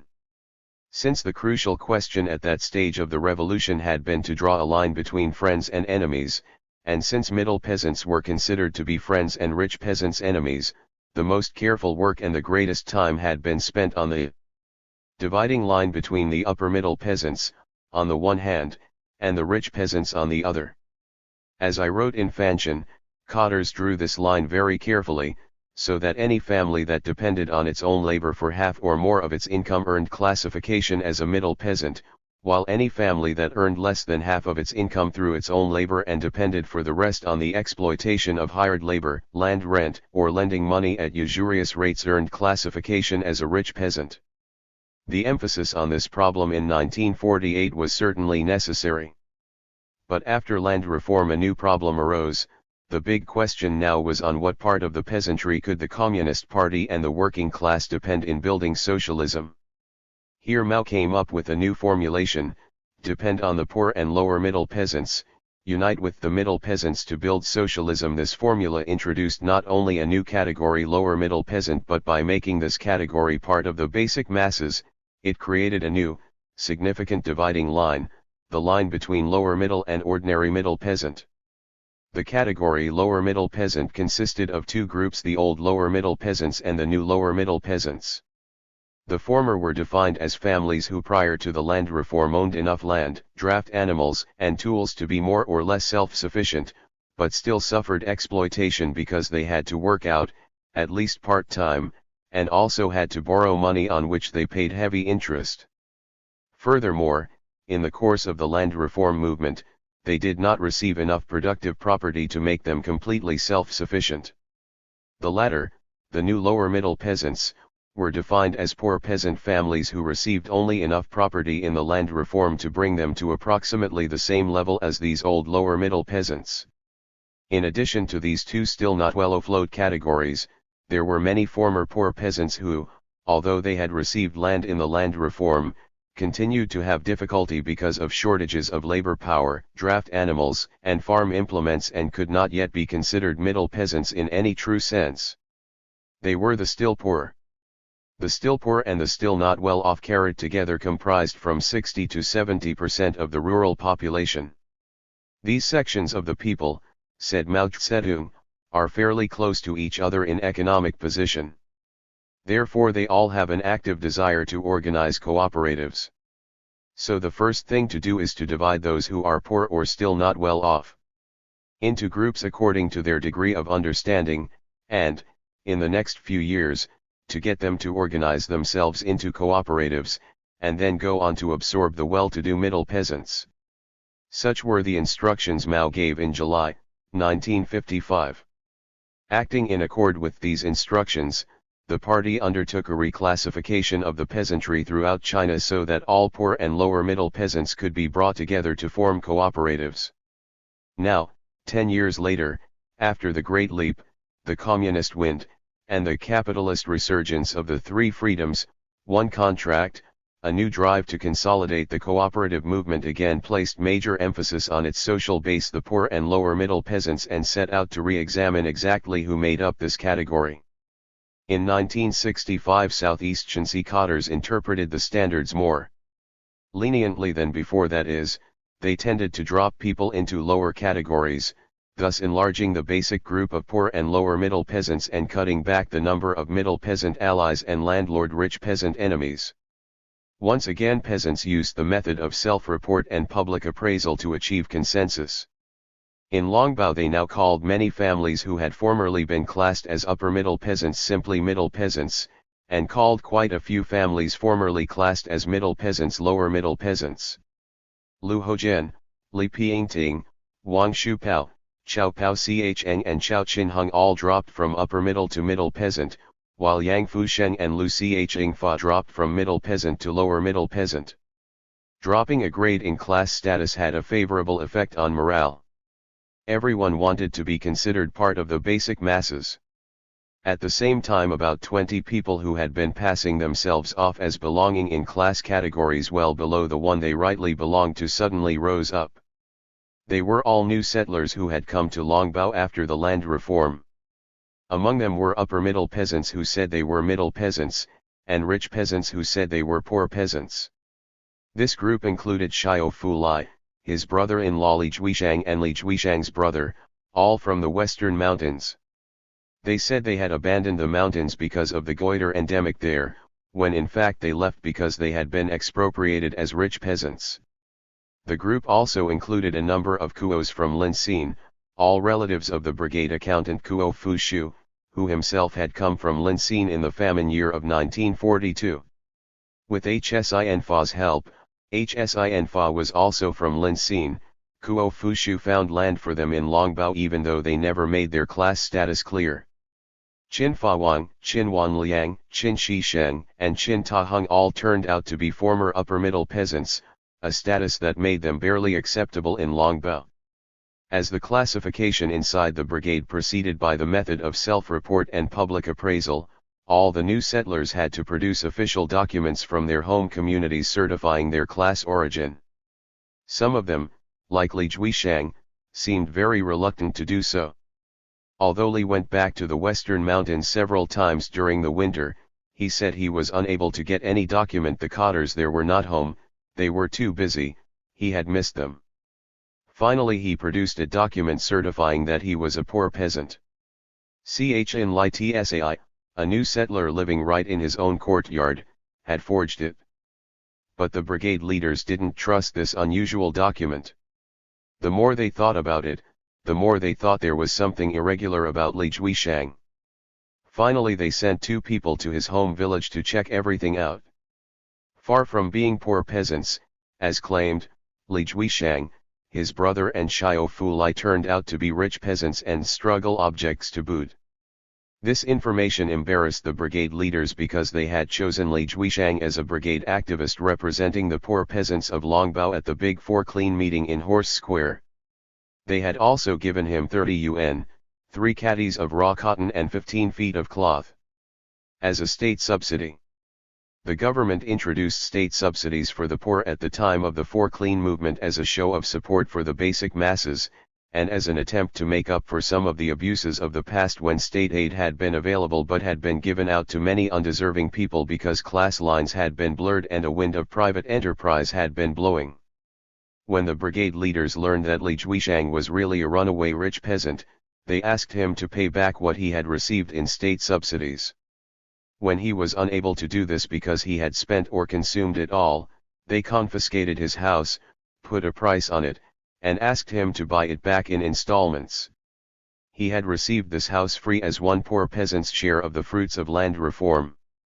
Now, as a rich peasant, he would have to buy it. The passage of time and fundamental changes in the system of ownership created additional classification problems that had not existed in 1955, problems such as what to call landlords' children. People who had themselves been landlords and actually collected rent and interest for a living continued to be called defensa, elements. But this term could hardly be applied to young people who had never owned land in their own name or ever collected or spent any unearned income. These young people, who had labored in mutual aid groups or the production teams of Longbao Brigade all their lives, were finally called Wei Yalautung Chi laborers without profession. Asterisk. Another problem arose over the classification of people like Kuo Changke Yuan's wife, who had previously been married to a Kuomintang officer, the former puppet district leader Meng Xiancheng. After Xiancheng was killed as a collaborator, Kuo Changke Yuan married the man's widow even though she had been classed as a landlord. Now, having behaved well and worked hard for many years as the wife of a poor peasant, she had earned the right to be reclassed. Brigade leaders called her a poor peasant. At the same time they warned Changke Yuan to pay attention to his ideology. It was possible that his wife still harbored some landlord thoughts that could influence him. When it came to the change of class status through marriage, the directives of the Communist Party still embodied serious sex-based discrimination. A landlord's widow or daughter who married a poor peasant could earn poor peasant status after a period of good behavior. But a landlord's son who married a poor peasant girl did not get the same consideration. No matter how many years he labored, he still carried the label Wei Yalautung Chi. This was because inheritance traditionally passed through the male line. Women married out, and in the popular mind quickly assumed the class status of their husbands and their husbands' families. Men, on the contrary, brought wives in, and gave them new status without in any way altering the status they themselves brought to the marriage. And the status they inherited they passed on to their sons. Trying to sum up the wide array of information, conjecture, and reminiscence that poured out when people discussed the socialist education movement, I asked everyone interviewed to say whether or not the movement had been conducted in a proper manner, proper being defined at the time as * in accordance with the directives issued by Mao Zedong, and whether it had solved the problems it was supposed to solve. Commander Li Yingkui, Chief of Staff of the People's Liberation Army forces stationed in southeast Shensi, gave what today must be called an extreme Gang of Four view. He unconditionally denounced the early stages of the movement. According to him, bad people counter-revolutionaries, in fact had led it. Commander Li called Wang Shangqi, the head of the big work team responsible for Changchi City and its surrounding rural areas, a renegade. He called both Chen Xiuchuang, the political officer of this team, and Chang Xingfu, the political officer of the Wushang County team, Kuomintang agents. Chang Xingfu had been a member of the Standing Committee of the Southeast Regional Party Committee and head of the provincial-level liaison group for 8 years. But Commander Li charged that before liberation he had headed the Kuomintang Party organization in Licon County and still served it secretly. Commander Li further charged that the son of the biggest landlord in Licon County had headed the 7,000-man work team in Changzhou. He called this man, Lu Han, a Kuomintang agent who infiltrated the Communist Party during the Japanese War. According to Li Yingkui, the party had accepted all these bad people as members in compliance with Liu Shaoxi's policy of recruiting renegades and traitors, that is, taking in people who surrendered to the communist forces and thus became renegades to the Kuomintang. In Li's view, none of these recruits had really renounced their Kuomintang ties. They were false converts to revolution who played the role of special agents inside the Communist Party and People's Government of the Southeast region. Since, during the anti-Japanese war, the Communist Party had recruited a large number of patriotic students, many of them sons and daughters of gentry, who else made it to the university in those days. Li Yingkui had no trouble digging out damaging material on the class origins and previous connections of these and many other outstanding cadres. In his hands the strongest element of the party's wartime program, the United Front policy that brought together people from all walks of life for armed resistance to Japan, turned into an Achilles heel, into an excuse for wholesale attacks on all who lacked ironclad * proletarian credentials. Ironically, Li himself had joined the army as a university student. His own class background could hardly allay suspicion, and that perhaps was one explanation for the vindictiveness of his offensive. Be that as it may, Li spread the thesis that, as soon as Liu Shaoxi issued his abysmal 10 points, the agents in the region gathered together 7,000 cadres and sent them to Changzhou County to carry out a line left in form, right in essence. Responsible cadres hid their real names, adopted secret methods of work and fanned out like a human sea to strike routes and make contact. Suspecting all, denying all, they attacked the majority of honest cadres to protect a small handful of turncoats. Only after Mao Zedong issued his 23 points was it possible for real communists to turn the movement in the right direction. Even then they succeeded in correcting only a few of the early mistakes.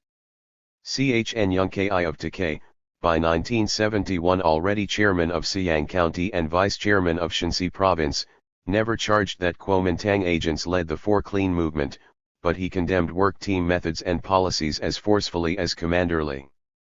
Before Mao came forward with his 23 points, said Chen, the way party leaders carried out the Four Clean was wrong.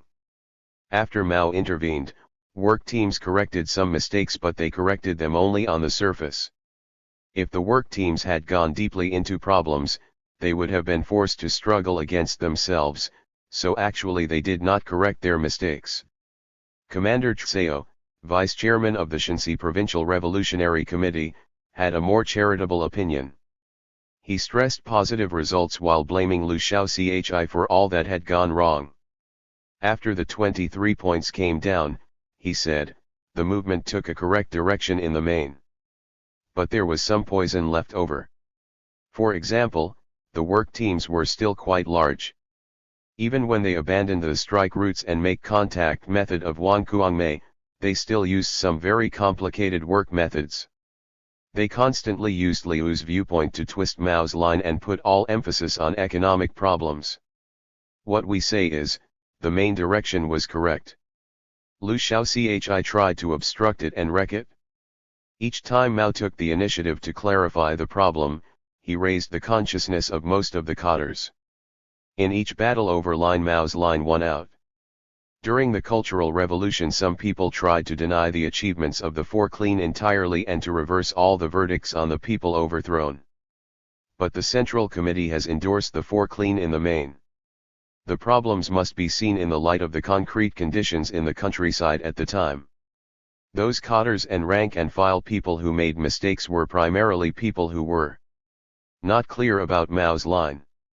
Most of them were good people who made mistakes. Clear up these mistakes, do a good job of self-criticism, and you can take up new work. But no matter how well people solved the problems down below, they could not root out Liu Shaochi up above, and this meant that down in the counties there were people who couldn't be thrown out either. Higher cadres protected them. Do what you will at the village level, there are people up above who are manipulating everything, so that the problem can't really be solved.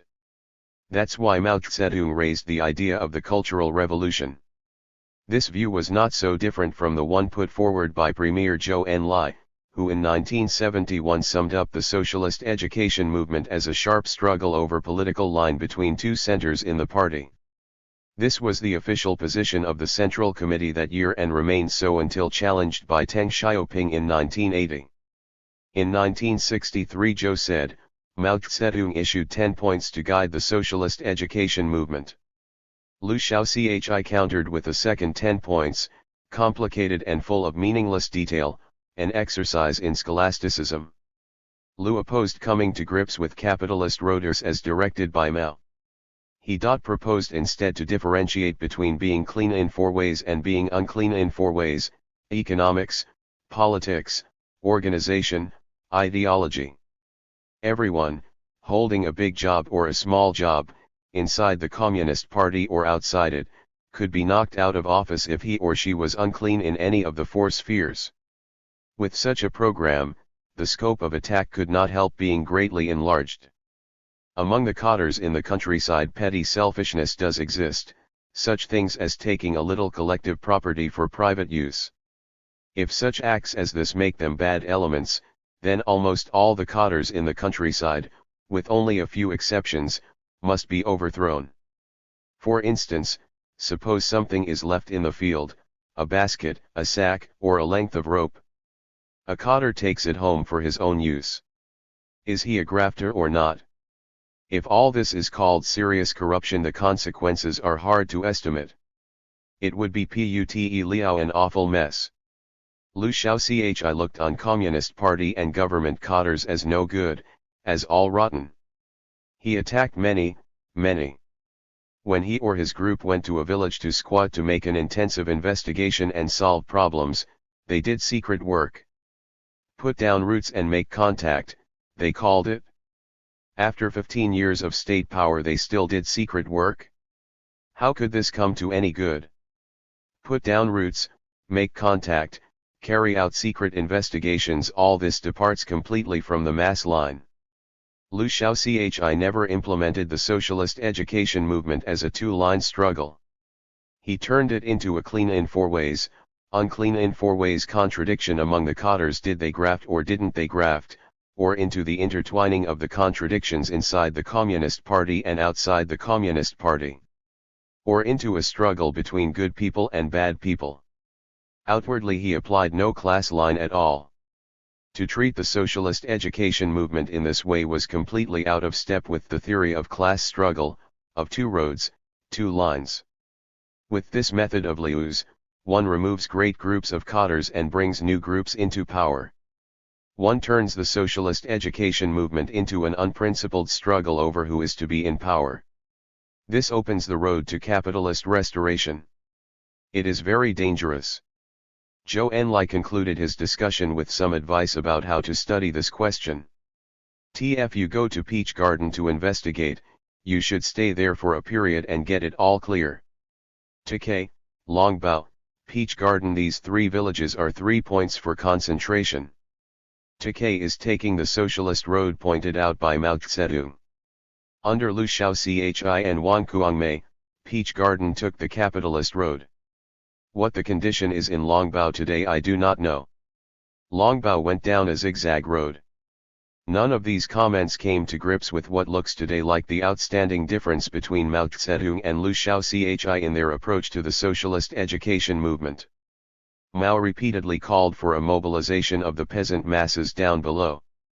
He wanted the people to judge, criticize, and supervise the party and state apparatus, hence demanded the revitalization of poor and lower-middle peasant associations. Liu, it seems, saw such a bottom-up campaign as a threat to stable government and bureaucratic power. Wherever possible he replaced mass mobilization at the village level with top-down rectification of the errors of local leaders. As Maurice Meisner points out, whereas the original Maoist directive emphasized that the first step was to set the masses in motion, Liu Shaoxi insisted that to launch the socialist education movement at any point requires the sending of a work team from the higher level. The whole movement should be led by the work team. Asterisk. A movement built primarily around work teams could hardly target capitalist roaders in the higher echelons of leadership, the very target Mao considered most important.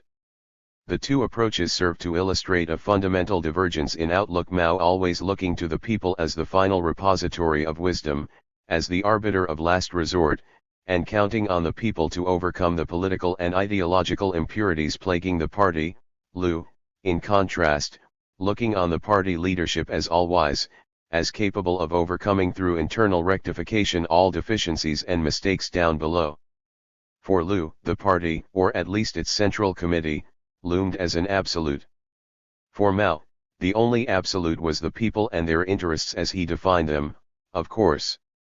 Whenever the party moved in ways that seemed wrong to him, Mao appealed over the heads of other party leaders to the people themselves, thus bypassing the whole institutional framework of the revolution and filling the hearts of most functionaries with anxiety and dismay. On one point all commentators agreed: the socialist education movement, otherwise known as the Four Clean, never came to an end. In 1966 it merged with and was submerged by a most bizarre, gigantic, complex, and unprecedented struggle, the Great Proletarian Cultural Revolution. In the course of the enormous factional struggle over government power and position that ensued, the issues raised so sharply in 1963 never found resolution. No consensus ever emerged on whether authority resided in the people or in the party, and no consensus ever emerged on what constituted the socialist road. As far as the countryside was concerned, no one ever spelled out the proper balance between public and private, individual and collective, earned income and free supply, individual rights, socialist norms, and communist sprouts, which alone could adjust and reconcile the diverse interests of assorted brigade members so that they could unite with ease of mind and forge ahead. The Cultural Revolution, which brought tens of millions of people into action on the political stage, fanned up instead a new communist wind that stressed the public, collective, free supply. Communists sprout side of the equation and carried the peasants back toward equalitarian excesses reminiscent of the Great Leap of 1958, a near policy debacle. As a rectification movement for the reform of individual cadres, the Cultural Revolution also foundered. Instead of uniting over 95% of the masses and of the cadres to fight against the class enemy. It broke the ranks of both people and cadres into hostile factions and set them to fighting each other over who had the right to hold power. Looking at these results, we began to wonder if we had been asking the right questions.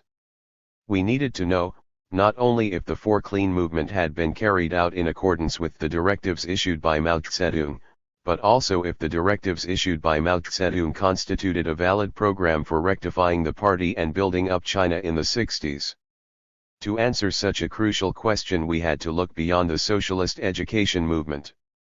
We had to look into the Cultural Revolution itself and try to understand what happened and why.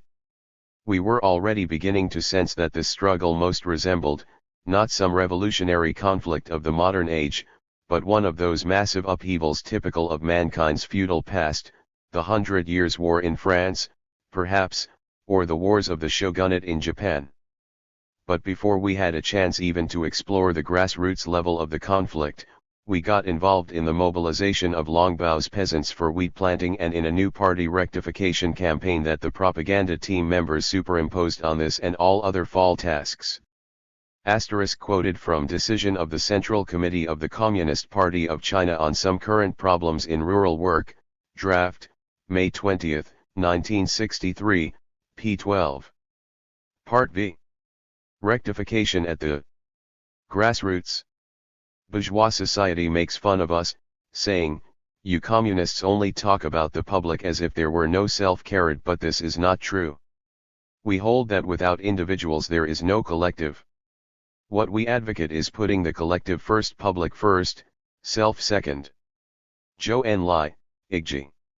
A rare afternoon, clear sky, bright sunlight, an unobstructed view of distant mountains, 50 people on a 5-acre plot organized into squads, each with a special job to do. One squad of women, somewhat scattered and working the land ahead of the rest, uses wooden mallets on long handles to break up the clods left behind by tractor plows and harrows. This last-minute improvement to the seed bed ensures even germination of the wheat. To the east of the women, carters, hauling compost from the 4th team's compost ground, come and go continuously. Keeping a dozen carts in motion, they dump their loads, pile by pile, in a straight line across the field. Since some have to load while others haul and dump, no more than 1 or 2 move across the worksite at any one time. Interspersed between the compost carts come the carrot tankers hauling liquid night oil. These tank carts with their barrel-like wooden containers, being fewer in number than the compost carts, establish a timetable of their own. They dump their loads into temporary pits designed to hold the precious black gold of the village cisterns, while a special crew enriches the local product with chemical urea poured from plastic bags, 2 or 3 bags to the pit. The cart drivers and the plastic bag crew just manage to keep ahead of the demands of the wheat planters themselves, a large group of men and women organized into 4 platoons. First, the furrow diggers, using a team of horses and a specially adapted plow, easily open enough furrows in a few minutes to keep everyone else busy for half an hour. Behind them a dozen or so night soil distributors, working at full speed, dip the stinking privy fluid from the pits with buckets slung on shoulder poles and pour it evenly along the prepared furrow. Next a second dozen, with baskets instead of buckets on their poles, spread and mix in an appropriate amount of dry compost. As the final step, a pair of sowers, highly skilled at distributing an even layer of seed along the enriched soil of the furrow bottom, keep just ahead of several followers who cover the seed with topsoil to a depth of 1 inch. In this complex operation, each separate task emerges out of its preparatory task, as it sets the stage for the task to come. The participants, like dancers in some pastoral ballet, create a skein of diverse motion that blends without apparent effort into a single rhythm as they progress, furrow by furrow, across the field. Scores of individuals, each working at his or her own speed, move as a unit from west to east, leaving in the newly inoculated soil an important part of next year's livelihood.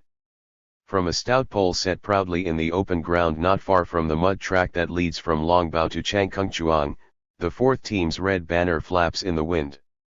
Moments like these manifest the underlying power of Longbao's collective life. Here, instead of a disorganized array of Goidaloners struggling to scratch a living from pitiful small plots, stands an organized attack force applying a new method of wheat planting over a large area, enriching the land with predetermined quantities of night soil and compost, even adding chemical urea, sowing improved seed from tested stocks of the best varieties available in the region, and standing ready, once the wheat comes up, to irrigate the whole expanse with water pumped from a reservoir that is itself the collective creation of tens of thousands of neighbors. How can this be equated in any way with the past? As the work stops for a break and the people sit down to rest, the team leaders, 1 or 2 brigade leaders and some cotters from the municipal propaganda team hold a spur-of-the-moment meeting to discuss problems. Are the furrows wide and deep enough? Is the seeding rate sufficient? Will the night soil hold out for the full expanse of the field? How much urea can the wheat tolerate without burning? Can soil trampling be reduced? If 3 stinking shoemakers can equal a Chu Liang, this group of earnest consultants ought to be able to surpass that ancient hero and call him grandson. It seems clear that this consultation adds a significant dimension to the strength of the collective. It includes not only the local peasants responsible for this field, but the leaders of their whole community and representatives of the city as well. The members of Team 4 on the front line of production have their cooperative, their commune and their city behind them. Behind these, in turn, stand the province and the nation. What happens here is not being ignored, forgotten, neglected, or dismissed. Everyone seems to regard it as a fragment of one battlefield in the overall war to transform and remold China. Up and down the chain of command there are evidently people who care. The impressive collective power applied to the wheat fields that we experienced that fall did not arise spontaneously. It developed as a result of hard organizing work at the highest echelons in the city and at every level down below, reaching finally into every production team and every family unit. Fortunately, since July the weather had improved enough to make the organization of fall work effective. In the beginning of September the rain eased off. Even though the season continued to be wetter than usual, runoff from the mountains began to subside. As it subsided the water in Changchi Reservoir stopped rising. The badly cracked main dam still stood, and so, miraculously, did the coffer dam that had been continually raised and reinforced ever since the cloudburst of August 15. This improvement in the weather came none too soon, for the flood waters thoroughly lapped at the top of both dams and the runoff from another inch of rain would have burst all temporary earthworks regardless of their height. As soon as the water in the reservoir stabilized, everyone began to relax. Conversations turned from flood control to more mundane subjects such as why some people let their domestic pigs run wild, why cart drivers so often ran down growing crops, and who, during the busy fall season, would pick the scattered castor beans that had been planted where nothing else would grow. The pig problem was most acute. When people did not properly pen their pigs, the animals got out and sooner or later found their way to the fields, where they celebrated by rooting around in the ground for undug sweet potatoes, knocking down cornstalks to get at the ears, and even making forays into the carefully tended truck gardens to eat eggplant and tomatoes. Not knowing where their charges were did not seem to bother the pig owners at all, and the reason was obvious. By allowing their pigs to roam they were getting something for nothing, they were fattening private pigs on collective land. What could be more bourgeois than this? Word went out through the brigade that pigs had to be kept at home. In the future if private pigs found their way into the fields, brigade leaders would do something drastic. They might even confiscate the pigs. The problem of the carts running down the crops was more universal and more difficult to solve. Team members everywhere planted their crops right up to the edge of any road or path so that no land would go to waste. But whenever it rained two things always threatened the crops. The first was the tendency of tall crops like corn and sorghum to lodge as the soil softened. Even a moderate breeze could blow corn down on the road. Then the cart drivers, who were always in a hurry to increase their work points, would drive right over the stalks and tramp them into the mud. When they saw down stalks they were supposed to take time to right them, tie them back if necessary, so that the grain could develop normally, but most drivers counted on someone else to save the grain. Their problem was to get down the road and back as quickly as possible. The second threat to the crops occurred whenever and wherever the road got so soft that the carts sank in. Cartwheels created enormous ruts in the wet spots and it became harder and harder for the donkeys, mules, and oxen to pull their loads through. Whenever ruts made the original road impassable, the drivers pulled off to the left or the right, straight into the crops, and ran them down to create a temporary bypass. This destroyed much more grain than the crops ever lost through lodging, no matter how often or how stridently leaders condemned the practice of bypassing. Their words never slowed it down. In the old society the owners of private plots used to dig ditches beside the road to prevent anyone from turning out. This created a form of war that was all against all, as the cart drivers and the plot owners struggled over the sanctity of the right-of-way. Now that people owned and managed their land collectively, no one cared enough about any given stretch to fashion defenses against the carts, so the destruction expanded year by year. This year, because the rains lasted beyond their normal season, the problem was worse than ever. Party Secretary Chang called it to the attention of the whole brigade. Even though most brigade members tried hard not to destroy the source of their own work points, the problem continued because many carts from other brigades and from non-agricultural factories and units used the same roads and no local appeal touched their self-interest. As for the castor beans, in 1971 brigade members had made a special effort to plant them along the edges of the roads, on the banks of the canals, and in any other small space that could not be cultivated on the usual scale. Now that the castor beans were getting ripe, the bowls that covered them were splitting open, spilling the beans onto the ground or into the ditches, where running water carried them away.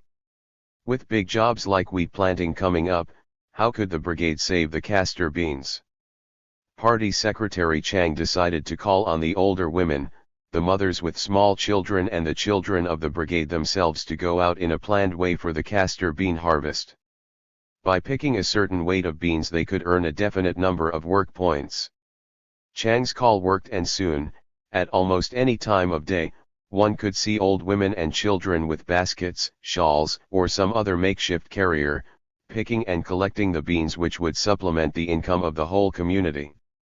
Peasants pressed the beans for oil, a valuable resource in a countryside where cooking oil always ran short, and efforts to raise flaxseed and rape had so far failed to fill the gap. Pig control, carts and castor beans added up to a diversion only. The big task that confronted the peasants of Longbao remained the San Ch7W, or 3 fall for short.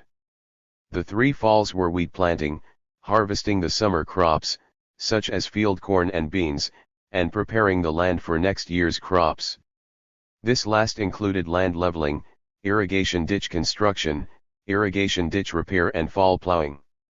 Because these 3 tasks crowded on each other's heels and had to be completed before the onset of winter, autumn turned out to be the busiest time of year, the time that required the most labor power, the most animal power, the most equipment and the most material support. Wheat planting came first and created great tension because, for reasons that I never clearly understood, the wheat had to be in the ground before the end of September. Whereas in Pennsylvania winter wheat can be planted through the middle of October and even into November, throughout most of North China farmers must plant wheat at least 1 month earlier to ensure adequate yields. The challenge posed by the need to get wheat into the ground early was taken up first by the Communist Party organization and the government of the whole province, particularly by those responsible for agriculture at every level. The provincial committee mobilized the regions mobilized the cities and counties, and these in turn mobilized the communes. Higher cadres called meetings, issued directives, and reported progress day by day in the press, in the form of battle communiques on the 3 fall front. This mobilization reached Longbao in the form of a conference at Horse Square Commune attended by Brigade Party Secretary Chang Kitsai and Vice Party Secretary Shen Tsai. At this conference commune leaders asked Longbao to plant 800 mao, 133 acres, of wheat, 2/3 of it on irrigated land by a new wide furrow method and 1/3 of it on dry land by well-known conventional methods. On the irrigated land 130 ton of organic compost and 30 ton of raw night soil scooped from privy cisterns applied to every mao ought to produce a yield of 38 bushels per acre. On dry land 160 ton of organic compost applied to every mao ought to produce a yield of 28 bushels per acre. These goals did not seem to be very high, but when we heard what had been harvested in 1971, we understood why nobody was willing to set them higher. The previous season had been disastrous for wheat from the very beginning. A severe drought at planting time had cut back germination. An open winter without snow allowed heavy frost to kill many of the sprouts that did come up. A dry spring stunted the few plants that remained, and so Longbao had harvested less than 10 bushels to the acre in late June.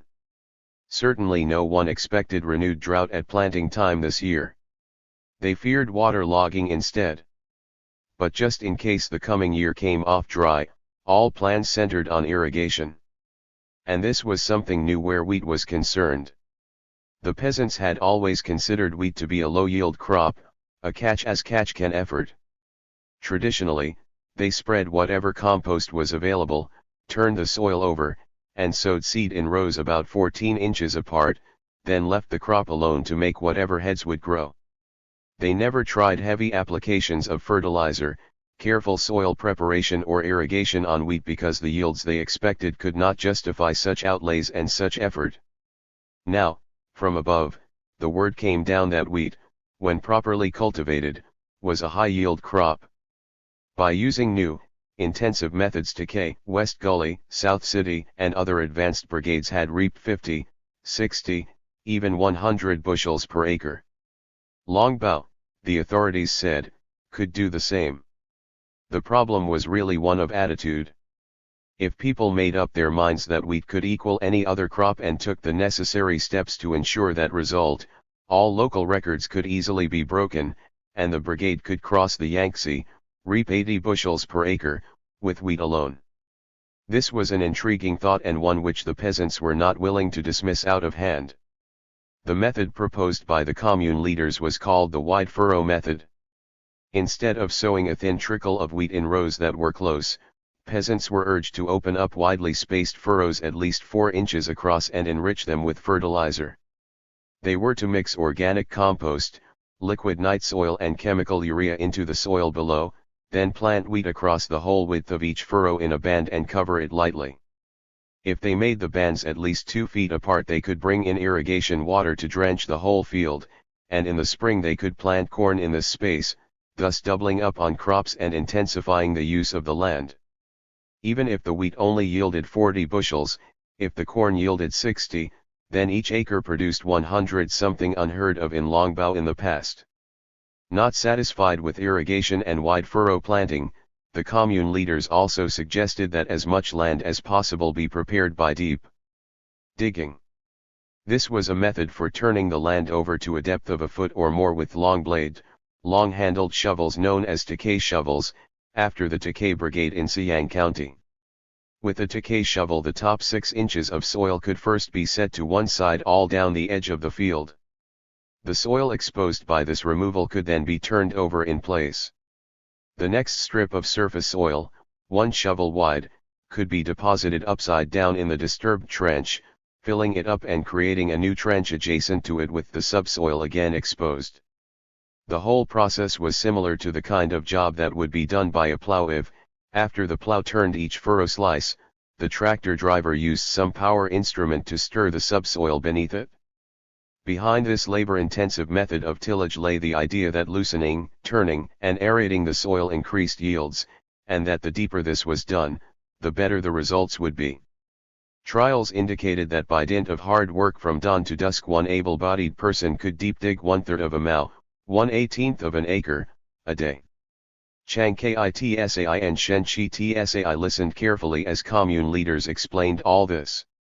If they had any objections, they did not voice them. The new, wide furrow method sounded good, even if it had never been tried on Longbao soil. They were willing to adopt it wherever irrigation water could be brought in. They knew that a large amount of compost and raw night soil from privy cisterns was available. They could send buyers out to find chemical urea, and they could mobilize team members for deep digging. The brigade leaders failed to agree only on the suggested acreage. Longbao did not have 133 acres free of crops that could be planted to wheat. No matter how they counted, they could come up with only 108, of which some 76 could be irrigated while 32 must remain dry.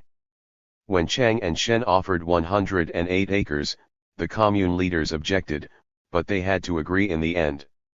They had no alternative, no one could find any more land. On returning to Longbao, Kitsai and Tsai called the leaders of all the production teams together to discuss wheat planting and convince team members to try the new methods. In order to make the discussion easy, they prepared mimeographed sheets with the total planned acreage broken down team by team: how much irrigated wheat, how much dryland wheat, How much wide furrow wheat and how much deep digging? The delegates from each team engaged in some very lively exchanges, then reported to the whole meeting on what they proposed to do. Lu Hojian, captain of the militia and political director of the second team, reported first.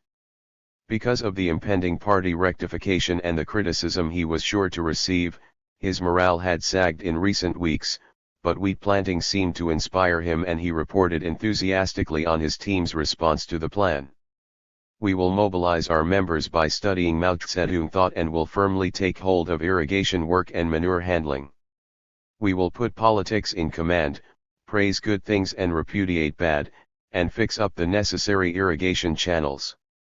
8 are needed. We already have 4, so we'll fix 4 more as soon as we have dug up the sweet potatoes that now occupy the land. The land will be leveled in squares that are 1/10 of a mao in size so that water can be uniformly distributed. We will deep dig all our irrigated land to a depth of 1 foot. We have 35 TK shovels. If 35 people each prepare 1/3 of a mao per day, we can do the whole job in 7 days. While one crew digs, another will level the land. Then we'll harrow it. We have 20 smoothing harrows. 10 days of work should make everything ready, including the canals. But we still don't have enough compost. We'll have to start gathering wild grass and weeds right away.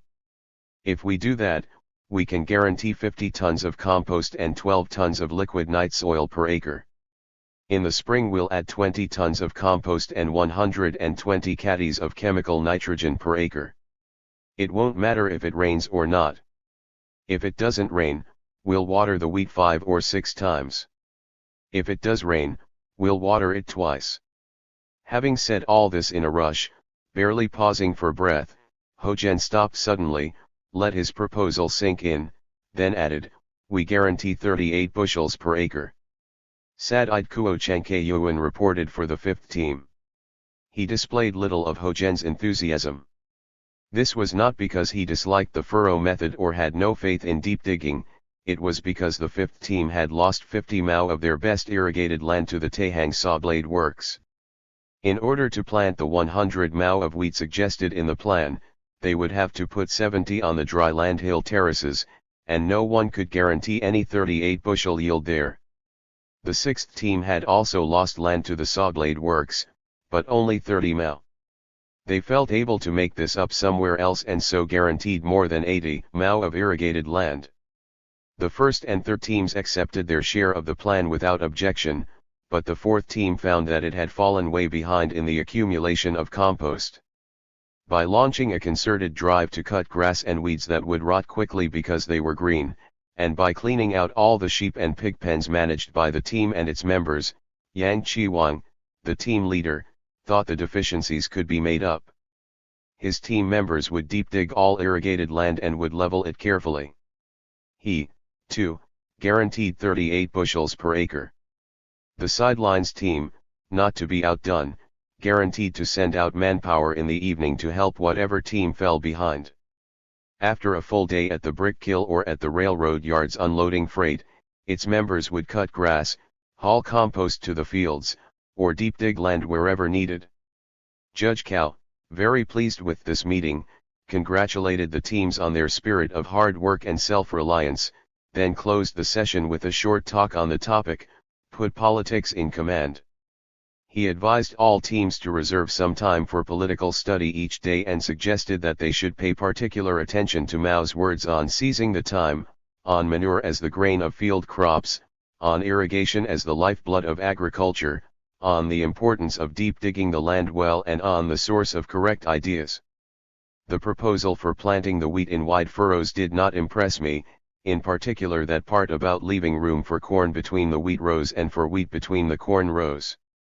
Karma and I had worked with the 5th team preparing wheat land planted to corn and found that this intercropping made every aspect of production several times more difficult than straightforward single cropping ever had.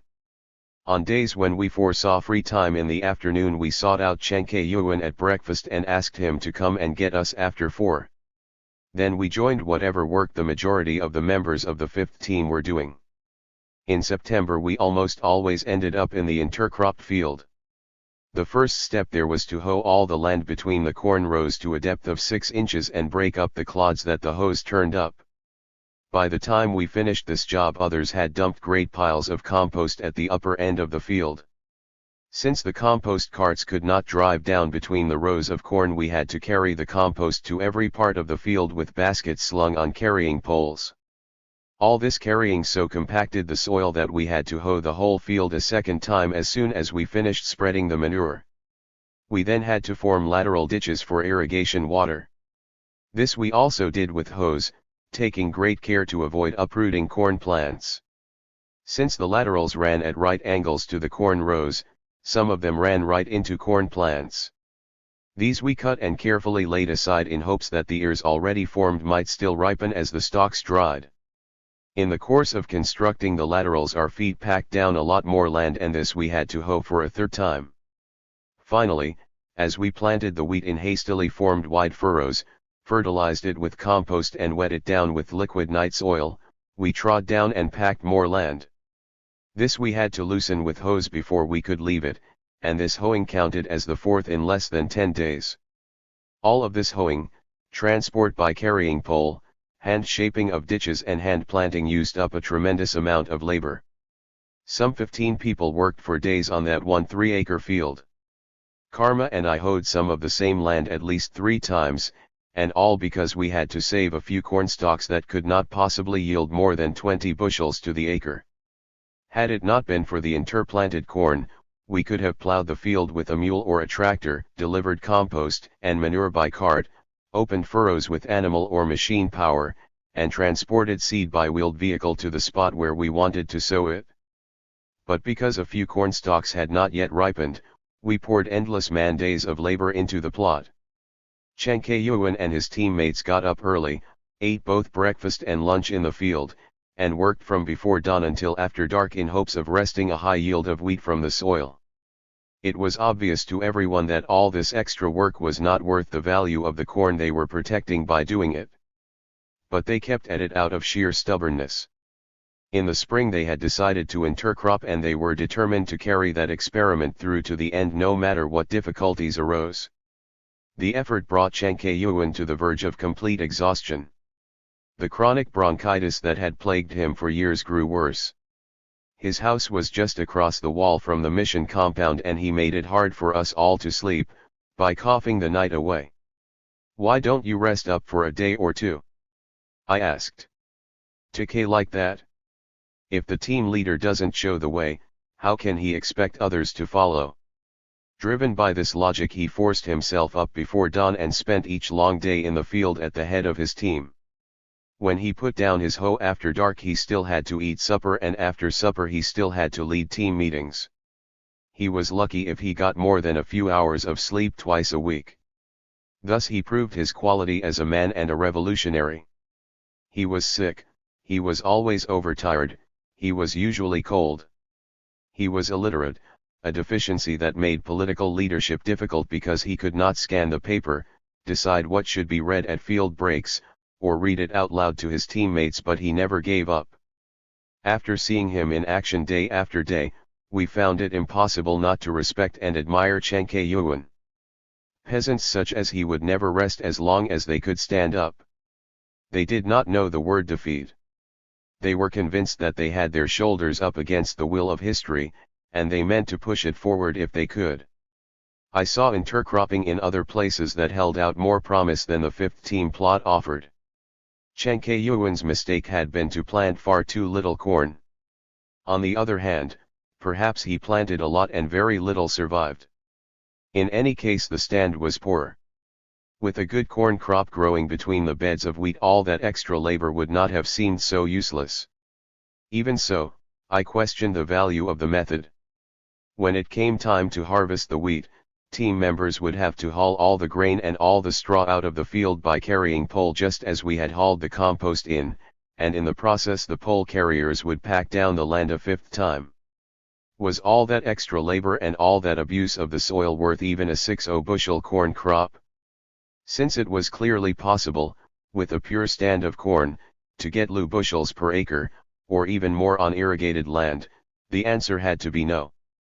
The optimistic plans for raising a bumper crop of wheat and turning it from a low-yield to a high-yield crop served to mobilize an impressive effort throughout the brigade, and all the teams achieved their planting schedules, at least in the main. What they failed to accomplish was all the deep digging. The team leaders and later the team members based their digging guarantees on good, that is dry, weather. To level the land for irrigation, then deep dig it, distribute huge amounts of compost, and finally plant the wheat in wide furrows on a bed of compost leavened with liquid night soil, all within 2 weeks, depended on at least 10 days of good weather, which did not materialize. The rains of August had been particularly heavy, and just as drought had generated drought, so rain had generated rain. With the whole Shangtang region soggy from excessive downpours, one after the other, every time the sun came out huge amounts of water vapor moved skyward, only to form once again into clouds and come pouring down as rain once more. The days when the peasants could work the land in the fields were few and far between, and so they had to cut back some of their grand plans. For the most part it was deep digging that was slighted, but even some of the land leveling was abandoned as the season moved toward planting time. The brigade leaders decided to plant whatever land was ready, or even half ready, then fix up additional tracks if the weather allowed. If, in the end, no one had time to prepare for irrigation, then they should plant the tracks by ordinary methods. While these preparations were underway, Party Secretary Chang made a trip to a far county to investigate new varieties of wheat for seed. While there he studied over 200 different wheats and finally selected 3 East is Red No. 1, Changqi No. 515 and Nanfanung Tai. He brought back enough improved seed to plant all the brigade's wheatland, and advised the teams to choose whatever variety they liked best. When asked about another good wheat that brigade members had seen doing well in and around Changqi City, he opposed it on the ground that it required exceptionally high levels of fertility, the kind of heavy supplies of night soil that only a city population could provide. Longbao, he said, could not hope to match such efforts. Secretary Chang further recommended that all the new seed be chemically treated for smut and other seed-borne diseases. He sent out a buyer to find suitable chemicals. The scene in the fields as the work went forward never failed to inspire us. As we joined in each day, we felt a constantly renewed sense of collective power. Beneath all the splits and quarrels, the rivalries and the dissatisfactions that plagued the village, solid foundations for collective consciousness seemed to have been laid. People showed respect for their community and relied on group action. Whatever the troubles of this new era might be, they did not replay the troubles of the past, and rejection of that past was all but absolute. Even those who, like the two gems, had been accused of taking the capitalist road, could hardly be accused of defying the collective framework of their village. They took the superiority of this framework for granted.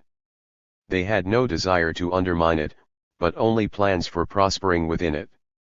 That certain forms of personal prosperity might be a threat to the system was something they apprehended but dimly. They took the life of their cooperative for granted without perhaps fully understanding the need for daily and hourly reinforcing and refining it. We felt that same sense of collective power, of relaxed satisfaction with cooperative life, one evening at the height of the harvest when we went out to pick eggplant and hauled it home to the second team threshing floor for distribution. Representatives of all the families on the team crowded round the flat carts to get their share. Holding baskets, bags, and nondescript containers of all sorts, little children clung to the backs of bigger children, nursing mothers stood in line with sweat-stained cart drivers and stinking privy cleaners. Team cotters distributed eggplant at so many caddies per head to everyone on the team, old or young, sick or well, hard-working or lazy, as part of that category-free supply so attractive to the multitude and yet so controversial overall. The good humor, the infectious laughter, the sense of community solidarity overwhelmed us. From the threshing floor we returned to brigade headquarters and there all the impressions of the evening were renewed and expanded. On one side of the courtyard several meetings of cotters filled the rooms, on the other side the brigade barber was giving a peasant a haircut. In the meeting hall, At the south end, scores of young people were rehearsing new dances and skits, while in the dispensary to the east, Wang Yithmei, the druggist, whose hair fell so provocatively below her waist when she let it down, was making up a prescription. On the far side of the wall, behind the village office, the brigade flour mill was roaring and shaking, its 3 women attendants all too busy to talk. Men, women, and children of all sizes and shapes waited for their grain to be ground, laughing, joking, teasing, playing. It was impossible not to feel a sense of fitness, of rightness, a sense of deep fellowship permeating the scene on both sides of the wall. How better could an earthbound people organize a community like this, how better face the future? Sensing the tremendous strength that cooperation demonstrated that fall and the positive effects of leadership from the city level, we underestimated, perhaps, the negative consequences of too much input from above, input that often came down as arbitrary intervention in the complex process of crop production. As time went on, we became aware of many painful episodes arising out of official meddling. Over the years, meddling increased to the point where regulations tied peasants hand and foot. But this kind of intervention was as yet only a cloud on Longbao's horizon. It could not cancel out the strong sense of competence and future potential generated by a rationally led, vertically integrated society. As the field work went forward, the 4th team seemed to pull ahead. This was due in part to the fact that the young men in charge had found a way of attaching a block of wood to their mule-drawn plow. It broke a wide ditch in the ground instead of turning a furrow. This saved hoeing time, so that many people who might have been tied up at this task could concentrate on spreading night soil and compost. With compost piles well spaced and night soil pits conveniently located, the planting went ahead rapidly. The 3rd team, working the land on the other side of the irrigation ditch, seemed to lag behind. 3rd team members, led by that remarkable woman Yang Linying, spent much more time leveling their land than did their rivals. Though their compost piles seemed somewhat bigger, their planting methods lagged badly. The furrows they dug out with hoes, in contrast to the plowed furrows of the 4th team, ran in uneven lines, as if an old woman with a shaky hand had drawn a comb through the field. Their daily progress across the vast expanse of land seemed minimal. Since they fell so far behind, we tended to ignore them and never did walk out to see what they were doing, or how they were doing it. When the sprouts came up, however, it was 3rd team wheat that emerged dark green, vigorous, and healthy, while 4th team wheat showed pale and thin. In their hurry to get the job done, the 4th team members had used only half-rotted compost in the furrow. The night soil hauled from the deep cisterns of the village homes, though plentiful in volume, turned out to be low in fertility due to the flooding of the cisterns in the heavy August rains. Even the chemical urea dumped in to make up the deficit had failed to solve this problem. In practice, the flashy 4th production team, with its young, creative leadership and its organizational drive, had done less well than the stolid 3rd team with its plodding perseverance. The final results, of course, were not yet in. There was still time for the 4th team to side dress its wheat and ensure fertility wherever this was low. Much would depend, also, on the irrigation water next spring. But here again the 3rd team seemed to have an edge because they had taken much greater pains to make their land level. With the whole community mobilized to plant wheat during daylight hours, the party rectification demanded by the municipal conference took place at night. One might have thought that wheat planting was enough for the peasants to cope with and that they deserved to rest in the evening. Obviously many people had just such inclinations.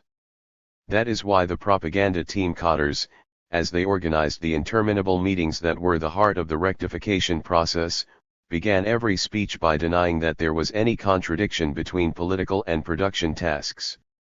But no matter how often they repeated this, they could not convince Party Secretary Kitsai. At the start people will come, he said, but since they will get more and more tired in the field each day, they may not come back night after night. Didn't you have a lot of meetings during spring planting? Asked Smartfan. That was different. The people were in high spirits then. Well, grasping revolution should promote production, not hold it back, said Smartfan. Weren't there more meetings this year than before? And didn't production go better? Meetings don't block production. To arrange meetings well is the responsibility of the leaders. You have to urge people to come early and get through early. At one meeting half of the people fell asleep, the other half left early for home. Undaunted, Judge Cao said, "Some people think these meetings conflict with production, but that's wrong. There is no contradiction between meetings and production. The day is short. The night is long. We can get up a little earlier in the morning. Some say that when things are busy we should stop studying. But just the opposite is true. The busier we are, the more attention we should pay to study." Fortunately for the big meeting that inaugurated the campaign, rain fell on September 2nd. If the continuing rains threatened the dam, harmed the crops and delayed the harvest, they nevertheless gave a boost to political work. Since it was raining so hard that no one could go to the fields, the propaganda team seized the time and called for a brigade-wide meeting in the assembly hall. Somewhat curious as to what might be afoot, people jammed the hall from wall to wall and from back to front, right up to the edge of the raised platform that served as a stage.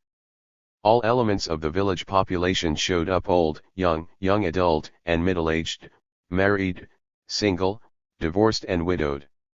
They brought lots of children just learning to walk and nursing babies who gurgled and cried. When babies cried too much, cotters ordered their mothers to carry them out.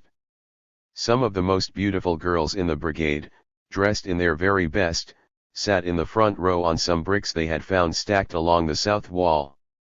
They wore their hair in long braids, even those who were married, and sported much brighter tunics than any woman in Peking would dare put on flowered prints or bright checks in contrasting primary colors.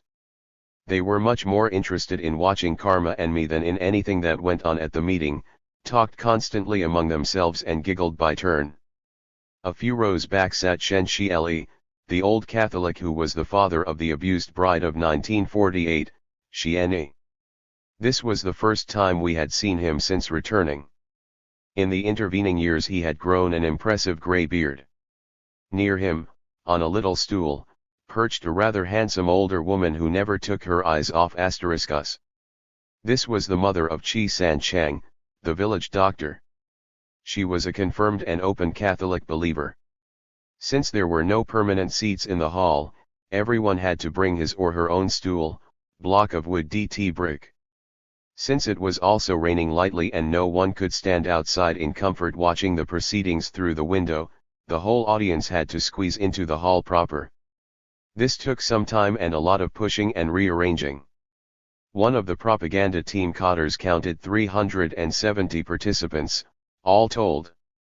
They were jammed into a building designed for 200. Judge Cao delivered his report seated at a large wooden table on the stage. Behind him on the wall hung a huge portrait of Mao Zedong. The judge, who was noted for long speeches, did nothing to damage his reputation that day. He began with a review of the charges against the two gems, which explained their removal from office. He then spoke of the lively production drive that had been mounted by the new leading group in the spring. He listed in detail the outstanding achievements of outstanding individuals, crediting both to higher levels of consciousness acquired through study and struggle. This demonstrated, he said, how ideas could be transformed into material wealth. All of this was by way of introduction to the main point, which was the need to examine critically the role of the new brigade leadership and carry out a popular review of the party rectification process. He repeated the 7 standards for judging party members that had been laid down at the municipal meeting and explained the open-door nature of the party meetings to come.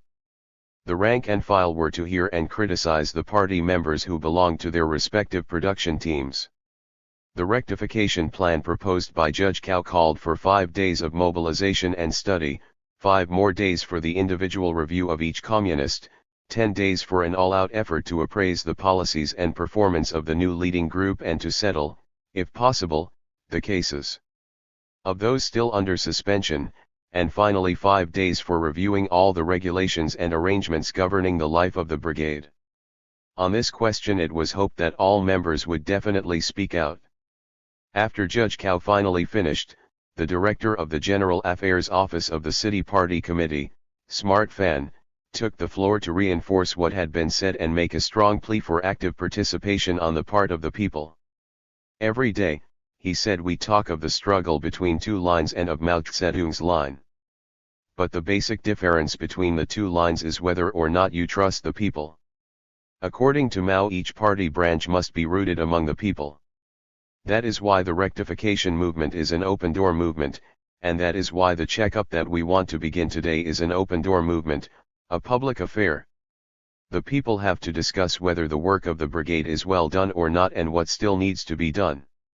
Mao Zedong wants us to take part. That is a sign of his trust in us. If we don't respond with active participation, we must beg his pardon. So anyone who does not show concern for this movement is not listening to Mao Zedong. Everyone must overcome fear of revenge, fear of being hurt through speaking out. Some hesitate to annoy others by talking frankly. Why? Because in previous movements some cadres did not follow Mao Zedong's line and they used the strength of their faction to take revenge.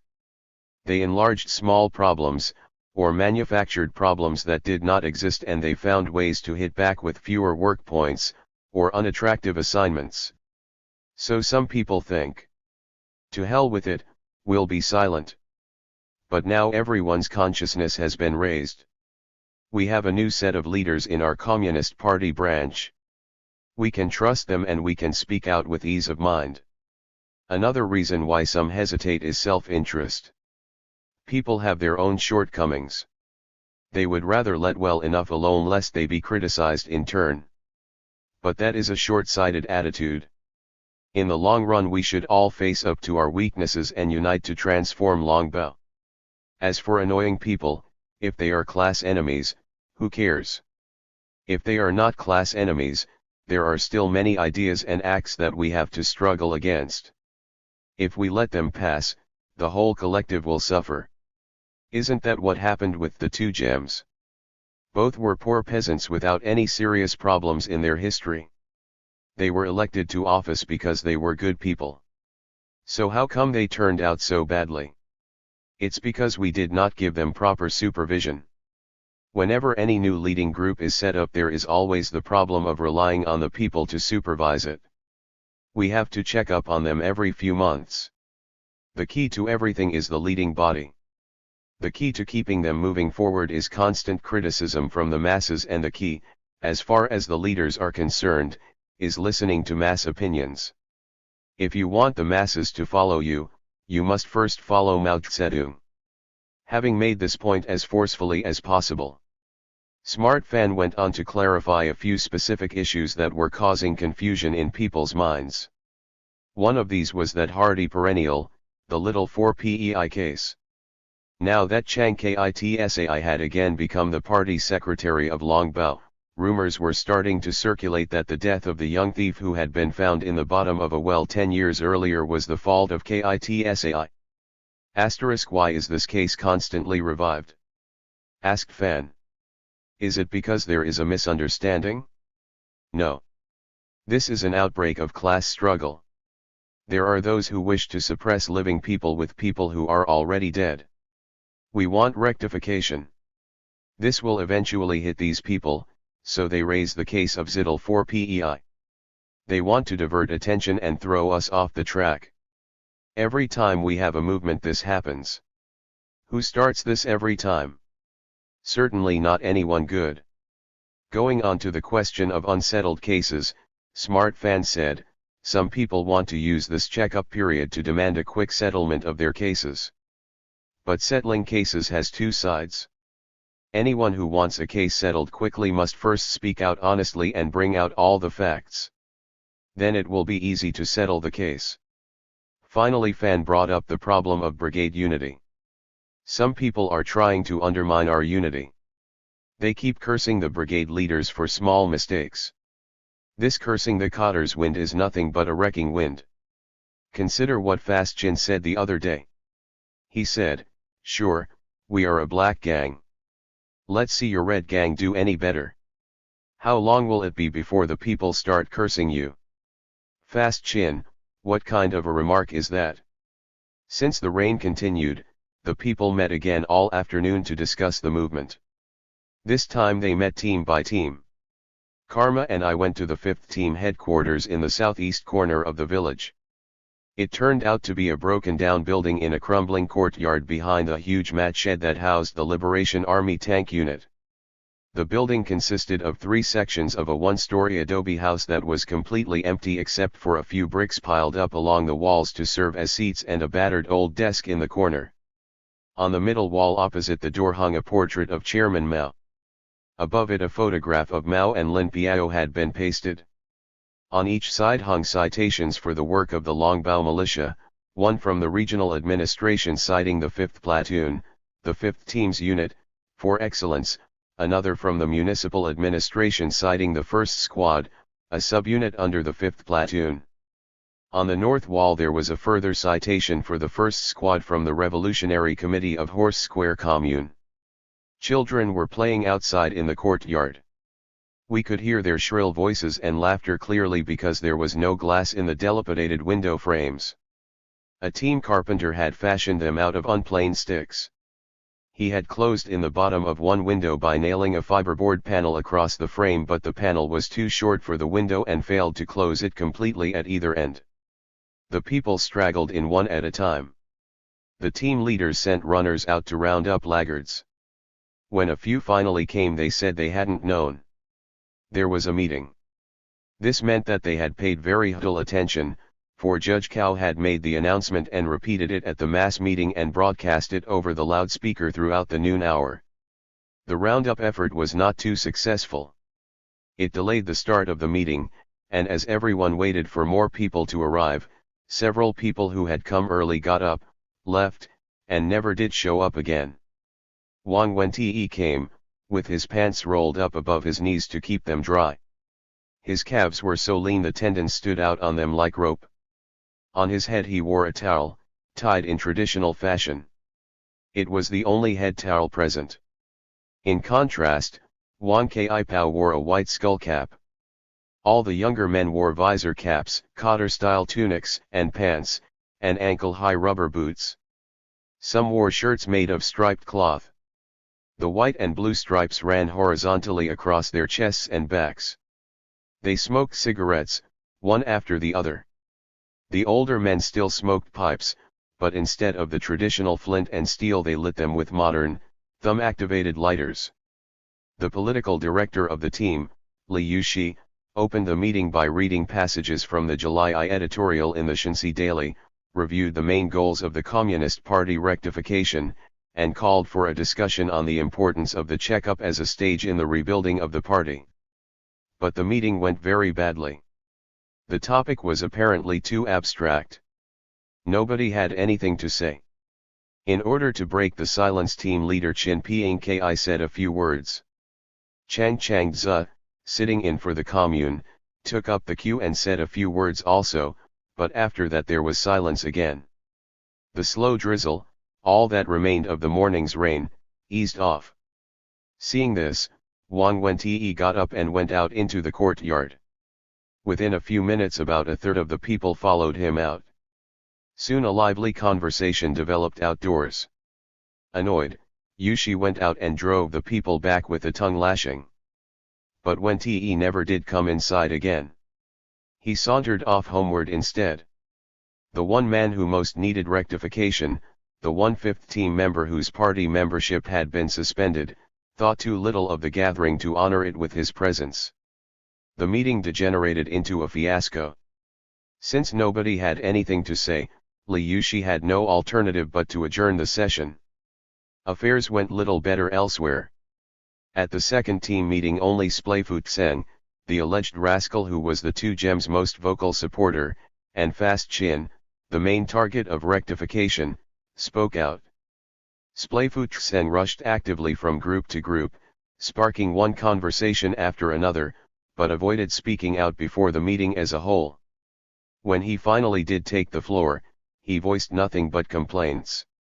Ever since the new group came to power in the brigade, he said, things had really been dead in the village. Second team leaders found it impossible to hold the crowd. People kept drifting out and could not be persuaded to come back. Most of them could not even be found to listen to persuasion of any sort. In the end, when Chin decided to speak, many did come back, not because they necessarily supported him, but because they were curious to hear what this notorious black ganger would say. How they knew that he was about to speak was a mystery. What Chin actually said was that the reports made by the propaganda team leaders at the big meeting were one-sided, that he had tried several times to reach them in order to talk things out, but that they had failed to meet. He sandwiched this criticism of the team leadership between some facile self-critical remarks such as the rectification movement is good. If I had been the leader it would not have been so well done. I should study Mao well, criticize my mistakes, bow my head and admit my crimes, and ask the comrades to criticize me. But since in fact he made no substantive criticism of himself, his words resolved nothing. As a starting point for a major mass movement, these meetings were not auspicious.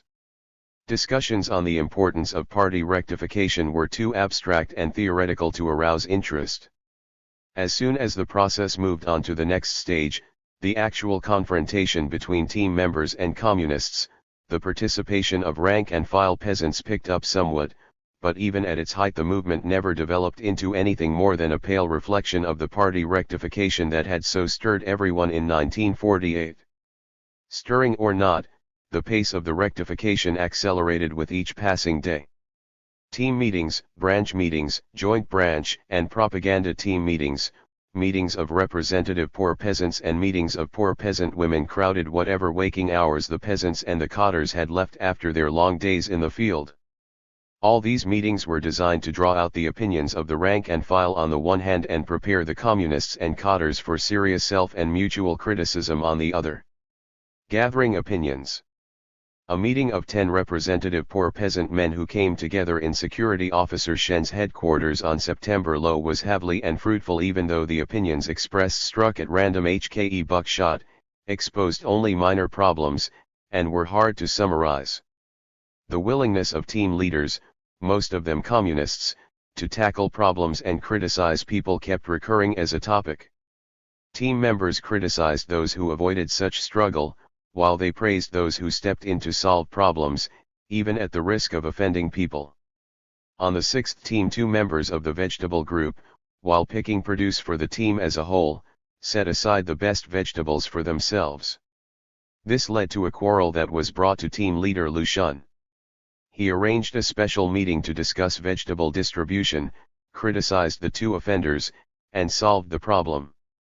This pleased the other team members because they had been reluctant to protest lest they be victimized as troublemakers and forced to accept the poorest vegetables in the future. Who wanted to risk that? If, on the other hand, the team leader took action, he won respect. No one could call him a troublemaker. Li Linkuang, a long-faced older man from the 6th team, elaborated on this point.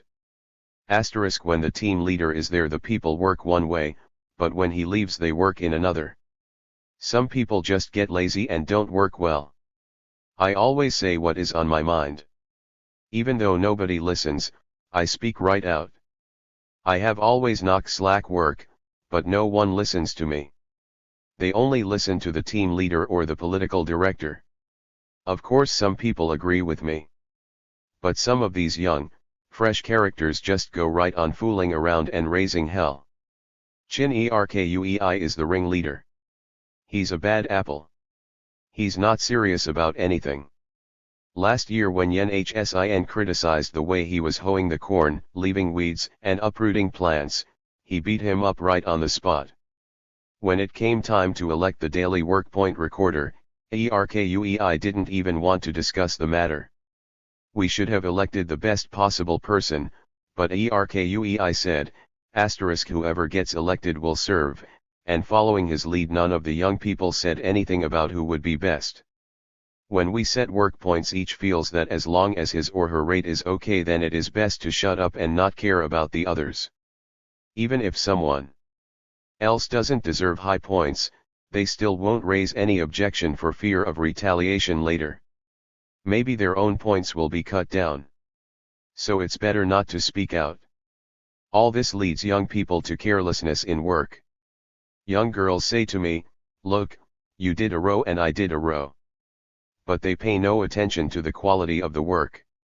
Some of them hoe 3 rows at a time, but they don't hoe between the plants in the row, so the weeds still grow there. Or they just pile dirt up around the corn and bury the weeds. Now it's all right to hill up the corn, but it should be hoed well, all around, first. These young people all say 3 rows at a time is very efficient. In their view, it's only the old conservatives who go up and down the field row after row. If the team leader were there, the young people wouldn't act like that. If there were a set quota for the day, then they would do better.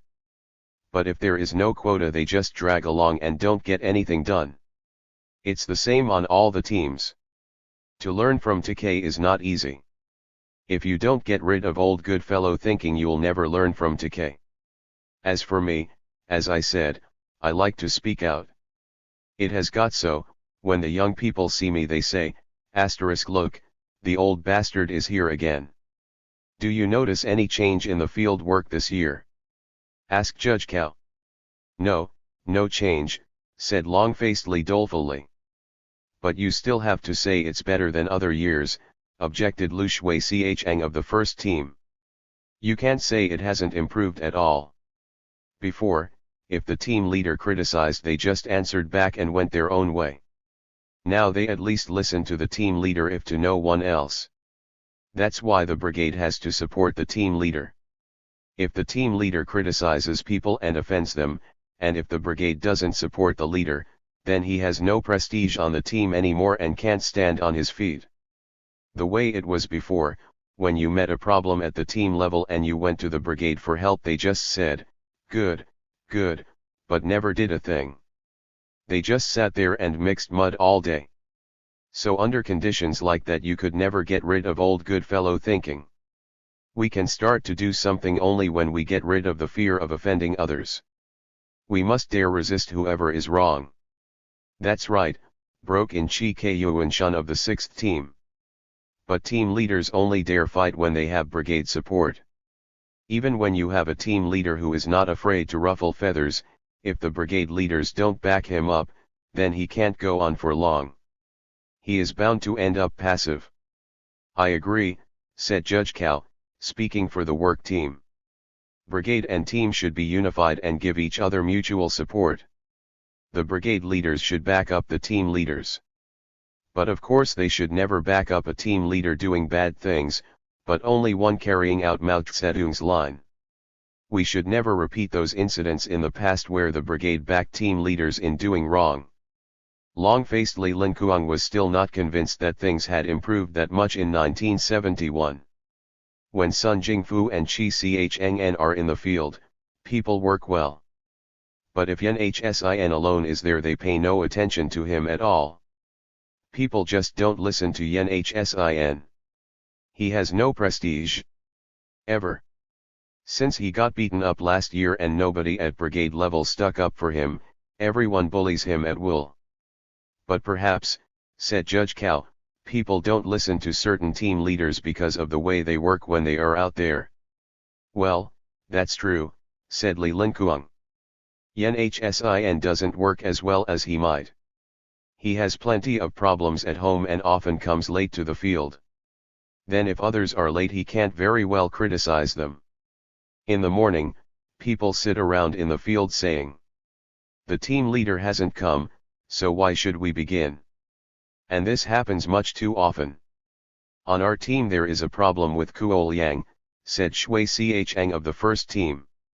He tends to pick out the easy jobs.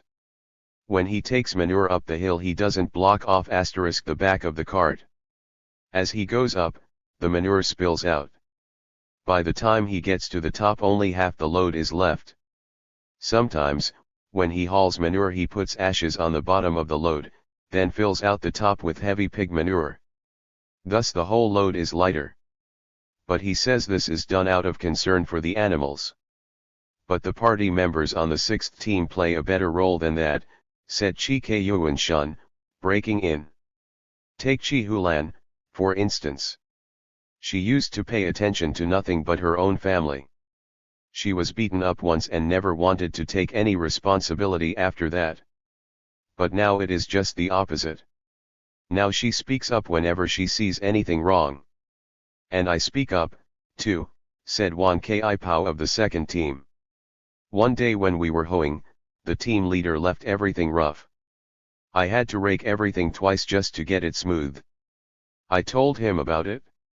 Several people asked me how I dared raise such a thing with the team leader. But I said, TF he weren't in the wrong, I wouldn't say anything. But if he does something wrong, it's not a mistake to mention it. The participants at this meeting agreed that though the atmosphere was better than before, with many people daring to speak out on some things, and many team leaders daring to give some leadership, still there was a lot of room for improvement. The brigade leading body, they said, continued to be too soft.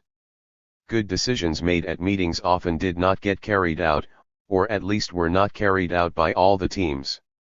When the brigade leaders made a decision, some teams acted on it while other teams didn't, and the brigade still did not follow through. Thus, even though the brigade leaders decided to spread all available manure and compost in preparation for planting wheat, a lot of manure still lay around the village, and the third team and the sixth team even quarreled over the manure that had already been spread. Right on the heels of the representative poor peasants meeting, the party members themselves came together for a briefing on what was expected of them in the open-door meetings to come. Security Officer Shen explained that the movement required not just a self-criticism but a Changyang, an overall evaluation of strengths and weaknesses as exhibited in past work, and of progress since the beginning of the rectification movement. They should also express their resolve for the future. Both those party members who were in good standing and those four who still remained under suspension should make this evaluation. Those in good standing should stress an all-around appraisal, while those set aside should concentrate on self-criticism, since it was mainly because they had, until now, failed to recognize their serious mistakes that they still could not win reinstatement. In regard to the standards by which the members should judge themselves, Shen stressed first the 50-character sentence from the New Year's editorial of 1968, which quoted Mao Zedong as saying, "The party organization should be composed of advanced elements of the proletariat. It should be a vigorous and vital organization of vanguards which can lead the proletariat and revolutionary masses in struggle against the class enemy." As to what might constitute an advanced element, Shen urged that everyone study the 5 requirements for party members laid down in the 1969 Constitution of the Communist Party. 1. Carry on living study and application of Marxism-Leninism and Mao Zedong thought. 2. Work for the Chinese people and the people of the world. 3. Unite with the majority and even with those who oppose you. 4. Consult the masses on all problems. 5. Dare to conduct criticism and self-criticism. In regard to the work of the branch as a whole, Shen said the team would judge it by how well it had carried out the 5 tasks set for party branches in the new party constitution. 1. Lead the Communist Party and the masses in the study and application of Marxism-Leninism and Mao Zedong thought. 2. Conduct class education and education in 2 lines, lead the Communist Party members and the masses in struggle against the class enemy. 3. Propagate and carry out Communist Party principles. 4. Establish close ties with the masses. 5. Admit new vanguard members. Get rid of the stale and take in the fresh. The party members responded to Security Officer Shen's talk with passive general agreement to such a public evaluation. They said it should be done in good time, and often, so that Communist Party members could avoid mistakes. At this point, Fast Chin, still outside the gate, made another remark that soon became an issue throughout the brigade. Learning from TK means hard work. I'll just work HRD. Isn't that okay? He asked. Early on the morning of September 11 the work team cadres met to sum up their work so far. They had some interesting comments to make about various party members. Li Yushi, 5th team leader, very steady, down to earth. Hard-working. He doesn't like to blow the horn or beat the drum. Li Fuwang, 1st team, always says okay. Always agrees with higher leaders. Then goes back and does whatever he did before. Chin Erkui, 6th team truly hard to deal with. Like a knot in a plank, he's hard to plane smooth. Sun Jingfu, 6th team leader able. Whatever he says, he does. Dares to struggle. No good fellow thought. But he is prickly when criticized. He works hard himself, then says, "This is what I have done. If you can't do the same, you can't pass muster." This makes some people unhappy. The method is too rough. Lu Shun, 6th team also quite able. All yearly, he's still always the last to get to a meeting. When he arrives the people have lie ch here, they're all here. But he has done better lately. Even though his leg is badly swollen, he works hard. He led a shock brigade to work on the canal until IOO am, then reported for work early that same morning. Wan Fu has not done so well since his divorce. The divorce upset him. It's an ideological problem. He has let go of the leadership of the second team. Lu Ho Jen, second team has conflicts with the team leader Pei Liang Shun. Worked hard in April but has now slacked off. Why? Too many rumors being spread? No. Too many negative people. Too few supporters.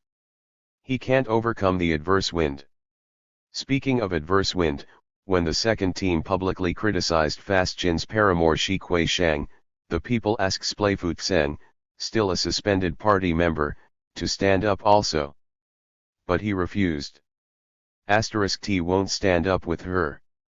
What sort of creature is she anyway? All present thought this was a case of the pot calling the kettle black. Splayfoot Tseng's case, as a communist, was much more serious, after all, than the case of the young bride Shi Kui Shang. But, said Judge Cao, that's typical of the two gems clique. They always answer back. They always have something to say in defiance of popular demand. They should listen to mass criticism but they never do. They always answer right back. This meeting no sooner concluded than the team called an enlarged branch meeting to help the Communist Party members prepare for the confrontations scheduled for that evening. Judge Cao started off the meeting with a short statement. We should talk about the changes since the start of the rectification movement and use decay to judge Longbao, and thus find our weak points. To demonstrate resolution for the future we should make concrete plans. We should look for the faults in our work and not just find fault with the people, for by that method you simply look back and forth and finally conclude that the masses are backward and there is no way out. One after another the leading communists spoke and all of them contrasted the enthusiasm of the spring planting period with the apathy of September. This spring, said Lu Hojian, political director of the second team, there was a great change. We grasped class struggle. The masses aroused themselves and quickly finished all the work left over from the winter. We praised the good in time and struggled against the bad. Work went well. But now everything has slacked off. When we have directives about the work we don't check up. It's not a question of ability, it's a question of gone. Enthusiasm and of study. We got things off the ground, in the spring. Why not now? To tell the truth, we haven't done any deep digging for the wheat even though we promised to. The land was too wet. We only used our hose. Perhaps we dug a little deeper than usual, but not much. On the other hand, we did haul more fertilizer. All yearly said the same thing. We have achieved something as compared to the past, especially in the spring. We repudiated mistaken thinking as it appeared. We hauled manure to the fields, repaired the canals, and set up shock brigades. We even hauled manure to the fields at night without asking for extra points. We all worked hard and were happy and at ease. He spoke of this with real feeling, and the more he thought about it the faster his words came. Our spirits were really high then. More and more people turned out. Even old people. Some young workers said to an older man, "Don't carry that, it's too heavy for you." But the old man refused to put the load down. I want to do my part, he said. At first my shock brigade had only young people, but soon old people turned out in large numbers. We had socialist competition. People came early and left late. All was going fine. So now, since a few of us have just returned from Takei, we should fan up such a spirit again. We are people just like those at Takei and our natural conditions are much better than theirs. If we can't do well, it is shameful. Smart Fan sat in on this meeting. After listening to all the individuals talk, he put in a final word of advice. Whether or not you can move the people to criticize you or not depends on your attitude. If you are honest and really welcome criticism, it will be forthcoming. When talking of your achievements, leave a little room to maneuver. If you have 10 points, talk about 8 or 9. Don't lay out all 10. If you do, the people won't like it. But when it comes to shortcomings, expose them all. Don't hide a single one. That night we once again attended the meeting at 5th Team headquarters. The people, tired after a hard day's work planting wheat, did not assemble until after 9 p.m. That was when they finally finished eating supper after coming in from the fields when the sun went down. A single electric light, hanging from the ceiling at the end of 2 hot wires, illuminated the 5th Team's Stark headquarters. According to the custom, where self-criticism was concerned, that the most important cadre lead off, Kuo Chenkei-yuan stood up first. He spoke very seriously. It was obvious that he had given the matter deep thought. His words came from the heart. Of course, some of the things he said smacked of routine. He used many of the stock phrases that people naturally repeated when making a political statement in China, but it was obvious that Chenkei-yuan, rather than simply repeating phrases, was sincerely trying to give expression to his feelings of the past period, to lay bare his shortcomings and show that he meant to take hold with renewed determination in the future. On formal occasions, Chenkei-yuan always began his remarks with some quotes from Mao Zedong. This time he repeated haltingly from memory the first selection from the first page of the Red Book: "The force at the core leading our cause forward is the Chinese Communist Party. The theoretical basis guiding our thinking is Marxism-Leninism." He followed this with "grasp revolution, promote production, unite to win still greater victories, and *tn agriculture learn from Takei." Chenkei-yuan had to memorize the Mao quotes because he couldn't read. In the 50s the brigade had sent him away to a literacy class, but although he stayed away for 2.5 years he never even learned to write his name. When he got back, friends and neighbors asked how many ideographs he had memorized. His answer was, "None. The state invested in me for nothing. For all that millet you should have been able to buy at least 1 ideograph," they taunted. "Forget it," said Chenkei-yuan, blushing. "Just forget the whole thing." Now, in a voice hoarse from years of chronic coughing, he began to speak. Slowly and haltingly at first, but with increasing fluency as his ideas started to flow. "I want to talk about my own understanding of the Communist Party rectification and learning from Takei. I went to Takei this year for the 2nd time. I lived with an old man and talked with him, and I feel deeply that we are falling farther and farther behind. So I also want to speak about my resolve in regard to the future. Tm a poor peasant, an old communist and an old cadre. FVE been a cadre for 20 years and lately FVE been tempted to retire. But with the work I've done I really can't hold up my head before Mao Zedong and the poor peasant masses. The cadres of the 5th Team have not united well in the past, and I didn't play the role I should have played as a communist and a political director to solve this problem. I have never really learned to read, and so I haven't studied well. What I learned about line struggle during this movement made me ashamed of my past work. I decided to quit thinking about retiring and to jump in to carry the revolution on. Since then I have led the team in study by asking those who can read to read aloud. In the spring our cadres were united in the movement to accumulate manure. We decided to raise production on the 5th Team, and we decided to concentrate on compost and night soil. In the past, when we sent 80-10 per Mao 27 tons per acre to the field, we used to report 100 or 110. But that was an exaggeration. That's not living up to communist standards, and after all, we were only cheating ourselves. Manure is the grain of the crops, so we had to think about how to get more. After we had spread everything available, we decided it still wasn't enough, so we cut weeds, swept the courtyards, scoured the neighborhood and piled up more. In the end we had 120 per mile. In this campaign we led the masses to work very hard, for if you don't grasp manure you can't grasp grain. From manure he turned to irrigation. We talked about irrigation every year but we never really succeeded because we hadn't leveled the land.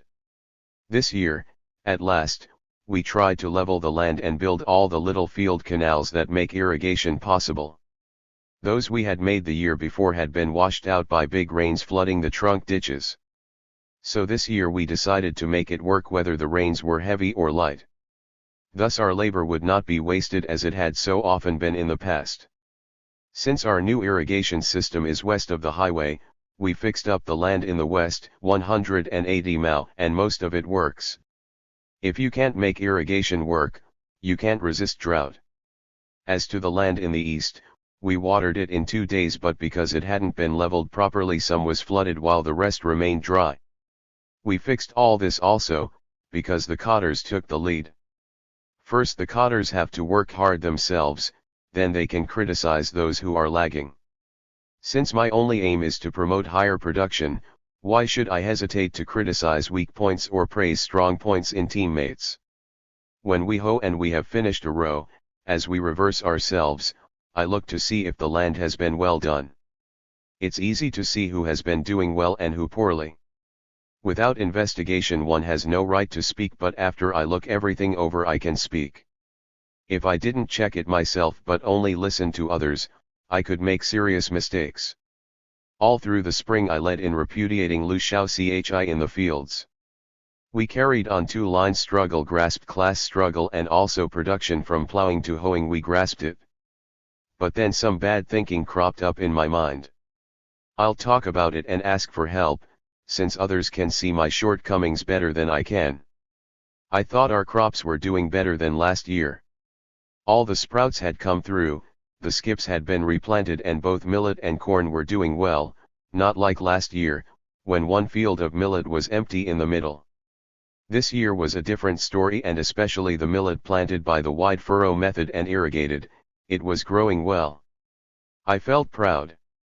What more could we ask? But pride leads to failure. One should never be proud. I thought our crops were pretty darned good.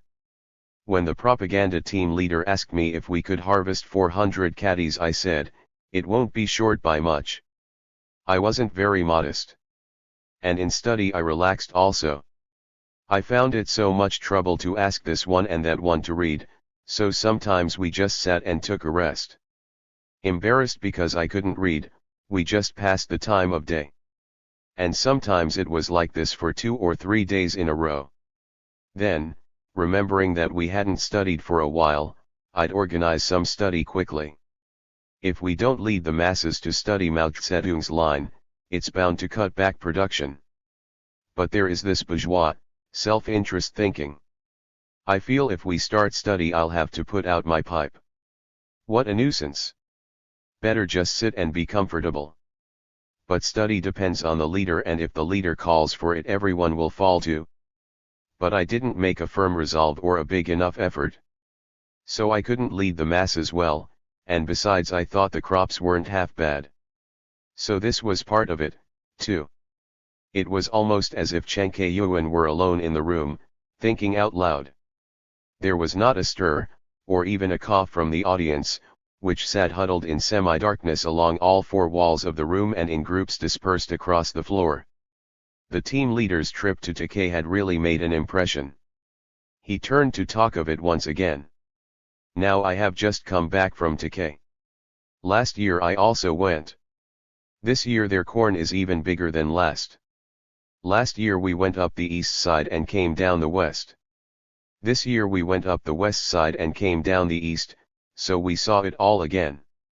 We met on Tajriad Mountain and the local people introduced us to each gully and told us how it had been fixed up. The way the crops are growing there, if they say they'll harvest 1,000 caddies per mao, that's no mistake. All the corn ears were the same huge size and all the millet heads were of the same great length. When you come back here and take a look, it's obvious that our crops are not half as good. Our crops are so uneven. Some stalks have no corn at all, and as for millet, there are more short heads than long. But there each millet head is 12 to 13 inches long. They speak of IOOO caddies.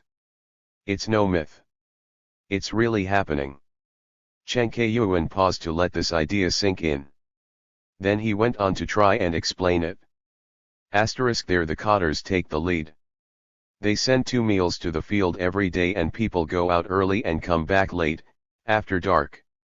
One old peasant of Siang County told us that he used to get less than 200 caddies off his private plot. Everyone worked hard all year and still went hungry. Then they visited Takei and their leading people got themselves together. In 3 years they raised yields to 700 caddies and higher. This old man got 600 caddies of grain as his personal share. And his dumb son, so dumb he couldn't even find a wife, got 800 caddies. And they got potatoes besides. What does this show?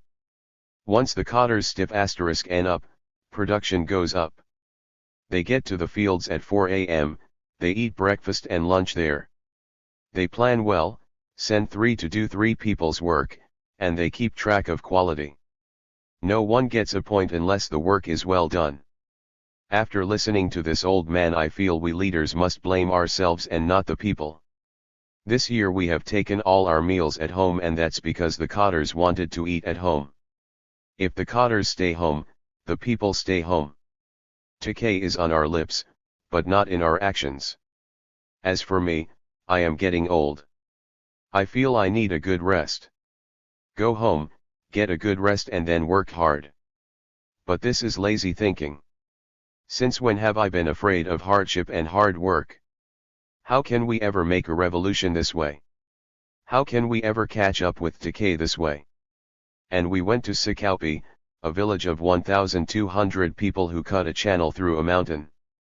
They built a dam 200 meters long and made 50 mao of flat fields that yield 1,000 caddies per mao. How did they do it? They studied Mao Zedong, thought, well, why can't we do it? Are we afraid of hardship, we cotters? Or are we conservative? Chen Kayuan paused again to let this sink in and also to decide how to finish up. Wang Wentie lit his pipe. Shen Shunta coughed. Outside some children, still wide awake, laughed as they played in the darkness. Based on this visit to Takei, the team leader continued, I want to tell everyone my resolution. This fall on the 2 plots of high-yield wheat land we will concentrate 200 tons of compost and 40 tons of night soil. And we will plant by the wide furrow method to guarantee irrigation. Our poorer land on the hill doesn't have enough fertilizer. We must add more, and I discussed this with Li Yushi tonight. In the fall harvest we guarantee that every grain gets back to the threshing floor.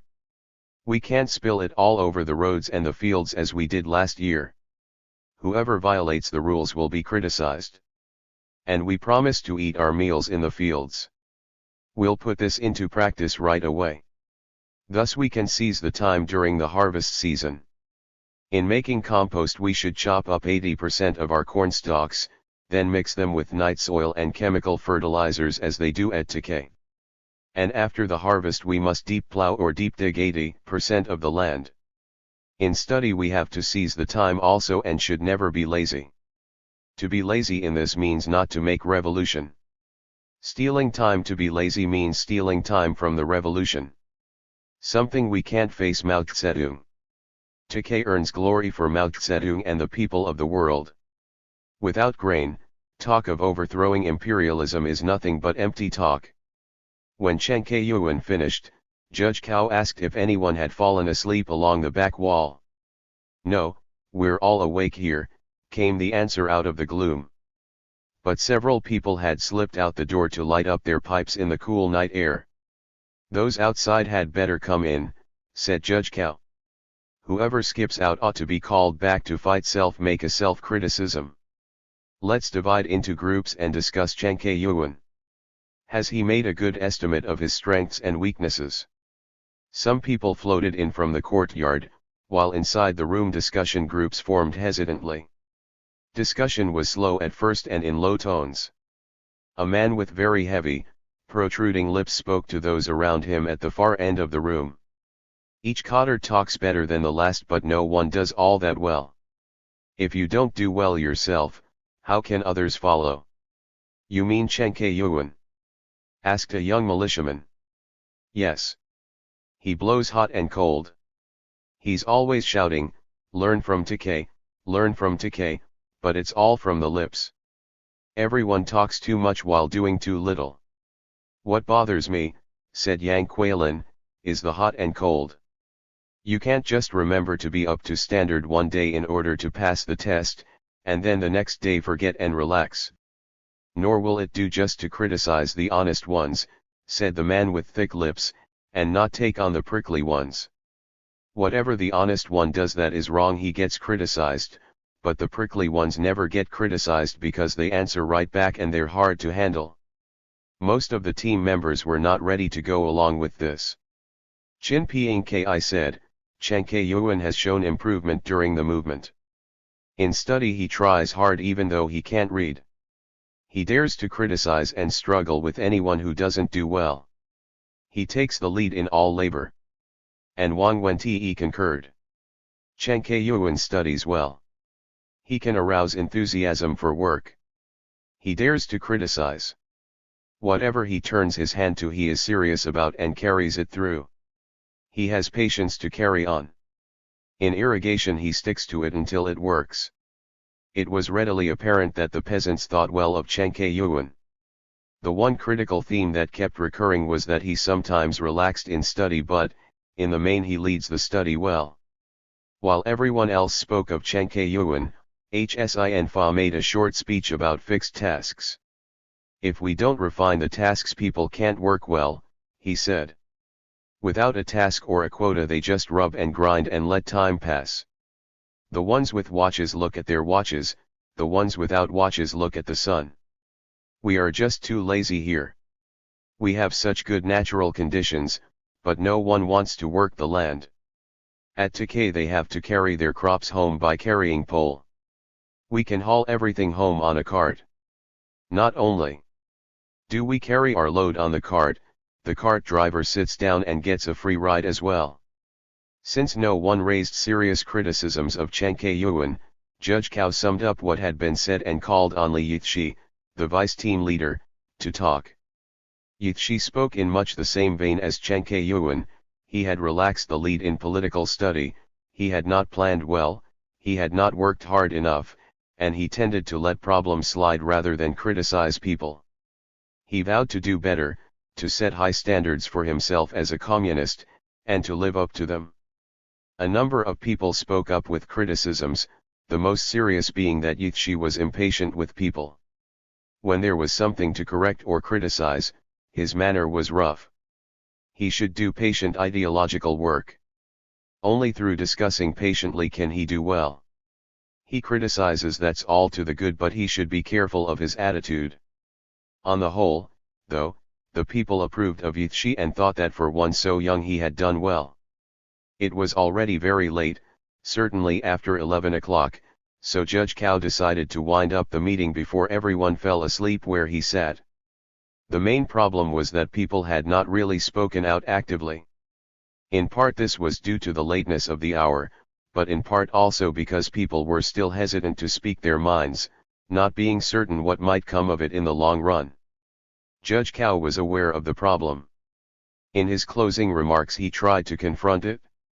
There are 9 communists on our team, he said. We have only done 2. We have to be more efficient. Tomorrow night please come earlier. Let's start at 8:30. The discussion hasn't been very lively. If you speak out, that is a political act. If you don't speak, it is also a political act, it is liberalism. Some groups have discussed well, others not so well. Some people say they don't have an opinion. But who can believe that? You all live together and work together. How can you say you don't have an opinion? To think like that is wrong. Longbao can never be transformed with that kind of thought. As the meeting dispersed, Yichi outlined his plan for wheat planting the next day and called for 7 carts. He named the drivers. But there was some doubt as to how many people heard him. They were drifting off home in the darkness by 2s, 3s, and 5s. It was very late at night. And it was very dark. We had chosen the 5th team because we felt close to Kuo Changke Yuan. He was the man we ate with when we took our bowls out on the street, and he was the man we worked with whenever we had time to go to the fields. So it was natural to join the 5th team for the rectification movement as well. While Karma and I joined the 5th team, Lin Tiong, our companion from Peking, attended the 2nd team meeting. She returned from the experience with tales of a sharp struggle, which she reported in detail. At the 2nd team meeting, the leader also spoke first, but in this case, the leader was notorious for his reticence and came up with probably the shortest self-criticism in Longbao annals. "I don't know how to talk," said Pei Liangshun. "I'm like a tea kettle with its spout knocked off. I don't fight bad people and bad things because I can't speak out. So I'm no locomotive for the team. As for my strong points and my weaknesses, you all know them as well as I do, so what's the use of discussing them? Just speak out what is on your minds." Now his strong point, as was well known, was his skill as a farmer and his conscientious devotion to his task. He was always the first one up and the first one to fall to at the task.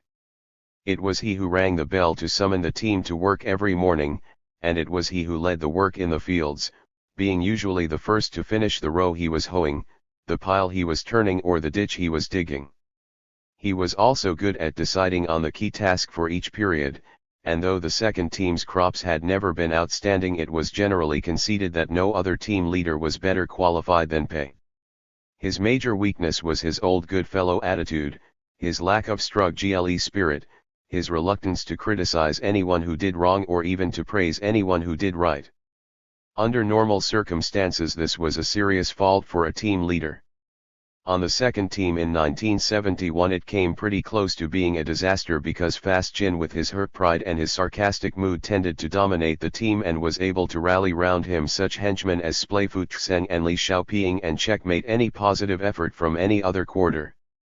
The main forward drive came from the young political director of the team, Lu Hozhen, who was also the captain of the Longbao militia, a post in which he had succeeded Fast Jin and thus assured for himself the latter's undying enmity. Lu Hozhen was eager, hard-working, and brave, but he lacked both social and technical experience and tended toward a simplistic dogmatism politically. Worst of all, given the situation on the 2nd team, was that he frequently overslept and showed up late for work in the morning.